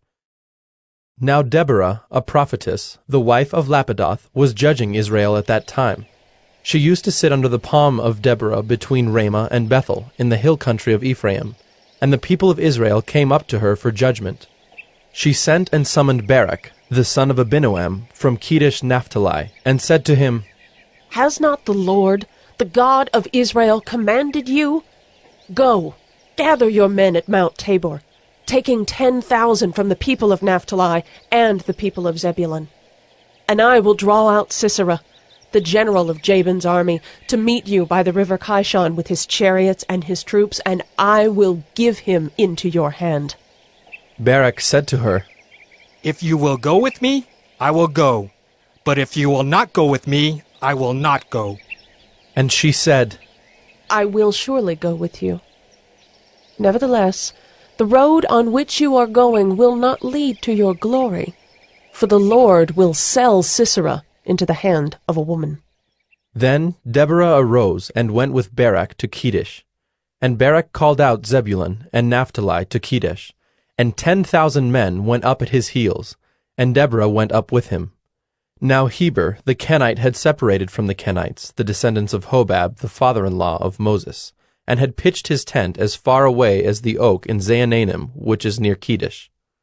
When Sisera was told that Barak the son of Abinoam had gone up to Mount Tabor, Sisera called out all his chariots, 900 chariots of iron, and all the men who were with him, from Harosheth Hagoyim to the river Kishon.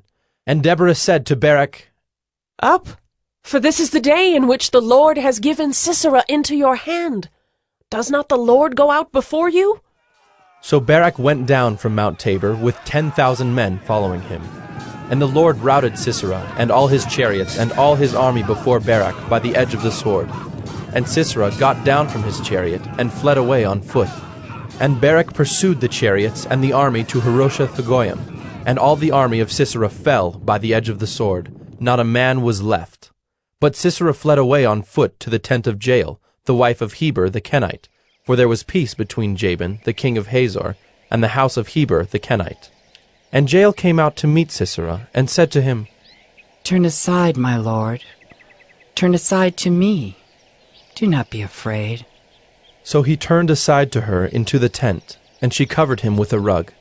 And he said to her, "Please, give me a little water to drink, for I am thirsty." So she opened a skin of milk, and gave him a drink, and covered him. And he said to her, "Stand at the opening of the tent, and if any man comes and asks you, 'Is anyone here?' say, 'No.'" But Jael, the wife of Heber, took a tent peg and took a hammer in her hand. Then she went softly to him, and drove the peg into his temple until it went down into the ground while he was lying fast asleep from weariness. So he died. And behold, as Barak was pursuing Sisera, Jael went out to meet him, and said to him, Come, and I will show you the man whom you are seeking. So he went into her tent, and there lay Sisera dead with a tent peg in his temple. So on that day God subdued Jabin, the king of Canaan, before the people of Israel. And the hand of the people of Israel pressed harder and harder against Jabin, the king of Canaan, until they destroyed Jabin, king of Canaan. Judges 5. Then sang Deborah and Barak, the son of Abinoam, on that day, that the leaders took the lead in Israel, that the people offered themselves willingly. Bless the Lord. Hear, O kings, give ear, O princes. To the Lord I will sing. I will make melody to the Lord, the God of Israel. Lord, when you went out from Seir, when you marched from the region of Edom, the earth trembled and the heavens dropped. Yes, the clouds dropped water. The mountains quaked before the Lord, even Sinai before the Lord, the God of Israel. In the days of Shamgar, son of Anath, in the days of Jael, the highways were abandoned and travelers kept to the byways. The villagers ceased in Israel. They ceased to be until I arose. I, Deborah, arose as a mother in Israel.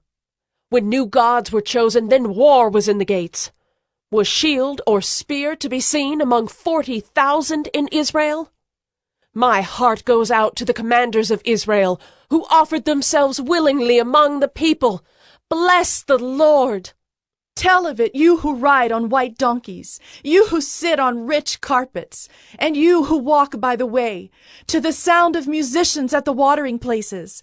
There they repeat the righteous triumphs of the Lord, the righteous triumphs of his villagers in Israel. Then down to the gates march the people of the Lord. Awake, awake, Deborah! Awake, awake! Break out in a song! Arise, Barak! Lead away your captives, O son of Abinoam! Then down marched the remnant of the noble. The people of the Lord marched down for me against the mighty. From Ephraim, their route, they marched down into the valley following you. Benjamin with your kinsmen. From Machir marched down the commanders, and from Zebulun those who bear the lieutenant's staff. The princes of Issachar came with Deborah, and Issachar faithful to Barak. Into the valley they rushed at his heels. Among the clans of Reuben there were great searchings of heart. Why did you sit still among the sheepfolds, to hear the whistling for the flocks? Among the clans of Reuben there were great searchings of heart.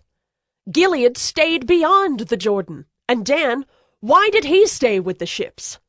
Asher sat still at the coast of the sea, staying by his landings. Zebulun is a people who risked their lives to the death. Naphtali, too, on the heights of the field. The kings came, they fought.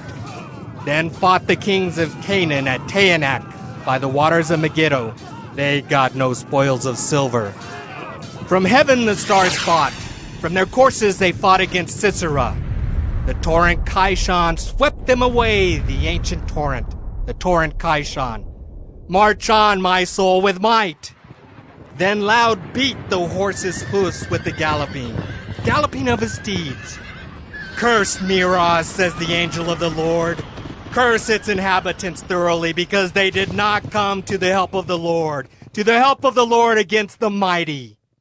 Most blessed of women be Jael, the wife of Heber the Kenite. Of tent-dwelling women most blessed.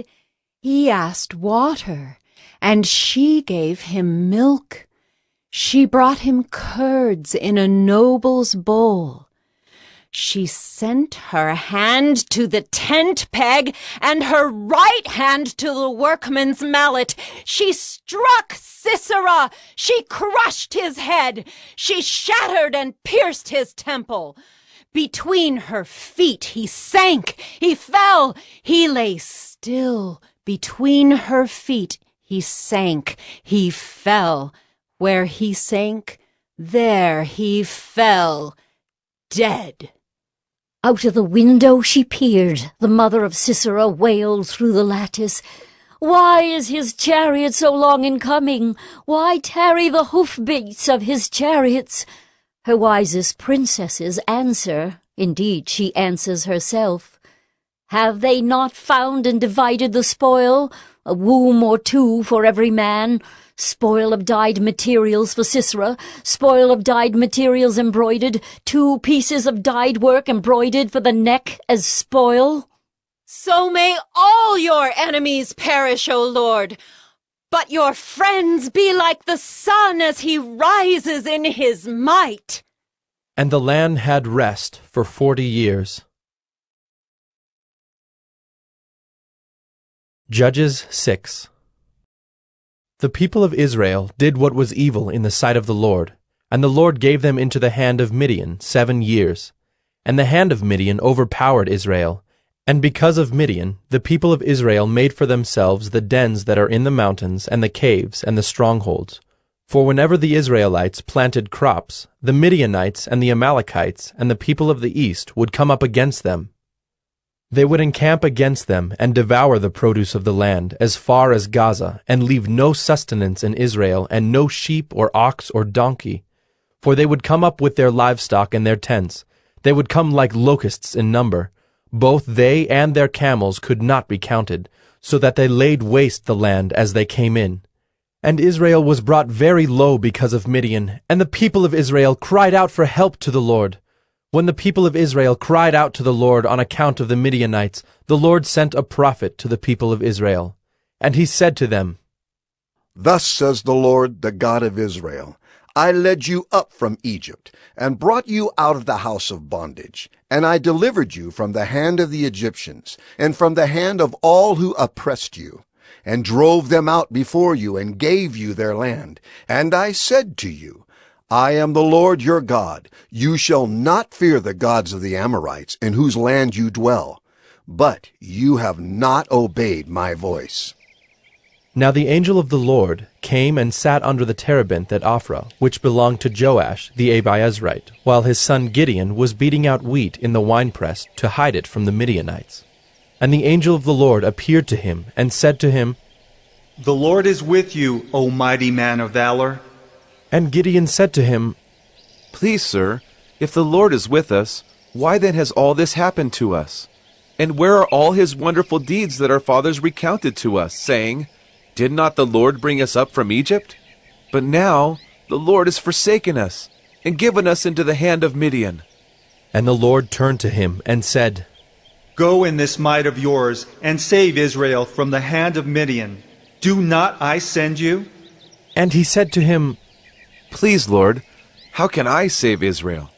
Behold, my clan is the weakest in Manasseh, and I am the least in my father's house. And the Lord said to him, But I will be with you, and you shall strike the Midianites as one man. And he said to him, If now I have found favor in your eyes, then show me a sign that it is you who speak with me. Please, do not depart from here until I come to you and bring out my present and set it before you. And he said, I will stay till you return. So Gideon went into his house, and prepared a young goat and unleavened cakes from an ephah of flour. The meat he put in a basket, and the broth he put in a pot, and brought them to him under the terebinth, and presented them.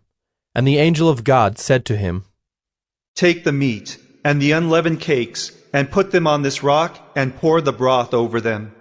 And he did so. Then the angel of the Lord reached out the tip of the staff that was in his hand, and touched the meat and the unleavened cakes. And fire sprang up from the rock, and consumed the meat and the unleavened cakes. And the angel of the Lord vanished from his sight. Then Gideon perceived that he was the angel of the Lord. And Gideon said, Alas, O Lord God, for now I have seen the angel of the Lord face to face. But the Lord said to him, Peace be to you. Do not fear, you shall not die. Then Gideon built an altar there to the Lord, and called it, "The Lord is Peace." To this day it still stands at Ophrah, which belongs to the Abiezrites. That night the Lord said to him, Take your father's bull, and the second bull 7 years old, and pull down the altar of Baal that your father has, and cut down the Asherah that is beside it, and build an altar to the Lord your God on the top of the stronghold here, with stones laid in due order. Then take the second bull and offer it as a burnt offering with the wood of the Asherah that you shall cut down. So Gideon took 10 men of his servants, and did as the Lord had told him. But because he was too afraid of his family and the men of the town to do it by day, he did it by night. When the men of the town rose early in the morning, behold, the altar of Baal was broken down, and the Asherah beside it was cut down, and the second bull was offered on the altar that had been built. And they said to one another, Who has done this thing? And after they had searched and inquired, they said, Gideon, the son of Joash, has done this thing. Then the men of the town said to Joash, Bring out your son, that he may die, for he has broken down the altar of Baal and cut down the Asherah beside it. But Joash said to all who stood against him, Will you contend for Baal?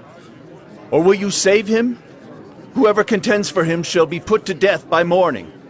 If he is a god, let him contend for himself, because his altar has been broken down. Therefore, on that day, Gideon was called Jerubbaal, that is to say, Let Baal contend against him, because he broke down his altar. Now all the Midianites and the Amalekites and the people of the east came together, and they crossed the Jordan and encamped in the valley of Jezreel. But the Spirit of the Lord clothed Gideon, and he sounded the trumpet, and the Abiezrites were called out to follow him. And he sent messengers throughout all Manasseh, and they too were called out to follow him. And he sent messengers to Asher, Zebulun, and Naphtali, and they went up to meet them. Then Gideon said to God, If you will save Israel by my hand, as you have said, behold, I am laying a fleece of wool on the threshing floor. If there is dew on the fleece alone, and it is dry on all the ground, then I shall know that you will save Israel by my hand, as you have said. And it was so. When he rose early next morning and squeezed the fleece, he wrung enough dew from the fleece to fill a bowl with water. Then Gideon said to God, Let not your anger burn against me. Let me speak just once more. Please, let me test just once more with the fleece. Please, let it be dry on the fleece only, and on all the ground let there be dew. And God did so that night, and it was dry on the fleece only, and on all the ground there was dew. Judges 7. Then Jerubbaal, that is Gideon, and all the people who were with him rose early and encamped beside the spring of Harod. And the camp of Midian was north of them, by the hill of Moreh in the valley. The Lord said to Gideon, The people with you are too many for me to give the Midianites into their hand, lest Israel boast over me, saying, My own hand has saved me. Now therefore proclaim in the ears of the people, saying, Whoever is fearful and trembling, let him return home, and hurry away from Mount Gilead. Then 22,000 of the people returned, and 10,000 remained. And the Lord said to Gideon, The people are still too many. Take them down to the water, and I will test them for you there. And any one of whom I say to you, This one shall go with you, shall go with you. And any one of whom I say to you, This one shall not go with you, shall not go. So he brought the people down to the water. And the Lord said to Gideon, Every one who laps the water with his tongue as a dog laps, you shall set by himself. Likewise, every one who kneels down to drink. And the number of those who lapped, putting their hands to their mouths, was 300 men, but all the rest of the people knelt down to drink water. And the Lord said to Gideon, With the 300 men who lapped, I will save you, and give the Midianites into your hand, and let all the others go, every man to his home. So the people took provisions in their hands and their trumpets. And he sent all the rest of Israel, every man to his tent, but retained the 300 men. And the camp of Midian was below him in the valley. That same night the Lord said to him, Arise, Go down against the camp, for I have given it into your hand. But if you are afraid to go down to the camp with Purah your servant, and you shall hear what they say, and afterward your hands shall be strengthened to go down against the camp." Then he went down with Purah his servant to the outposts of the armed men who were in the camp. And the Midianites and the Amalekites and all the people of the east lay along the valley like locusts in abundance, and their camels were without number as the sand that is on the seashore in abundance. When Gideon came, behold, a man was telling a dream to his comrade. And he said, "Behold, I dreamed a dream, and behold, a cake of barley bread tumbled into the camp of Midian, and came to the tent and struck it so that it fell, and turned it upside down, so that the tent lay flat." And his comrade answered, "This is no other than the sword of Gideon, the son of Joash, a man of Israel. God has given into his hand Midian and all the camp." As soon as Gideon heard the telling of the dream and its interpretation, he worshipped, and he returned to the camp of Israel and said, "Arise, for the Lord has given the host of Midian into your hand." And he divided the 300 men into 3 companies, and put trumpets into the hands of all of them, and empty jars with torches inside the jars. And he said to them, "Look at me, and do likewise. When I come to the outskirts of the camp, do as I do. When I blow the trumpet, I and all who are with me, then blow the trumpets also on every side of all the camp, and shout, 'For the Lord and for Gideon!'" So Gideon and the 100 men who were with him came to the outskirts of the camp at the beginning of the middle watch, when they had just set the watch. And they blew the trumpets and smashed the jars that were in their hands. Then the 3 companies blew the trumpets and broke the jars. They held in their left hands the torches, and in their right hands the trumpets to blow. And they cried out, "A sword for the Lord and for Gideon!" Every man stood in his place around the camp, and all the army ran. They cried out and fled. When they blew the 300 trumpets, the Lord set every man's sword against his comrade and against all the army. And the army fled as far as Bethshittah toward Zererah, as far as the border of Abel-Meholah by Tabbath. And the men of Israel were called out from Naphtali and from Asher and from all Manasseh, and they pursued after Midian. Gideon sent messengers throughout all the hill country of Ephraim, saying, "Come down against the Midianites and capture the waters against them, as far as Beth-barah and also the Jordan." So all the men of Ephraim were called out, and they captured the waters as far as Beth-barah and also the Jordan. And they captured the 2 princes of Midian, Oreb and Zeeb. They killed Oreb at the rock of Oreb, and Zeeb they killed at the winepress of Zeeb. Then they pursued Midian, and they brought the heads of Oreb and Zeeb to Gideon across the Jordan. Judges 8. Then the men of Ephraim said to him, "What is this that you have done to us, not to call us when you went to fight against Midian?" And they accused him fiercely. And he said to them, "What have I done now in comparison with you? Is not the gleaning of the grapes of Ephraim better than the grape harvest of Abiezer? God has given into your hands the princes of Midian, Oreb and Zeeb. What have I been able to do in comparison with you?" Then their anger against him subsided when he said this. And Gideon came to the Jordan and crossed over, he and the 300 men who were with him, exhausted yet pursuing. So he said to the men of Succoth, "Please give loaves of bread to the people who follow me, for they are exhausted, and I am pursuing after Zebah and Zalmunna, the kings of Midian."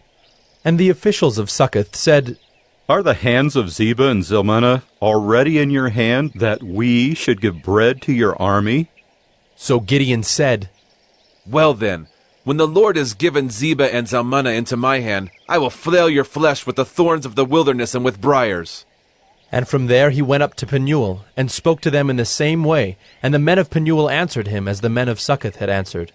And he said to the men of Penuel, "When I come again in peace, I will break down this tower." Now Zebah and Zalmunna were in Karkor with their army, about 15,000 men, all who were left of all the army of the people of the east, for there had fallen 120,000 men who drew the sword. And Gideon went up by the way of the tent dwellers, east of Nobah and Jogbehah, and attacked the army, for the army felt secure. And Zebah and Zalmunna fled, and he pursued them and captured the 2 kings of Midian, Zebah and Zalmunna. And he threw all the army into a panic. Then Gideon the son of Joash returned from the battle by the ascent of Heres, and he captured a young man of Succoth and questioned him. And he wrote down for him the officials and elders of Succoth, 77 men. And he came to the men of Succoth and said, Behold, Zebah and Zalmunna, about whom you taunted me, saying, Are the hands of Zebah and Zalmunna already in your hand, that we should give bread to your men who are exhausted? And he took the elders of the city, and he took thorns of the wilderness and briars, and with them taught the men of Succoth a lesson. And he broke down the tower of Penuel, and killed the men of the city. Then he said to Zebah and Zalmunna, Where are the men whom you killed at Tabor? They answered, As you are, so were they. Every one of them resembled the son of a king. And he said, They were my brothers, the sons of my mother. As the Lord lives, if you had saved them alive, I would not kill you. So he said to Jether his firstborn, Rise and kill them! But the young man did not draw his sword, for he was afraid because he was still a young man. Then Zebah and Zalmunna said, Rise yourself and fall upon us, for as the man is, so is his strength. And Gideon arose and killed Zebah and Zalmunna, and he took the crescent ornaments that were on the necks of their camels. Then the men of Israel said to Gideon, Rule over us, you and your son and your grandson also, for you have saved us from the hand of Midian. Gideon said to them, I will not rule over you, and my son will not rule over you. The Lord will rule over you. And Gideon said to them, Let me make a request of you. Every one of you give me the earrings from his spoil. For they had golden earrings, because they were Ishmaelites. And they answered, We will willingly give them. And they spread a cloak, and every man threw in it the earrings of his spoil. And the weight of the golden earrings that he requested was 1,700 shekels of gold, besides the crescent ornaments and the pendants and the purple garments worn by the kings of Midian, and besides the collars that were around the necks of their camels. And Gideon made an ephod of it and put it in his city, in Ophrah. And all Israel whored after it there, and it became a snare to Gideon and to his family. So Midian was subdued before the people of Israel, and they raised their heads no more. And the land had rest 40 years in the days of Gideon. Jerubbaal, the son of Joash, went and lived in his own house. Now Gideon had 70 sons, his own offspring, for he had many wives. And his concubine, who was in Shechem, also bore him a son, and he called his name Abimelech. And Gideon, the son of Joash, died in a good old age, and was buried in the tomb of Joash his father, at Ophrah of the Abiezrites. As soon as Gideon died, the people of Israel turned again, and whored after the Baals, and made Baal-berith their god. And the people of Israel did not remember the Lord their God, who had delivered them from the hand of all their enemies on every side, and they did not show steadfast love to the family of Jerubbaal, that is Gideon, in return for all the good that he had done to Israel. Judges 9. Now Abimelech, the son of Jerubbaal, went to Shechem to his mother's relatives, and said to them and to the whole clan of his mother's family, Say in the ears of all the leaders of Shechem, which is better for you, that all 70 of the sons of Jerubbaal rule over you, or that one rule over you?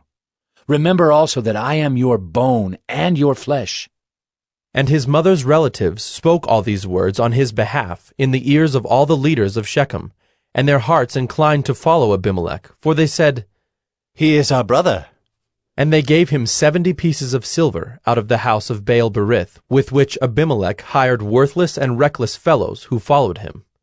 And he went to his father's house at Ophrah, and killed his brothers, the sons of Jerubbaal, 70 men, on one stone.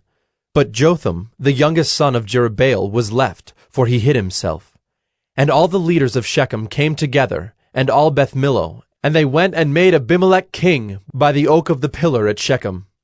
When it was told to Jotham, he went and stood on top of Mount Gerizim, and cried aloud, and said to them, Listen to me, you leaders of Shechem, that God may listen to you. The trees once went out to anoint a king over them, and they said to the olive tree, Reign over us. But the olive tree said to them, Shall I leave my abundance by which gods and men are honored, and go hold sway over the trees? And the trees said to the fig tree, You come and reign over us.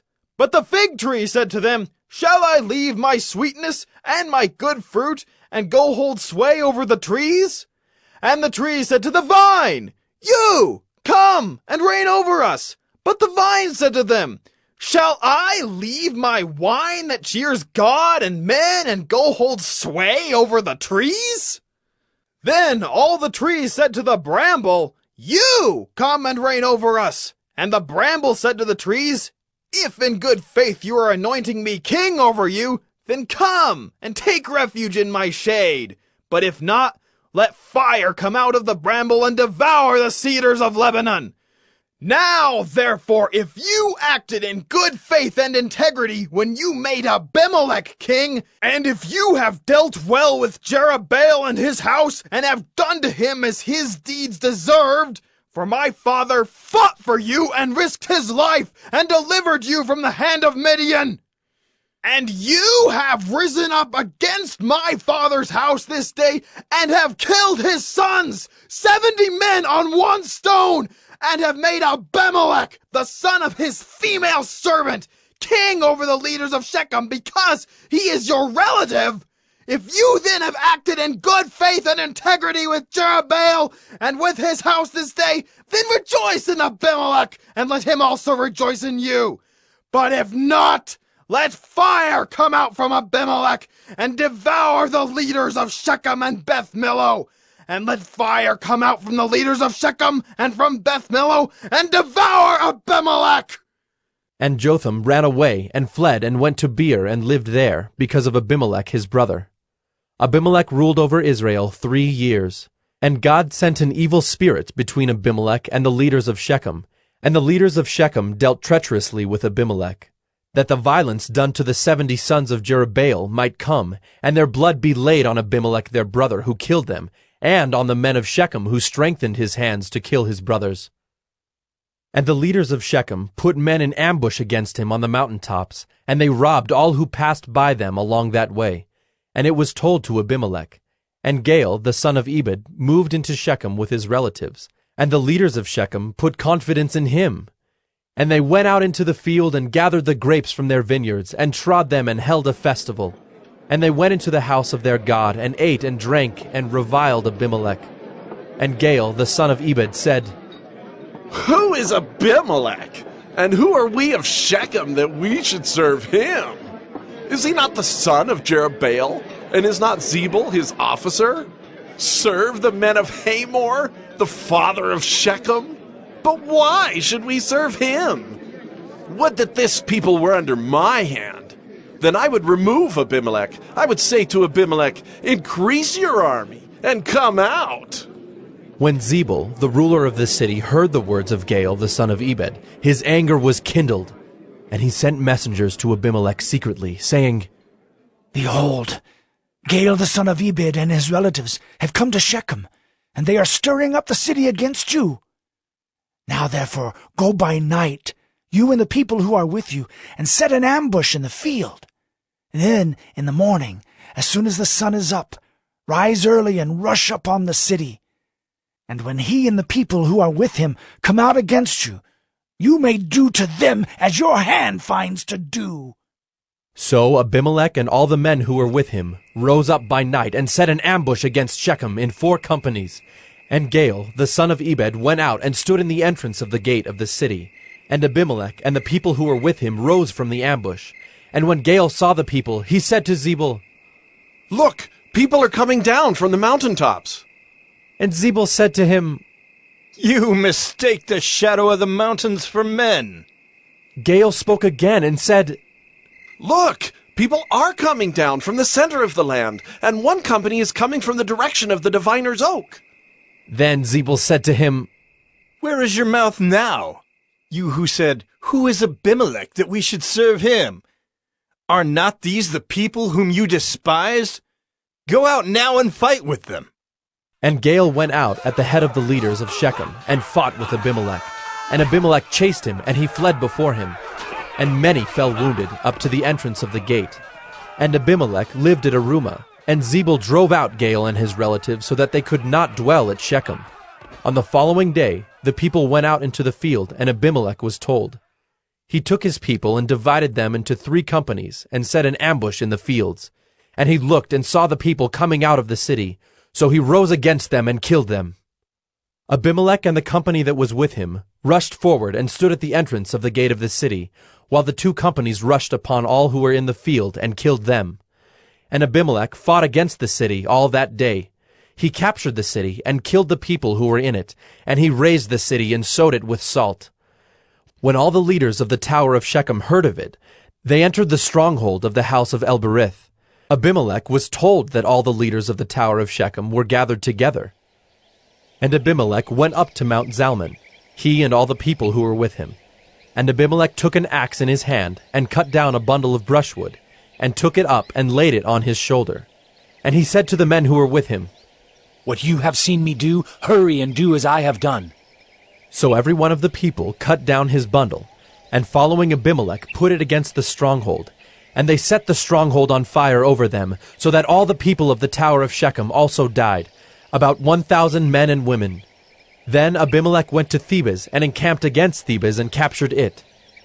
But there was a strong tower within the city, and all the men and women and all the leaders of the city fled to it and shut themselves in, and they went up to the roof of the tower. And Abimelech came to the tower and fought against it, and drew near to the door of the tower to burn it with fire. And a certain woman threw an upper millstone on Abimelech's head and crushed his skull. Then he called quickly to the young man, his armor-bearer, and said to him, "Draw your sword and kill me, lest they say of me, 'A woman killed him.'" And his young man thrust him through, and he died. And when the men of Israel saw that Abimelech was dead, everyone departed to his home. Thus God returned the evil of Abimelech, which he committed against his father in killing his 70 brothers. And God also made all the evil of the men of Shechem return on their heads, and upon them came the curse of Jotham, the son of Jerubbaal. Judges 10. After Abimelech, there arose to save Israel Tola, the son of Puah, son of Dodo, a man of Issachar, and he lived at Shamer in the hill country of Ephraim. And he judged Israel 23 years. Then he died and was buried at Shamer. After him arose Jair the Gileadite, who judged Israel 22 years. And he had 30 sons who rode on 30 donkeys, and they had 30 cities called Havoth Jair to this day, which are in the land of Gilead. And Jair died and was buried in Canaan.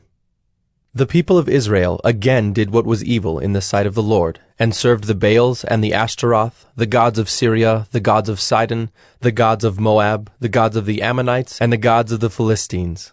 And they forsook the Lord and did not serve him. So the anger of the Lord was kindled against Israel, and he sold them into the hand of the Philistines and into the hand of the Ammonites. And they crushed and oppressed the people of Israel that year. For 18 years they oppressed all the people of Israel who were beyond the Jordan in the land of the Amorites, which is in Gilead. And the Ammonites crossed the Jordan to fight also against Judah and against Benjamin and against the house of Ephraim, so that Israel was severely distressed. And the people of Israel cried out to the Lord, saying, "We have sinned against you, because we have forsaken our God and have served the Baals."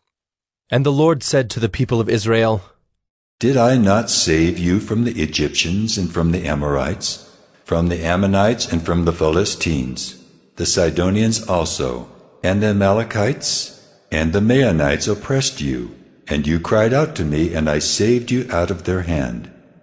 Yet you have forsaken me and served other gods. Therefore I will save you no more. Go and cry out to the gods whom you have chosen. Let them save you in the time of your distress. And the people of Israel said to the Lord, We have sinned. Do to us whatever seems good to you. Only please deliver us this day. So they put away the foreign gods from among them and served the Lord, and he became impatient over the misery of Israel. Then the Ammonites were called to arms, and they encamped in Gilead. And the people of Israel came together, and they encamped at Mizpah. And the people, the leaders of Gilead, said one to another, Who is the man who will begin to fight against the Ammonites? He shall be head over all the inhabitants of Gilead. Judges 11. Now Jephthah, the Gileadite, was a mighty warrior, but he was the son of a prostitute. Gilead was the father of Jephthah, and Gilead's wife also bore him sons. And when his wife's sons grew up, they drove Jephthah out, and said to him, You shall not have an inheritance in our father's house, for you are the son of another woman. Then Jephthah fled from his brothers, and lived in the land of Tob. And worthless fellows collected around Jephthah, and went out with him. After a time the Ammonites made war against Israel. And when the Ammonites made war against Israel, the elders of Gilead went to bring Jephthah from the land of Tob. And they said to Jephthah, Come and be our leader, that we may fight against the Ammonites. But Jephthah said to the elders of Gilead, Did you not hate me and drive me out of my father's house? Why have you come to me now when you are in distress? And the elders of Gilead said to Jephthah, That is why we have turned to you now, that you may go with us and fight against the Ammonites, and be our head over all the inhabitants of Gilead. Jephthah said to the elders of Gilead, If you bring me home again to fight against the Ammonites, and the Lord gives them over to me, I will be your head. And the elders of Gilead said to Jephthah, The Lord will be witness between us if we do not do as you say. So Jephthah went with the elders of Gilead, and the people made him head and leader over them. And Jephthah spoke all his words before the Lord at Mizpah. Then Jephthah sent messengers to the king of the Ammonites, and said, What do you have against me, that you have come to me to fight against my land? And the king of the Ammonites answered the messengers of Jephthah, Because Israel, on coming up from Egypt, took away my land, from the Arnon to the Jabbok and to the Jordan. Now therefore, restore it peaceably. Jephthah again sent messengers to the king of the Ammonites, and said to him, Thus says Jephthah, Israel did not take away the land of Moab or the land of the Ammonites. But when they came up from Egypt, Israel went through the wilderness to the Red Sea and came to Kadesh. Israel then sent messengers to the king of Edom, saying, Please, let us pass through your land. But the king of Edom would not listen. And they sent also to the king of Moab, but he would not consent. So Israel remained at Kadesh. Then they journeyed through the wilderness, and went around the land of Edom and the land of Moab, and arrived on the east side of the land of Moab, and camped on the other side of the Arnon. But they did not enter the territory of Moab, for the Arnon was the boundary of Moab. Israel then sent messengers to Sihon, king of the Amorites, king of Heshbon, and Israel said to him, Please, let us pass through your land to our country. But Sihon did not trust Israel to pass through his territory. So Sihon gathered all his people together and encamped at Jahaz, and fought with Israel. And the Lord, the God of Israel, gave Sihon and all his people into the hand of Israel, and they defeated them. So Israel took possession of all the land of the Amorites, who inhabited that country. And they took possession of all the territory of the Amorites, from the Arnon to the Jabbok, and from the wilderness to the Jordan. So then the Lord, the God of Israel, dispossessed the Amorites from before his people Israel. And are you to take possession of them? Will you not possess what Chemosh your God gives you to possess?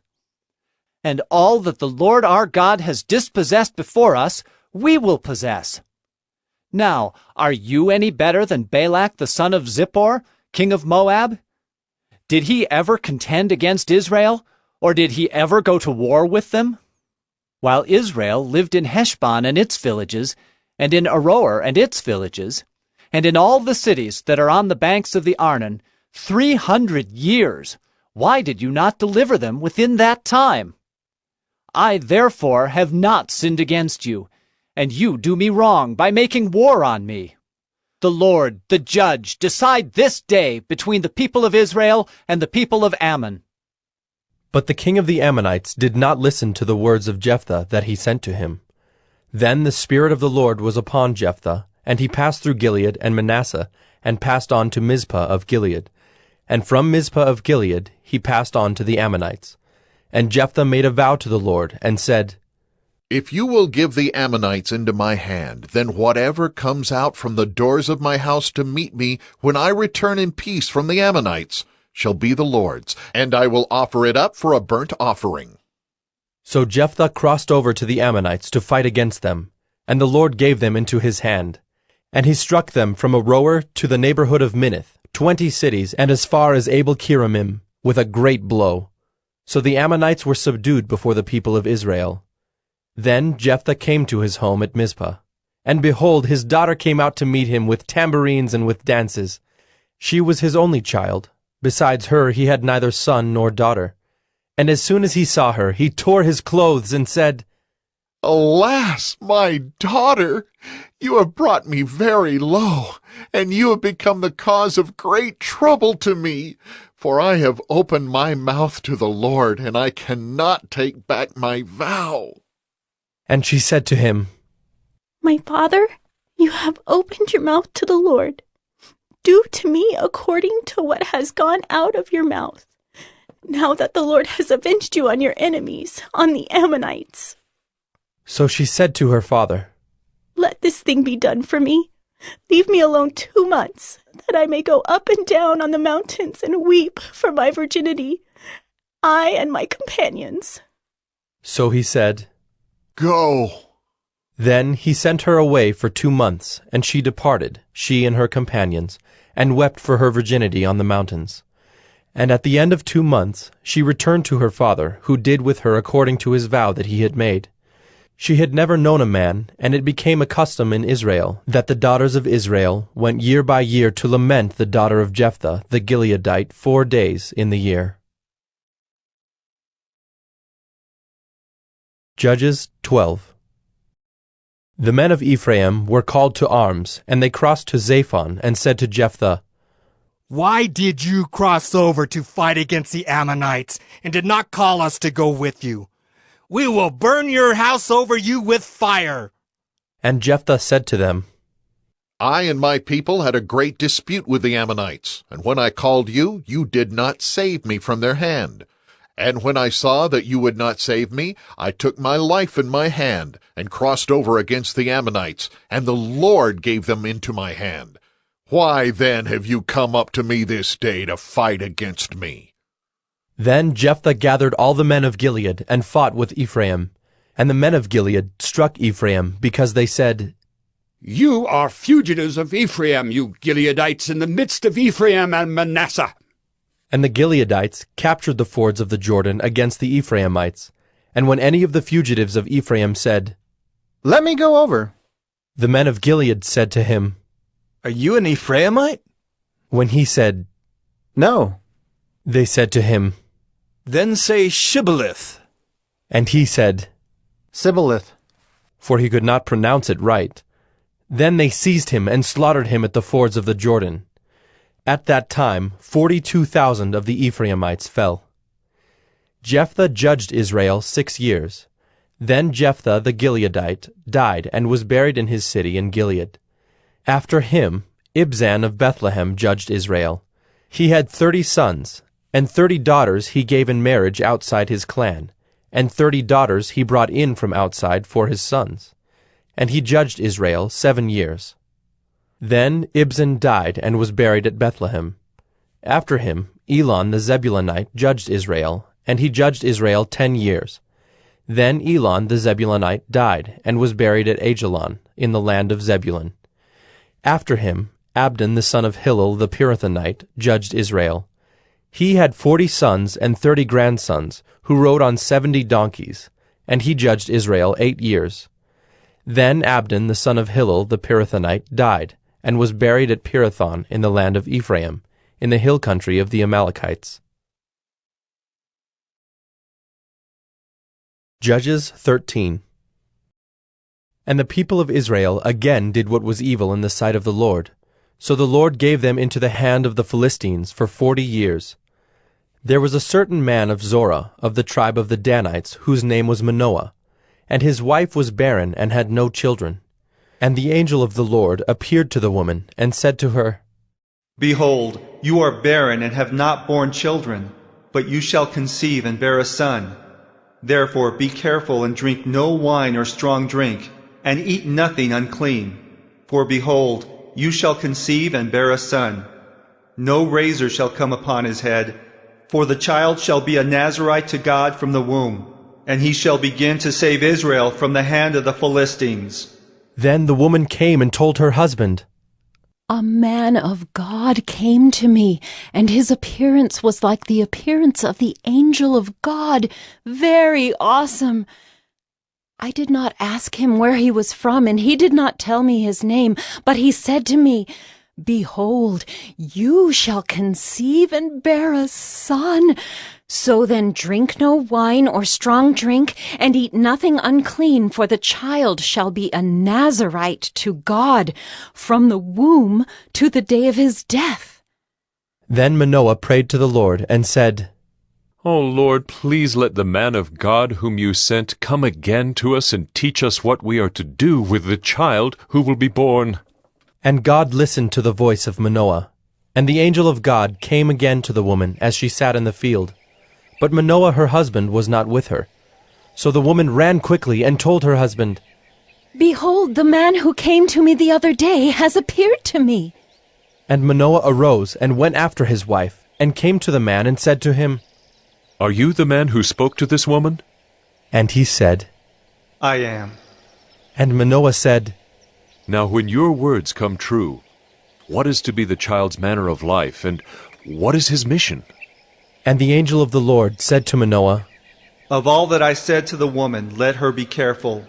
She may not eat of anything that comes from the vine, neither let her drink wine or strong drink, or eat any unclean thing. All that I commanded her, let her observe. Manoah said to the angel of the Lord, Please, let us detain you and prepare a young goat for you.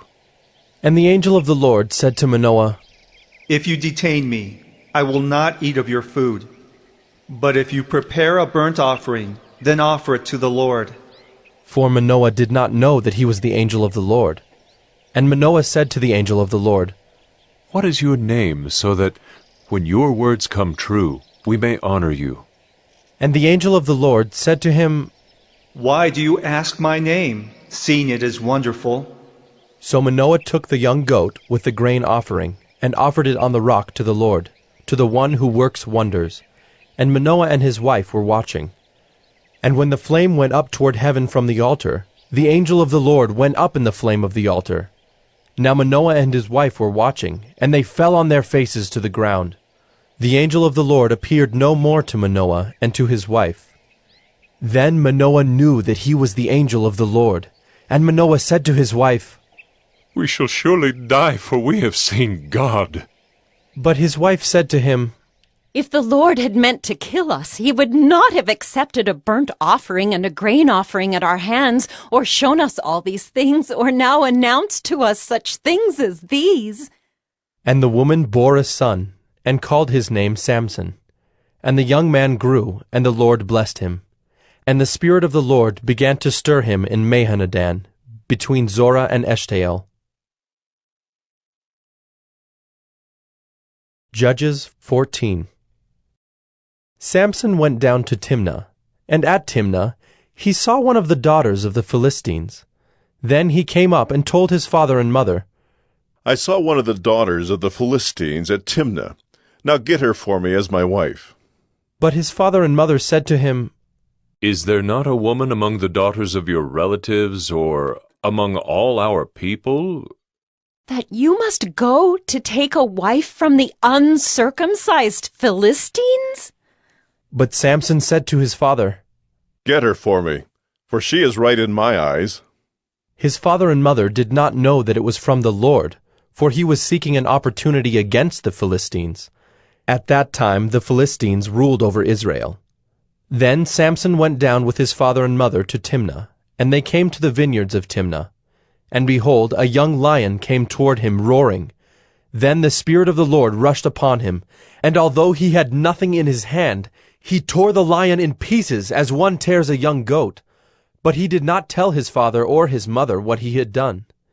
Then he went down and talked with the woman, and she was right in Samson's eyes. After some days he returned to take her.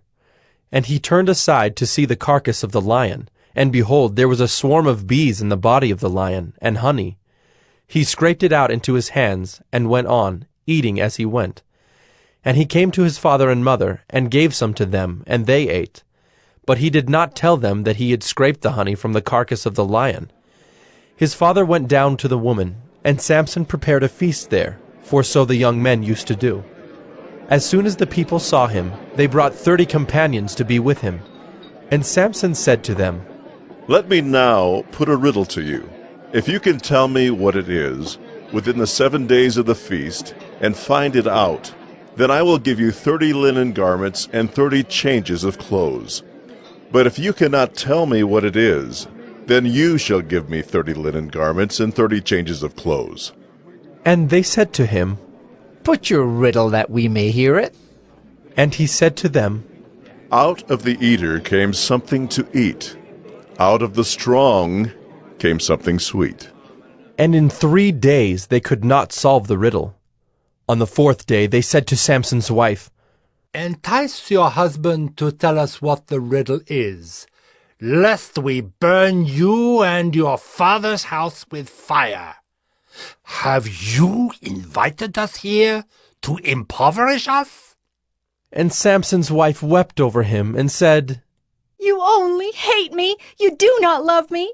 You've put a riddle to my people, and you have not told me what it is.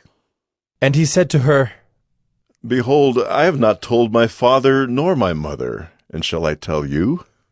She wept before him the 7 days that their feast lasted. And on the 7th day he told her, because she pressed him hard. Then she told the riddle to her people. And the men of the city said to him on the 7th day, before the sun went down, What is sweeter than honey? What is stronger than a lion? And he said to them, If you had not plowed with my heifer, you would not have found out my riddle. And the Spirit of the Lord rushed upon him, and he went down to Ashkelon, and struck down 30 men of the town, and took their spoil, and gave the garments to those who had told the riddle. In hot anger he went back to his father's house, and Samson's wife was given to his companion, who had been his best man. Judges 15. After some days, at the time of wheat harvest, Samson went to visit his wife with a young goat, and he said, I will go into my wife in the chamber. But her father would not allow him to go in. And her father said, I really thought that you utterly hated her, so I gave her to your companion. Is not her younger sister more beautiful than she? Please, take her instead. And Samson said to them, This time I shall be innocent in regard to the Philistines, when I do them harm. So Samson went and caught 300 foxes, and took torches. And he turned them tail to tail, and put a torch between each pair of tails. And when he had set fire to the torches, he let the foxes go into the standing grain of the Philistines, and set fire to the stacked grain and the standing grain, as well as the olive orchards. Then the Philistines said, Who has done this? And they said, Samson, the son-in-law of the Timnite, because he has taken his wife and given her to his companion. And the Philistines came up and burned her and her father with fire. And Samson said to them, If this is what you do, I swear I will be avenged on you, and after that I will quit. And he struck them hip and thigh with a great blow, and he went down and stayed in the cleft of the rock of Etam. Then the Philistines came up and encamped in Judah, and made a raid on Lehi. And the men of Judah said, Why have you come up against us? They said, We have come up to bind Samson, to do to him as he did to us. Then 3,000 men of Judah went down to the cleft of the rock of Etam, and said to Samson, Do you not know that the Philistines are rulers over us? What then is this that you have done to us? And he said to them, As they did to me, so have I done to them. And they said to him, We have come down to bind you, that we may give you into the hands of the Philistines. And Samson said to them, Swear to me that you will not attack me yourselves. They said to him, No, we will only bind you and give you into their hands. We will surely not kill you. So they bound him with 2 new ropes and brought him up from the rock. When he came to Lehi, the Philistines came shouting to meet him. Then the Spirit of the Lord rushed upon him, and the ropes that were on his arms became as flax that has caught fire, and his bonds melted off his hands. And he found a fresh jawbone of a donkey, and put out his hand and took it, and with it he struck 1,000 men. And Samson said, With a jawbone of a donkey, heaps upon heaps, with a jawbone of a donkey have I struck down 1,000 men. As soon as he had finished speaking, he threw away the jawbone out of his hand, and that place was called Ramoth Lehi. And he was very thirsty, and he called upon the Lord and said, You have granted this great salvation by the hand of your servant. And shall I now die of thirst and fall into the hands of the uncircumcised? And God split open the hollow place that is at Lehi, and water came out from it. And when he drank, his spirit returned, and he revived. Therefore the name of it was called En-Hakkore. It is at Lehi to this day. And he judged Israel in the days of the Philistines 20 years. Judges 16. Samson went to Gaza, and there he saw a prostitute, and he went into her. The Gazites were told, Samson has come here. And they surrounded the place, and set an ambush for him all night at the gate of the city. They kept quiet all night, saying, Let us wait till the light of the morning, then we will kill him. But Samson lay till midnight. And at midnight he arose and took hold of the doors of the gate of the city, and the 2 posts, and pulled them up, bar and all, and put them on his shoulders, and carried them to the top of the hill that is in front of Hebron. After this he loved a woman in the valley of Sorek, whose name was Delilah. And the lords of the Philistines came up to her and said to her, Seduce him, and see where his great strength lies, and by what means we may overpower him, that we may bind him to humble him. And we will each give you 1,100 pieces of silver. So Delilah said to Samson, Please, tell me where your great strength lies, and how you might be bound that one could subdue you. Samson said to her, If they bind me with 7 fresh bowstrings that have not been dried, then I shall become weak and be like any other man. Then the lords of the Philistines brought up to her 7 fresh bowstrings that had not been dried, and she bound him with them. Now she had men lying in ambush in an inner chamber, and she said to him, The Philistines are upon you, Samson. But he snapped the bowstrings, as a thread of flax snaps when it touches the fire. So the secret of his strength was not known. Then Delilah said to Samson, Behold, you have mocked me and told me lies. Please, tell me how you might be bound. And he said to her, If they bind me with new ropes that have not been used, then I shall become weak and be like any other man. So Delilah took new ropes and bound him with them, and said to him, The Philistines are upon you, Samson. And the men lying in ambush were in an inner chamber. But he snapped the ropes off his arms like a thread. Then Delilah said to Samson, Until now you have mocked me and told me lies. Tell me how you might be bound. And he said to her, If you weave the 7 locks of my head with the web, and fasten it tight with the pin, then I shall become weak and be like any other man. So while he slept, Delilah took the 7 locks of his head and wove them into the web. And she made them tight with the pin, and said to him, The Philistines are upon you, Samson. But he awoke from his sleep, and pulled away the pin, the loom, and the web. And she said to him, How can you say I love you when your heart is not with me? You have mocked me these 3 times, and you have not told me where your great strength lies. And when she pressed him hard with her words, day after day, and urged him, his soul was vexed to death. And he told her all his heart, and said to her, A razor has never come upon my head, for I have been a Nazirite to God from my mother's womb. If my head is shaved, then my strength will leave me, and I shall become weak and be like any other man. When Delilah saw that he had told her all his heart, she sent and called the lords of the Philistines, saying, Come up again, for he has told me all his heart. Then the lords of the Philistines came up to her, and brought the money in their hands. She made him sleep on her knees, and she called a man and had him shave off the 7 locks of his head. Then she began to torment him, and his strength left him. And she said, The Philistines are upon you, Samson. And he awoke from his sleep, and said, I will go out as at other times, and shake myself free. But he did not know that the Lord had left him. And the Philistines seized him, and gouged out his eyes, and brought him down to Gaza, and bound him with bronze shackles. And he ground at the mill in the prison. But the hair of his head began to grow again, after it had been shaved.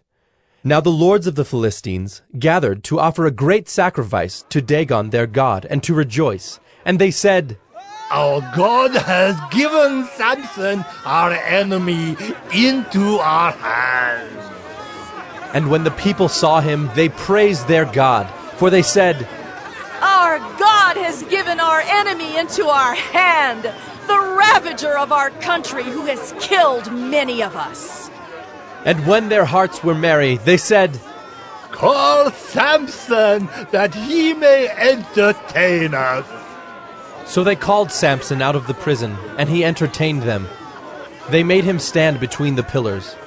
And Samson said to the young man who held him by the hand, Let me feel the pillars on which the house rests, that I may lean against them. Now the house was full of men and women. All the lords of the Philistines were there, and on the roof there were about 3,000 men and women, who looked on while Samson entertained.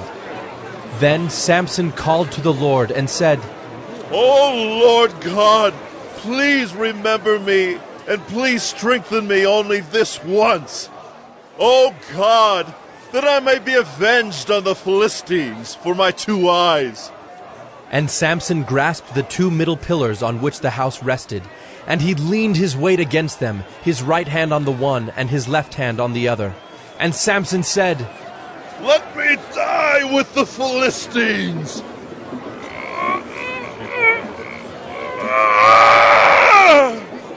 Then he bowed with all his strength, and the house fell upon the lords and upon all the people who were in it. So the dead whom he killed at his death were more than those whom he had killed during his life. Then his brothers and all his family came down and took him, and brought him up and buried him between Zorah and Eshtaol in the tomb of Manoah his father.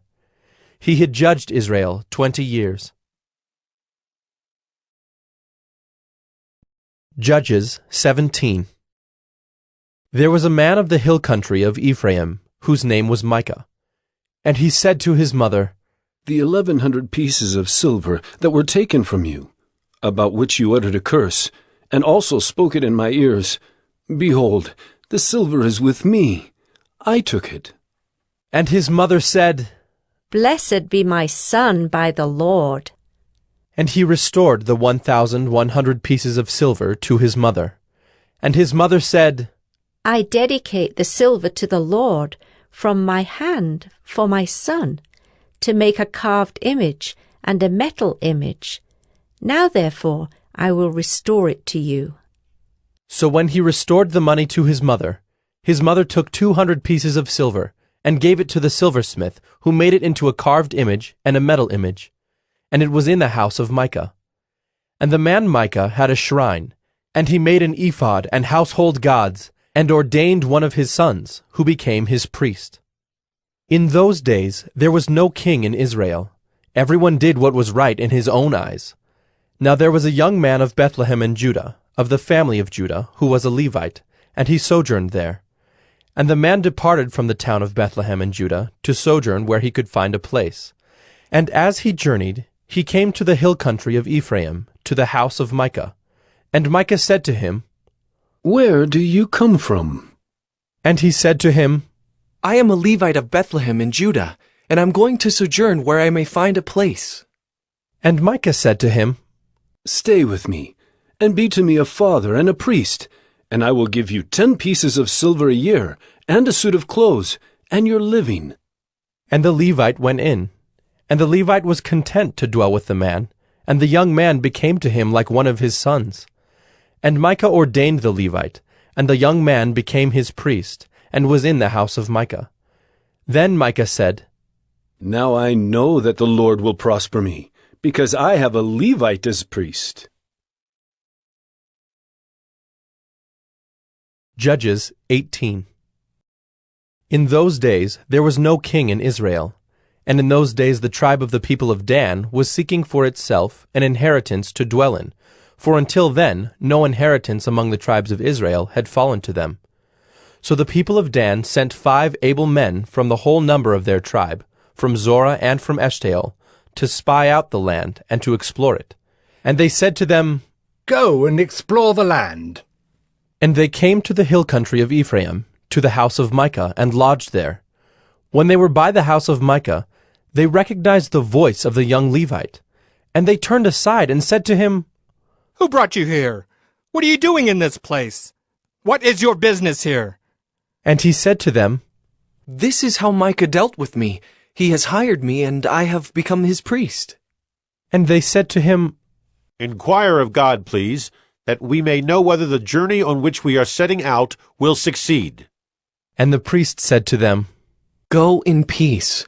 The journey on which you go is under the eye of the Lord. Then the 5 men departed and came to Laish, and saw the people who were there, how they lived in security, after the manner of the Sidonians, quiet and unsuspecting, lacking nothing that is in the earth, and possessing wealth, and how they were far from the Sidonians, and had no dealings with anyone. And when they came to their brothers at Zorah and Eshtaol, their brothers said to them, What do you report? They said, Arise, and let us go up against them, for we have seen the land, and behold, it is very good. And will you do nothing? Do not be slow to go to enter in and possess the land. As soon as you go, you will come to an unsuspecting people.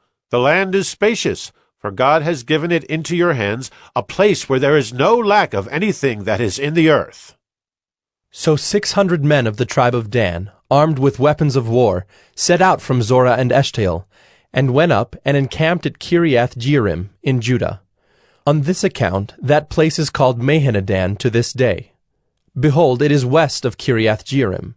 And they passed on from there to the hill country of Ephraim, and came to the house of Micah. Then the 5 men who had gone to scout out the country of Laish said to their brothers, Do you know that in these houses there are an ephod, household gods, a carved image, and a metal image? Now therefore consider what you will do. And they turned aside there, and came to the house of the young Levite at the home of Micah, and asked him about his welfare. Now the 600 men of the Danites, armed with their weapons of war, stood by the entrance of the gate. And the 5 men who had gone to scout out the land went up and entered and took the carved image, the ephod, the household gods, and the metal image, while the priests stood by the entrance of the gate with the 600 men armed with weapons of war. And when these went into Micah's house and took the carved image, the ephod, the household gods, and the metal image, the priest said to them, What are you doing? And they said to him, Keep quiet. Put your hand on your mouth and come with us, and be to us a father and a priest. Is it better for you to be priest to the house of one man, or to be priest to a tribe and clan in Israel? And the priest's heart was glad. He took the ephod, and the household gods, and the carved image, and went along with the people. So they turned and departed, putting the little ones and the livestock and the goods in front of them. When they had gone a distance from the home of Micah, the men who were in the houses near Micah's house were called out, and they overtook the people of Dan. And they shouted to the people of Dan, who turned around and said to Micah, What is the matter with you, that you come with such a company? And he said, You take my gods that I made and the priest and go away? And what have I left? How then do you ask me? What is the matter with you? And the people of Dan said to him, Do not let your voice be heard among us, lest angry fellows fall upon you, and you lose your life with the lives of your household. Then the people of Dan went their way, and when Micah saw that they were too strong for him, he turned and went back to his home. But the people of Dan took what Micah had made, and the priest who belonged to him, and they came to Laish, to a people quiet and unsuspecting, and struck them with the edge of the sword, and burned the city with fire. And there was no deliverer, because it was far from Sidon, and they had no dealings with anyone. It was in the valley that belongs to Beth Rehob. Then they rebuilt the city, and lived in it. And they named the city Dan, after the name of Dan their ancestor, who was born to Israel. But the name of the city was Laish at the first. And the people of Dan set up the carved image for themselves. And Jonathan, the son of Gershom, son of Moses, and his sons, were priests to the tribe of the Danites until the day of the captivity of the land. So they set up Micah's carved image that he made, as long as the house of God was at Shiloh. Judges 19. In those days, when there was no king in Israel, a certain Levite was sojourning in the remote parts of the hill country of Ephraim, who took to himself a concubine from Bethlehem in Judah. And his concubine was unfaithful to him, and she went away from him to her father's house at Bethlehem in Judah, and was there some 4 months. Then her husband arose and went after her, to speak kindly to her and bring her back. He had with him his servant and a couple of donkeys, and she brought him into her father's house. And when the girl's father saw him, he came with joy to meet him. And his father-in-law, the girl's father, made him stay, and he remained with him 3 days. So they ate and drank and spent the night there. And on the 4th day they arose early in the morning, and he prepared to go. But the girl's father said to his son-in-law, Strengthen your heart with a morsel of bread, and after that you may go. So the two of them sat and ate and drank together. And the girl's father said to the man, Be pleased to spend the night, and let your heart be merry. And when the man rose up to go, his father-in-law pressed him till he spent the night there again. And on the 5th day he arose early in the morning to depart. And the girl's father said, Strengthen your heart, and wait until the day declines. So they ate, both of them. And when the man and his concubine and his servant rose up to depart, his father-in-law, the girl's father, said to him, Behold, now the day has waned toward evening. Please, spend the night. Behold, the day draws to its close. Lodge here, and let your heart be merry. And tomorrow you shall arise early in the morning for your journey, and go home. But the man would not spend the night. He rose up and departed, and arrived opposite Jebus, that is, Jerusalem. He had with him a couple of saddled donkeys, and his concubine was with him. When they were near Jebus, the day was nearly over, and the servant said to his master, Come now, let us turn aside to this city of the Jebusites, and spend the night in it. And his master said to him, We will not turn aside into the city of foreigners who do not belong to the people of Israel, but we will pass on to Gibeah. And he said to his young man, Come, and let us draw near to one of these places, and spend the night at Gibeah, or at Ramah. So they passed on, and went their way. And the sun went down on them near Gibeah, which belongs to Benjamin. And they turned aside there to go in, and spend the night at Gibeah. And he went in, and sat down in the open square of the city, for no one took them into his house to spend the night. And behold, an old man was coming from his work in the field at evening. The man was from the hill country of Ephraim, and he was sojourning in Gibeah. The men of the place were Benjaminites. And he lifted up his eyes, and saw the traveler in the open square of the city. And the old man said, Where are you going, and where do you come from? And he said to him, We are passing from Bethlehem in Judah to the remote parts of the hill country of Ephraim, from which I come. I went to Bethlehem in Judah, and I am going to the house of the Lord, but no one has taken me into his house. We have straw and feed for our donkeys, with bread and wine for me and your female servant and the young man with your servants. There is no lack of anything." And the old man said, "Peace be to you. I will care for all your wants, only do not spend the night in the square." So he brought him into his house, and gave the donkeys feed. And they washed their feet, and ate and drank. As they were making their hearts merry, behold, the men of the city, worthless fellows, surrounded the house, beating on the door.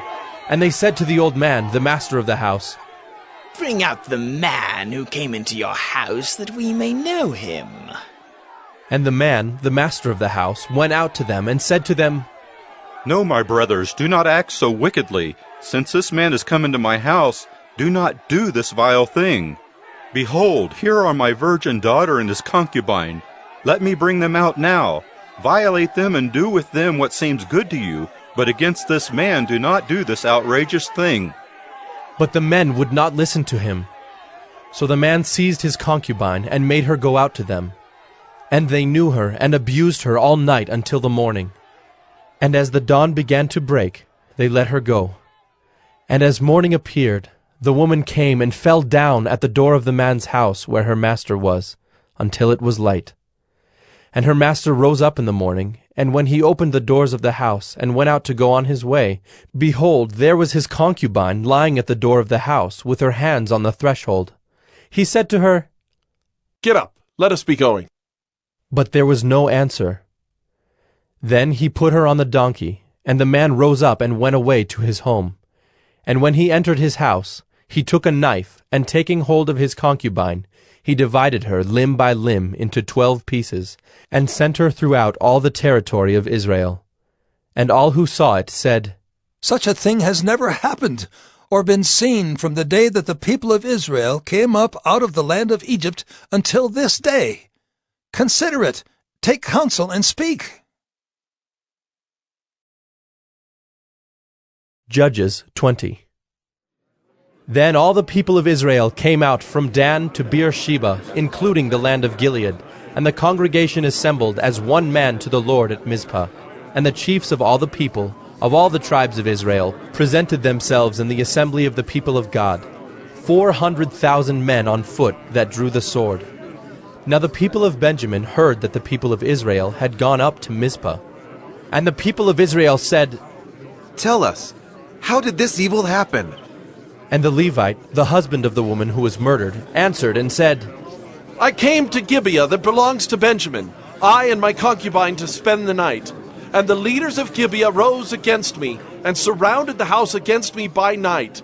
They meant to kill me, and they violated my concubine, and she is dead. So I took hold of my concubine and cut her in pieces, and sent her throughout all the country of the inheritance of Israel, for they have committed abomination and outrage in Israel. Behold, you people of Israel, all of you, give your advice and counsel here." And all the people arose as one man, saying, "None of us will go to his tent, and none of us will return to his house.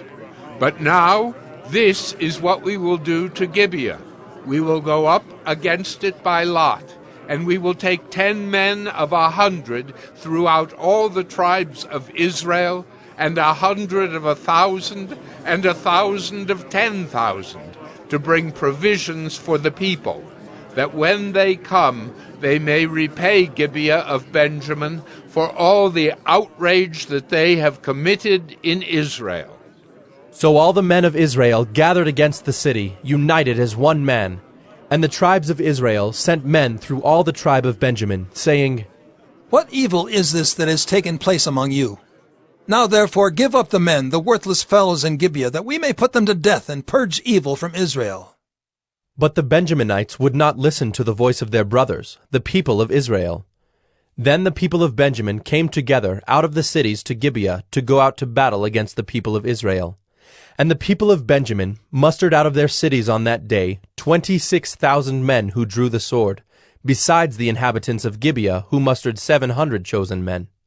Among all these were 700 chosen men who were left-handed. Every one could sling a stone at a hair and not miss. And the men of Israel, apart from Benjamin, mustered 400,000 men who drew the sword. All these were men of war. The people of Israel arose and went up to Bethel and inquired of God, "Who shall go up first for us to fight against the people of Benjamin?" And the Lord said, "Judah shall go up first." Then the people of Israel rose in the morning and encamped against Gibeah. And the men of Israel went out to fight against Benjamin, and the men of Israel drew up the battle line against them at Gibeah. The people of Benjamin came out of Gibeah and destroyed on that day 22,000 men of the Israelites. But the people, the men of Israel, took courage, and again formed the battle line in the same place where they had formed it on the first day.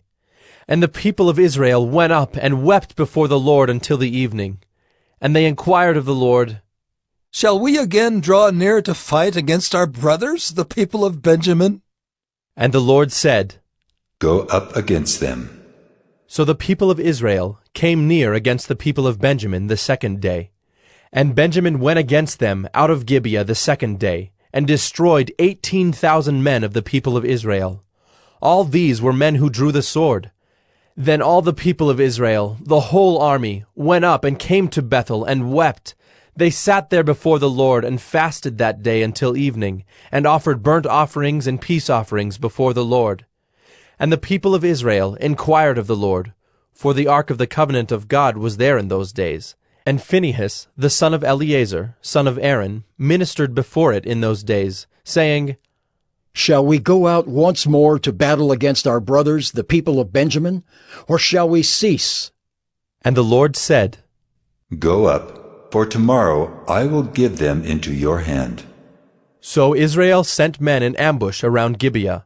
And the people of Israel went up against the people of Benjamin on the third day, and set themselves in array against Gibeah, as at other times.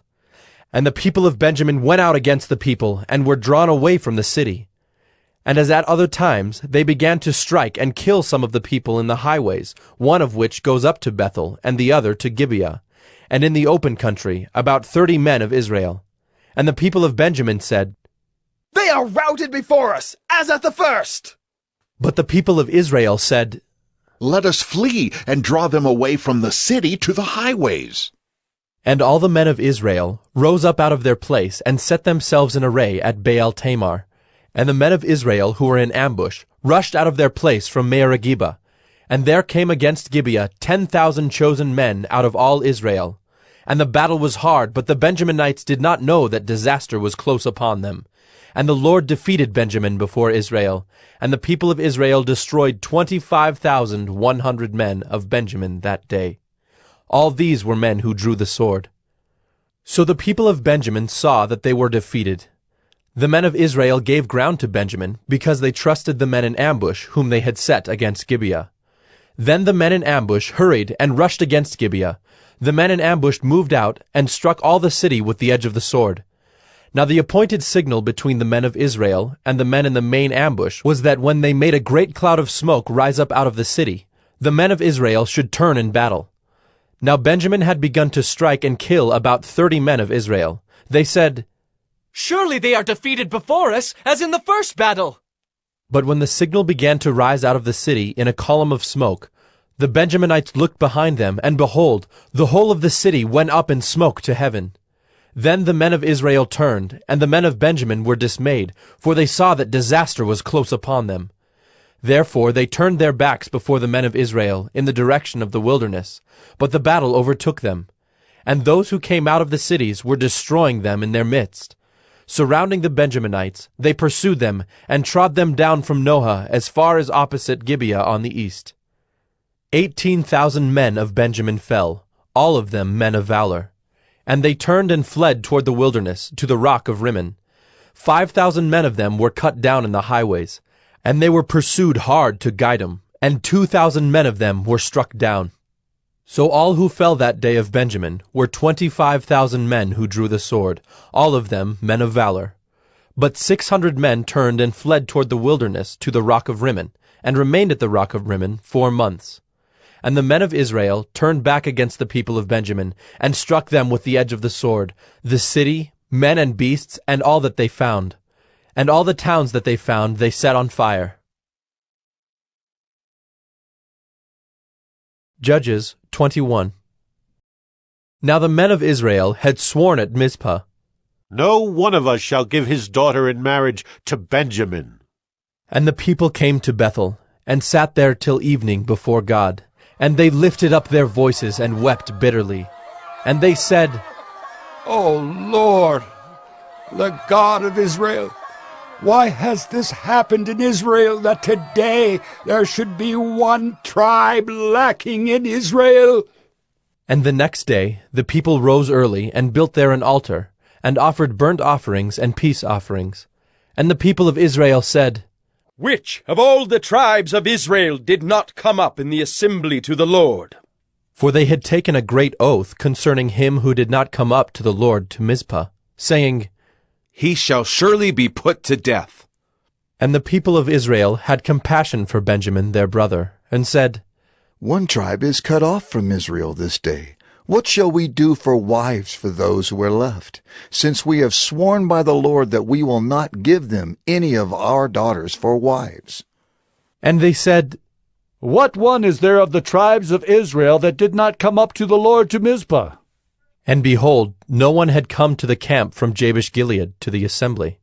For when the people were mustered, behold, not one of the inhabitants of Jabesh-Gilead was there. So the congregation sent 12,000 of their bravest men there, and commanded them, Go and strike the inhabitants of Jabesh-Gilead with the edge of the sword, also the women and the little ones. This is what you shall do. Every male and every woman that has lain with a male you shall devote to destruction. And they found among the inhabitants of Jabesh-Gilead 400 young virgins, who had not known a man by lying with him. And they brought them to the camp at Shiloh, which is in the land of Canaan. Then the whole congregation sent word to the people of Benjamin who were at the rock of Rimmon, and proclaimed peace to them. And Benjamin returned at that time. And they gave them the women whom they had saved alive of the women of Jabesh-Gilead. But they were not enough for them. And the people had compassion on Benjamin, because the Lord had made a breach in the tribes of Israel. Then the elders of the congregation said, What shall we do for wives for those who are left, since the women are destroyed out of Benjamin? And they said, There must be an inheritance for the survivors of Benjamin, that a tribe not be blotted out from Israel. Yet we cannot give them wives from our daughters. For the people of Israel had sworn, Cursed be he who gives a wife to Benjamin. So they said, Behold, there is the yearly feast of the Lord at Shiloh, which is north of Bethel, on the east of the highway that goes up from Bethel to Shechem, and south of Labonah. And they commanded the people of Benjamin, saying, Go and lie in ambush in the vineyards, and watch. If the daughters of Shiloh come out to dance in the dances, then come out of the vineyards, and snatch each man his wife from the daughters of Shiloh, and go to the land of Benjamin. And when their fathers or their brothers come to complain to us, we will say to them, Grant them graciously to us, because we did not take for each man of them his wife in battle, neither did you give them to them, else you would now be guilty. And the people of Benjamin did so, and took their wives, according to their number, from the dancers whom they carried off.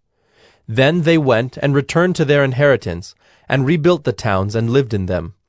And the people of Israel departed from there at that time, every man to his tribe and family, and they went out from there every man to his inheritance. In those days there was no king in Israel. Every one did what was right in his own eyes.